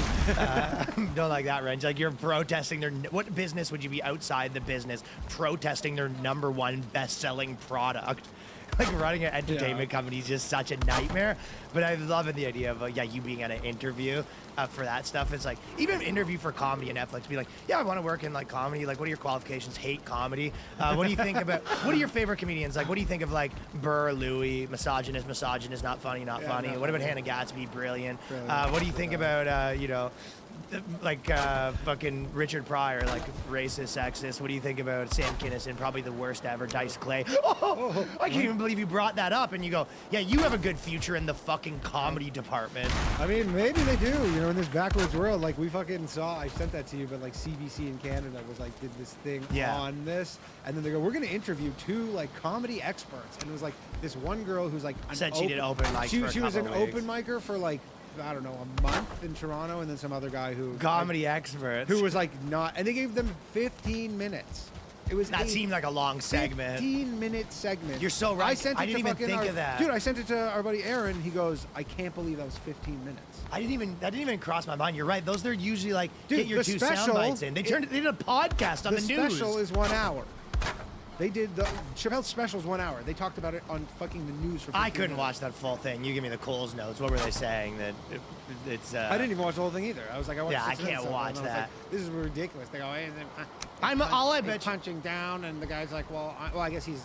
I don't know if he's a guy because I think he said he's trans, but he might be like non-binary or whatever. But he goes, well, he's like, I'm trans, but I'm also black. So what? And I was like, I'll tell you what I got from that without watching it more than 35 seconds. Is that they used all the words. Yeah, oh. All I can tell you about that segment is they used all the words. That you heard the word intersectional a lot of times. You heard the word power dynamics. You heard the word, but it is sort of funny. That's the thing too, because it's like the white reporter dude who's like, it was his segment. I know. He's old, so you could tell he's basically like I'm quitting soon. No, he's the buddy cop. He's like the cop movie guy who goes like, I fucking got two more weeks to retirement. Yeah, that's what I mean. He goes, I'm getting too old for this shit. Yeah, he's getting too old for this shit, but he goes, fuck, I just gotta get that pension. That is so funny because you're right. That guy, especially CBC, that's a government job. Like, that's a fat pension. Totally. And you're not leaving early. Like, you're waiting that out. So you go, okay, like, and you know the climate of CBC. You've been a newsman forever. Dude, he used to fucking cover like, you know, like the fucking CNE and shit, and just like real Canadiana bullshit. Yeah. The tragically hip guy has cancer. That's like a big deal. Yeah, or whatever. Like Brian Mulrooney or whatever. And now he finds himself. He's like, I'm on a panel with like 2 trans people, telling me why like this comedy special was bad news. And Yeah, blah, he blah, probably blah. was like covering fucking like, oh, the kids in the hall, and they're this new group, the kids in the hall, is like in the fucking 80s. It's and a funny 90s. TV show. Funny TV show. How We do you got it guys on think of your CBC. ideas? Yeah, Right? Basically. Yeah, you're right. They have a new ride at the exhibition fair. Yeah. He goes, this year at the fair they have bacon donuts. Right. I don't know that guy. Maybe that guy was involved in news or whatever, but still. I mean, he works at he's a white guy who works at the CBC. He didn't get hired recently. I'll tell you that much. Like, that's a legacy guy right there. I will tell you. I will also tell you that much. That was not a hot new hire. No, that is not a new hire. Old white guy at the CBC. That guy has been around since they had fucking like Hockey Night in Canada with the old song. This is correct, yeah. But the craziest part of this whole thing is, so these guys, they went out and whatever, like they, it was funny and all this stuff. But the crazy part was how much of Liar's news media is, where they picked a photo. So he was Vito's standing there and he was like, jokes are funny. What's the deal? And they're yelling and screaming at him, right? And he's like smiling and laughing. And then they picked a photo of him where he looks like he's not smiling and laughing. Yep. So they found the one like freeze frame where he looks like he's yelling and Yeah, screaming. he had the thing, and then he had this one where he had his arms out or whatever, and they were all yelling. Yeah, but he's like joking, and then it says comedian and videographer Vito Gesualdi. Stupid Italian name. Gesualdi screams profanities as he engages with peaceful protesters, begging him to leave. And then there's like 4 other places that like ran all this stuff. It was on the Associated Press. Well, Associated Press are the ones who they're like the source of it. They distribute it to everybody, who then runs with. Yeah, I know. It's like if you want extra stories. Yeah. Right? Basically, if you want extra stories, and then you pay them for it, but you use their captioning, and then it turns out he was peaceful. They He were shouts not, at people. but also they were the ones who were not peaceful, and they were the ones that were swearing. Yeah, and they were calling him. They go, "Repent, motherfucker!"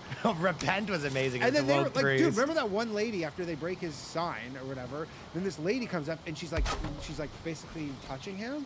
I'm just like, imagine how that lady would feel if Vito started unwantedly touching her. Yeah. Like literally walking up into her personal space and touching her. She would fucking have the conniption of all time. And yeah, obviously there's gonna be all that like hypocrisy stuff, and you go, okay, whatever. We are all understand like we get who's allowed to protest and who's not, and whatever, right? Which groups have the special treatment and whatever.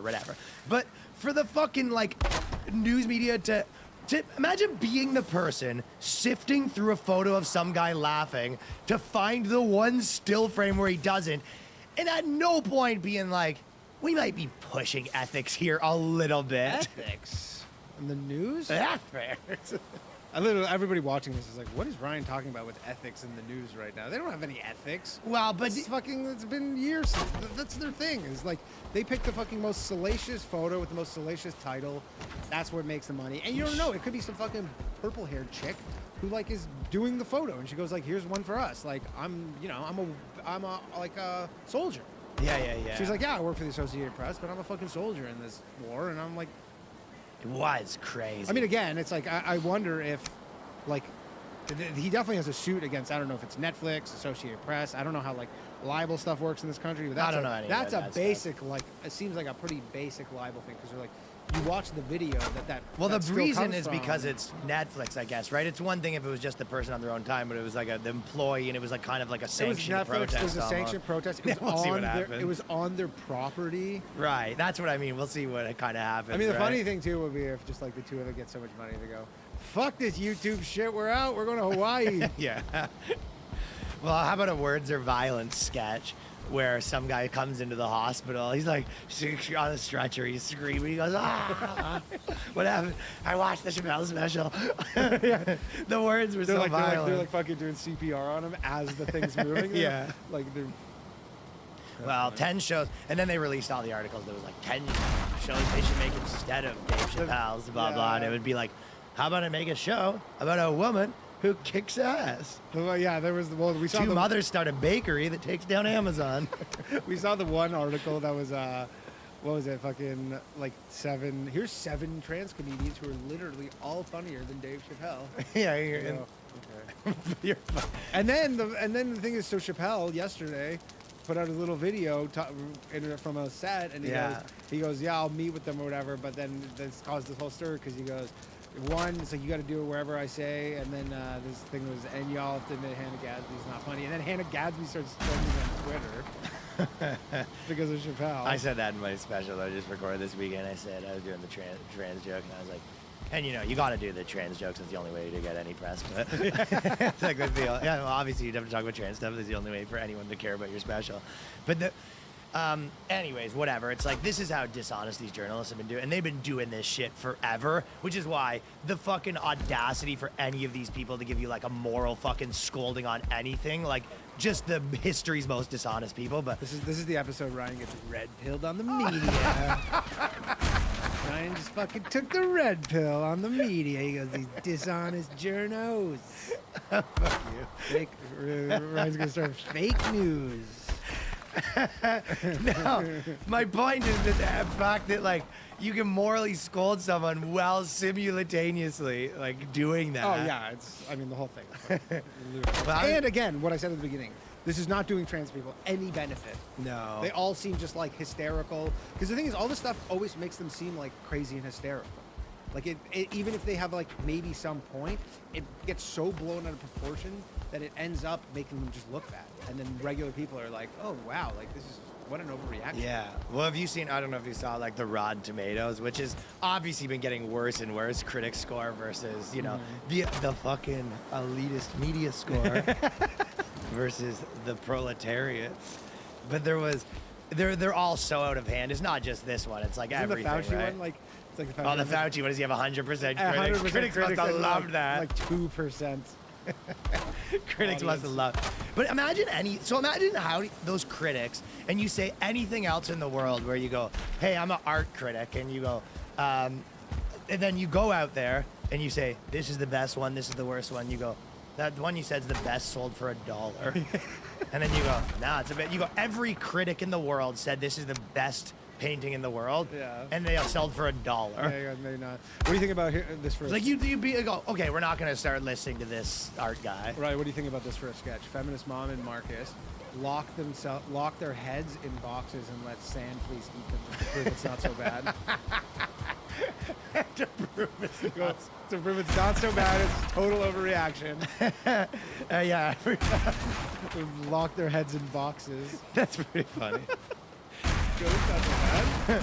It's like literally like they're going into your fucking like bigger canal and like eating you from the inside. You're like, this is fine. It's like sort of like a warm massage. Yeah, you're like, I love Fauci though. We were talking about, I was like, I'm doing something with like Kurt and Kyle or whatever, so like we were talking about it. But the Kurt had like a good plan for all this stuff where I've always been sort of saying how like I always kind of say that like the idea that they go, the comedy is violence or whatever, all that stuff, right? Or it could lead to violence, all that stuff. My comedy's violence. Yeah. Oh. Whereas I always sort of make the point that it's like, no, it relieves tension, like for the most part, right? But the real truth is these people don't want tension relieved. They want like tensions high. So and absolute power. And absolute power. Like it's the classic, like, you look like they'll look to who you're not allowed to criticize kind of thing. Right. And like, you can never criticize the king, like the jester never criticizes the king or whatever, like that kind of thing. Because they have like, well, kill the jester. He had a good point where he's sort of saying you have to think of like comedy and art like sometimes like it's basically medicine, and he goes, it was like, no, they took the wrong medicine. So it's like if you watch the right comedy, it's like, yeah, it relieves your tensions and make you feel better. You're like, well, you watched the one that made you feel better. It's like, yeah, you took the wrong one. Like it's like if a doctor prescribing medicine and you taking the wrong medicine, you go, it actually made me worse, and you go, yeah, that wasn't for you. That's true. Isn't that like kind of a good way to work? You know the best part about Kurt is he says these things like that. Instead of comedy as medicine, I recommend puberty blockers. Yeah, that's the one you took. Imagine that you took it, that it did give you puberty because you doubled down on not hitting puberty. Reversed it. I always tell the Uno card. I always tell like Kurt things like that. He'll say things like that, and then I'll be like, "Yeah, you had like a good version you said of that," and it'll be like a day later, and he goes, "I said that." And I go, well, "That's not a thing you say." What? He goes, "What? I said that?" Anyways, I thought the medicine thing was pretty funny. Gonna take a second here to talk about a new sponsor, Mint Mobile. They're a sponsor now? Yeah. I use them. I know you do. My phone is with me. I know, Danny's been a Mint Mobile. Dude, man. since Mint I moved, Mobile, dude, man. nobody better to fucking give a props on Mint Mobile, because when I moved here, I got Mint Mobile and I go, this is the fucking, coming from Canada, I was like, holy shit. DP's been bragging about Dude, Mint I've been Mobile. on I Mint knew you'd Mobile be since happy the about fucking this. jump. I know, maybe Day fucking one I've been Mint Mobile. maybe they got word that you've been talking about. Dude, I am like, you know the thing with companies where you go like the best thing you can ever do is like your shit's so good that people just are evangelists for you. You have been You an know? evangelist for They're Mint the Mobile. best, Well, dude. now you're getting paid for it because we got official. Boom. So Mint Mobile, Gaboosh, a gaboosh. After years of contracts and getting ripped off by big wireless providers, if we've learned anything, it's that there's always a catch. So when we first heard of Mint Mobile, it offers premium wireless service starting at $15 a month. And you think there's a catch? There is no catch, right? Is that the case? There's no catch. I know. I've been, dude. I You've been waiting for the wake up catch. in the middle of the night. I go, is that the catch? Was that the catch? I hear stuff outside. I go, is that the catch?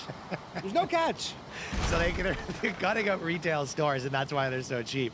For people looking for extra savings, Mint Mobile offers premium wireless for just $15 a month. Plans come with unlimited talk and text, high-speed data delivered on the nation's largest 5G network. You can keep your same phone, your same number, existing contacts. If you're not satisfied 100%, they've got a 7-day money-back guarantee. So, to get your new wireless plan for just $15 a month and to get the plan shipped to your door for free, go to mintmobile.com/boyscast. That's mintmobile.com/boyscast.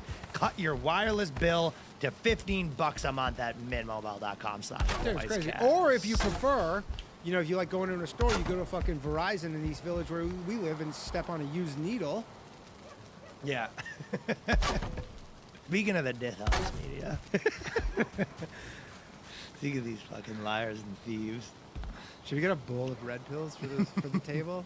Just a bowl just like some hot tamales. The media's lying. Jokes aren't violent. We should get that hot tamales because then you eat one and then but your tolerance for spice is 0. Candy's gonna buckle you. No, I wouldn't want a hot tamale.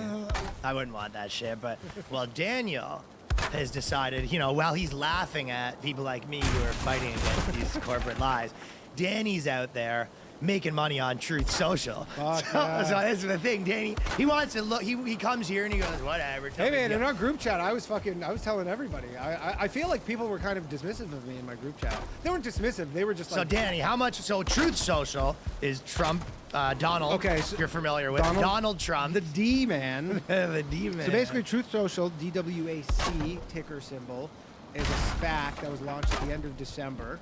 They're called like Digital World Acquisition Company. By the way, like insane whole story, right? It's not even well. I mean, the insane part is the that insane part is you start as a small thing. Like they now have like what's their market cap now? As of today, last I checked, it's Wednesday. It's like I think it was about $60 a share, which is in the billions. Definitely. But see, they could essentially they got as high as $175 a share. So now it's a kind of the same thing with AMC. Okay, so basically the first thing is it's basically become a meme stock where it's like if Let's Go Brandon was a stock that you can invest in. Exactly. That's what I. So people are pouring money into in this. one of my finance group chat with all the finance guys, this guy Kevin posted. He goes, "There's this thing, right?"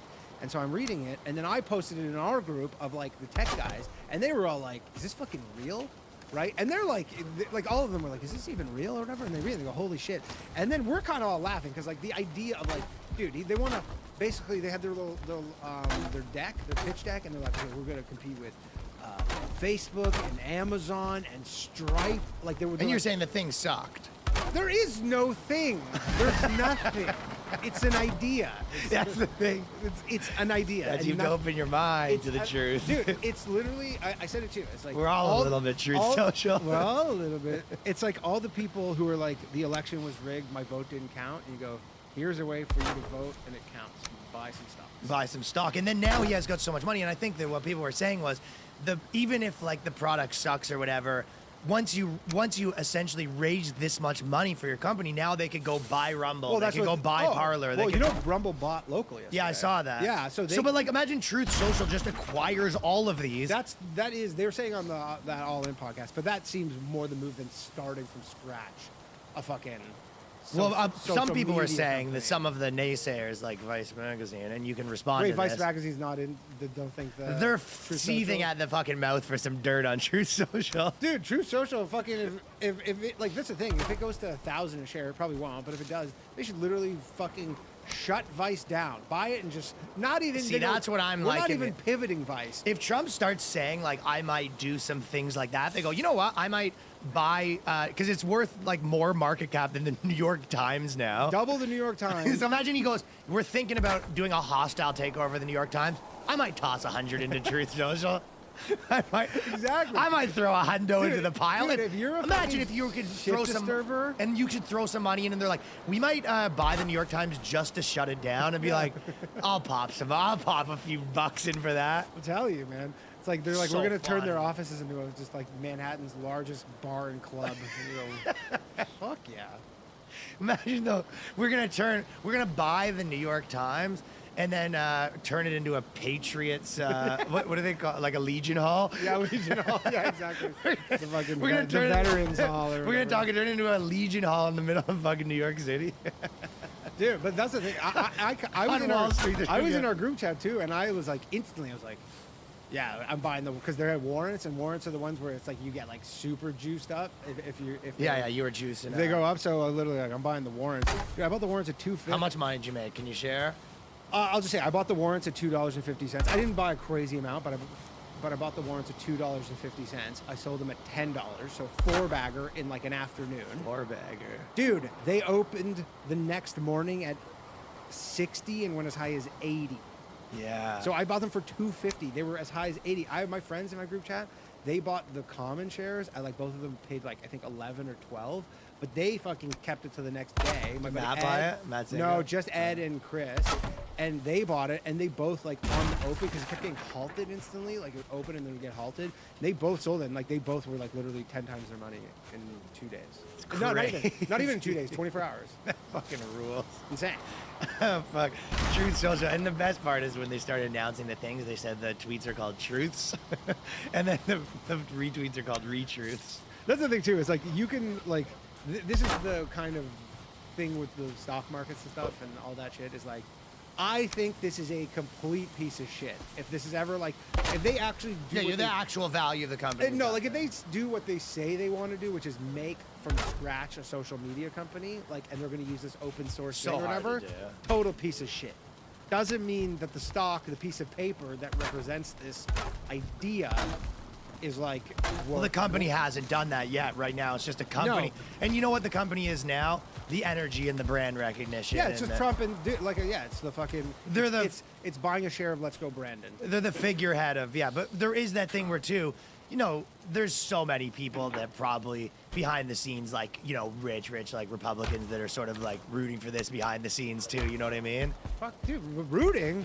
They're putting their money in. But that's what I mean. Yeah, yeah, Not yeah. even putting their money in, putting their, like, you know, like trying to put the right team together so it's not just like some hunk of shit. You know what? There is a risk though with Trump is that if He does something if- wild? No, if that market forces really do like, or something happens and then it goes back down to like $11 and like everybody who owns it's holding the bag, and so all these people who are like big Trump people are all just like stuck. I just huge- lost all this money. Huge sums of money, and then it'll be less fun. It'll be like he's gonna lose a lot of. Right, when So Trump he- basically becomes like the GameStop CEO or the Robinhood CEO. Yeah, exactly. He's going to become the Robinhood CEO. But I said this in one of my group chats, but like, you know, don't count him out on his ability to pump. Like he's gonna. That's a pretty good point. It is Is a there real anyone bull who can case. pump? There's There's a real good bull case for him, and That's or not that- the worst. Or that thing yeah, where he goes like, Elon Musk style. He knows the things to say to make that thing fucking rip. Okay, he knows all the things. He's probably talking with lawyers. He goes, "What am I allowed to say? What am I not allowed to say?" He's not. The best social media platform. He's not fucking stupid, and he knows the things to say to make this thing go high. Interesting. And he has like again, it literally like was, I think what did they say? It made his net worth. He owns 90 or some crazy percentage of it. Made his net worth like 5x like overnight. Come on. Yeah, dude, it put him in like. I mean, a lot of people were joking when they go, Trump's finally a billionaire. Well, also funny is they think that that's a pretty good way to get rich after the president, where you see how they bombing all these guys doing all these fucking dumb speeches. It's like this guy Oh yeah, started I mean, a SPAC at 5x overnight. I wonder if Obama did it. Like if Obama did a SPAC, I don't think anything would come of it. You don't think it? Well, it would something, but it wouldn't be this kind of thing. It would pop 10% on the first day. It would be trading from going from 10 to 11. It's not going from 10 to 180. Wild. Well, I watched. So no, let me just respond to the Vice thing. They basically said they were seemingly using Mastodon's code base without credit. What was that? So Mastodon is an open source, like Twitter essentially, where it's like if. And he's like, saying they copied that kind No, of. it's open source. You're allowed to. You and me could start our own Twitter tomorrow using Mastodon. The only thing is in their filing, they said that it's proprietary. They were using our proprietary code. Mastodon's like, it's not proprietary. It's open source. You took it from us. Stop saying that. And they like, basically all they're saying is stop saying it's proprietary. It's not. That's it. It's open source. And that's it. Interesting. Well, that's gonna be a fun one to watch play Again, out, eh? Vice is like you know the fucking. Obviously, I'm just asking. I don't know. I don't really know this Mastodon code stuff. Yeah, I had never heard of it either, but it's just an open source. You know, because I heard other people say that too. That's why I was sort of wondering what that meant. A lot of fucking like Nalgene bottles at the Vice offices. People were holding them, just exploded in their hands. People are happy. Well, he did a press release this week. It was killing me. I thought it was one of the wildest press releases of all time. How do you wait for Truth Social? That's the thing. Did you sign up? No, I haven't. I got on the list just so I can get fucking my ticker, just in case it's the next big thing. Okay. Blow my handle at Danny. I don't even go on Parler or anything anymore. No, Parler's brutal. But basically, this is the press release where I was like, he's at his peak right now for being funny, and I think it is because I remember reading Art of the Deal, and it was like a lot of no press is bad press. Like all you have to do, you have to rile people up. That's when he made the put the homeless people and the things. That's what I was saying. That's what I meant to say. If he buys New York Times and he turns half of it into a homeless shelter, like some shit like that. But he goes, this is the press release. He said, "Isn't it funny that Meghan McCain, who's always been a bully and basically a lowlife, is now complaining that she was bullied by the slobs at The View?"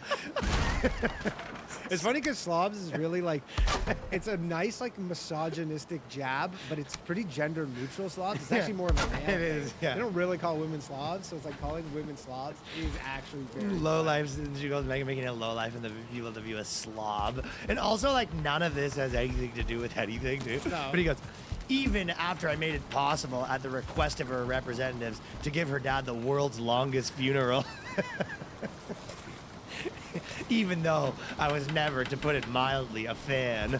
And he's like, so and he has one more thing, but I thought this was fucking insane. He goes, I have since found that McCain, her dad, who finished last in his class in Annapolis. Those were the three lines. She just goes, he casually had to say that Meghan McCain's a slob, the people at The View are a slob, the funeral was too long, and the guy was bad at school. Yeah. Really speaking of the dead. There's not even really much to, like, that he's making a point. No. He's just putting it out there. Yeah, this wasn't even like about anything. It was just about Meghan McCain talking shit about him or something. Well, there is sort of a this like idea that I guess that was sort of also McCain was part of this, but like when Baldwin died and everyone was kind of being like, how could people speak ill of the dead? This idea that you're who died? Mr. Baldwin. Mr. Baldwin died. He's the guy who invented the potato head. You never heard of him? No. Or no, not died when he shot people. Alec Baldwin. Yeah. Okay. And yeah. people were saying, Mr. Baldwin died. Yeah. No, okay. he shot the other people, but Yeah. there was other people. Colin Powell died. All these people, and then there's always this narrative where people's like, you saying like mean things about people when they die is like so crazy, and you're just like, I mean, if you think it's the worst guy ever, I guess then your family. People love to have these principles because I've watched so many people on both sides being like, wow, what class on a dead guy. And he's like, yeah, he hates him. I don't know what to tell you. Also, not only that, but like, why don't we just put a pin in this and let's wait till Donald Trump dies and see where you're at on this fucking. Oh, exactly. Like, for sure. Well, that's what I was even thinking. The shirt that Donald Trump Jr. made is fucking crazy. What did he make? Donald Trump Jr. posted a shirt that I believe he was selling that said, I think his guns don't kill people, Alec Baldwin kills people. Right. Which he's like selling. I'm like, you need money? Yeah. But again, I guess you're like, this is the dude who was going on SNL, like pretending to be your dad. Yeah, I mean, it's like this if like, I was, this isn't just like a he fucking spent 5 years like or whatever talking shit like, about your dad. You're like, I guess for a living. This is a pretty personal thing. So yeah, I mean, again, everyone has their own version, but it's like. By the way, I bought one. yeah. By the way, I did buy one. I took some of that fucking Truth Social money and I took my Truth Social winnings and I plowed them into these fucking shirts. Yeah. Well, there is like, it's people all have these like fake morals that they have, but you're right. Every single person, it's like, you should never say that and be like, oh, just Trump died. It's like that fucking orange pig. I mean, like, hey, let's just pull up your tweets from the week that Trump got COVID. Yeah. You go, I hope this fucker dies. And you go, I mean, I wouldn't talk about my, someone in my family at the funeral. You might, cut him a break. But I'm never, if I hated someone and they die, it's like, I'm not going to be like, they were great. I might not like shit on them publicly. No. But if I don't know them and it's like a celebrity that, like, who, it's just like, it's always that thing when people have principles, you go, well, does the principle hold up at the fucking highest end? Like, when Hitler died, you have to go, well, don't speak ill of him. Like, so it doesn't hold up. Yeah, so it's like all you mean is so there's some don't speak subjectivity. bad about people I like. Yes. Yeah, absolutely. Anyway, by the way, one last thing on the Trump Social thing or whatever, is that someone put out a tweet, I think Zero Hedge, but so if it got to, I think $1,700 a share, it would be worth more than Twitter. And then theoretically... Hostile takeover of Twitter. But you only need 51% for a hostile takeover. You don't need to own the whole thing. Fuck. So I guess like $1,000 That's the best case scenario by a long shot. $1,000 a share. I don't know the actual mechanics of how they would like actually get that money, but I guess they could technically just go after Twitter. That'd be fucking That would be great. fucking... But again, everybody... I don't know, I guess a lot of people in protest would just leave Twitter. That's the real problem is I don't think they would though, because so many people, that's all they have is their blue check mark and their thing. I think they would leave for like a day, but they wouldn't because that's all they have. They'd be like, we gotta stay and fight. Maybe they'd stay and fight. We gotta stay and fight. You go, I gotta stay and fight. That would be so fun. That though. would be amazing. And he did it like MySpace, where everyone has to and he's follow him. banning people. Yeah, and their bands are called Your Fireds. And he actually does change retweets to retruths, even though it's still He changes Twitter. them anyway. He changes them anyways. He's in charge of the banning committee. And then when you instead of saying that you're on a temporary suspension, it's just that you get a GIF in your email that says you're fired. And fact checks are the wrong GIF. Wrong. Oh my! That would be the world's largest troll in the history of ever. A $50 billion troll. But I think that people that lost if you lost that a million, you might not be happy. But anyone that lost like $500 for that, I think they'd be like, oh that's yeah, worth it. I mean, that's the thing is, look, Trump, 70 million people voted for Trump. If all of those people go and kick in $100, that's $7 billion. Right. How much is Twitter worth? 50. Okay. So you're talking about times 7. Well, there's other people from other countries. Okay, too. so if everybody kicks in $700. You can hostile take over Twitter. Yeah, 70 million people at $700 a pop. No, yeah, obviously you're not getting $700 a pop. But. No, but whatever. You put them on a payment plan. Fucking 20 a month for 2 years, and we own Twitter. Do you think someone else, like a Soros type, would try to hostile take over back the other way? Probably. I'm sure there was one guy in our group chat. Someone posted this guy Doug Cass, who's like a famously bad investor, and he sent. Yeah, you hate that guy. Well, he sent this guy Whitney Tilson, who my boy Enrique knows or whatever. Sent him an email the morning of the DWAC thing. He goes, "Yeah, it is a pretty easy short right here, going short at $12." It goes like free money. He just got devoured. I'm sure he got stopped out, but he probably got fucking lit up on that. He goes, well, there goes 50 grand. Hell yeah. So, anyways, they fucking they had another confidence. They had another pretty good one too. Speaking of the lying media, it's the theme of the episode. They said the Saskatchewan Health Authority in Canada. They basically posted a thing that said your risk of, and speaking of Twitter, so the retruth, they would definitely get a wrong. Said your risk of COVID-19 is not determined by age, fitness level, or community. It's determined by vaccine status. And you go, how is this not misinformation? They go, your risk of death has nothing to do with your fitness level or age. risk of COVID-19 hospitalization. Yeah, it's so Has ideologically based. How's that nothing to do not with your misinformation? Yeah. Again, just any normal person who's just been alive. Yeah, but how is the fucking health, like, you know, I'll tell you what's gonna happen, by the way, is if, it's almost like, by the way, it's like these people don't understand intersectionality because they're like, you go, they're the people that are all about intersectionality, you go, yeah, all of those things. I saw that with the Chappelle one too, where someone goes, on that thing you sent me, and when I did watch the first bit, it goes, this is a rich guy using his power. It's like, okay, so now money does matter? Yeah. Because before you said only race matters, and actually I have less power than Jaden Smith, but now it's all of a sudden the money does matter. Okay, They interesting. need to do like an actual weighting. Someone needs to, like, we need science to get on this and say what's worth what on like a like, you know.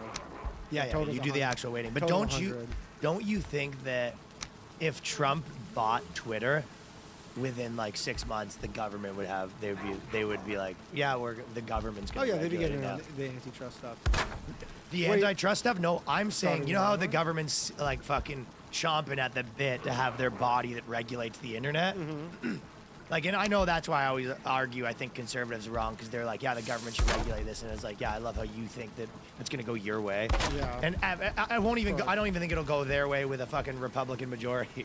No. But my point is, I bet you if Trump owned like one of those, it would probably be pretty quick till the government gets involved and starts having their body of censoring the truth. Oh, for sure. Well, especially when like he starts being like, okay, well, you know how like Jack Dorsey was censoring stuff with like the We'll start censoring with the Hunter stories. Biden, and go, we're gonna start censoring stories that we don't like, and then but they're ones that benefit us. And We're not gonna you. make Hunter Biden trending at fucking, even when it's at like 1,000 views, even though the other one's not trend. Nothing about Trump ever trends, even when it. Yep. Oh yeah. I could see that. But so that what was the Saskatchewan thing? That was it. I was just saying they tweeted this, but that would not be. That would have to get. I'll get it wrong. So, this is what I was saying. This is the kind of articles that they are capable of. So, Vice. This is what Vice. This is the classic. This is your vintage. Vice classic. And they said the Pakistan sex toy market. So they did a whole article on that, and it's thriving. So this is. They said that you might not think this, but it's the Pakistan dildo and butt plug market is a thriving industry. I mean, just because they're Muslim doesn't mean they don't like the fucking. That's correct.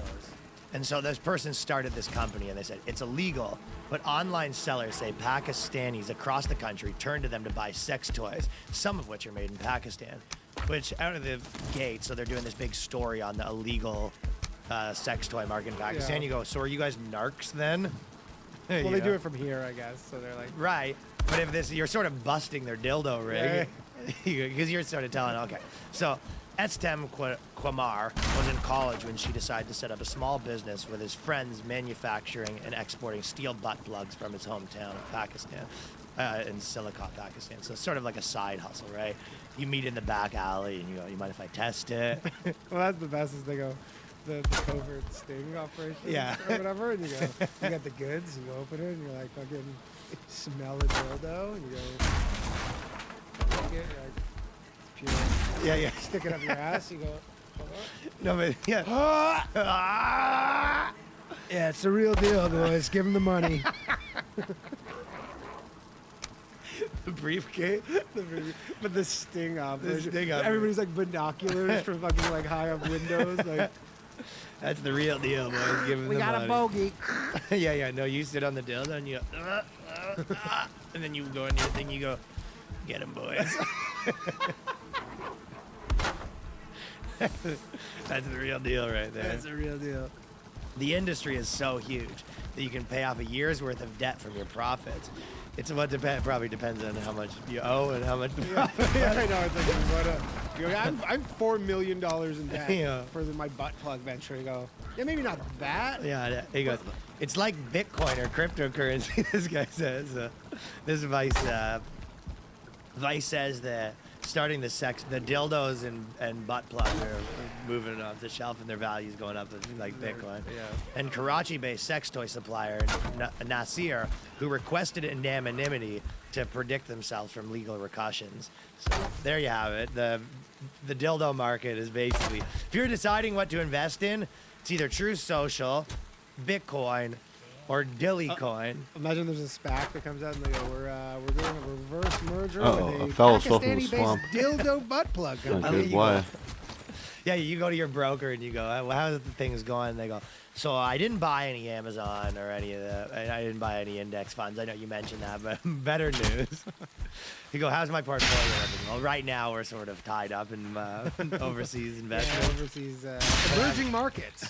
We have a lot of emerging markets investments. Yeah, You know, yeah. What is that? It's just, Now, have you heard of a guy? Pakistani butt plugs. Have you heard of a guy Nasir Qureshi?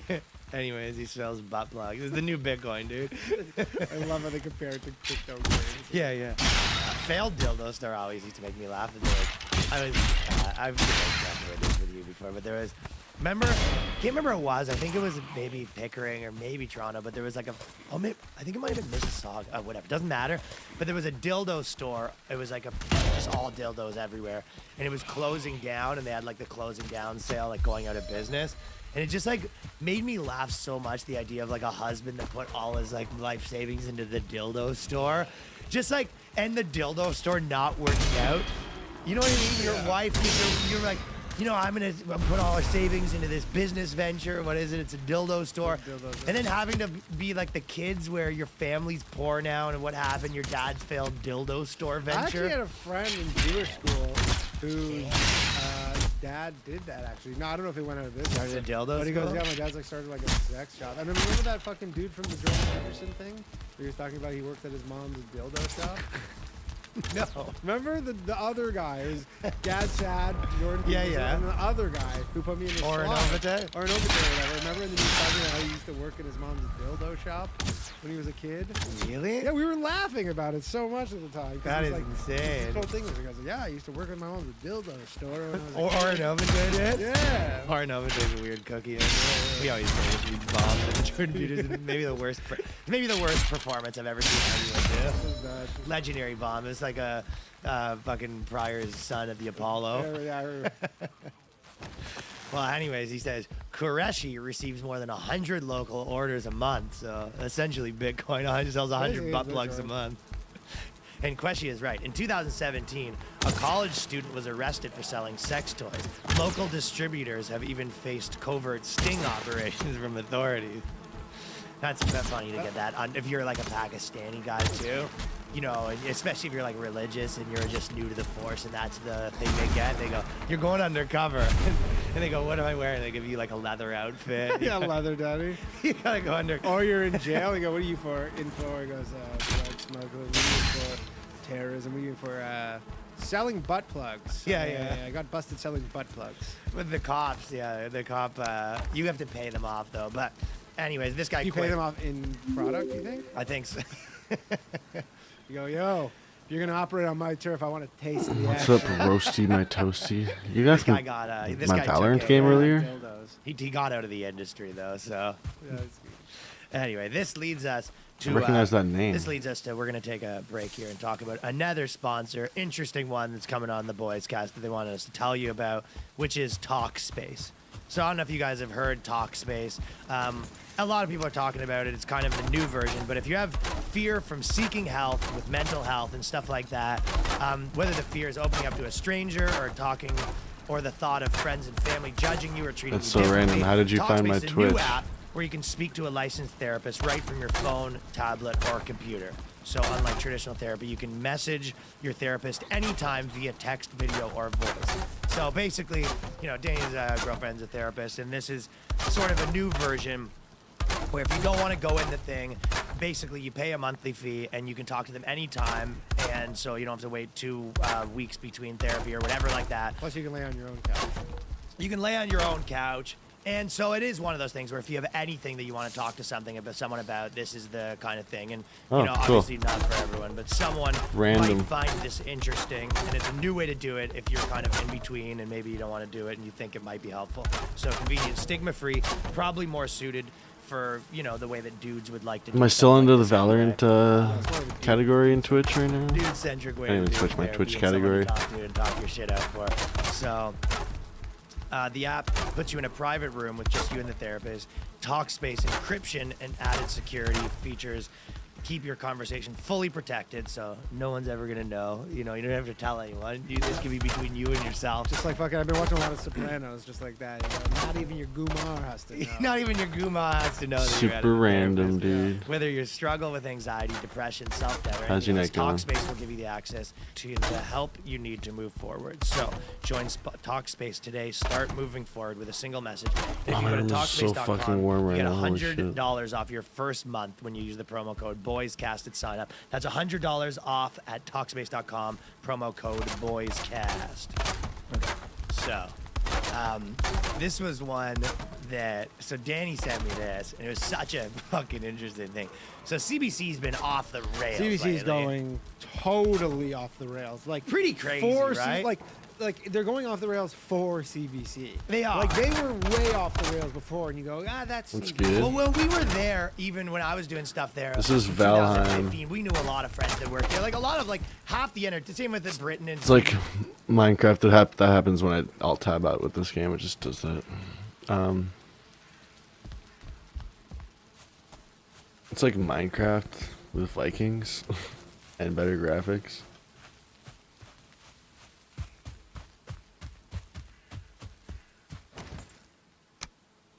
Oh wow, they actually got that door down to half health before I let them in. I was getting invaded.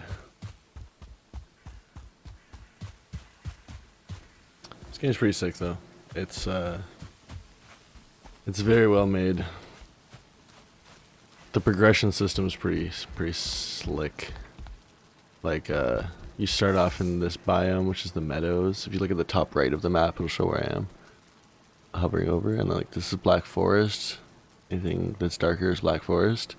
You start out in the meadows, and there's just like deers and boars, and you gotta like hunt the deers and the boars. And the deers are really fast, so you have to like hunt enough boars and chop enough trees and stuff to be able to make yourself a crude little bow. You can start hunting fucking deers, and you get enough leather and hide from the deer and them to make like some basic armor. And then you fight like this deer god boss called Eikthyr. And you use his antlers to make your first pickaxe, and then you can make you can pickaxe the ground in this game. Like I can dig, I can manipulate the terrain.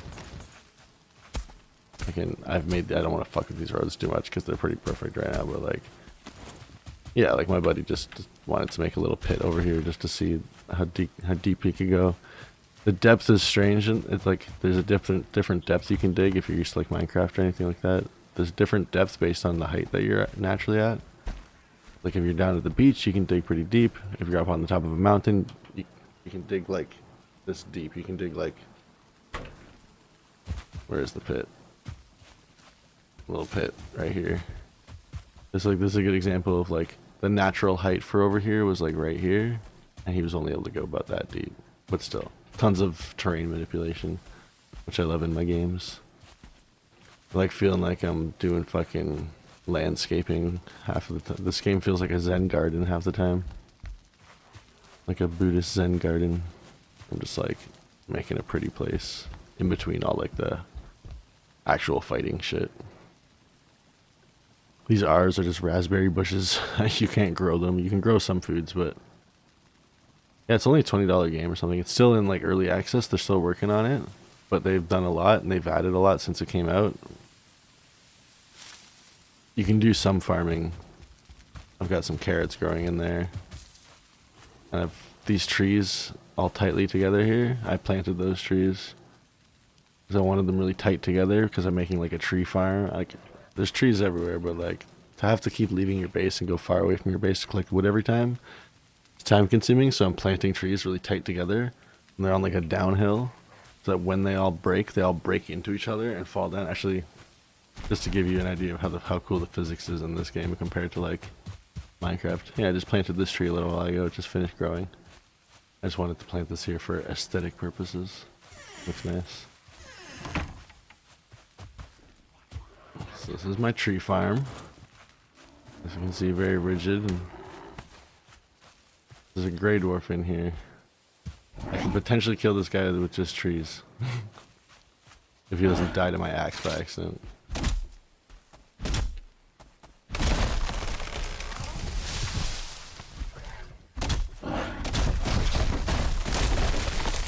Alright, now chase me through here, Grey Dwarf. Die through the he didn't. He was safe. The trees can kill you when they're falling. They can 100% kill you. They fall with lots of force.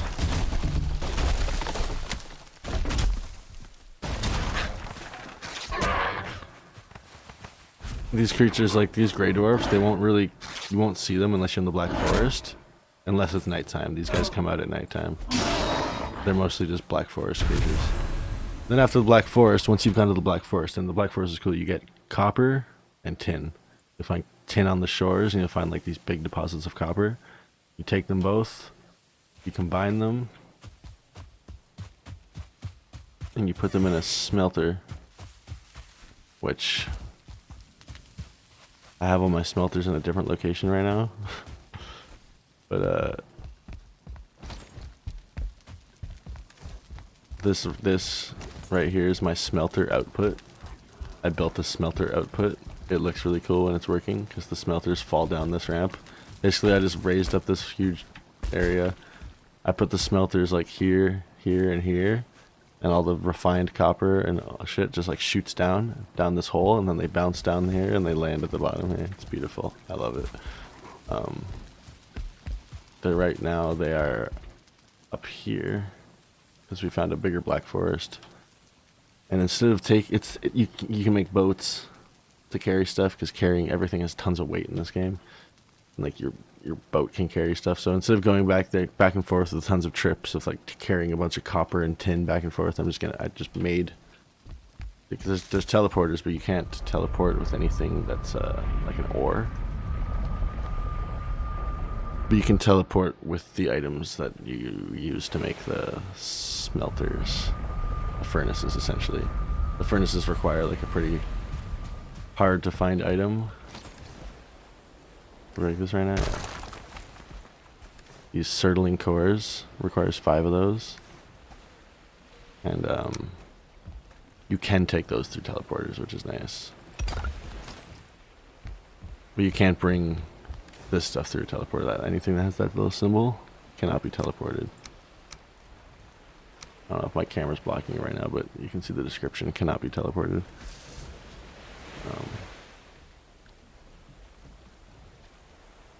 But yeah. This game is pretty sick. I love it. I've spent so much time in this game, and then me and my buddy actually just... It's been like a year since the game has come out. They've added lots of stuff to it. We haven't played it in a while, so we just made fresh characters, made a fresh world, and we're playing it again fresh. This world is running as a server right now, so either any one of my friends can just jump in and play when they feel like they want to play. They don't have to wait for me to be online right now. It's worth it, because we're getting hardcore into it right now. Food is such a big thing. Meads, healing mead, that's like a healing potion. It's pretty valuable.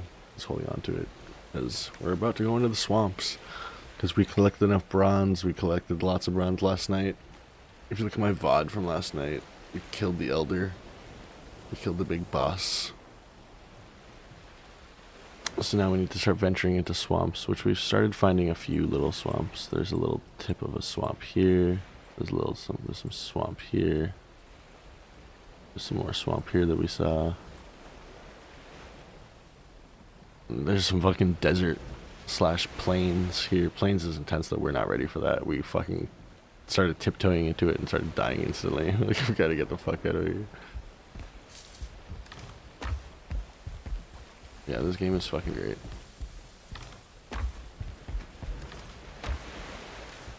I kind of just rebuilt the whole house. And now it's time to come back here and collect more copper and tin.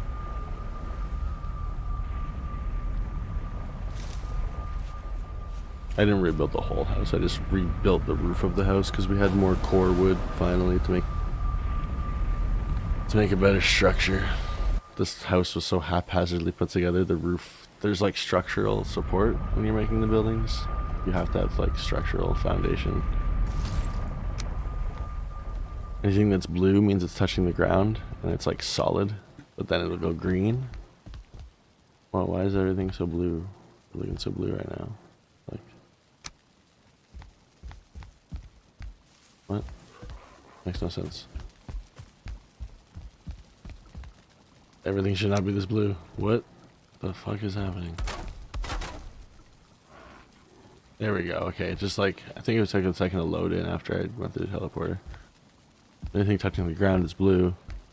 And then there's like a green, and it gets less and less green the less structurally supported it gets. And then you'll see, yeah, I got a red beam there that's pretty weak. Gotta support that a little more. But for the most part, this is pretty sound now. And it was not before.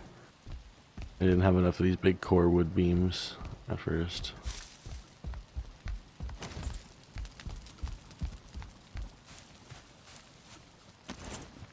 Oh wait, I was in the middle of doing something like an hour ago here.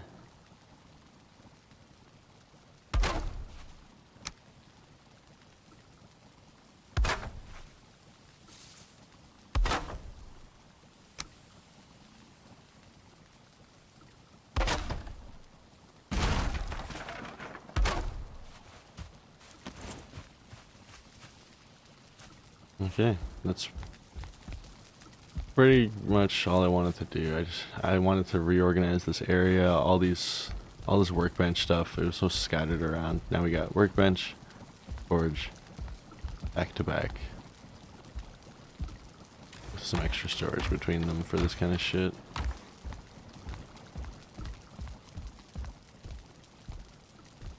Beautiful. Just took out these shelves as well for now. Don't need them. It's kind of nice being able to just walk through here and not having to go all the way around either side. If I had thought about that when I was making it, I would have made like little doorways in the center of these, both on this side and on this side. I'll do it now. When I rebuild these shelves, I'll only rebuild them to like here and make like a little pathway through. Because when you're going back and forth building stuff, it's kind of annoying to be like, oh, okay, gotta go all the way around every time. It's a slight nuisance, but fuck.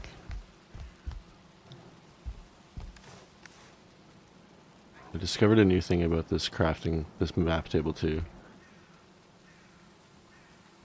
It records all the pings on your map, and if you don't want to keep getting them back, you can like, because I was doing this thing where I would like delete the ping I had. I'll test it out right now. Like delete these two, and then hit. You copy some discoveries from the table, they come back.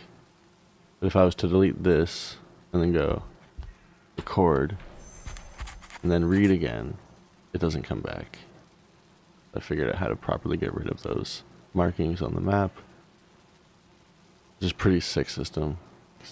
I was getting kind of annoyed at first. It had so many pings, both mine and Sarah's pings all over the place. Not pings, but labels.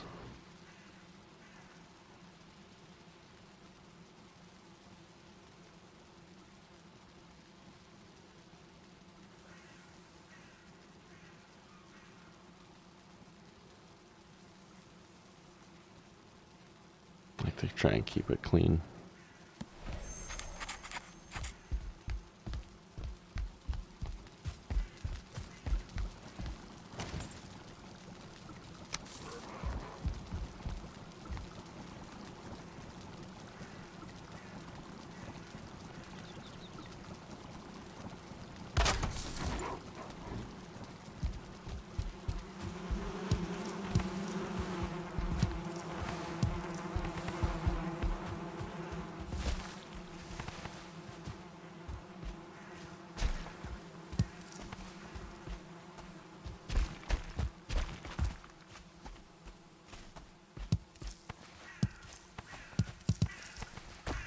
Berries. I wonder if my other berries are refreshed. I don't think so. I don't think they would be yet.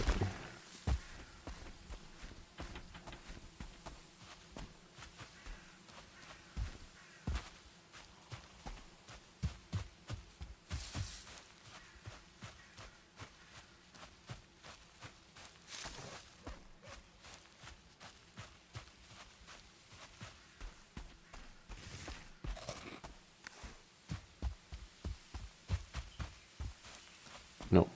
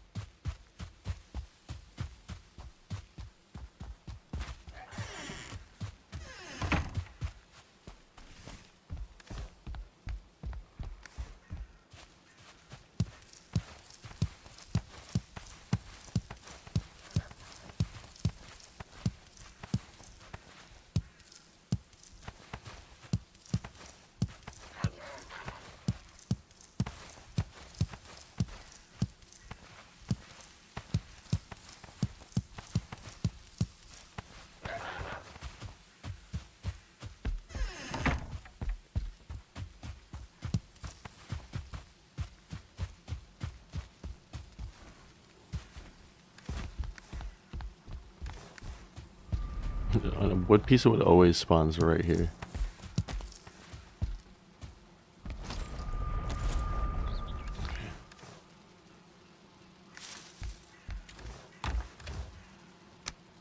Go away. Go away.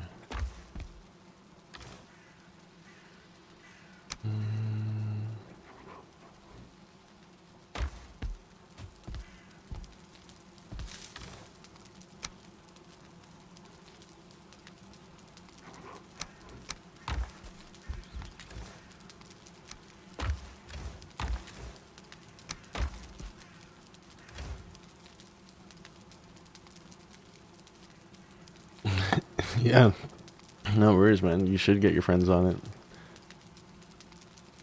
I stream every day, and I've got the next few days off work, so yeah, cool. Catch you around. Thanks for stopping by.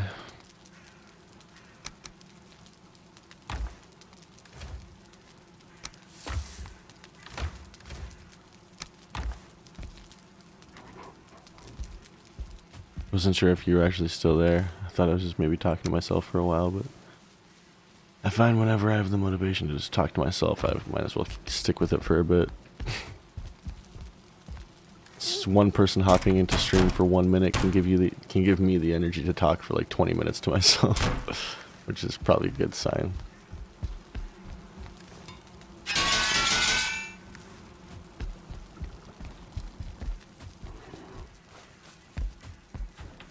I might actually play some more Valorant. I've gotten a bunch of work done in here, and I don't really want to collect copper right now. I'd rather me and Saris go into the fucking swamps together. He said he set up a base over here.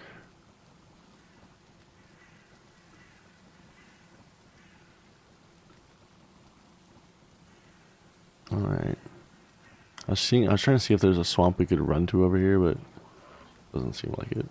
I thought I could run over here, but this is all too wide. I was so satisfied that I could actually hop, skip, and jump and swim across this. I tried to do the same shit here, but I couldn't quite make it across. Swimming is rather dangerous in this game. Once you run out of stamina, it starts eating up your health, and then you're just dead.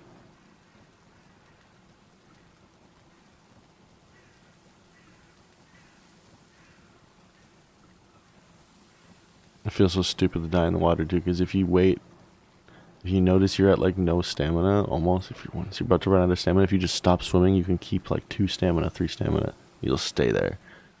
As long as you don't use it to move at all, you can stay at that minimal stamina. But as soon as it's out, you start dying immediately. And you can't stop it. I'd love to fill this map out a little more. Maybe that's what I'll do passively while I smoke and just chill for a bit. Do a little mapping. And play some late night Valorant after that to stay up later.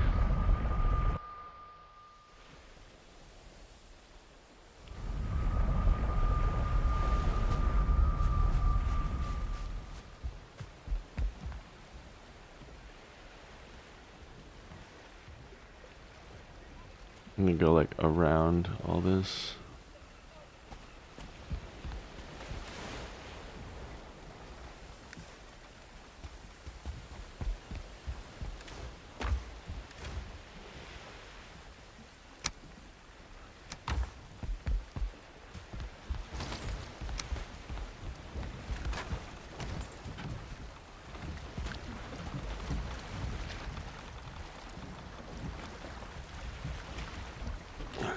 Yes.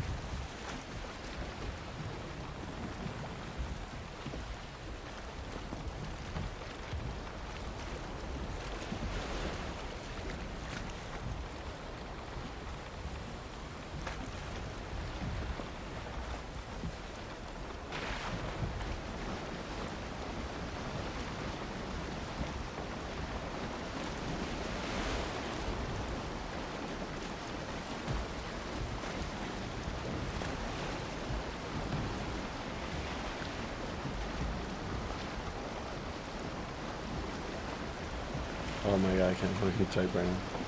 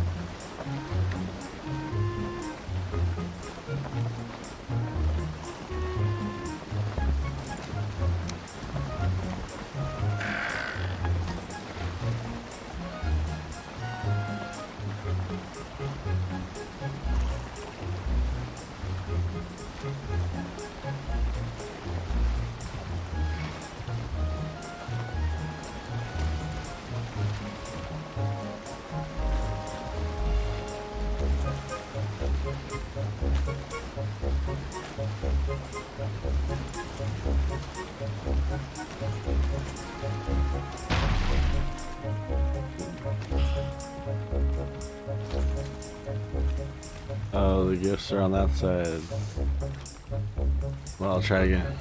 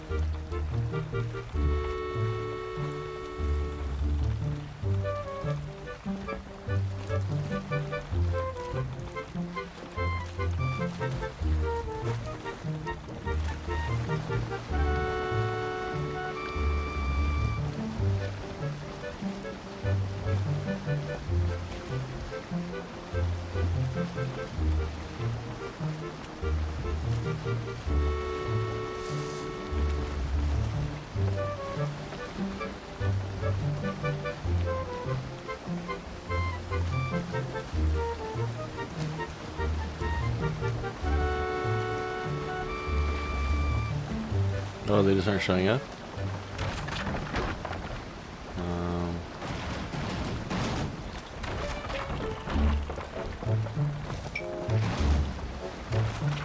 Oh, that's right. I need to set it up properly still. Are you kidding me?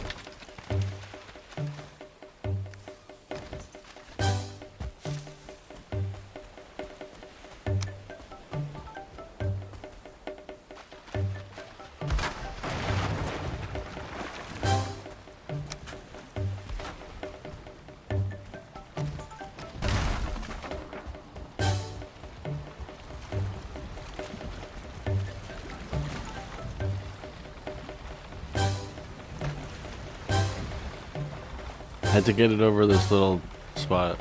I thought it looked like a full river, but it's all like blocked off here.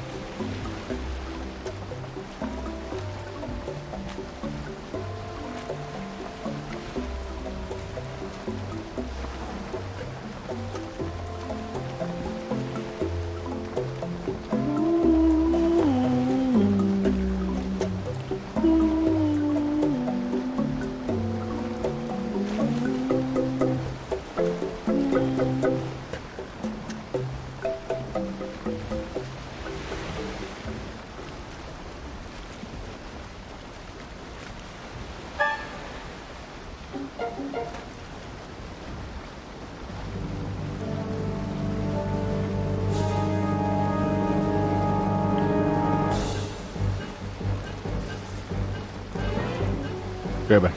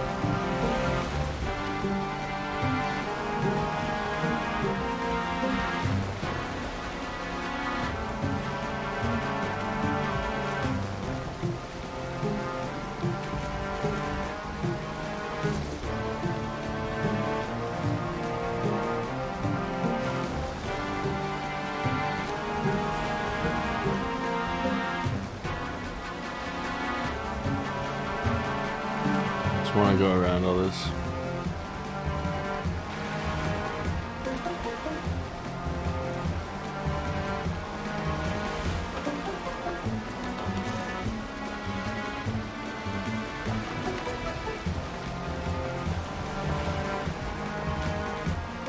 I'm kind of using this boating mission to, I guess I'm scanning ahead. I'm using this boating mission to just kind of chill right now. I did a bunch of work on the base.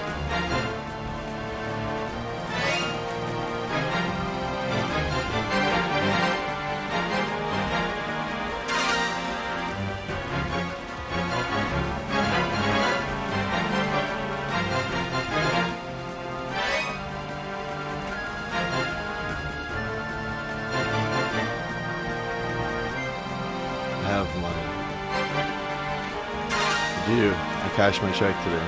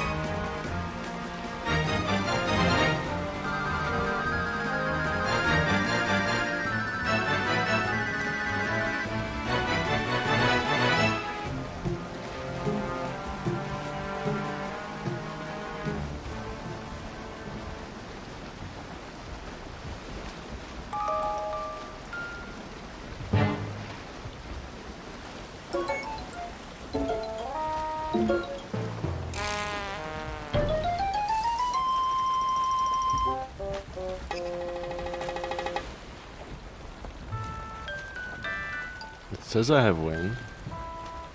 The thing is filling up slowly.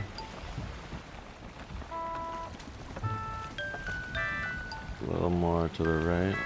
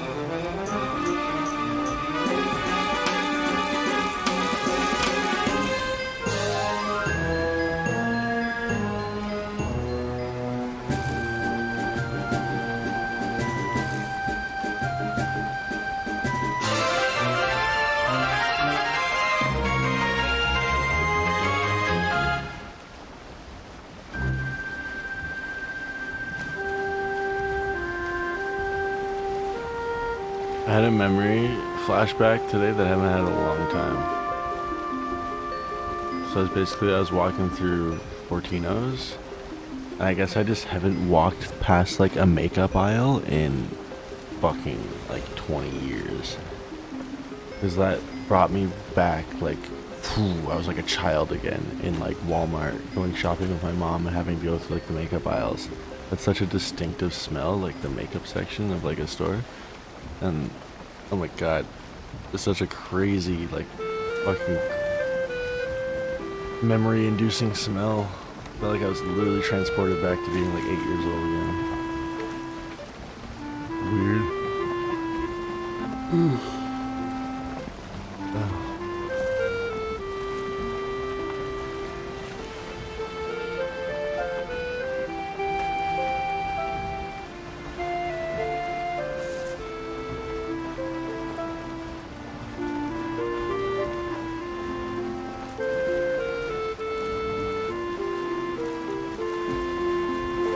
Smells do, and I know they do, but it was just such a fucking intense one.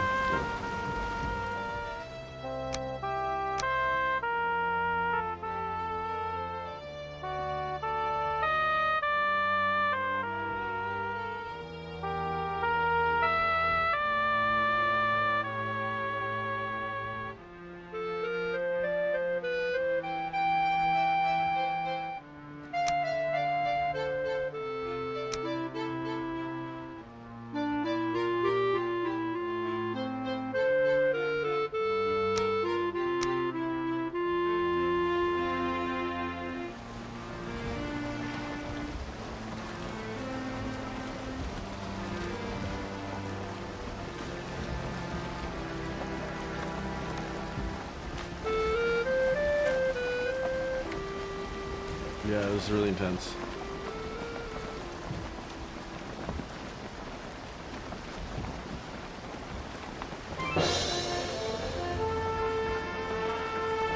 I love the music from this fucking game, from Wind Waker.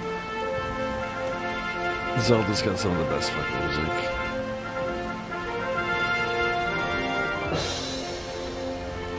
And the more I've like watched anime throughout my life, and I go back and listen to Zelda music, I'm like, a lot of this just reminds me of like anime music. Not every song, like not this one so much, but a bunch of them.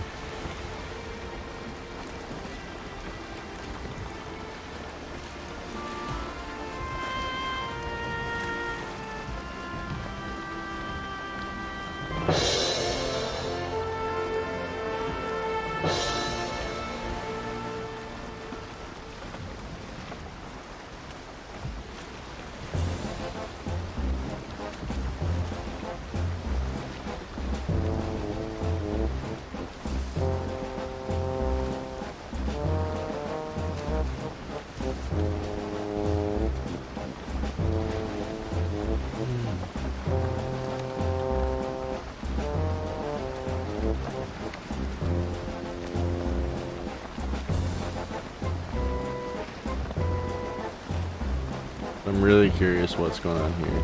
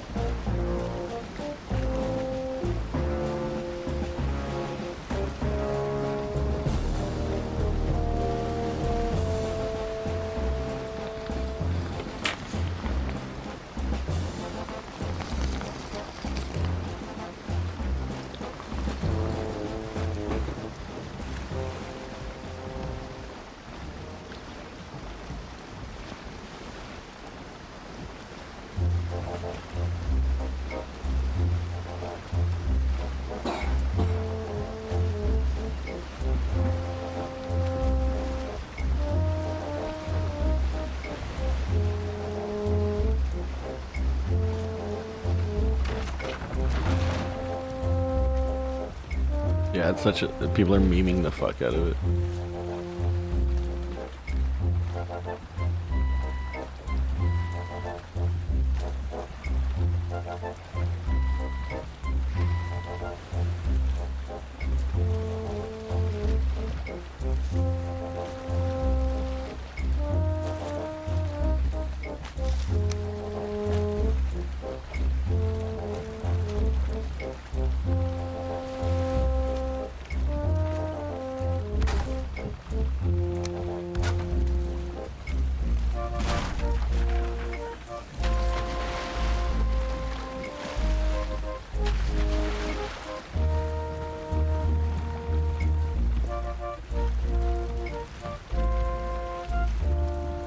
That's too much work. Nobody's doing that. At least not for a couple days. It takes a couple days of work to make something like that.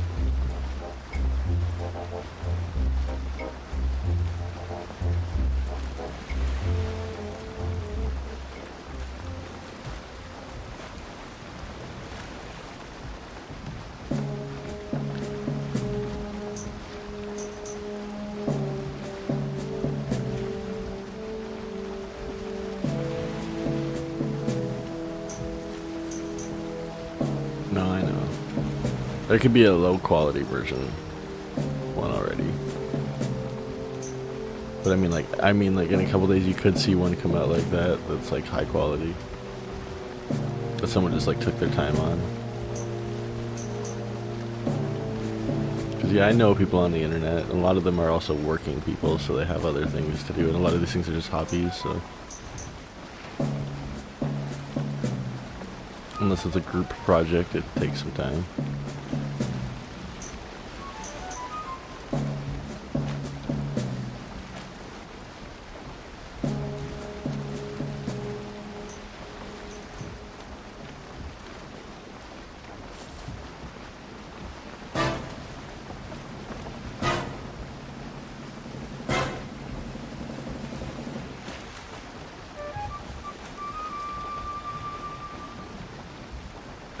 This is where I could almost swim to, I just couldn't quite make it here.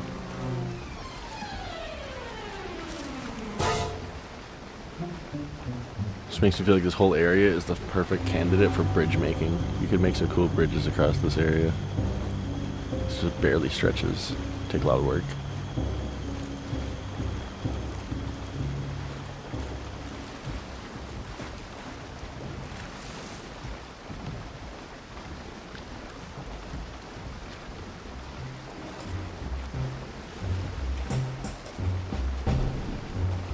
Jerky's nice. It lasts for 30 minutes.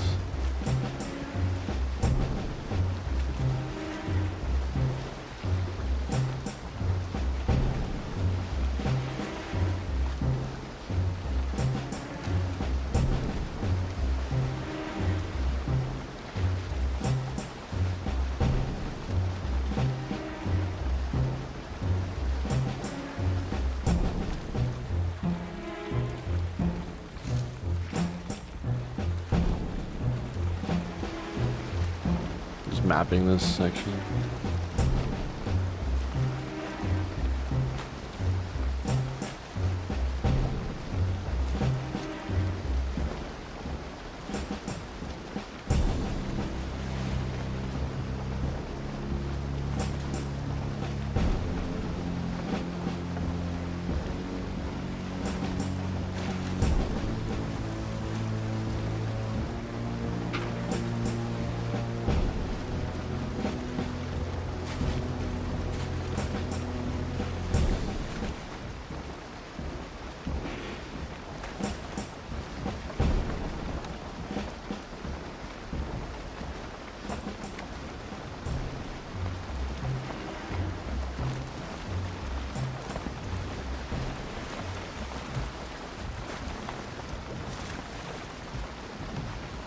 Hello.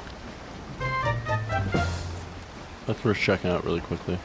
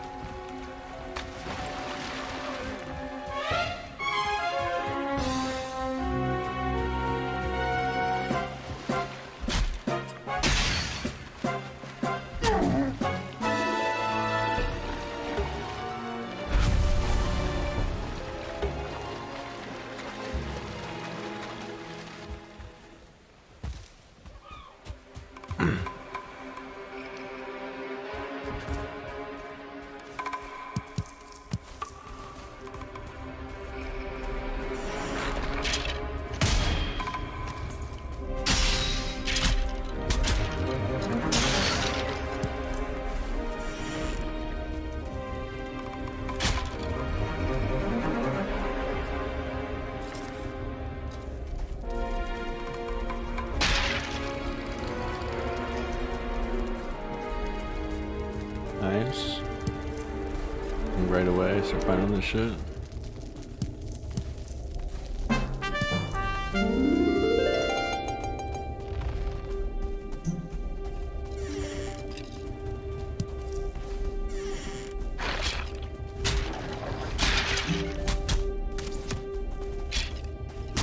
Oh boy.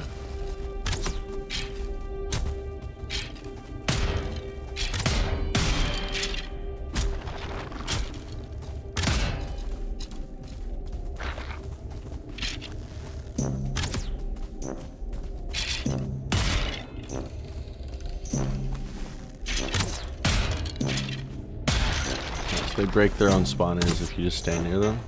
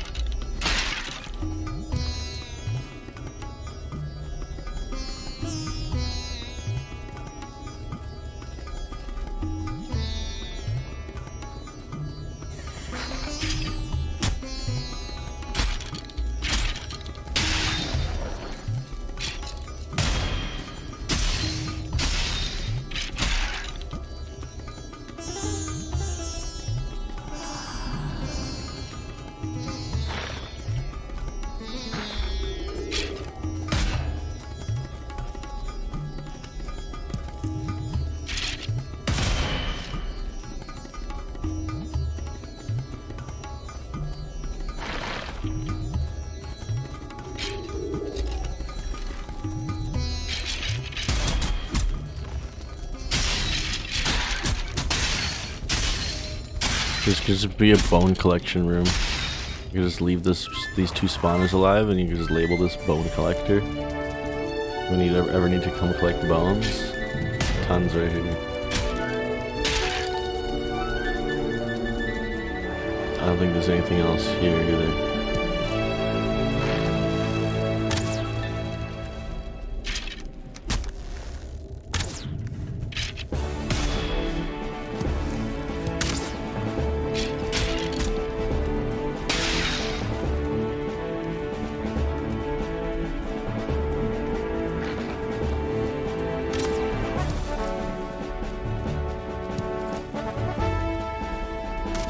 Asking for, are you looking for uranium? No, I'm looking for this shit. Oh my god, yes.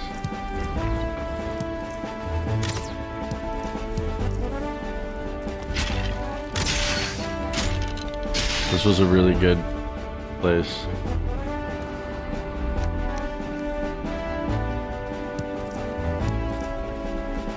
I got fucking 9 out of here, Jesus. That's huge.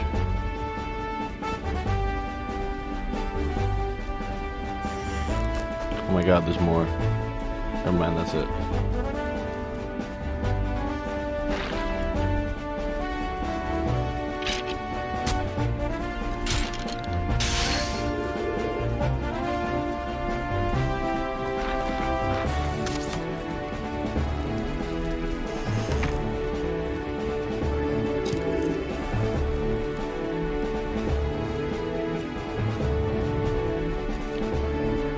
This is what we used to make the furnaces to smelt the metal.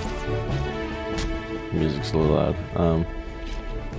But yeah, you need these to make the teleporters, and you need these to make the furnaces. You need them to make a lot of things. Well, the important things. Smelters, charcoal kilns, and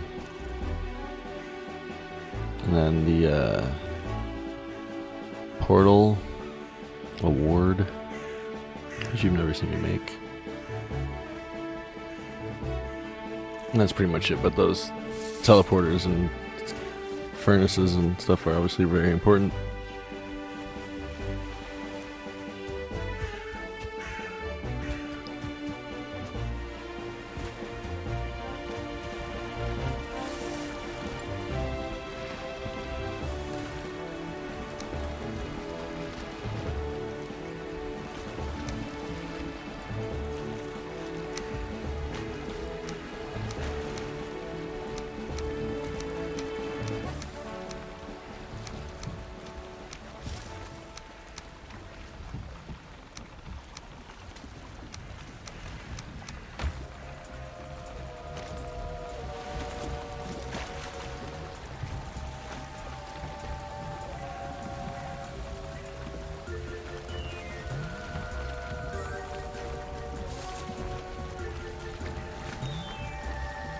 Got a healthy amount of those cores now, finally.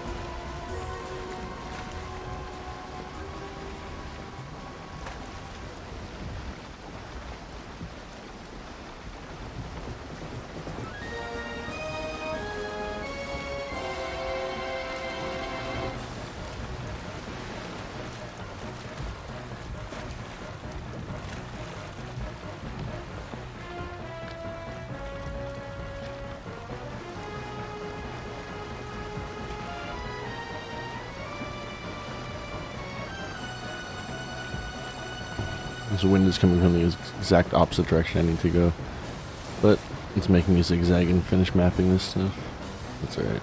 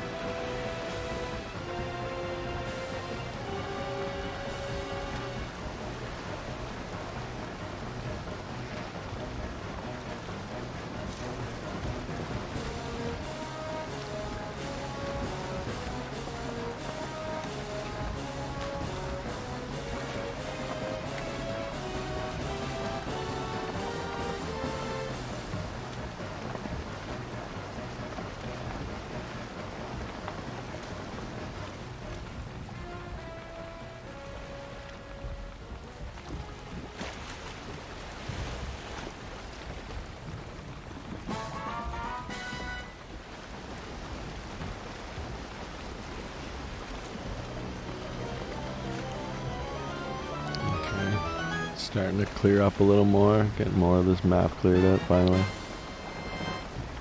Want to see everything, see what these continents look like.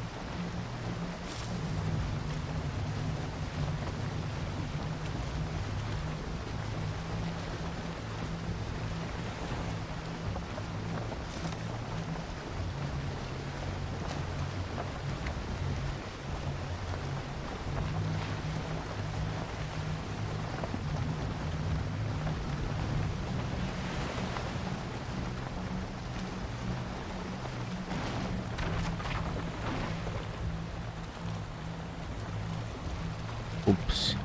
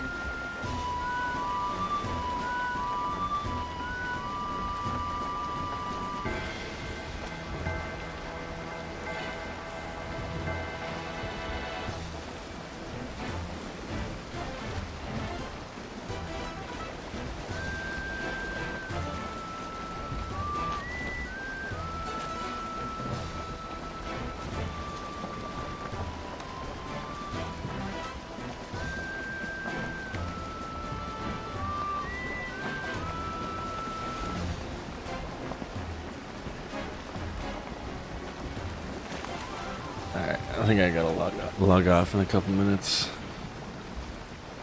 I'm trying to stay awake. I'm trying to get awake more, but I'm getting pretty tired. Watch another episode of Walking Dead. I bought the makings to make a nice pasta tomorrow. I'm gonna spend a couple hours cooking.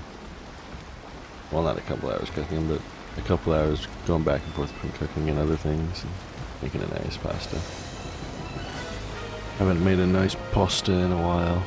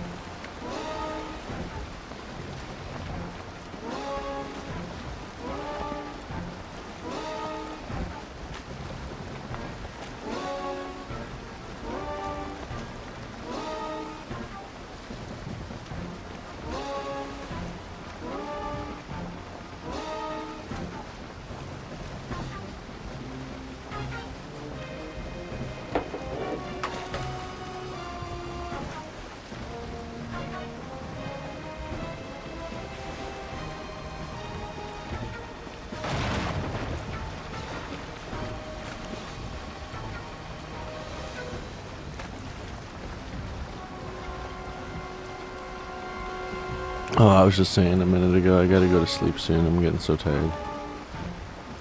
Well, not go to sleep quite yet. I gotta log off soon because I'm getting so tired. Watch an episode of Walking Dead to stay up a little later. I tried to do that last night, but I only watched like 10 minutes and passed out.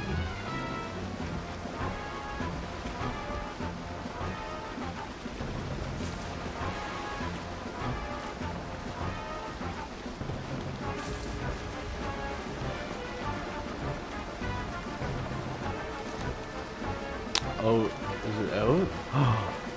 Oh, it's out. Like now. It's 3 in the morning. You wanna watch an episode?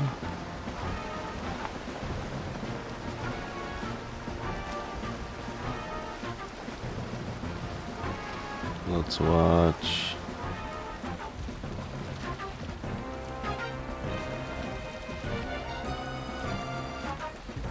I just needed to like go come near shore and stop the boat.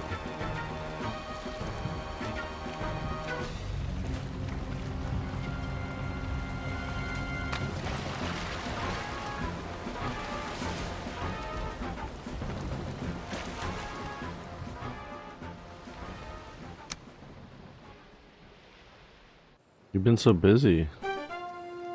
You have like a really intense project at work going on?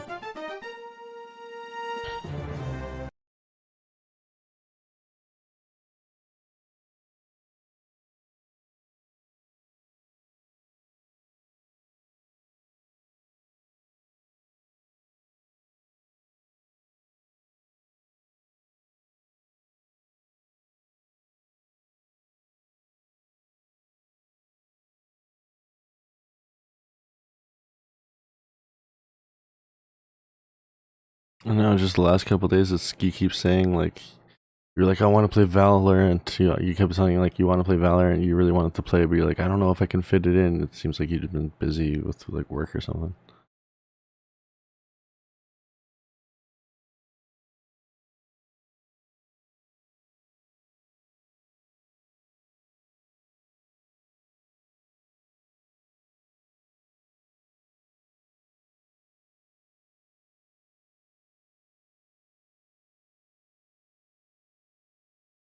Gotcha.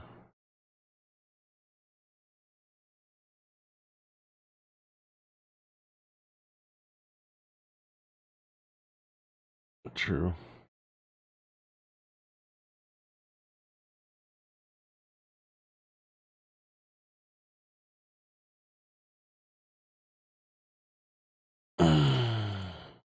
Nice thing about this yeah, this is exactly where I paused it last night. I made it 16 minutes into the episode, and I was like, I just hit the space bar I was trying to watch from my bed.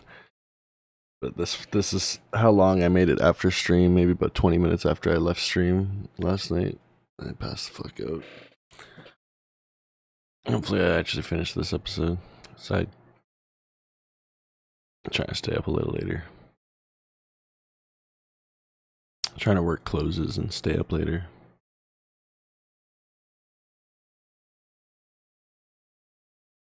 Alright.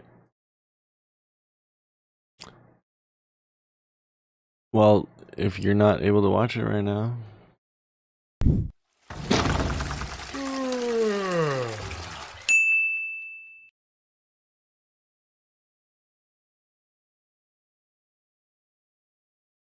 Follow you? He's not my friend. He was in the cell next to mine. All I know is his name. yeah, I'm gonna try and watch some of this. Pass the fuck out. Henry. I'll catch you later. You didn't mention Henry.